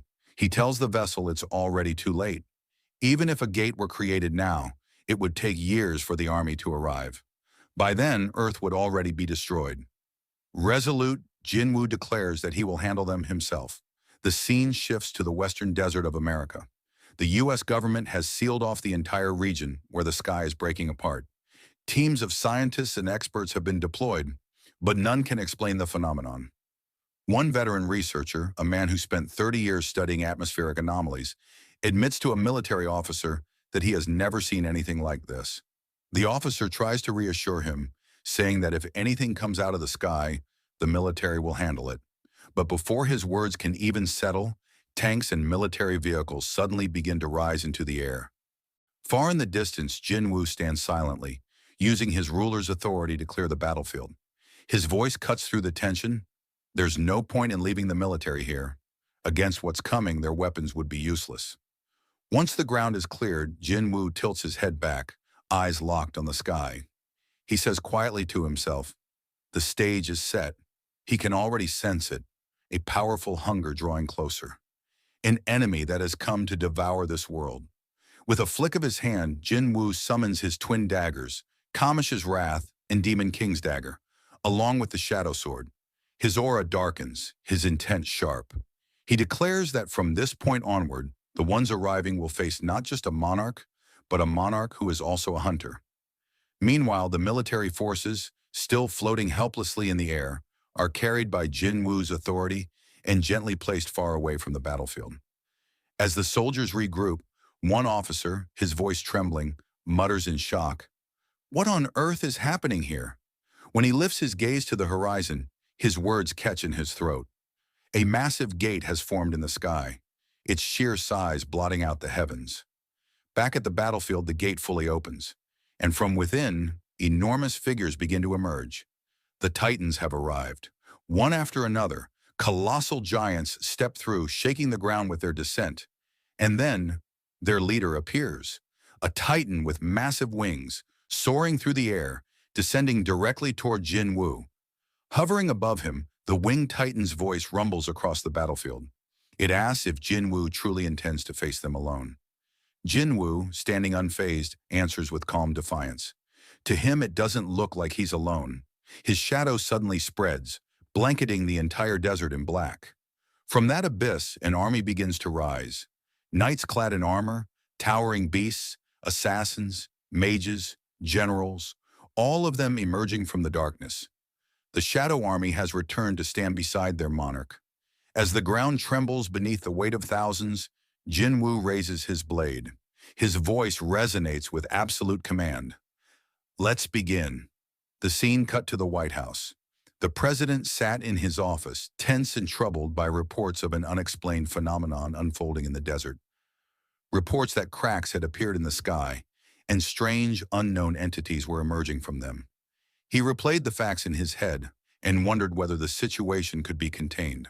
Before he could dwell on it further, Officer Harrison arrived and told him the incident had been contained for now, and that all details would be presented in the briefing room.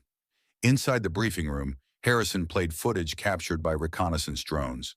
The room watched in stunned silence as the video unfolded. Disbelief and panic spread through the attendees. Someone in the room demanded to know what was happening and who the man at the center of the footage was. The president turned to Harrison and asked for answers.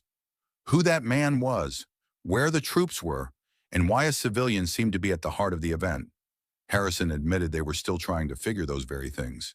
Back in the desert, Tusk finished charging a massive well of magical energy and released it in a single, devastating blast that streaked into the sky and obliterated everything in its path. Both forces, the Titans and Jin Wu's Shadow Army, surged toward one another. Despite the Titans' size and ferocity, Jin Wu's army proved vastly stronger. Jin Wu ran forward with lethal speed, cutting through colossal Titans with precise, brutal strikes. Mid-run, Jin Wu summoned his Shadow Sword. The blade swelled to enormous size as it gathered dark power. With a raised arm, he unleashed a sweeping, colossal strike. One by one, the attacking Titans began to fall beneath the impact of that attack. A colossal flying Titan managed to intercept the sword and smirked at what it called a trivial trick. It glanced down to the battlefield and noticed Jin Wu preparing another assault. Jin Wu's hand began to transform, morphing into a gargantuan shadow claw. He slammed that appendage down with such force that it pinned the Titan to the ground while Jin Wu landed beside it, calm amid the settling smoke. From the dust around the pinned Titan, a pair of glowing red eyes opened. The Titan sneered, marveling aloud at the unexpected talent of such a small planet and taunting Jin Wu about the need for mana to unleash full power. It bragged that Titans must shrink themselves to fight at their greatest potential, and suggested Jin Wu beg for forgiveness. Before the Titan could finish its taunt, a blade flashed across the dust and cut it down. Marshal Bellion had arrived and dispatched the Titan with brutal efficiency. Bellion turned toward Jin Wu and reported that he had intervened. He asked if Jin Wu had been conversing with that particular adversary. Jin Wu shook his head and told Bellion that the monsters were far too arrogant and that they would require special attention. He instructed Bellion to take care of them. Bellion acknowledged the order with a nod and charged back into the fray, slicing through Titans with ruthless speed as the battle intensified. The scene moved to a meeting room. Everyone watched the battle footage in stunned silence as the screen replayed the desert clash. The president asked whether they had identified the man at the center of the footage. When no answer came, he noted how effortlessly the individual had handled the monsters. It looked like a scene from a movie, not real life. He pushed the intelligence team for a way to identify the man. David Brennan, the intelligence director, admitted that, realistically, there was no straightforward way to identify him. Then Brennan proposed an unconventional route. Consult Madame Norma Sellner. The president asked what he meant. Brennan explained that Sellner had a long history of producing answers when conventional intelligence failed. She would know, or at least point them toward the truth. The scene shifted to South Korea, where the national track and field tournament preliminaries were underway. Sung Jinwoo stood with his team, taking in the surroundings. Jinwoo's gaze fell on a nearby student nicknamed Iron.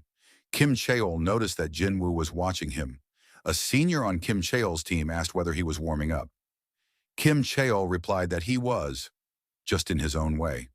The rival team's captain approached Choi Dae-won and taunted him for putting a first year on the main squad, suggesting Woo Sang-in's absence had left them desperate enough to field a freshman as the ace. Choi answered with quiet confidence, promising the rival captain his jaw would drop when they saw how good the first year truly was. The rival captain scoffed and boasted that his own team had a monstrous newcomer as well. Another attempt to rattle Choi's squad. As Kim Cheol glanced toward Jinwoo, an inexplicable impulse washed over him. Sweat beaded on his brow, and an unsettling compulsion made him want to kneel before a student he had never met. He chastised himself inwardly, trying to dismiss the feeling as ridiculous. But then he suddenly snapped aloud, startling those nearby. Fellow students asked if he was all right. Kim Cheol muttered that he was fine and shoved off toward Jinwoo, trying to shake off the strange sensation. Approaching Jinwoo, Kim Cheol glared and demanded that if Jinwoo had something to say, he take it somewhere else. His tone a mixture of anger and confusion. Captain Choi and the rest of Jinwoo's team interjected with teasing warnings, urging Jinwoo not to lose his temper and reminding him to be gracious if he spared the boys' lives. Jinwoo calmed them, assuring everyone that nothing would happen.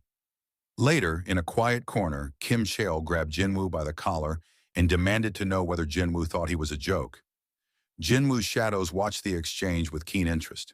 Bellion, one of the strongest among the shadows, suggested leaving Kim Cheol's humiliation to him and promised to make sure the boy would never behave that way again. Suddenly, Kim Cheol froze mid-breath. Tears sprang to his eyes and, without understanding why, he collapsed to his knees, trembling and asking himself aloud why he was kneeling. Jinwoo observed the scene coolly. He noted that Kim Cheol was still a normal human, not a member of his shadow army, and judged there was no need for excessive force or spectacle. As Jinwoo began to walk away, Kim Cheol called after him in a stunned, half-pleading voice, wondering if what he'd felt was love. Jinwoo, baffled by the question, dismissed it as nonsense, and then took action to defuse the situation more permanently. Using his authority, Jinwoo altered Kim Cheol's memory. He made Kim Cheol remember that when he had tried to pick a fight, he discovered Jinwoo and his father were acquaintances.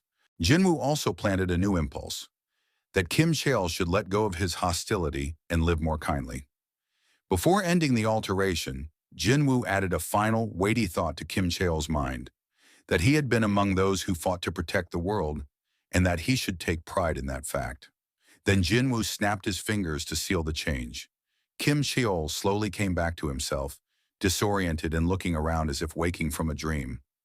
Over the loudspeaker, an announcement called all runners to the track. The middle school division preliminaries were about to begin. The story moved to the United States, where Intelligence Director David Brennan arrived at Norma Selner's residence and greeted her politely at the door. Selner smiled and invited him inside. As they crossed the threshold, Brennan noticed the warm scent of food lingering in the air and asked if she'd been in the middle of a meal. Selner replied that she wasn't. A guest had arrived shortly before Brennan did. Brennan said he would be brief and got straight to the point so he wouldn't take up more of her time. Calmly, Selner told him that after that previous visitor left, she suddenly found herself unable to see the future anymore. Surprised, Brennan asked if she was referring to the figure Selner had once called the God of Death. Selner ignored the label and assured him she would answer the question he was about to ask. When Brennan asked how she could know what he would ask, Selner explained that he had only repeated questions he'd asked in the past. She had already seen those moments before, and now she was simply giving him the answers. Brennan fell silent as Selner continued. She claimed to know the identity of the man everyone wanted to find, but she refused to reveal anything about him. Frustrated, Brennan pressed why she would withhold the information. He warned that the man might be dangerous and could even pose a threat to the country. Selner answered plainly that precisely because he could be dangerous, she would not disclose his identity. She asked Brennan if he had watched the footage. The memory of the video came back to Brennan, a lone man standing against terrifying monsters without flinching, a figure whose power had protected humanity in an instant. Selner then asked a quieter, unsettling question. Would he believe her if she said this kind of rescue had happened before?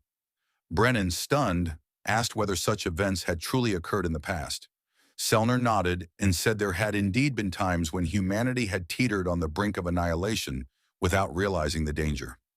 Brennan wondered whether the mysterious man might be the same being she had once described as the God of Death.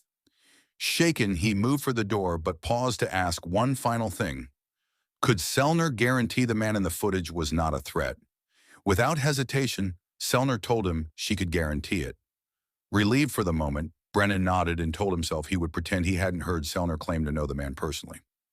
As he stood to leave, Selner offered him some cookies she had baked. Brennan declined with a small smile and promised he would come by again. After Brennan left, Thomas Andre entered the room. He complained that he didn't like the man in the footage and offered to teach him a lesson. Selner sighed and warned Thomas not to push the issue. He was one incident away from being disqualified as a fighter. Thomas shrugged and asked a question of his own. Selner nodded for him to speak. He wondered aloud about the accident that had spared his life. Many had died, he said, but he had survived thanks to Selner's prophecy. He wanted to know why she had saved him.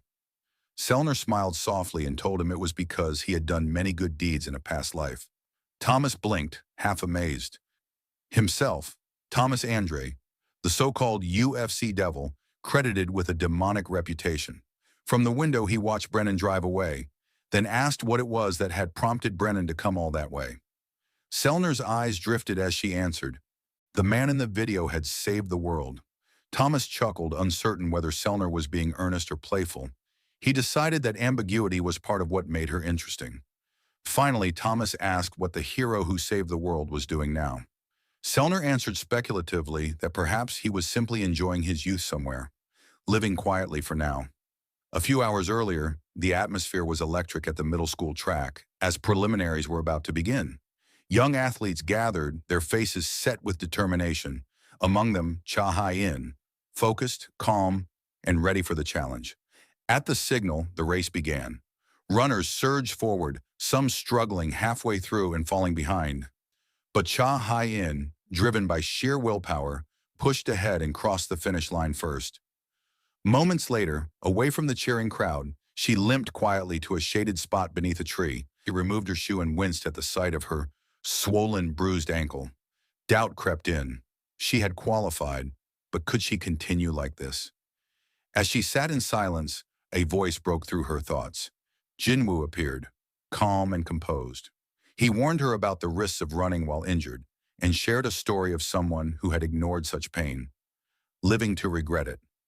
Cha Hai-in studied him, unsure who he really was, a high school athlete. Noticing her discomfort, Jinwoo gently touched her ankle. She flinched but did not pull away.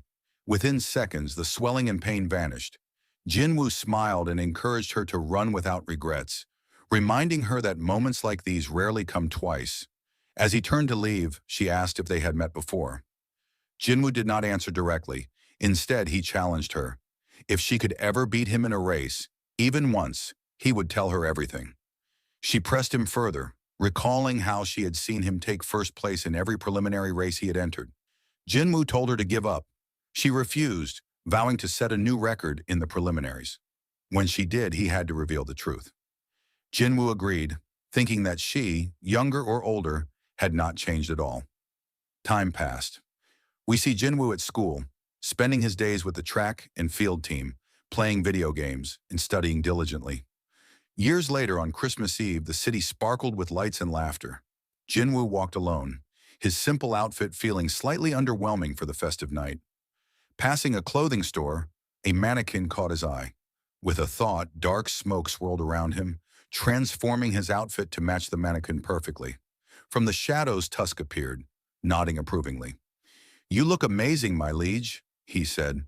Satisfied with his appearance, Jinwoo continued through the bustling streets. Amid the holiday chaos, soft footsteps approached. He turned, seeing Cha Hai-in trying to surprise him, but he had already anticipated her arrival. They talked casually. Jinwoo mentioned that he would be attending university soon. Hai-in raised an eyebrow. "You're going to that university. With your exam scores, you could have gone anywhere." Jinwoo shrugged. "Full scholarship, study abroad, and there's someone I just met there." A flicker of suspicion lit her eyes. "Is it a girl?" she asked. Jinwoo gave no clear answer, amused by her flustered reaction. She grinned and leaned closer. "Do you remember an old promise?" Jinwoo looked puzzled. She reminded him. It was about the race. He had promised that if she ever beat him, he would tell her everything. What he was really thinking, whether there was someone at his university, and if they had met before that first competition. Jinwoo was caught off guard but smiled and agreed. Before he could move, Hai-in stepped closer, wrapped her scarf around his neck and whispered, "If you like me, don't move." She then turned and walked toward a distant tree. Jinwoo stood still, watching. He realized he had already lost, without taking a single step. From the shadows, his soldiers reacted. Some were confused. "There are times even a king can lose like this," one muttered. Others were baffled. How did our king lose so easily? But Jinwoo wasn't listening. His gaze followed Hai-in as she walked, memories of their first meeting flashing through his mind. He smiled. Cha Hai-in reached the tree with a bright, happy smile. Seeing her, Jinwoo knew. It was time to tell her everything. He walked toward her and gave a simple order to his shadows. "Close your eyes." They embraced under the softly falling snow. In that quiet moment, nothing else in the world existed. The scene shifts to the world of repose, a quiet, timeless realm where shadow soldiers slumber, awaiting their king's command. Kaisel greets Tusk warmly, while an orc soldier bows in respect. "Good morning, General," the orc says. Tusk smiles faintly. "I'd say good morning too," he replies. But there is no day or night in this world within the shadows. As he contemplates the calm surrounding him, Marshal Baru approaches, grinning. With theatrical flair, Baru reveals a gift, a robe crafted to perfectly resemble the hooded jacket worn by their king. Tusk's eyes widen. "How can I possibly repay you?" he asks. Baru waves him off. Tusk dons the robe, marveling at the flawless details and craftsmanship. Baru then makes another suggestion. "The orb you carry should become a staff, a weapon worthy of a general." Without hesitation, Tusk agrees. He summons the finest artisans, the dwarves. One of the dwarves bows respectfully. "We are simply honored to craft something using the sacred weapon our liege entrusted to us," he says. The camera pans to the world of repose, an infinitely vast realm where over 10 million shadow soldiers coexist. Here, every soldier lives in harmony, helping one another. Each shadow evolves alongside their king's growing power, gradually reflecting the mind of their monarch. Once beings of war and destruction, the shadows are beginning to experience life. Emotions like curiosity, friendship, and even joy now bloom among them. Some soldiers rest, some train, others engage in casual conversation. A few even argue heatedly, grabbing each other by the collar. Their once non-existent identities are beginning to take shape. In this diversity, they silently thank their king for bringing them into a world they never imagined. Soon Tusk's staff is completed. He holds it with pride as his subordinates cheer. Suddenly, shadows from the Sky Army approach. Tusk narrows his eyes. "Who are you?" They bow deeply. "We were sent by Grand Marshal Bellion," they report. At the mention of Bellion's name, Tusk straightens, preparing to recount his accomplishments during their king's battle against the Dragon Monarch in the gap between dimensions. But he is interrupted. Irritation flickers in his eyes, until he turns and sees Commander Igris. Caught off guard, Tusk stammers, quickly offering praise and loyalty. Igris simply nods. "Thank you for your loyalty," Igris says calmly. Tusk gathers himself. "Why were you looking for me?" Igris responds evenly. "It's going to begin soon." Tusk turns to the window, eyes drawn to the sky, and stops, stunned. Outside, he sees their king, Jin Wu, standing alongside Shahan. The sight fills him with joy and pride, mirrored by the celebrations of shadows around him. Igris remained still, watching silently. His mind drifted back to the past, to the first time he had met Jinwoo. In a strange, fabricated dimension forged by the power of a monarch. His mission had been clear, to test the human who had entered that space. The previous Shadow Monarch had wanted to know one thing. Was this man worthy of becoming the next vessel of Shadow? Even then, Igris understood the gravity of his task. This was his final command. He could sense it in his liege's quiet farewell, hidden behind carefully chosen words. After forgiving the rulers, the previous king had lost all interest in endless war.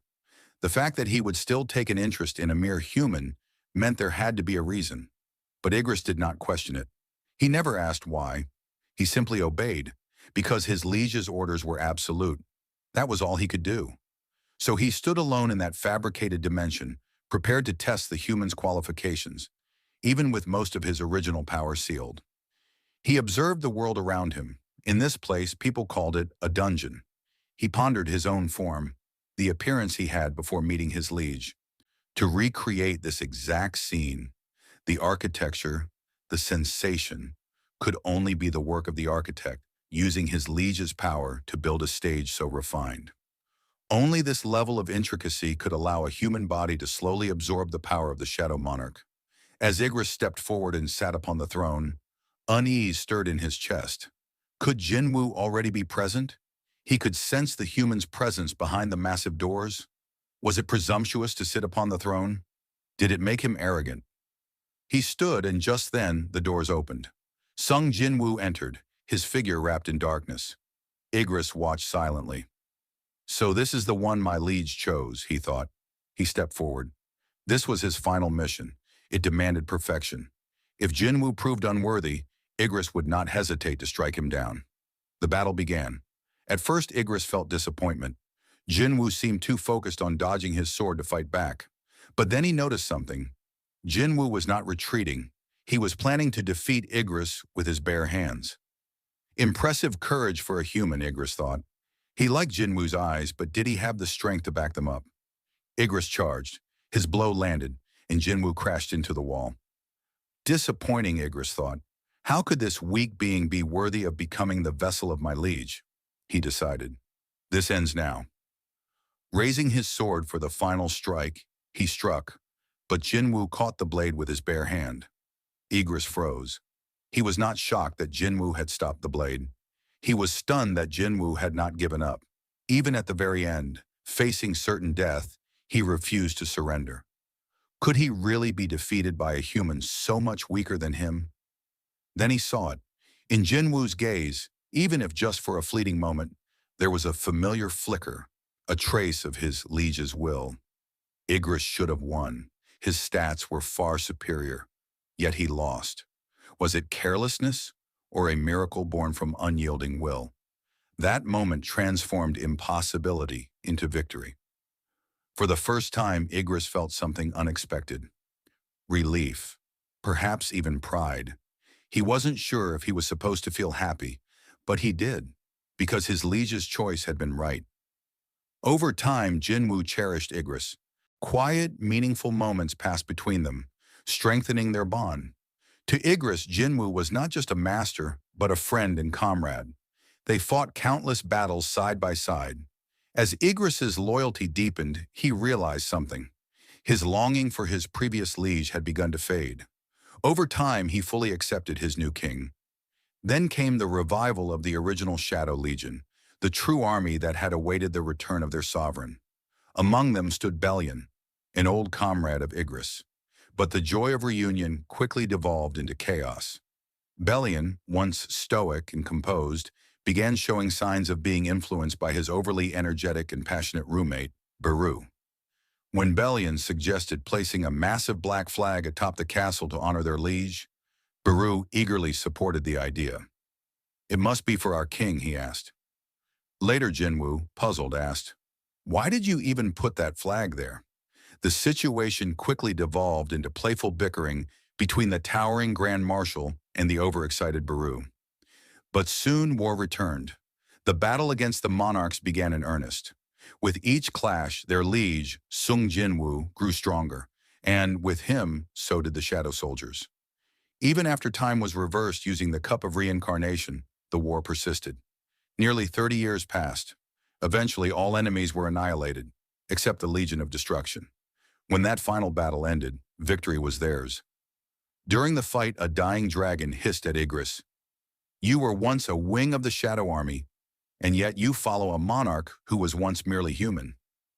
Have you no shame?" Igris struck the dragon down, but the words lingered. Had he forgotten his old master? The thought haunted him briefly, but then he remembered. The time he had spent with Jinwoo had been so honorable, so fulfilling, that the past had simply faded. He wondered, when had his former liege stopped appearing in his thoughts? The scene shifted outside Jinwoo's school, where he met Wu Jinshul briefly before they parted ways. After the encounter, Igris turned to his king and asked quietly, "Why didn't you tell him the truth?" Jinwoo replied calmly, "Forgetfulness is a blessing the gods granted to humans, even if that forgetfulness was crafted by men using a tool of the gods." Hearing this, Igris nodded. Yes, his king was right. There was no need to dwell too deeply on what had been forgotten, and yet Igris hadn't truly forgotten his previous monarch. Unlike Greed and Iron, who had left the battlefield behind to lead peaceful lives in the New World, Igris had stayed. He had chosen this path. His loyalty now flowed entirely to Jinwoo. He was a knight, the sword of his liege, one of the wings of the Shadow Army. But now Jinwoo faced a new kind of enemy: exams. Igris stood by patiently as his king worked through a mock test. "Your score is nearly perfect," he observed. "However, the answer to question 14 is 1, not 2. Jinwoo thanked him and quickly corrected the answer. Watching this, Igris thought to himself, "Who else would assist my liege if not I?" The Grand Marshal, he's as big as a mountain. Commander Beru, intelligent in his own way, but also very insect-like. Igris sighed. "This is why it falls to me. I graduated top of my class at the Knight Academy, after all." As Jinwoo double-checked his answers, he asked casually, "Did you risk your life for answer 2? Igris quickly flipped through the exam guide. "Ah, it seems my discipline is still lacking. I shall strive harder, my liege." To Igris, his king's battlefield, whether war or school, was his battlefield too. As long as his liege kept fighting, he would never leave his side. The scene then shifted to Jinwoo's father, reflecting on a strange phenomenon. The gates, massive portals that summon monsters from other worlds. He remembered the first time he had been trapped. Once a dungeon boss is defeated, one must escape the gate within an hour. But he had failed and was trapped inside the rift between dimensions. While he was in that state, the rulers contacted him, entrusting him with their power to stop the monarchs. Later, the greatest fragment of brilliant light gave him a new order: to protect the Shadow Monarch. That was why Jinwoo's father had stood by his son's side during the battles against the monarchs. He apologized for all the years Jinwoo had suffered alone. A quiet moment passed before Jinwoo spoke softly. "I missed you." His father looked at him, tears welling in his eyes. Holding back his emotions, he confessed that he had never wanted to leave. Standing tall, he told Jinwoo how proud he was of the man he had become. Even though their time together was short, he wished for just a little longer and apologize for not being the father he should have been. The scene shifted to a modest apartment building. Inside, Jinwoo's mother and sister were gathered around the table. A younger Jinwoo ran over, calling out, "Dad!" Surprised, his father repeated the word softly to himself, almost in disbelief. Seeing his family reunited, Jinwoo was overwhelmed. Silent tears streamed down his face. His mother and father looked on, concerned.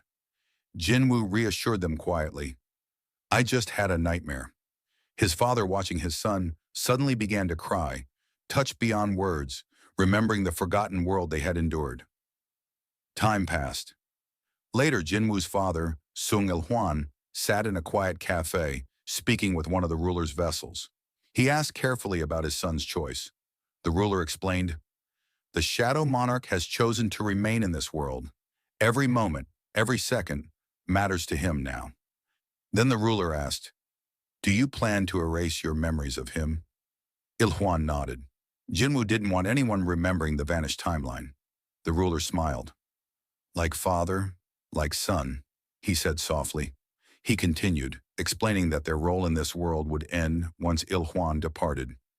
"After you leave," he said, "there will be no more interference from the rulers. I have enjoyed watching how everything unfolded. It has been exciting." As a final gesture, the ruler addressed him. "The rulers wish to express their gratitude, not just to the Shadow Monarch, but to you as well, Sung Il-hwan. Is there anything we can do for you?" Without hesitation, Il-hwan made his request. "Please, erase my memories of the past." Surprised, the ruler asked why. Il-hwan explained, "It's difficult pretending I don't know. Jinwoo sees through everything. I just want to be a normal father, someone who worries about his son, not the Shadow Monarch. To me, he's my precious son." The ruler understood and nodded. "As soon as you walk out that cafe door, all memories of the vanished timeline will be erased." Rising, the ruler walked toward the exit and added gently, "You may not remember this, but I pray for your peaceful future." Time shifted to a lively cafe, buzzing with young voices celebrating a university welcome party. Sitting quietly in a corner was Jin Ho, visibly nervous. It was his first time attending such an event, and the excitement was overwhelming. He reflected on his upbringing, coming from a well-off family, used to comfort. But something about this modest restaurant, known for its frozen pork belly, sparked a strange sense of familiarity. Before he could dwell on it further, a friendly upperclassman nudged him, encouraging him to loosen up and join the fun. The senior joked, "You can lighten up around me, but watch out for the seniors. There's one guy in our major who's seriously scary. He doesn't boss anyone around, but the charisma he gives off is insane." Jin Ho, only half listening, thought to himself, "No matter how intimidating this guy is, he can't be scarier than my old man." The conversation shifted. The senior asked, "Hey, what's the name of that rising idol athlete everyone's talking about again?" "Cha Hye-in," Jin Ho replied, curious. His friend grinned. "Yeah, that guy over there. She's his girlfriend." Noticing no one was approaching their table, the senior stood to charm a group of juniors. But just then, Jinwoo unexpectedly took a seat beside them. Both Jin Ho and the senior froze. Flustered, the senior quickly excused himself to handle the other juniors, leaving Jin Ho alone with Jinwoo. Jinwoo slid a drink toward him. Jin Ho hesitated, staring at the full glass, surprised. He wasn't good with alcohol, but saying no didn't feel like an option. As he took a sip, he paused, confused. "Wait, this isn't alcohol," Jinwoo replied casually. "You can't even handle your drink. What are you worried about?" He refilled Jin Ho's glass and added, "And stop calling me Sunbai. Call me Young from now on." Jin Ho stammered, unsure how to respond. Jinwoo raised an eyebrow. "You don't want to?" Panicking, Jin Ho blurted out, "No, that's not it, Hyung Neem." Oddly, he wondered why saying that felt so familiar, and how Jinwoo even knew his name. Jinwoo lifted his glass for a toast. Jin Ho, smiling, clinked his glass without hesitation. Time moved forward. Sung Jinwoo was walking briskly across campus while speaking on the phone. On the other end, Jin Ho sounded annoyed. "Why'd you skip out on the department lounge gathering today?" Jinwoo replied casually, "I had something to do. Can you cover for me at the afternoon lecture? Jinho protested. Why me? You're the one all the professors like. Just, where are you anyway? Jinwoo answered, I'm on a field trip to the university hospital. That caught Jinho off guard. What are you doing there? That has nothing to do with our major. Jinwoo didn't answer and ended the call with a simple, I'm counting on you.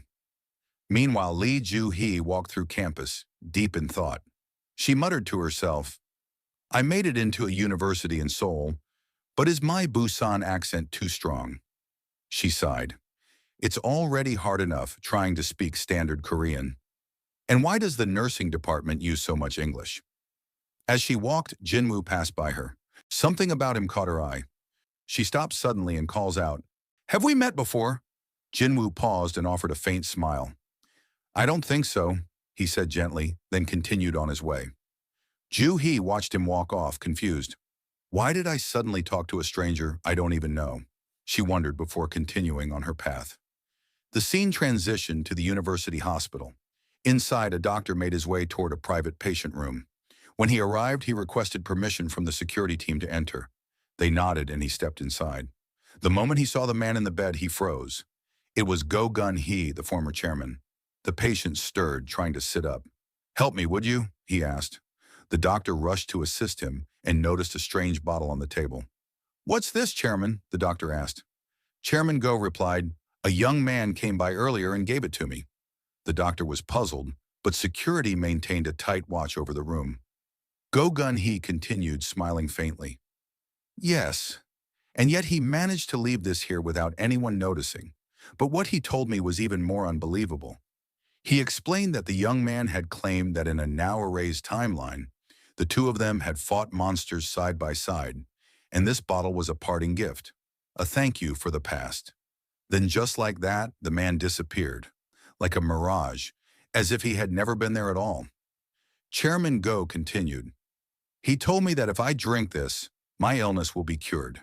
The doctor looked skeptical. Do you really believe that? Go Gun-hee sighed. I'm tired. Who cares if it's fake? He gripped the bottle tightly. If I don't drink this, how long do I have left? The doctor didn't answer. The chairman smiled faintly. If anything happens after I drink it, carve this on my gravestone.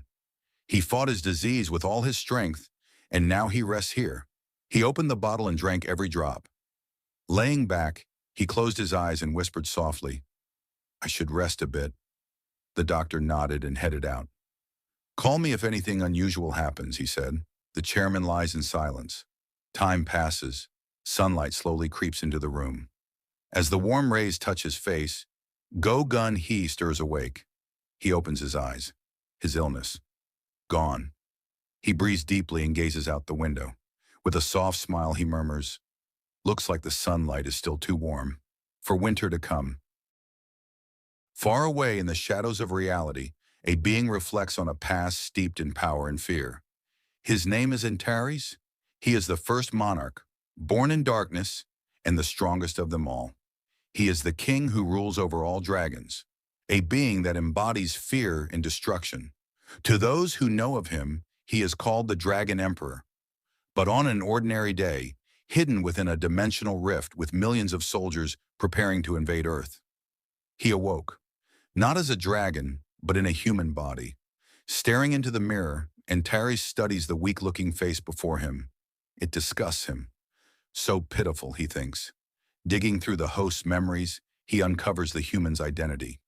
His name is Jin Wu, an E-rank hunter from a country known as South Korea.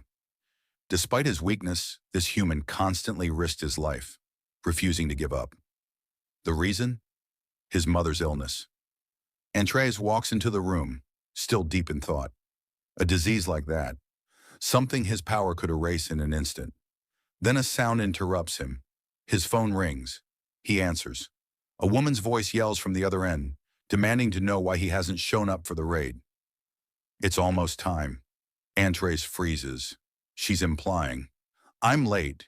Is she suggesting that he, the incarnation of absolute power, is doing something as low as being incompetent?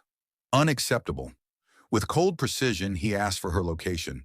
She yells again, saying she's at the front of the gate, and demands to know why he's talking so weird. Antares ignores the question.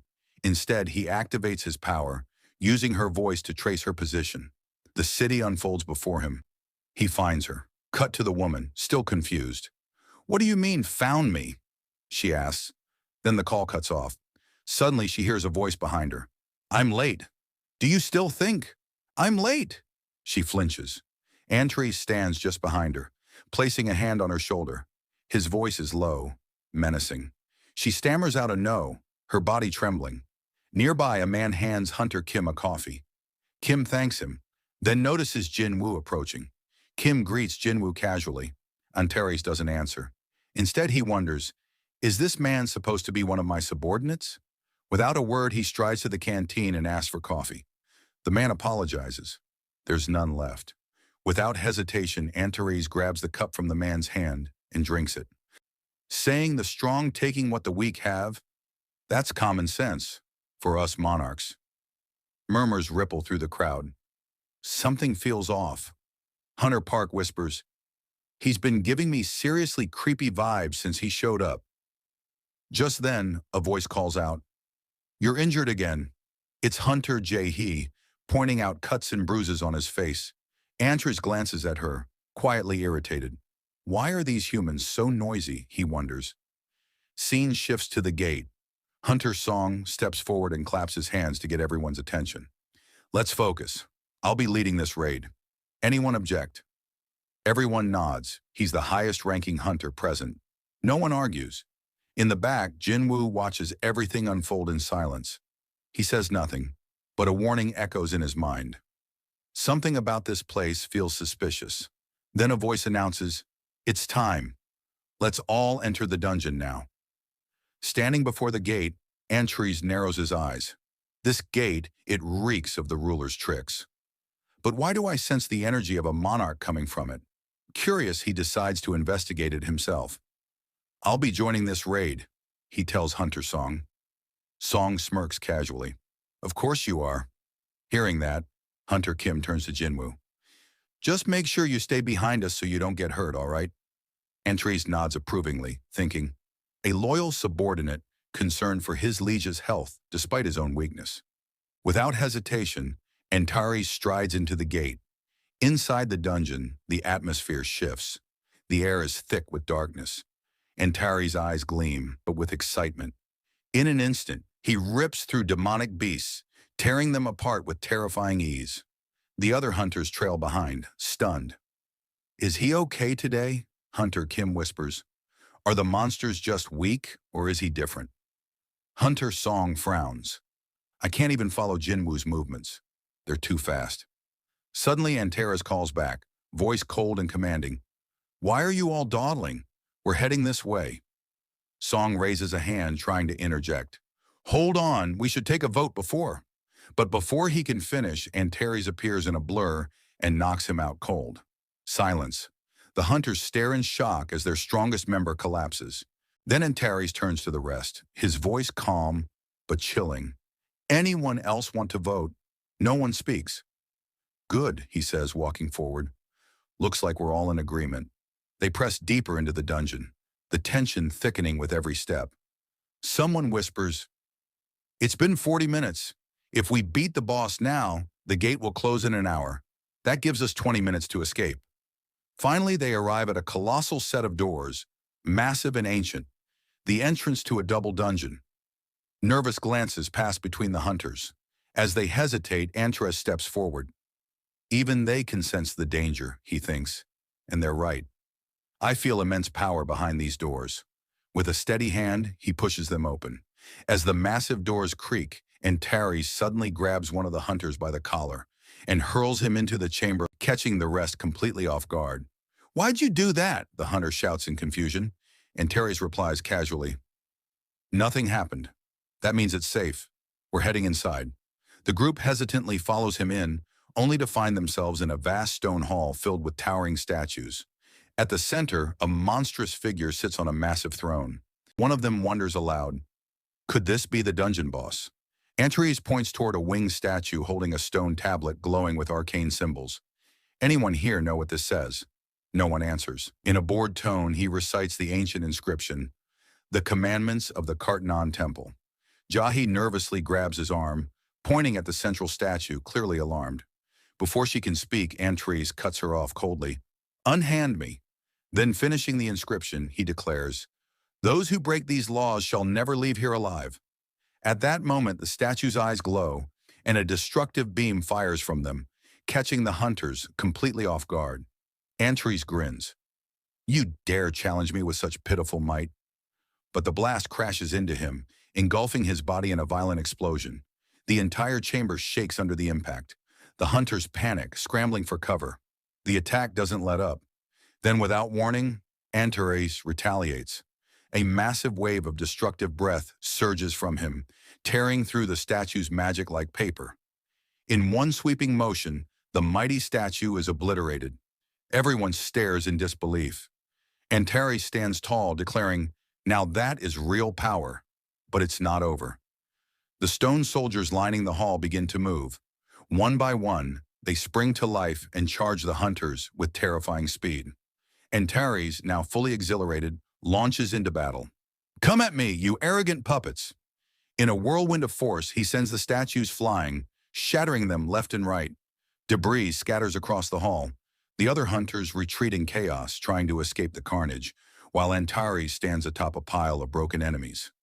This was barely a warm-up. Suddenly, a voice echoes through the hall. The architect, the dungeon's creator, materializes, furious. My life's work reduced to rubble. Who are you? Before the figure can finish, Antares hurls a glowing spear through him. The architect vanishes in an instant, annihilated in a single blow. I didn't come for chatter, Antares says coldly. Enough with illusions. Show yourself. Black energy begins seeping from the central statue. A chilling voice fills the chamber. So we meet at last, monarch of destruction. Fate has brought us here. The statue crumbles, revealing a fearsome entity cloaked in shadows.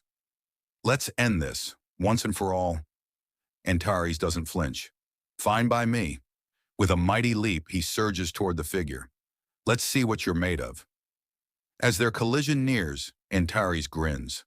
This won't end quickly, but just before they clash, Jinwoo awakens in his room, drenched in sweat.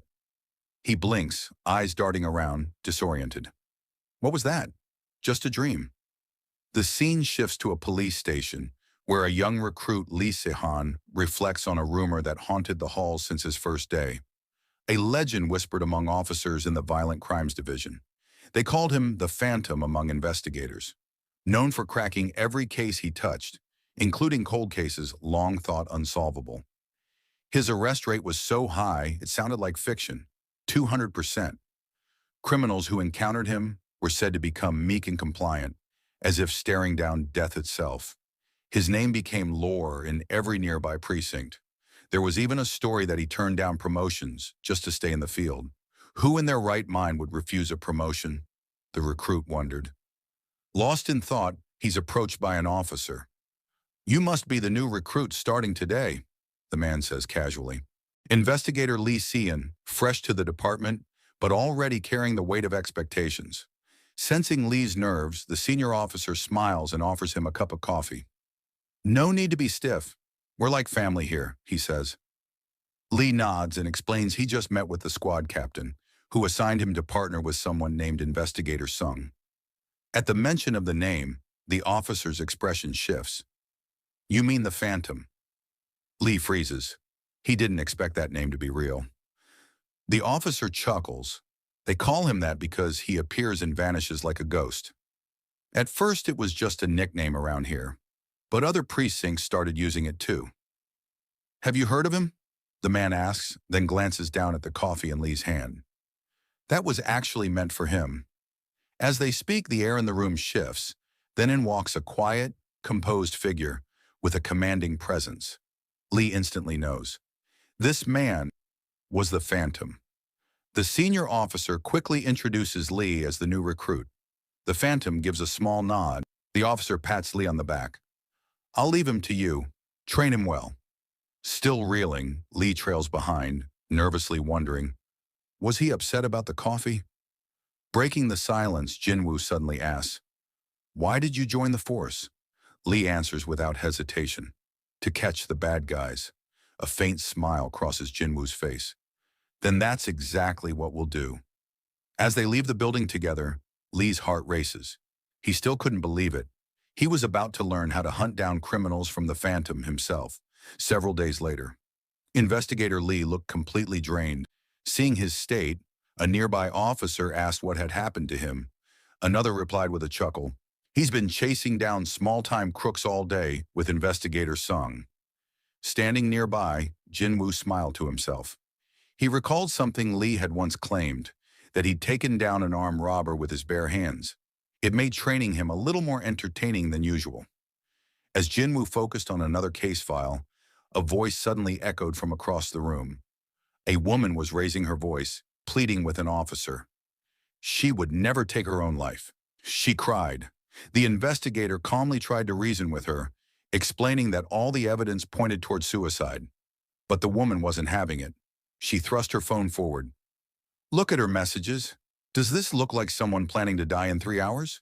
The officer replied. "Most suicides aren't planned. They happen in the heat of the moment." Their argument was cut short by Jinwoo stepping in. "Mind if I take a look at the file?" he asked. Flipping through the report, he read aloud. The woman was found in her bathtub, having bled out from a deep cut on her wrist. The knife used was discovered inside the tub, and the only prints on it were her own. Despite appearing cheerful, she had been diagnosed with depression. After reviewing the details, Jinwoo looked up. "I don't see anything unusual here, but I'll take the case, just to be sure." He then turned to the woman and introduced himself. "There are a few things I need to ask. Please come with me." The story fast-forwards to an apartment building under gray skies. Inside, moments pass in silence until a shadow forms in the dim light. Jinwoo steps into the room. He inspects the space, his sharp eyes scanning every detail. Nothing immediately stands out. Bloodstains mark the edges of the tub. Staring at them, he thinks to himself, "I used to need the body to do this, but now," he raises a hand. Shadow magic coils through the air. From the blood, a form begins to materialize. A girl, her outline trembling, appears in the room. Startled, she gasps, looking around in fear. "Don't be afraid," Jinwoo says gently. "You're free now. From pain, from death." He asks the question, "Did you take your own life? By choice?" She lowers her head. "Yes," she whispers. "What made you do it?" Jinwoo asks softly. She begins to tell her story. Later, elsewhere, a man hears his doorbell. He checks the camera and sees an investigator holding out his badge. "I'm with the police," Jinwoo says. "I'd like to ask you a few questions about your daughter." The man opens the door in a hurry. "Did you find something? What happened to her?" "Not yet," Jinwoo replies. "But I need to ask you a few things. Will you come with me?" The father nods solemnly. "If there's any chance of learning the truth, I'll help in any way I can." The scene shifts to a cafe. Across the table, Jinwoo sits calmly. He begins, "What kind of student was your daughter?" The man stiffens at the question. Jinwoo presses gently. "Was there anyone who might have held a grudge against her?" The man quickly shakes his head. "Absolutely not. She was a kind and gentle girl. The sort of girl no one could hate." His voice cracks. "I still can't believe she's gone." Jinwoo nods, his voice steady. "You must have cared deeply for her." "Yes," the man replies. "She wasn't my biological child, but I loved her as if she were my own. If only she had told me.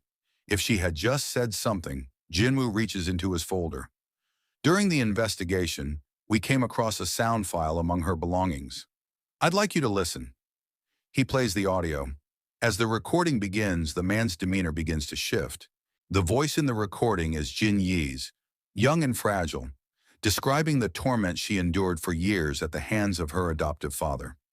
Though she had escaped to a faraway place, the moment he reached out to her again, she lost all hope. That was when she made the decision to end her own life.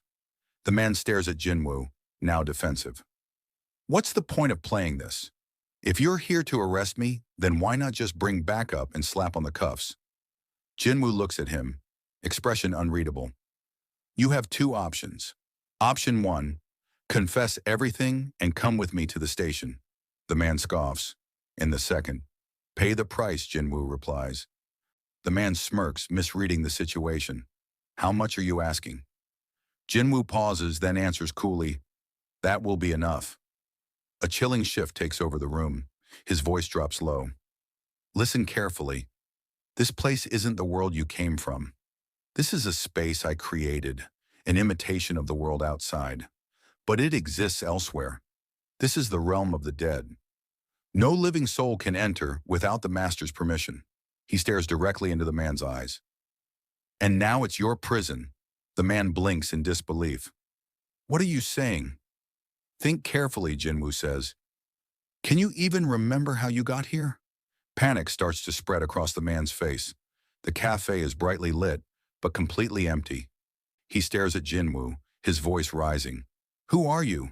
What is this? Some kind of nightmare. He bolts for the exit, but shadows rise from the floor, swarming him like a tidal wave. He screams, thrashes, but it's useless. Blood splatters across the walls. Eventually his screams fade. Behind Jinwoo, a faint shadow appears. It's Jin Yi, her voice soft and clear. Thank you for everything. Jinwoo turns to her. Is there anything else you'd like to say? She hesitates. By any chance, if it's not too much trouble, can I ask you a favor? Back at the police station, Jinwoo hands a small package to the friend who had believed in Jin Yi to the very end. She left this behind, he says. The name on the note was yours. I thought she'd want you to have it, he adds gently. From what we can tell, the chance of foul play is very low. The case will be closing soon. The girl looks down. So you're sure it was really suicide?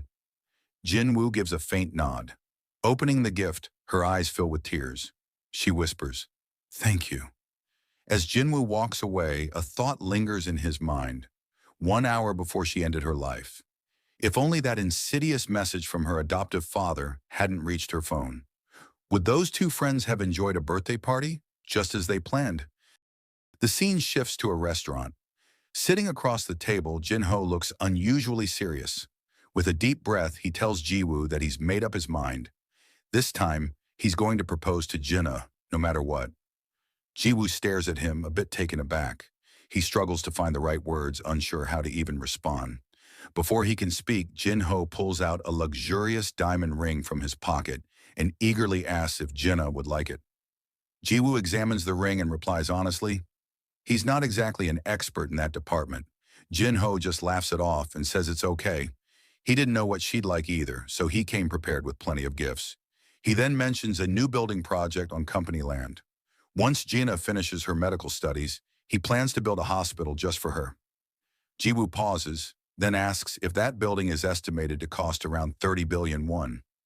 Jin-ho's eyes widen in shock.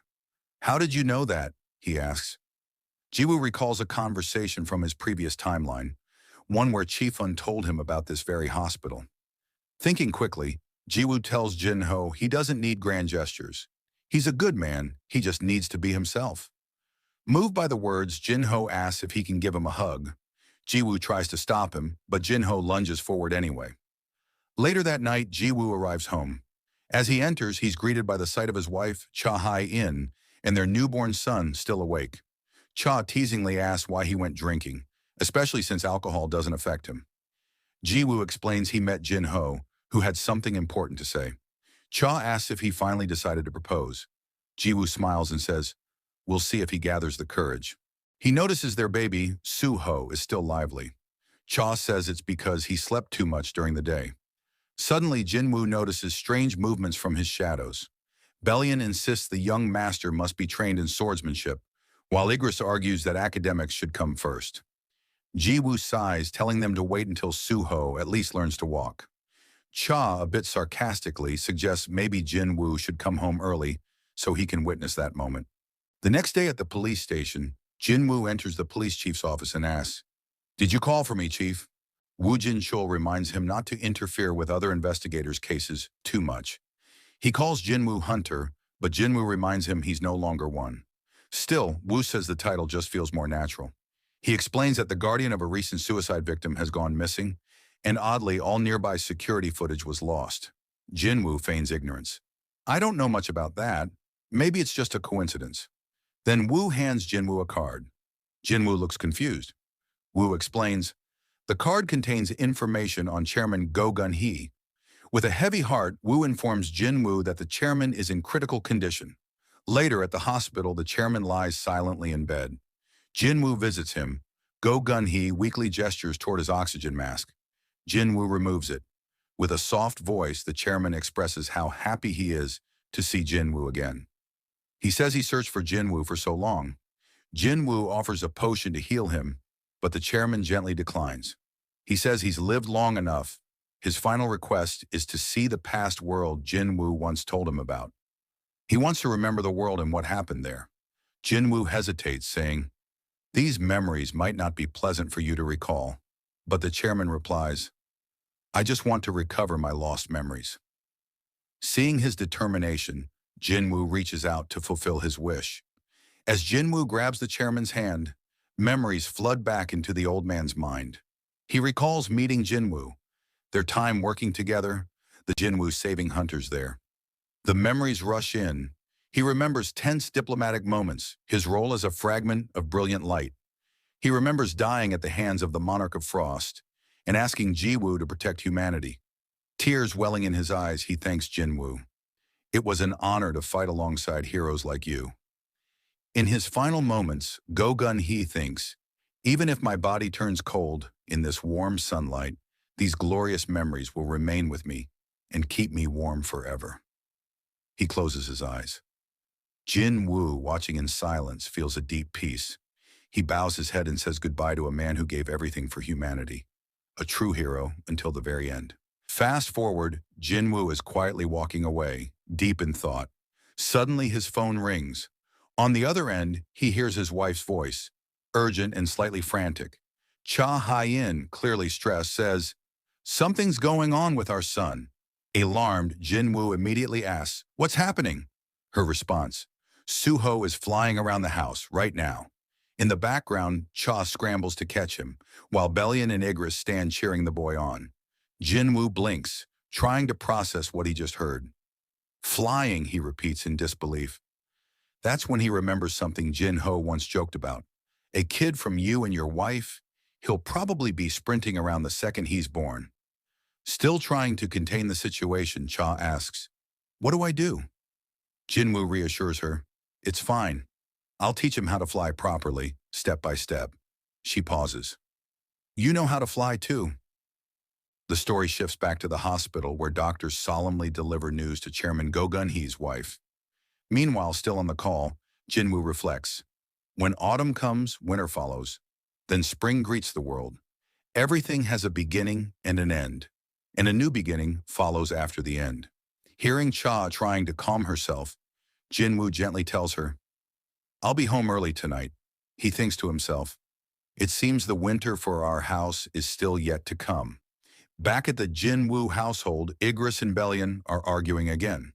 Bellion insists the young master must begin aerial combat lessons immediately. Igris disagrees, claiming this only confirms Suho is destined to become a pilot in the future. Meanwhile, Cha is on the floor cleaning, exhausted, hoping her husband comes home soon. As Suho continues flying around the house, the scene shifts to a time long before, on the chaotic battleground of Jeju Island. Among the swarming, bloodthirsty ants, an ominous figure silently observes. The creatures are locked in brutal combat, devour one another. As no food remains, murmurs the watcher, none other than the queen of the insects. Her gaze lands on a singular, unique egg. Unlike the others, this one carries the potential to change the tide. For the sake of the colony, she whispers, you must become the spear that strikes fear into all who stand against us. Lead them as their strongest warrior.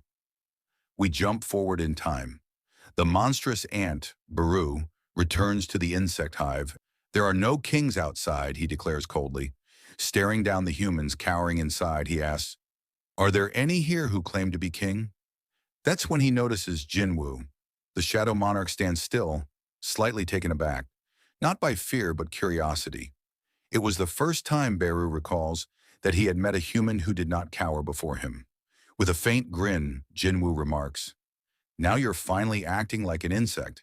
That memory lingers even now. As Beru thinks back, he recalls how rare it was to meet someone who didn't afraid at the sight of him. Now Suho stares at him the same way, with calm eyes, unshaken. This confused Beru, who turns and begins to walk away. But just as he takes flight, he hears the boy calling out from behind. Beru ignores him at first, but Suho doesn't give up. He chases after him. Perplexed by this persistence, Beru wonders, why does the young lord always follow me around? That's when Igris appears beside him, calmly stating, of course the young lord is interested. Beru doesn't quite get it. Igris chuckles and explains, you're a towering ant, bigger than any man. You can fly, you can talk. What child wouldn't be fascinated? Understanding dawns on Beru. So that's why he follows me. Because I'm big, I can talk, and I can fly. From there, the story transitions to the Shadow Realm. Marshal Beru arrives among the dwarves, who are busy working on something grand. I want to make a slight revision to the plan, Beru says. The dwarves grow anxious. But the designs for His Majesty's holy statue have been finalized for months. It's all for his 32nd birthday. Beru raises a clawed hand to calm them. I'm not scrapping it, just making a few changes. He carefully outlines his new idea. After listening, the dwarves brighten up, nodding with excitement. Of course, with this change, the final result might be even more magnificent. As Beru prepares to leave, one dwarf steps forward. We'll need more hands for this. Can we summon the demons from the demon castle to help? Beru gives a nod. Do what you must. I have other matters to attend to. The scene shifts to a quiet neighborhood, right outside Jinwoo's home. Parked nearby, a suspicious group of men sit inside a car, tension thick in the air. One of them hesitates. Are we really going through with this? Their leader scoffs. Getting cold feet now, he says, his tone sharp. Because of that man, our entire organization vanished without a trace. Don't you think it's only fair we leave him a little message? With that, the group steps out of the car. The boss goes over the plan again, make it look like a simple break-in, just an unfortunate robbery where the wife and son of a former investigator became victims. As they approach the large house, they're surprised. No alarm system, no cameras, nothing. One of them mutters, "It's like they want to be robbed." Without delay, they vault over the wall and slip into the property. But something's off. The boss looks around and notices only one man is still behind him. "Where are the others?" he asks, confused. Before he can process what's happening, an enormous shadow looms over him. As he turns, still unaware, a massive claw engulfs his entire face. The figure holding him is none other than Beru. With a cold, commanding voice, Beru tells him, "Stay quiet. The young master has just fallen asleep. He is not to be disturbed by pests." The man's body trembles as Beru stares down at him with amusement. That expression, paralyzed by fear, was a familiar one. Yes, Beru thought. Being trusted by his liege and liked by the young heir is rewarding. But this was satisfying in its own primal way. The way prey looks at a predator, it never changes. The story then shifts to the world of Repose, Shadow World, where Essul and the Radairu clan work alongside the Shadow Soldiers to finish a grand project. As the final touches are completed, one of the dwarves excitedly informs Beru that the project is done. "What do you think?" he asks. Beru's many eyes gleam. "It's magnificent." He raises his voice proudly. "Our liege will be pleased. This statue, majestic and noble, will be a gift worthy of him." He pauses, his tone softening. "And maybe one day, when the young master walks this realm, he'll see it too."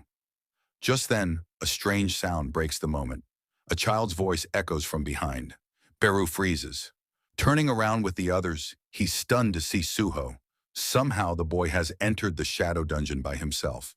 "How?" Beru whispers in disbelief. Time leaps forward a few years. We find Cha Hai-in visiting Suho's school. She sits with his teacher, who hands her a sketchbook. "These are Suho's drawings," the teacher says. Cha flips through the pages. One image in particular stands out, an ant standing upright on two legs. The teacher explains, "We asked him to draw a friend, and this is what he made." Cha is surprised, but before she can ask more, the teacher shows her additional sketches. drawings of what Suho calls his family. On the final page is their house, but the base of the drawing is strange. We asked him why he drew it that way, the teacher continues. He said because that's where friends, family, and Big Dad are. The teacher admits. At first I thought it might be something concerning, but Suho's a bright, joyful kid, and honestly his artwork is something special. The scene transitions to a busy police station, where cheers and applause fill the room. Officers surround Jin Wu, offering congratulations for his recent promotion. One of them grins and nudges him. Come on, shouldn't you be treating us to a round or two now? Later, as Jin Wu settles at his desk, a colleague leans in and asks, You turned it down so many times before? Why accept the promotion now? Jin Wu gives a small smile. I just ran out of excuses. The two sit down, and the coworker casually asks, Don't you want more? A higher post, better pay. Jin Wu pauses, tempted to say that years ago, he used to earn more than most top-tier lawyers, but instead he just chuckles and says, I'll treat you today, so stop buttering me up.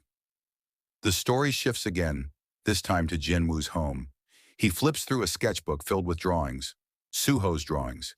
At just 5 years old, the boy's talent surprises him.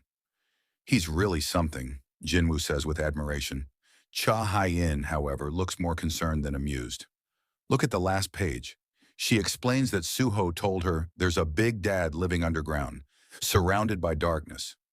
Does that sound familiar to you, she asks, but Jinwoo just laughs, brushing it off. Cha presses, Why are you laughing? Nothing, Jinwoo replies, smiling to himself. It just reminded me of something. Cha then shares something more troubling. The other kids at school are scared of him.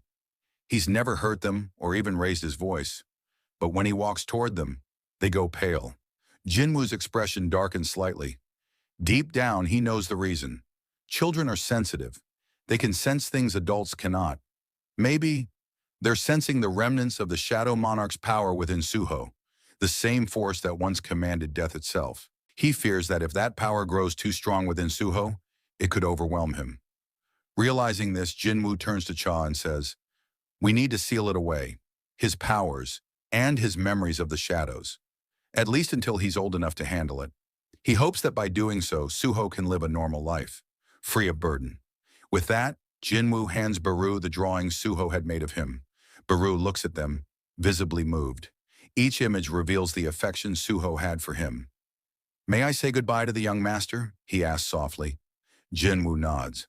Baru enters the boy's room quietly. Suho is already asleep. Approaching the bedside, Baru kneels and whispers, I've come to say farewell from all of us. It was an honor to serve you, he says.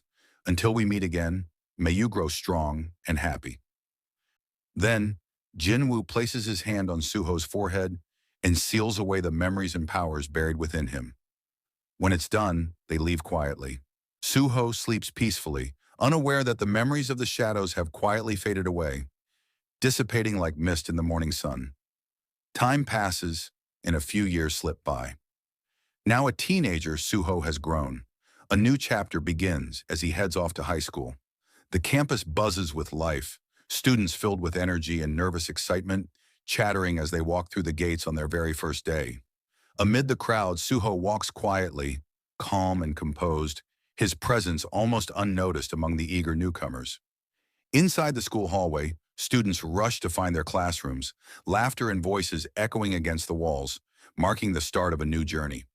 Inside one of the classrooms, a student named Lee Yun-cheol reunites with some old friends from middle school. As they catch up, a tall, sharp-eyed student named Ju Sung-ho walks over to him. The two exchange a tense glance before shaking hands. Lee recognizes him. He's heard rumors that Ju Sung-ho is a bit rough around the edges. Still, Lee figures it might not be so bad having someone like him around. Scanning the room, Lee starts gauging the social pecking order. That's when his eyes land on someone, Suho. He watches Suho curiously, but when Suho notices the stare and meets his gaze with a confused expression, Lee gets irritated. Did you see that smug look? He snaps at his friends. He didn't even bother to look away. Before Lee can act on his irritation, Ju Sung-ho steps in, advising him, He went to my middle school. Trust me, just let it go. Lee's irritation boils over. What, are you scared? You got a death wish or something. The next scene cuts to outside the school. Ju Sung-ho lies on the ground, bruised and aching after a beating from Lee and his crew. Lee towers over him, so this is the guy everyone thinks is strong. What a joke. He asks why he tried to protect that quiet kid from earlier. Through clenched teeth, Ju Sung answers, "That quiet kid. He was the strongest guy in our school. No one ever laid a hand on him. He had only stepped in because he sensed things could go very wrong again." Lee scoffs, furious. You serious? If someone like that existed, I'd have heard about him. Fueled by rage, he starts hitting Ju Sung again. But then, footsteps. They all turn, and standing there is Suho. Calmly, Suho speaks. That beating should be enough to justify what's about to happen. Right. Ju Sung gives a small nod. Lee, confused and irritated, turns to Suho. What are you even talking about? Before he can finish, one of his lackeys is kicked clean across the schoolyard. The others freeze in shock. Before they can move, Suho takes out another lackey with a swift blow to the face. He drops instantly. Lee, now panicked, lunges at Suho with a punch, but Suho sees it coming. He counters with a high kick, effortlessly knocking the punch aside. Stunned, Lee barely processes what's happening before Suho launches a crushing kick beneath his chin, sending him airborne. He crashes down next to his unconscious friends. Suho turned to Ju Sung and said, "Since it's come to this, I'll leave the rest to you." Ju Sung nodded in agreement. As always, time skips ahead. We overhear two students chatting in the hallway, their voices filled with awe. "Did you hear? Ju Sung beat up Lee and his gang. Yeah, I heard he's been training in judo since he was a kid. Makes sense, huh?" The story shifts back to Suho, who's getting ready to leave school. He sighs, feeling a bit bored, and wonders if he should stop by an internet cafe before heading home. Just as he reaches for the classroom door, it refuses to budge. Puzzled, he peers out the window to call someone, but that's when he notices something strange. Everything outside is frozen. People, cars, even the leaves midair. Time itself has stopped. Stunned, Suho steps back. What is this? Before he can even process it, a swirling electric black portal opens up in the middle of the room. Its energy crackles with a power that feels both ancient and dangerous. Suho's thoughts immediately go to his father. What would he do in a moment like this? Bracing himself, he takes a deep breath and steps through. On the other side, his eyes widen in awe. The portal vanishes behind him, leaving Suho alone in a strange new place. It's like stepping into another world. Suho thinks the way back is blocked, and he has no choice but to move forward. Then he sees a long passage stretches out before him, lined with walls covered in countless weapons, swords, spears, daggers, and more. As he walks forward, a glowing message appears in front of one of the weapons, displaying its stats like something straight out of a video game. He checks the others. Each weapon has its own unique description. This is like a game system, he mutters. He starts wondering if he's meant to choose a weapon, and if his choices are limited by some kind of level-based system. Maybe if he levels up, he'll unlock stronger gear. As he explores, Suho notices a set of weapons arranged in a dim corner, clearly separated from the rest. Must be the junk pile, he jokes to himself. Who'd use something this weak-looking, he wonders, amused. Moving past it, his gaze falls on a pair of gauntlets. They're different, sleek, powerful. They seem to call out to him. He grins. Swords are cool, but way too cliché. With a confident nod, Suho reaches for the gauntlets. Now this is getting interesting. Time skips ahead, and Suho is now exploring the depths of a mysterious dungeon.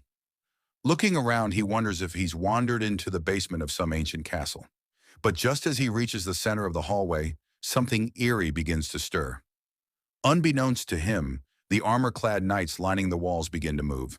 Suddenly, without any warning, one of them lunges at him, sword raised to strike. Suho reacts just in time. Instinctively raising his gauntlets, he blocks the powerful slash. The force sends him skidding back, his heart racing as adrenaline kicks in. No time to panic. He steadies himself and drives his fist into the knight's chest, shattering it into pieces. A glowing notification appears in midair. Level up. But Suho doesn't have time to celebrate. He spins around, thinking back to all the knights he saw lining the halls on his way here, and then he sees them, an entire army of animated knights closing in from every direction. Fear grips him for a moment, but he clenches his fists, realizing the truth. He has to fight his way through them to escape. With no time to hesitate, the gauntlet-powered brawler charges forward, smashing his way through the enemies one after another. Each takedown earns him another level up, but he barely glances at the messages. He's too focused on survival. One after another, the armored soldiers fall before him, until finally the room grows silent. A final notification appears. Level 19 achieved. Panting, Suho surveys the broken armor scattered at his feet. It's like a game. Defeat enemies, gain experience, grow stronger. Still, one question lingers in his mind. How did I beat them at level 1? He wonders, staring at the dark aura pulsing from his body. What is this power inside me? Before long, he reaches a massive, ominous door. He grips the handle, thinking, if I want to survive, I need to get even stronger. The door creaks open, revealing a throne room, and seated at the far end is a towering figure, clad in jet black armor. A dark knight. Suho's breath catches. The sheer pressure of the creature's presence makes it clear. This one is no ordinary enemy. This is the boss. The knight rises slowly and grips his sword. Their eyes meet in a silent clash of wills. Suho braces to strike first, but before he can even move, the knight vanishes from sight. In an instant, he reappears, sword slicing through the air. Through Suho. A thunderous shockwave blasts through the chamber, leveling everything in its path. Suho wakes up again at the start of the dungeon. He stares at the ceiling, confused and frustrated. How am I still alive? Checking his surroundings, he realizes he's back where he started. He glances toward the torches on the wall and sees that one of the flames has gone out. He shrugs it off for now, thinking it must be a coincidence, and decides to change his gear. Now that he's stronger, he switches to upgraded gauntlets. But a thought lingers. What happens when all the flames go out? He dives back into battle, only to fall again. When he wakes, another torch is extinguished. Panic sets in. That night, he's too strong. Suho thinks back to the boss. At this rate, I'll never defeat him. As he regathers his gear, his eyes land on a weapon, one just like the boss was using. The level requirement is high. Too high. Suho shudders at the thought of the power gap. Later, armed to the teeth, Suho stands once more before a group of knights blocking his path. He scoffs. You guys aren't tired of this yet, but something clicks. They keep coming back again and again, like they're on an endless loop. He smirks. That means infinite EXP. With new determination, Suho charges into the fray. His movements grow sharper, faster, deadlier. While dealing with a heavily armored foe, he catches a glimpse of an archer drawing its bow. Before it can loose an arrow, Suho appears beside it and crushes it with a single punch. More notifications appear. Level up. Then, a new message. Class advancement unlocked. Accept quest. Without hesitation, Suho accepts. Portals open around him. A timer appears in the air, followed by a system message. Endure the trial. The longer you last, the more advancement points you gain. Suho cracks his knuckles. So it's a survival test, huh? He grins. This might be more fun than I thought. The scene jumps ahead. A beast cloaked in robes, clearly a mage, begins gathering energy. Flames swirl in its palms as it finishes casting a massive fireball. With a roar, it hurls the blazing orb, detonating a fiery explosion that rocks the entire room. But Suho reacts just in time, leaping out of range before the blast engulfs him. He's clearly exhausted now. No matter how many enemies he strikes down, more seem to take their place. Just then, Suho notices more mages in the distance, chanting ominous spells. Above him, a gigantic fireball starts to form. Its size alone is terrifying. There's no escaping this one. Realizing that, he plants his feet, raises his shield, and braces for impact. He holds strong, but barely. With his body still smoking from the blast, he spots another incantation being completed. This time, it summons a towering stone golem, its footsteps shaking the ground. Frustrated, Suho drops his shield, muttering that he's done relying on defense. Like lightning, he closes the distance and unleashes a barrage of strikes, his raw strength reducing the golem to rubble. Without pause, he grabs the massive sword from his back and flings it like a spear. It cleaves through the remaining magic beast with terrifying force. The sword crashes into the wall, leaving nothing but shards of armor in its wake. Suho doesn't stop. He draws a bow, charges it with mana, and fires. The arrow blasts through the monsters like a missile. He appears behind a distracted knight and without hesitation, slices through its helmet with dual daggers. Then he flings the blades at two others, eliminating them instantly. Breathing heavily, Suho grins. "Who needs weapons?" he mutters. "Real warriors fight with their fists." The battlefield quiets, the room now filled with broken armor and shattered weapons. Suho stands alone. He had just soloed an entire army of magical beasts. Suddenly, a system message appears. He's gathered enough points to unlock a new class. Another message pops up. His class will be determined by his achievements. The system declares that Suho's fighting spirit has triumphed over every challenge. He didn't back down, no matter the odds. Because of that, he is granted the fighter class. But that's not the end. Due to his exceptional performance, a second evaluation begins. The system calculates his total advancement points. Bonus time survived, over 50% HP remaining, all enemies defeated, everything adds up. And the result? His new class, Soul Striker. Power surges through him, but he's not satisfied. To face the true boss, he still needs more. As he reflects, the knights begin respawning. A system warning appears. The longer he remains in one spot, the more enemies will be summoned. Hours pass. Suho keeps grinding, defeating wave after wave, collecting rare items. The A-grade necklace of the Watchman, the superior ring of the Mage, and finally, the S-class scorching gauntlets of the Fighting Phantom. Now fully equipped and stronger than ever, he returns to the throne room. There sits Igris, the Black Knight, unmoved since their last encounter. But something's different.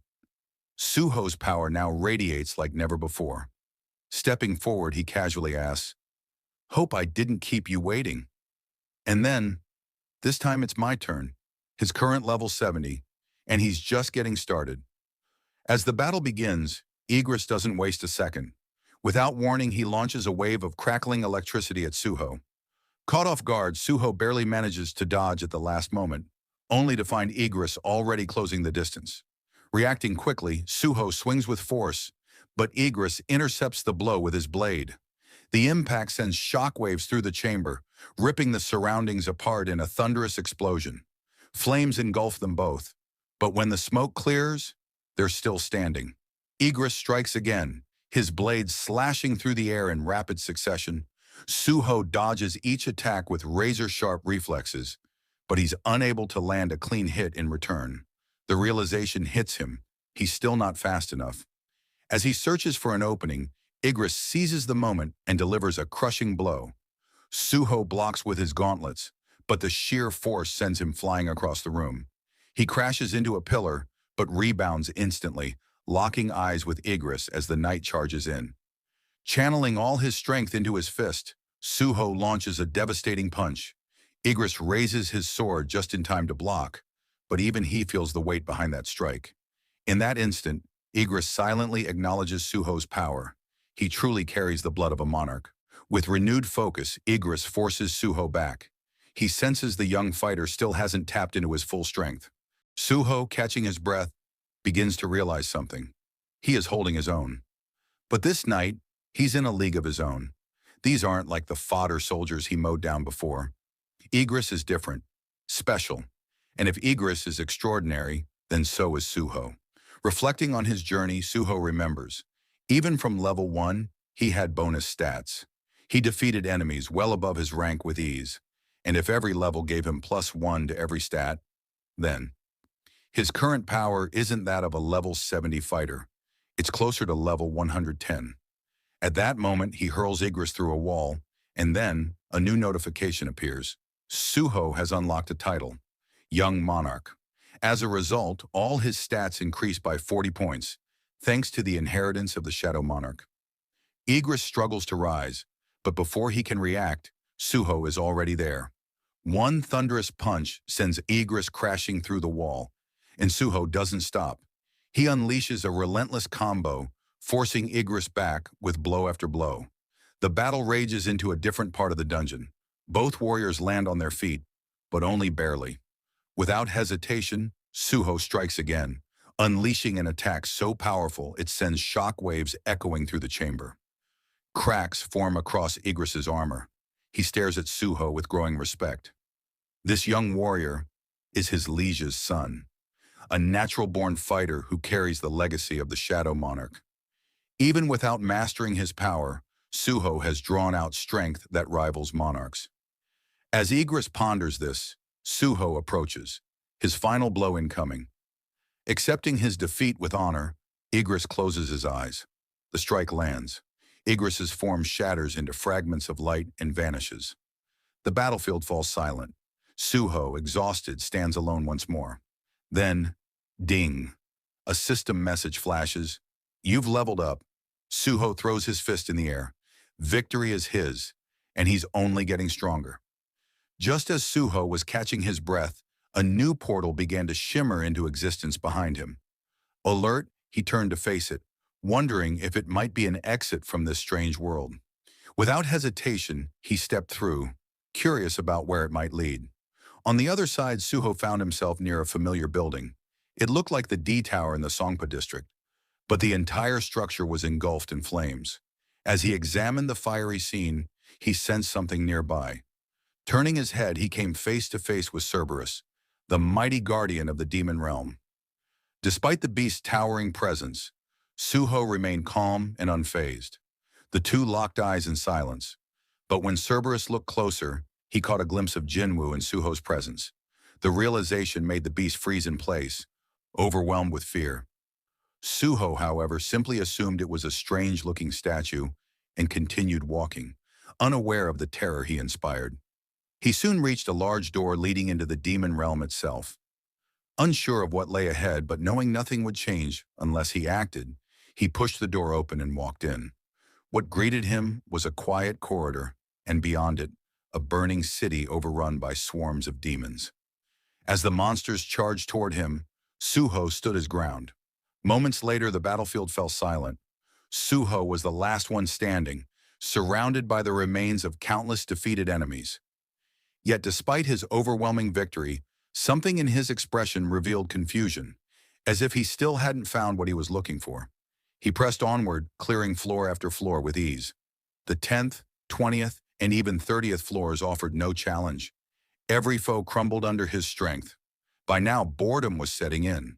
The monsters were simply too weak. Eventually, he reached the 50th floor and faced the floor's boss. Suho clashed with another floor boss while questioning whether he had grown too powerful too quickly, all just to fight that Black Knight. Still, he kept climbing, thinking the tower was vast. But if he pushed himself, he could conquer 1 floor per hour. Then came the 100th floor. Suho wasn't expecting much, not after everything else. But as he looked ahead, his eyes widened. There stood a regal female demon surrounded by knights. Strangely, she was smiling. Deciding not to waste time, Suho leapt forward, aiming to end the battle quickly. But before he could strike, the demoness called out in a human tongue, surprising him. She urged him to wait. Her voice trembled as she spoke. She reminded him that during his last attempt, he hadn't made it nearly this far. Suho, puzzled, asked what she meant, but the demoness simply told him not to dwell on it. She then introduced herself formally as Essel, the eldest daughter of the top-ranked demon clan, Regnork. But instead of being impressed, Suho was visibly disappointed. Was this really all the tower had to offer? Essel admitted it was. She explained that there used to be a final boss, a demon king, but after their clan achieved the top rank, that stage was removed. She congratulated Suho on completing the tower for the first time and added that a grand celebration awaited him, prepared by the clan's leader. But Suho's eyes caught something else. He pointed beyond her and asked, if this was the end, what was that? Essel turned and noticed a gate standing ominously nearby. She told Suho that the gate led to an entirely different dimension. Without a second thought, Suho prepared to leave.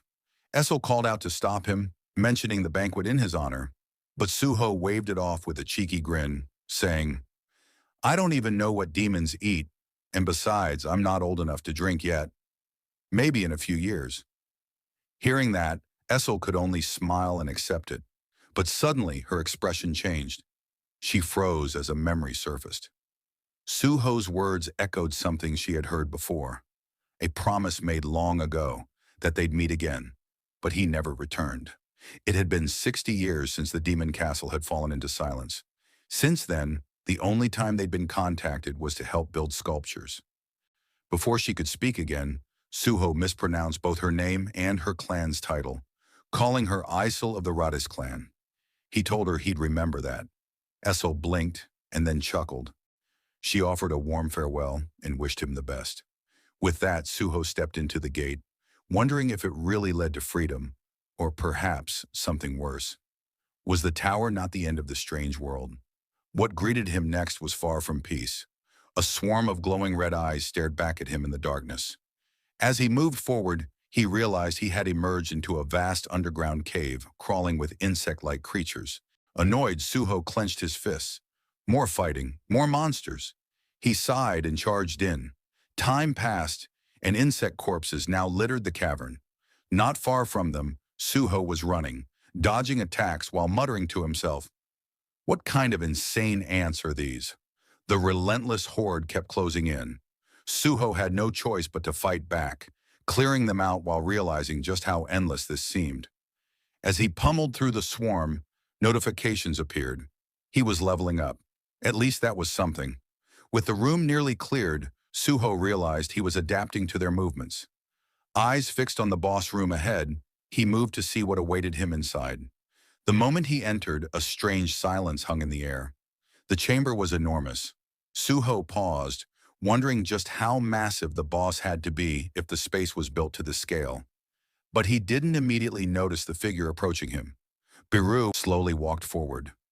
Suho squinted, confused. Why did it look like he was crying? Before he could dwell on it further, Beru lunged forward, and their clash began. The room shook with each blow as the two traded rapid, powerful strikes. Beru launched an attack, but Suho dodged and countered with a swift kick to his opponent's gut. Beru staggered but didn't fall. Instead, he raised a hand, as if trying to say something to plead. Suho ignored it and delivered a heavy uppercut under Beru's chin. He dove back into the fight, and as Suho struggled to keep up, Beru paused, hesitating. Suho noticed it, confused. Before he could figure it out, Beru healed all his injuries and charged again. This time, he was done holding back. Slashing with full force, Beru's claw missed Suho, but tore through the ground behind him with a violent shockwave. Suho steadied himself. Again, he noticed the tears. Again, Beru seemed to plead for him to stop. But Suho pushed forward, one more crushing punch straight to Beru's face. His face twisted in frustration, and Suho couldn't help but wonder, what was going on with this strange monster? Suddenly, Beru's instincts flared to life. Suho had unknowingly triggered a primal urge within him, one that screamed to fight with lethal force. But just as quickly, Beru reined it in. He managed to stop himself, muttering internally that he had gotten careless. Then out of nowhere, Beru collapsed to the floor. Suho stood stunned as a notification flashed before him. He had leveled up. Somehow, he had defeated the creature. He couldn't believe it. That winged monster was terrifying, yet it had acted so strangely, pausing between attacks, leaving wide openings. It was almost like it hadn't wanted to fight at all. Suho shrugged off the thought. Whatever the reason, he'd barely scraped through, and now another gate appeared behind him. Checking his level, he noticed something odd. It hadn't gone up any further. Maybe, just maybe, this was the real exit. He stepped through. But on the other side, what greeted him was far from peaceful. Towering beasts and dragons loomed ahead, forming a new battlefield. Suho let out a weary sigh. He was exhausted, but there was no time to rest. With a frustrated grunt, he launched himself into the fray, muttering, "It's always one thing after another." As he fought through wave after wave, he noticed something troubling. His level still wasn't increasing. Amid the chaos, a reptilian monster that stood out from the rest charged at him. It looked stronger than the others, Suho dodged its swipe and leaped up, landing a crushing blow under its chin. But just when he thought he had a breather, another massive creature barreled toward him, sword in hand. Suho blocked the incoming strike, and the weapon shattered against his gauntlets like glass. Without hesitation, he sprinted up the giant's body. Before it could react, he drove a brutal knee into its chin, dropping it instantly. Suho landed lightly, still on alert. But the battle wasn't over. Charging straight at him were two orcs, riding bears. Wasting no time, Suho dashed forward, shattering one orc's sword and crushing its hand. From there, he turned his attention to the remaining enemies. With swift, decisive strikes, he cut them down one after another. The sight of their comrades falling caused the remaining orcs to scatter. Suho pursued them, but he didn't realize it was a trap. From above, a new wave of orcs descended, hoping to catch him off guard. But Suho noticed in time, yet the ambush wasn't over. A dragon-riding orc swooped in toward him. Suho barely evaded the jaws snapping at him, rolling out of the way just in time. But then as he looked up, his eyes widened. A vast army of orcs and dragons were descending upon him. Groaning, Suho stared at the sky. Seriously again. One particularly massive orc came barreling toward him. Suho scoffed, asking mockingly, "You want to take this to the skies?" Before the orc could swing, a blur of movement cut him off. A massive hand slammed into the orc's face, launching him off his dragon mount like a ragdoll. Taking the opportunity, Suho jumped onto the wyvern and fought back, taking down airborne enemies with brutal efficiency. Then a strange light caught his attention. Looking toward the source, he saw massive stone giants descending from the heavens. Atop one stood a shadowy warrior, clearly no ordinary soldier. The figure spoke with pride. It had been 30 years since he joined the Central Force from the Land of Repose, and now as a warrior of martial rank, he had earned the right to test his strength in this battle. He looked down at Suho and asked smugly, "Do you think you can handle me at full strength?" Suho didn't have the patience for speeches. Before the soldier could say another word, Suho's fist met his face, sending the arrogance flying out of him. And without slowing down, Suho shattered the remaining stone giants into rubble with effortless strikes. Without warning, a crushing force pressed down on him, and not just him, but every stone creature around him slammed back into the ground as if gravity had multiplied tenfold. Suho struggled to move, the weight of an overwhelming power bearing down on him. What is this pressure? He wondered, barely able to lift his head. Then he saw it, a massive shadowy figure hovering above. It was Tusk. Suho narrowed his eyes, wondering if this horned creature was the one pulling the strings. Its presence felt similar to the other shadowy monsters. The knight, the ant. Could this one be the boss? But before he could figure it out, the force holding him down faded. Suho caught his breath and quickly thought, if I just take that one down, maybe I can finally leave this place. Then came a twist. Out of the smoke surrounding Tusk, 3 colossal dragons emerged, each cloaked in that same shadowy aura. Suho tensed. Maybe he was wrong. Maybe this wasn't just one final fight. It was a whole new wave of chaos. The dragons wasted no time. They opened their jaws and rained fire across the battlefield, turning the air around Suho into a sea of flames. But then from within the blaze, a streak of light shot out. It smashed into one of the dragons, sending it crashing down. Then it zipped to the second, landing a blow square in its chest, and moved toward the third, dropping all 3 like dominoes.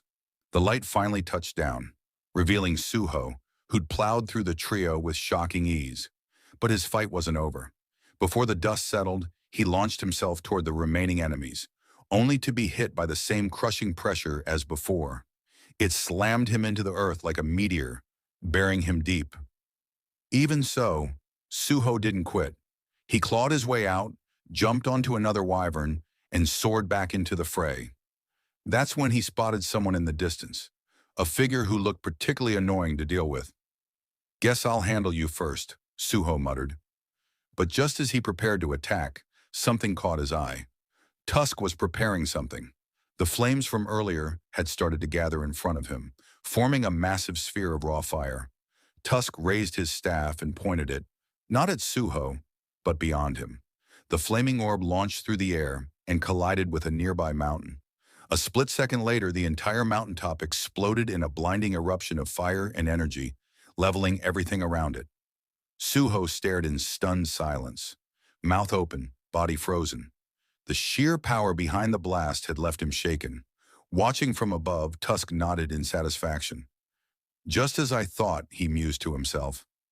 Way cooler when you've got a staff. He turned towards Suho again and noticed the look of dread on the boy's face. While the fight pressed on, the scene jumped forward.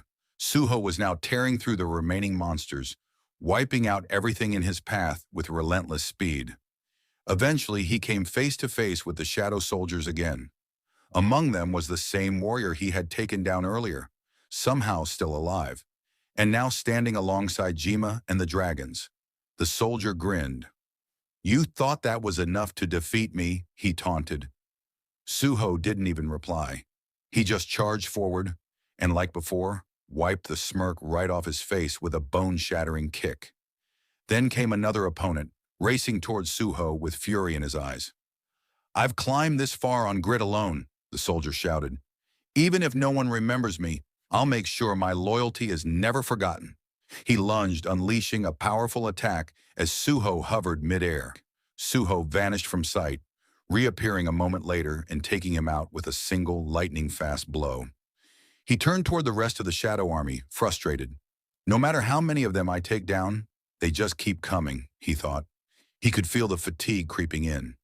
His stamina wasn't going to last much longer. But Suho clenched his fists, refusing to back down. I just need to hold out a little more, refine my control, and fight like someone ready to take on an entire army. As he focused, flames ignited around him, forming a ring of blazing fists. With a shout, he unleashed them all at once, his barrage driving the shadow soldiers back in every direction. Slowly, one by one, they began fading into nothing. From a distance, Tusk watched in disbelief at the raw power Suho was displaying. Acting quickly, Tusk summoned a magical barrier in front of himself to block the incoming blows. But he didn't realize it was all a trap. Suho had already moved. Appearing behind him in a blur, Suho smirked. If this is all you've got, this is going to be really boring. Then, with a devastating strike, he sent Tusk crashing into the earth. The moment he hit the ground, Tusk vanished like the rest. His time was up. Silence returned to the battlefield. Suho stood alone, the mana around him pulsing like a storm. All his enemies were down. He looked around at the devastation. My stats haven't changed, he thought, but I've gained so much control over my powers. Before he could celebrate, something shifted in the air. He felt a heavy presence above him. Looking up, Suho spotted a new figure descending, a powerful shadow soldier unlike any he'd faced so far. This one felt different, stronger, maybe even more dangerous than the ant creature from before. Suho narrowed his eyes and called out, "Can you talk? I want to ask something." He paused, then continued, "How much of your full force have I faced so far?" The Bellion responded, "Excluding the Demon Castle, you fought about 0.03% gather here." Suho's eyes widened. He had fought through countless enemies, and that was just a fraction. Still, he readied himself and told the soldier, "Doesn't matter. I'm ready." The Bellion nodded and slowly unsheathed his weapon. "You've grown magnificently," he said. "Young lord." Before Suho could question him, the figure suddenly blurred, and in the next instant, he was right in front of Suho. Instinct attack, and Suho barely dodged the first strike. He countered with his own attack, demanding, "Why do you keep calling me the young lord? What does that mean? Is it connected to how I ended up in this place?" But in his moment of anger, he let his guard down. Bellion slipped behind him and struck Suho hard in the side. Pain shot through Suho's body. He grit his teeth and braced himself. But that wasn't the end. Bellion's sword morphed, shifting into a whip that coiled around Suho from every direction. Still, Suho refused to give up. He fought through the pain, waiting for the right moment, and then it came. He grabbed the weapon mid-whip. No matter how flexible your weapon is, he thought, once I have it, it's over. He lunged forward and delivered a crushing blow straight to Bellion's chest. The impact sent shockwaves behind him, blasting chunks of stone into the distance. Bellion staggered, but remained standing. Suho followed up with a powerful kick to his gut. If you guard with both arms, Suho said, smirking, you leave your stomach wide open. Before Belian could recover, Suho launched another attack, faster, stronger. The force of the hit sent Belian flying into the air, and the ground beneath him exploded from the impact. With Belian clearly unable to continue the fight, Suho stood over him and spoke calmly. I didn't think you'd fall this easily. If we kept going, we'd be here all night. He looked at Belian curiously and asked, aren't you the master of this place? But there was no response. That silence told Suho everything he needed to know. Belian was just another warrior, not the one pulling the strings. Lifting his gaze to the sky, Suho scanned the horizon. And that's when he saw it, a massive wyvern gliding through the clouds. More importantly, someone was riding it. The moment their eyes met, the figure vanished, only to reappear directly in front of Suho in a flash of dark energy. Without hesitation, the rider launched downward at breakneck speed. The moment he landed, the very earth beneath him crumbled to dust from the impact. Now standing face to face, Suho could feel it. This one was different. This was the final test. Dark energy surged around the figure as he summoned a pair of daggers into his hands. Suho's eyes widened. He remembered those daggers. More than the weapons, what surprised him most was the figure's form. It was humanoid. Could this one be reasoned with? Suho tried speaking, hoping to resolve things peacefully, but the figure gave no answer. As Suho tried to make sense of it all, something unexpected happened. A gate appeared behind the figure. Confused, Suho asked himself, why is a gate opening when I haven't defeated the boss yet? Realization hit him. This must be it, the final challenge. Once I defeat him, I can finally go home. With that thought, both warriors charged at each other. When they collided, the shockwaves shattered the ground and sent chunks of rock flying in all directions. But Suho was immediately pushed back. The opponent's strength was terrifying. Still, Suho fought back, exchanging blows in a rapid, brutal dance. Even while under pressure, Suho was awed. He's not just strong, he's precise. Every attack from the enemy was calculated, each strike infused with honed technique. As Suho absorbed the blows, a thought echoed in his mind. How many times must someone die and come back to gain this level of mastery? He managed to jump back, putting some distance between them. Catching his breath, he clenched his fists. I'm not going down like this. Launching himself forward again, he thought, my stats may have peaked, and I have pushed my combat instincts to match them. His strength may overwhelm me, but I still see a path to victory. But just as Suho went in for another strike, the enemy vanished, only to reappear behind him in an instant. A series of slashes tore through Suho's body. He staggered, pain ripping through him. Looking down, his eyes widened, his gauntlet shattered into pieces. Breathing heavily, Suho couldn't help but think, he's incredible. Even if this mysterious warrior stood as his enemy, Suho couldn't help but admire him. If I could become as strong as him someday? He thought while leaping back, bracing for another clash. But just as his attack was about to land, the man dodged with ease. But instead of a counterattack, the man reached out and gently patted Suho on the head. In a calm, almost fatherly tone, he asked, did you enjoy the game? Suho froze. That voice, it sounded so familiar. He slowly looked up, and his eyes widened in disbelief. The man standing in front of him was his father.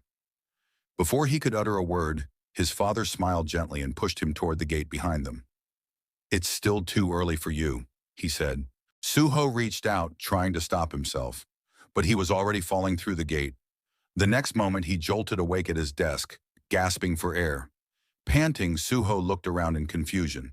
He was back in his classroom, sunlight spilling through the windows. Sitting up slowly, he tried to make sense of it all. A dream. He touched his head, still feeling the weight of everything that happened.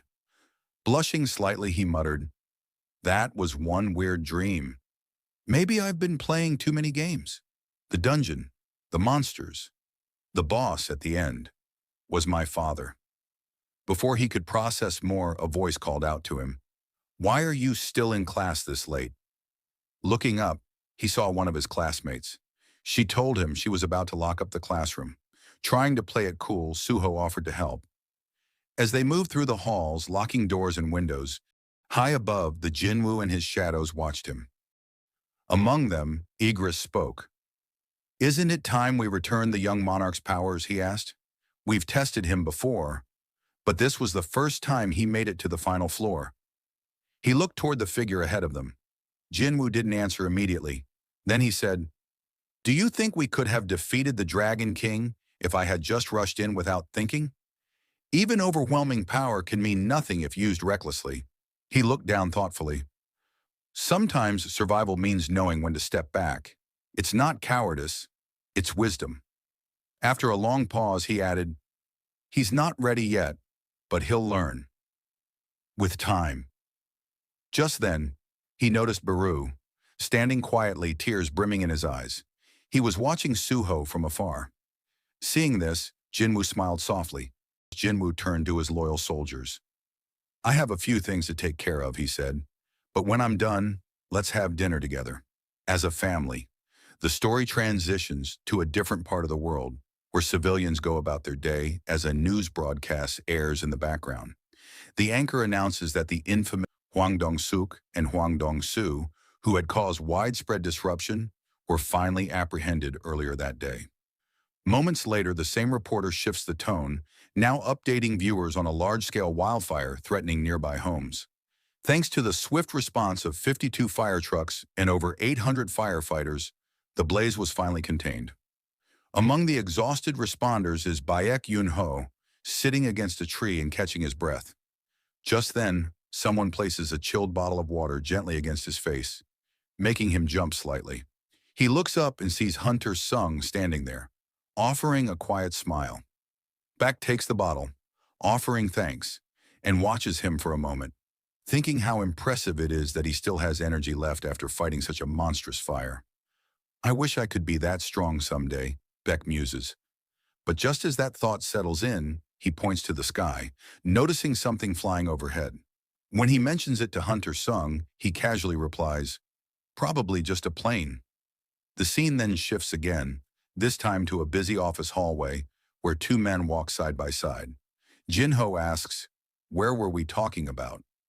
The man recalls they were discussing a new title for their upcoming virtual reality game, but his Jinho seems lost in thought.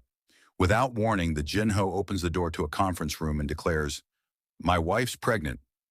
The room erupts in surprise and cheers, proudly announcing that they're 6 weeks along. Beaming, he strolls to his desk and casually tosses out an idea. "Let's name the game Beautiful World." His co-workers exchange glances, clearly unconvinced. One of them voices that the fate of their company rests on this title, and maybe he should reconsider. Watching their reactions, Jinho scratches his head, wondering if his naming sense is really that bad. He even considers asking Jin Wu for name ideas, until he remembers his friend was never good with names either. Brushing it off with a laugh, he reassures the team. "Don't worry too much. We've got major backing this time." He reveals their latest investor, a huge name in the industry, Choi Jong-in. Meanwhile, in a separate scene, we see a printed article about Jinho's life choices. It explains how the heir to a powerful conglomerate gave up his position to start a humble game studio. The person reading the article asks if there are more stories like it. The assistant shakes his head, replying, "Not yet, but there will be." The reader turns out to be Jinho's father, who scoffs at his son's decision to reject the carefully built legacy. But even so, he softens slightly and murmurs, "I just want to see my grandchild soon." The scene then pans away from the building, rising high above the city skyline. The camera climbs beyond the clouds, and then the sky itself begins to fracture. Cracks spread across the heavens like broken glass. Suddenly, we're no longer on Earth, but floating far beyond it in the cold silence of space. And looming just above the planet is a colossal gate. The story flashes back to a time when Jinwoo was still considered the weakest of hunters, barely ranked at E-class. In this world, mysterious portals began appearing all over the globe, gates that connected Earth to another realm filled with terrifying monsters. The fear was always the same. What if those gates broke, releasing the horrors inside? But in the face of such fear, Some chose to fight back. These brave individuals stepped through the gates, risking their lives to protect the world. They were known as hunters. We then cut to the support department of the Hunter Association, where a flustered employee answers a call, only to be berated by a team leader. Furious, the caller demands to know why Jin Wu keeps getting assigned to his squad, despite repeated warnings. "If this keeps up," he shouts, "next time it'll be a corpse you're dealing with." After the call ends, the worker reflects on how, in their world, the most desirable jobs were either becoming a famous hunter, joining a major guild, or working within the Hunter Association itself.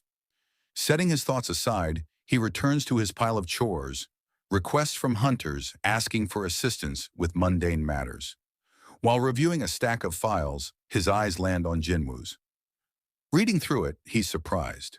Jinwoo's stats were so low, he was practically a civilian. The fact he was still alive was astonishing. Curious, the man wonders what keeps someone that powerless going. Then he reads further. Jinwoo's mother is hospitalized with an incurable condition, and he has a younger sibling still in school. Suddenly, it all makes sense. Later, the man speaks with the department chief, questioning if they should finally intervene and stop Jinwoo from entering any more gates. But the chief reminds him, they already tried. He then asks the worker why he joined the association. Caught off guard, the man shares a childhood memory, seeing a news report about a hunter who got trapped inside a gate while trying to save his team. That moment stuck with him. He always wondered, who saves the saviors? The chief smiles and asks him, so then, does he want Jinwoo to quit? Or help him? The man hesitates, then admits all he can do is tell Jinwoo to stop. But the chief offers a different path. He hands over a stack of documents, files on people who awakened with high potential, but chose not to become hunters. Among them is a woman named Jai-hee, a B-rank healer, who refused to join the front lines out of fear. The chief explains that while some are paralyzed by fear, others, like Jinwoo, step forward in spite of it, and sometimes seeing someone brave enough to act can ignite courage in others. He asks the man again, will he help? And this time, the man says yes. We then return to the present. Suho walks home with his classmate. They play rock, paper, scissors, and he loses, now stuck carrying her bag. But suddenly he pauses, sensing something strange in the air. She asks if something's wrong. He shrugs it off.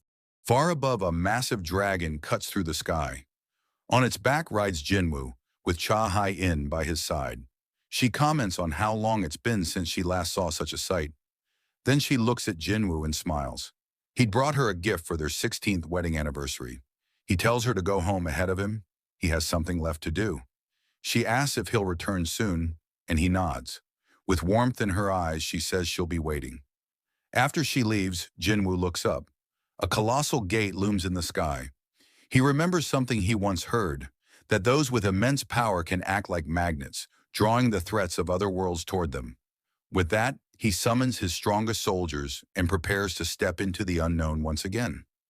Meanwhile, back in the dungeon, we see defeated enemies. Suho stares at a door, wondering what might lie beyond it. Could it be something completely beyond anything he's faced before? Could it mean his end? But he knows he'll never find out unless he opens it. He moves forward. On the wall nearby, 3 lanterns burn. One flickers and dies.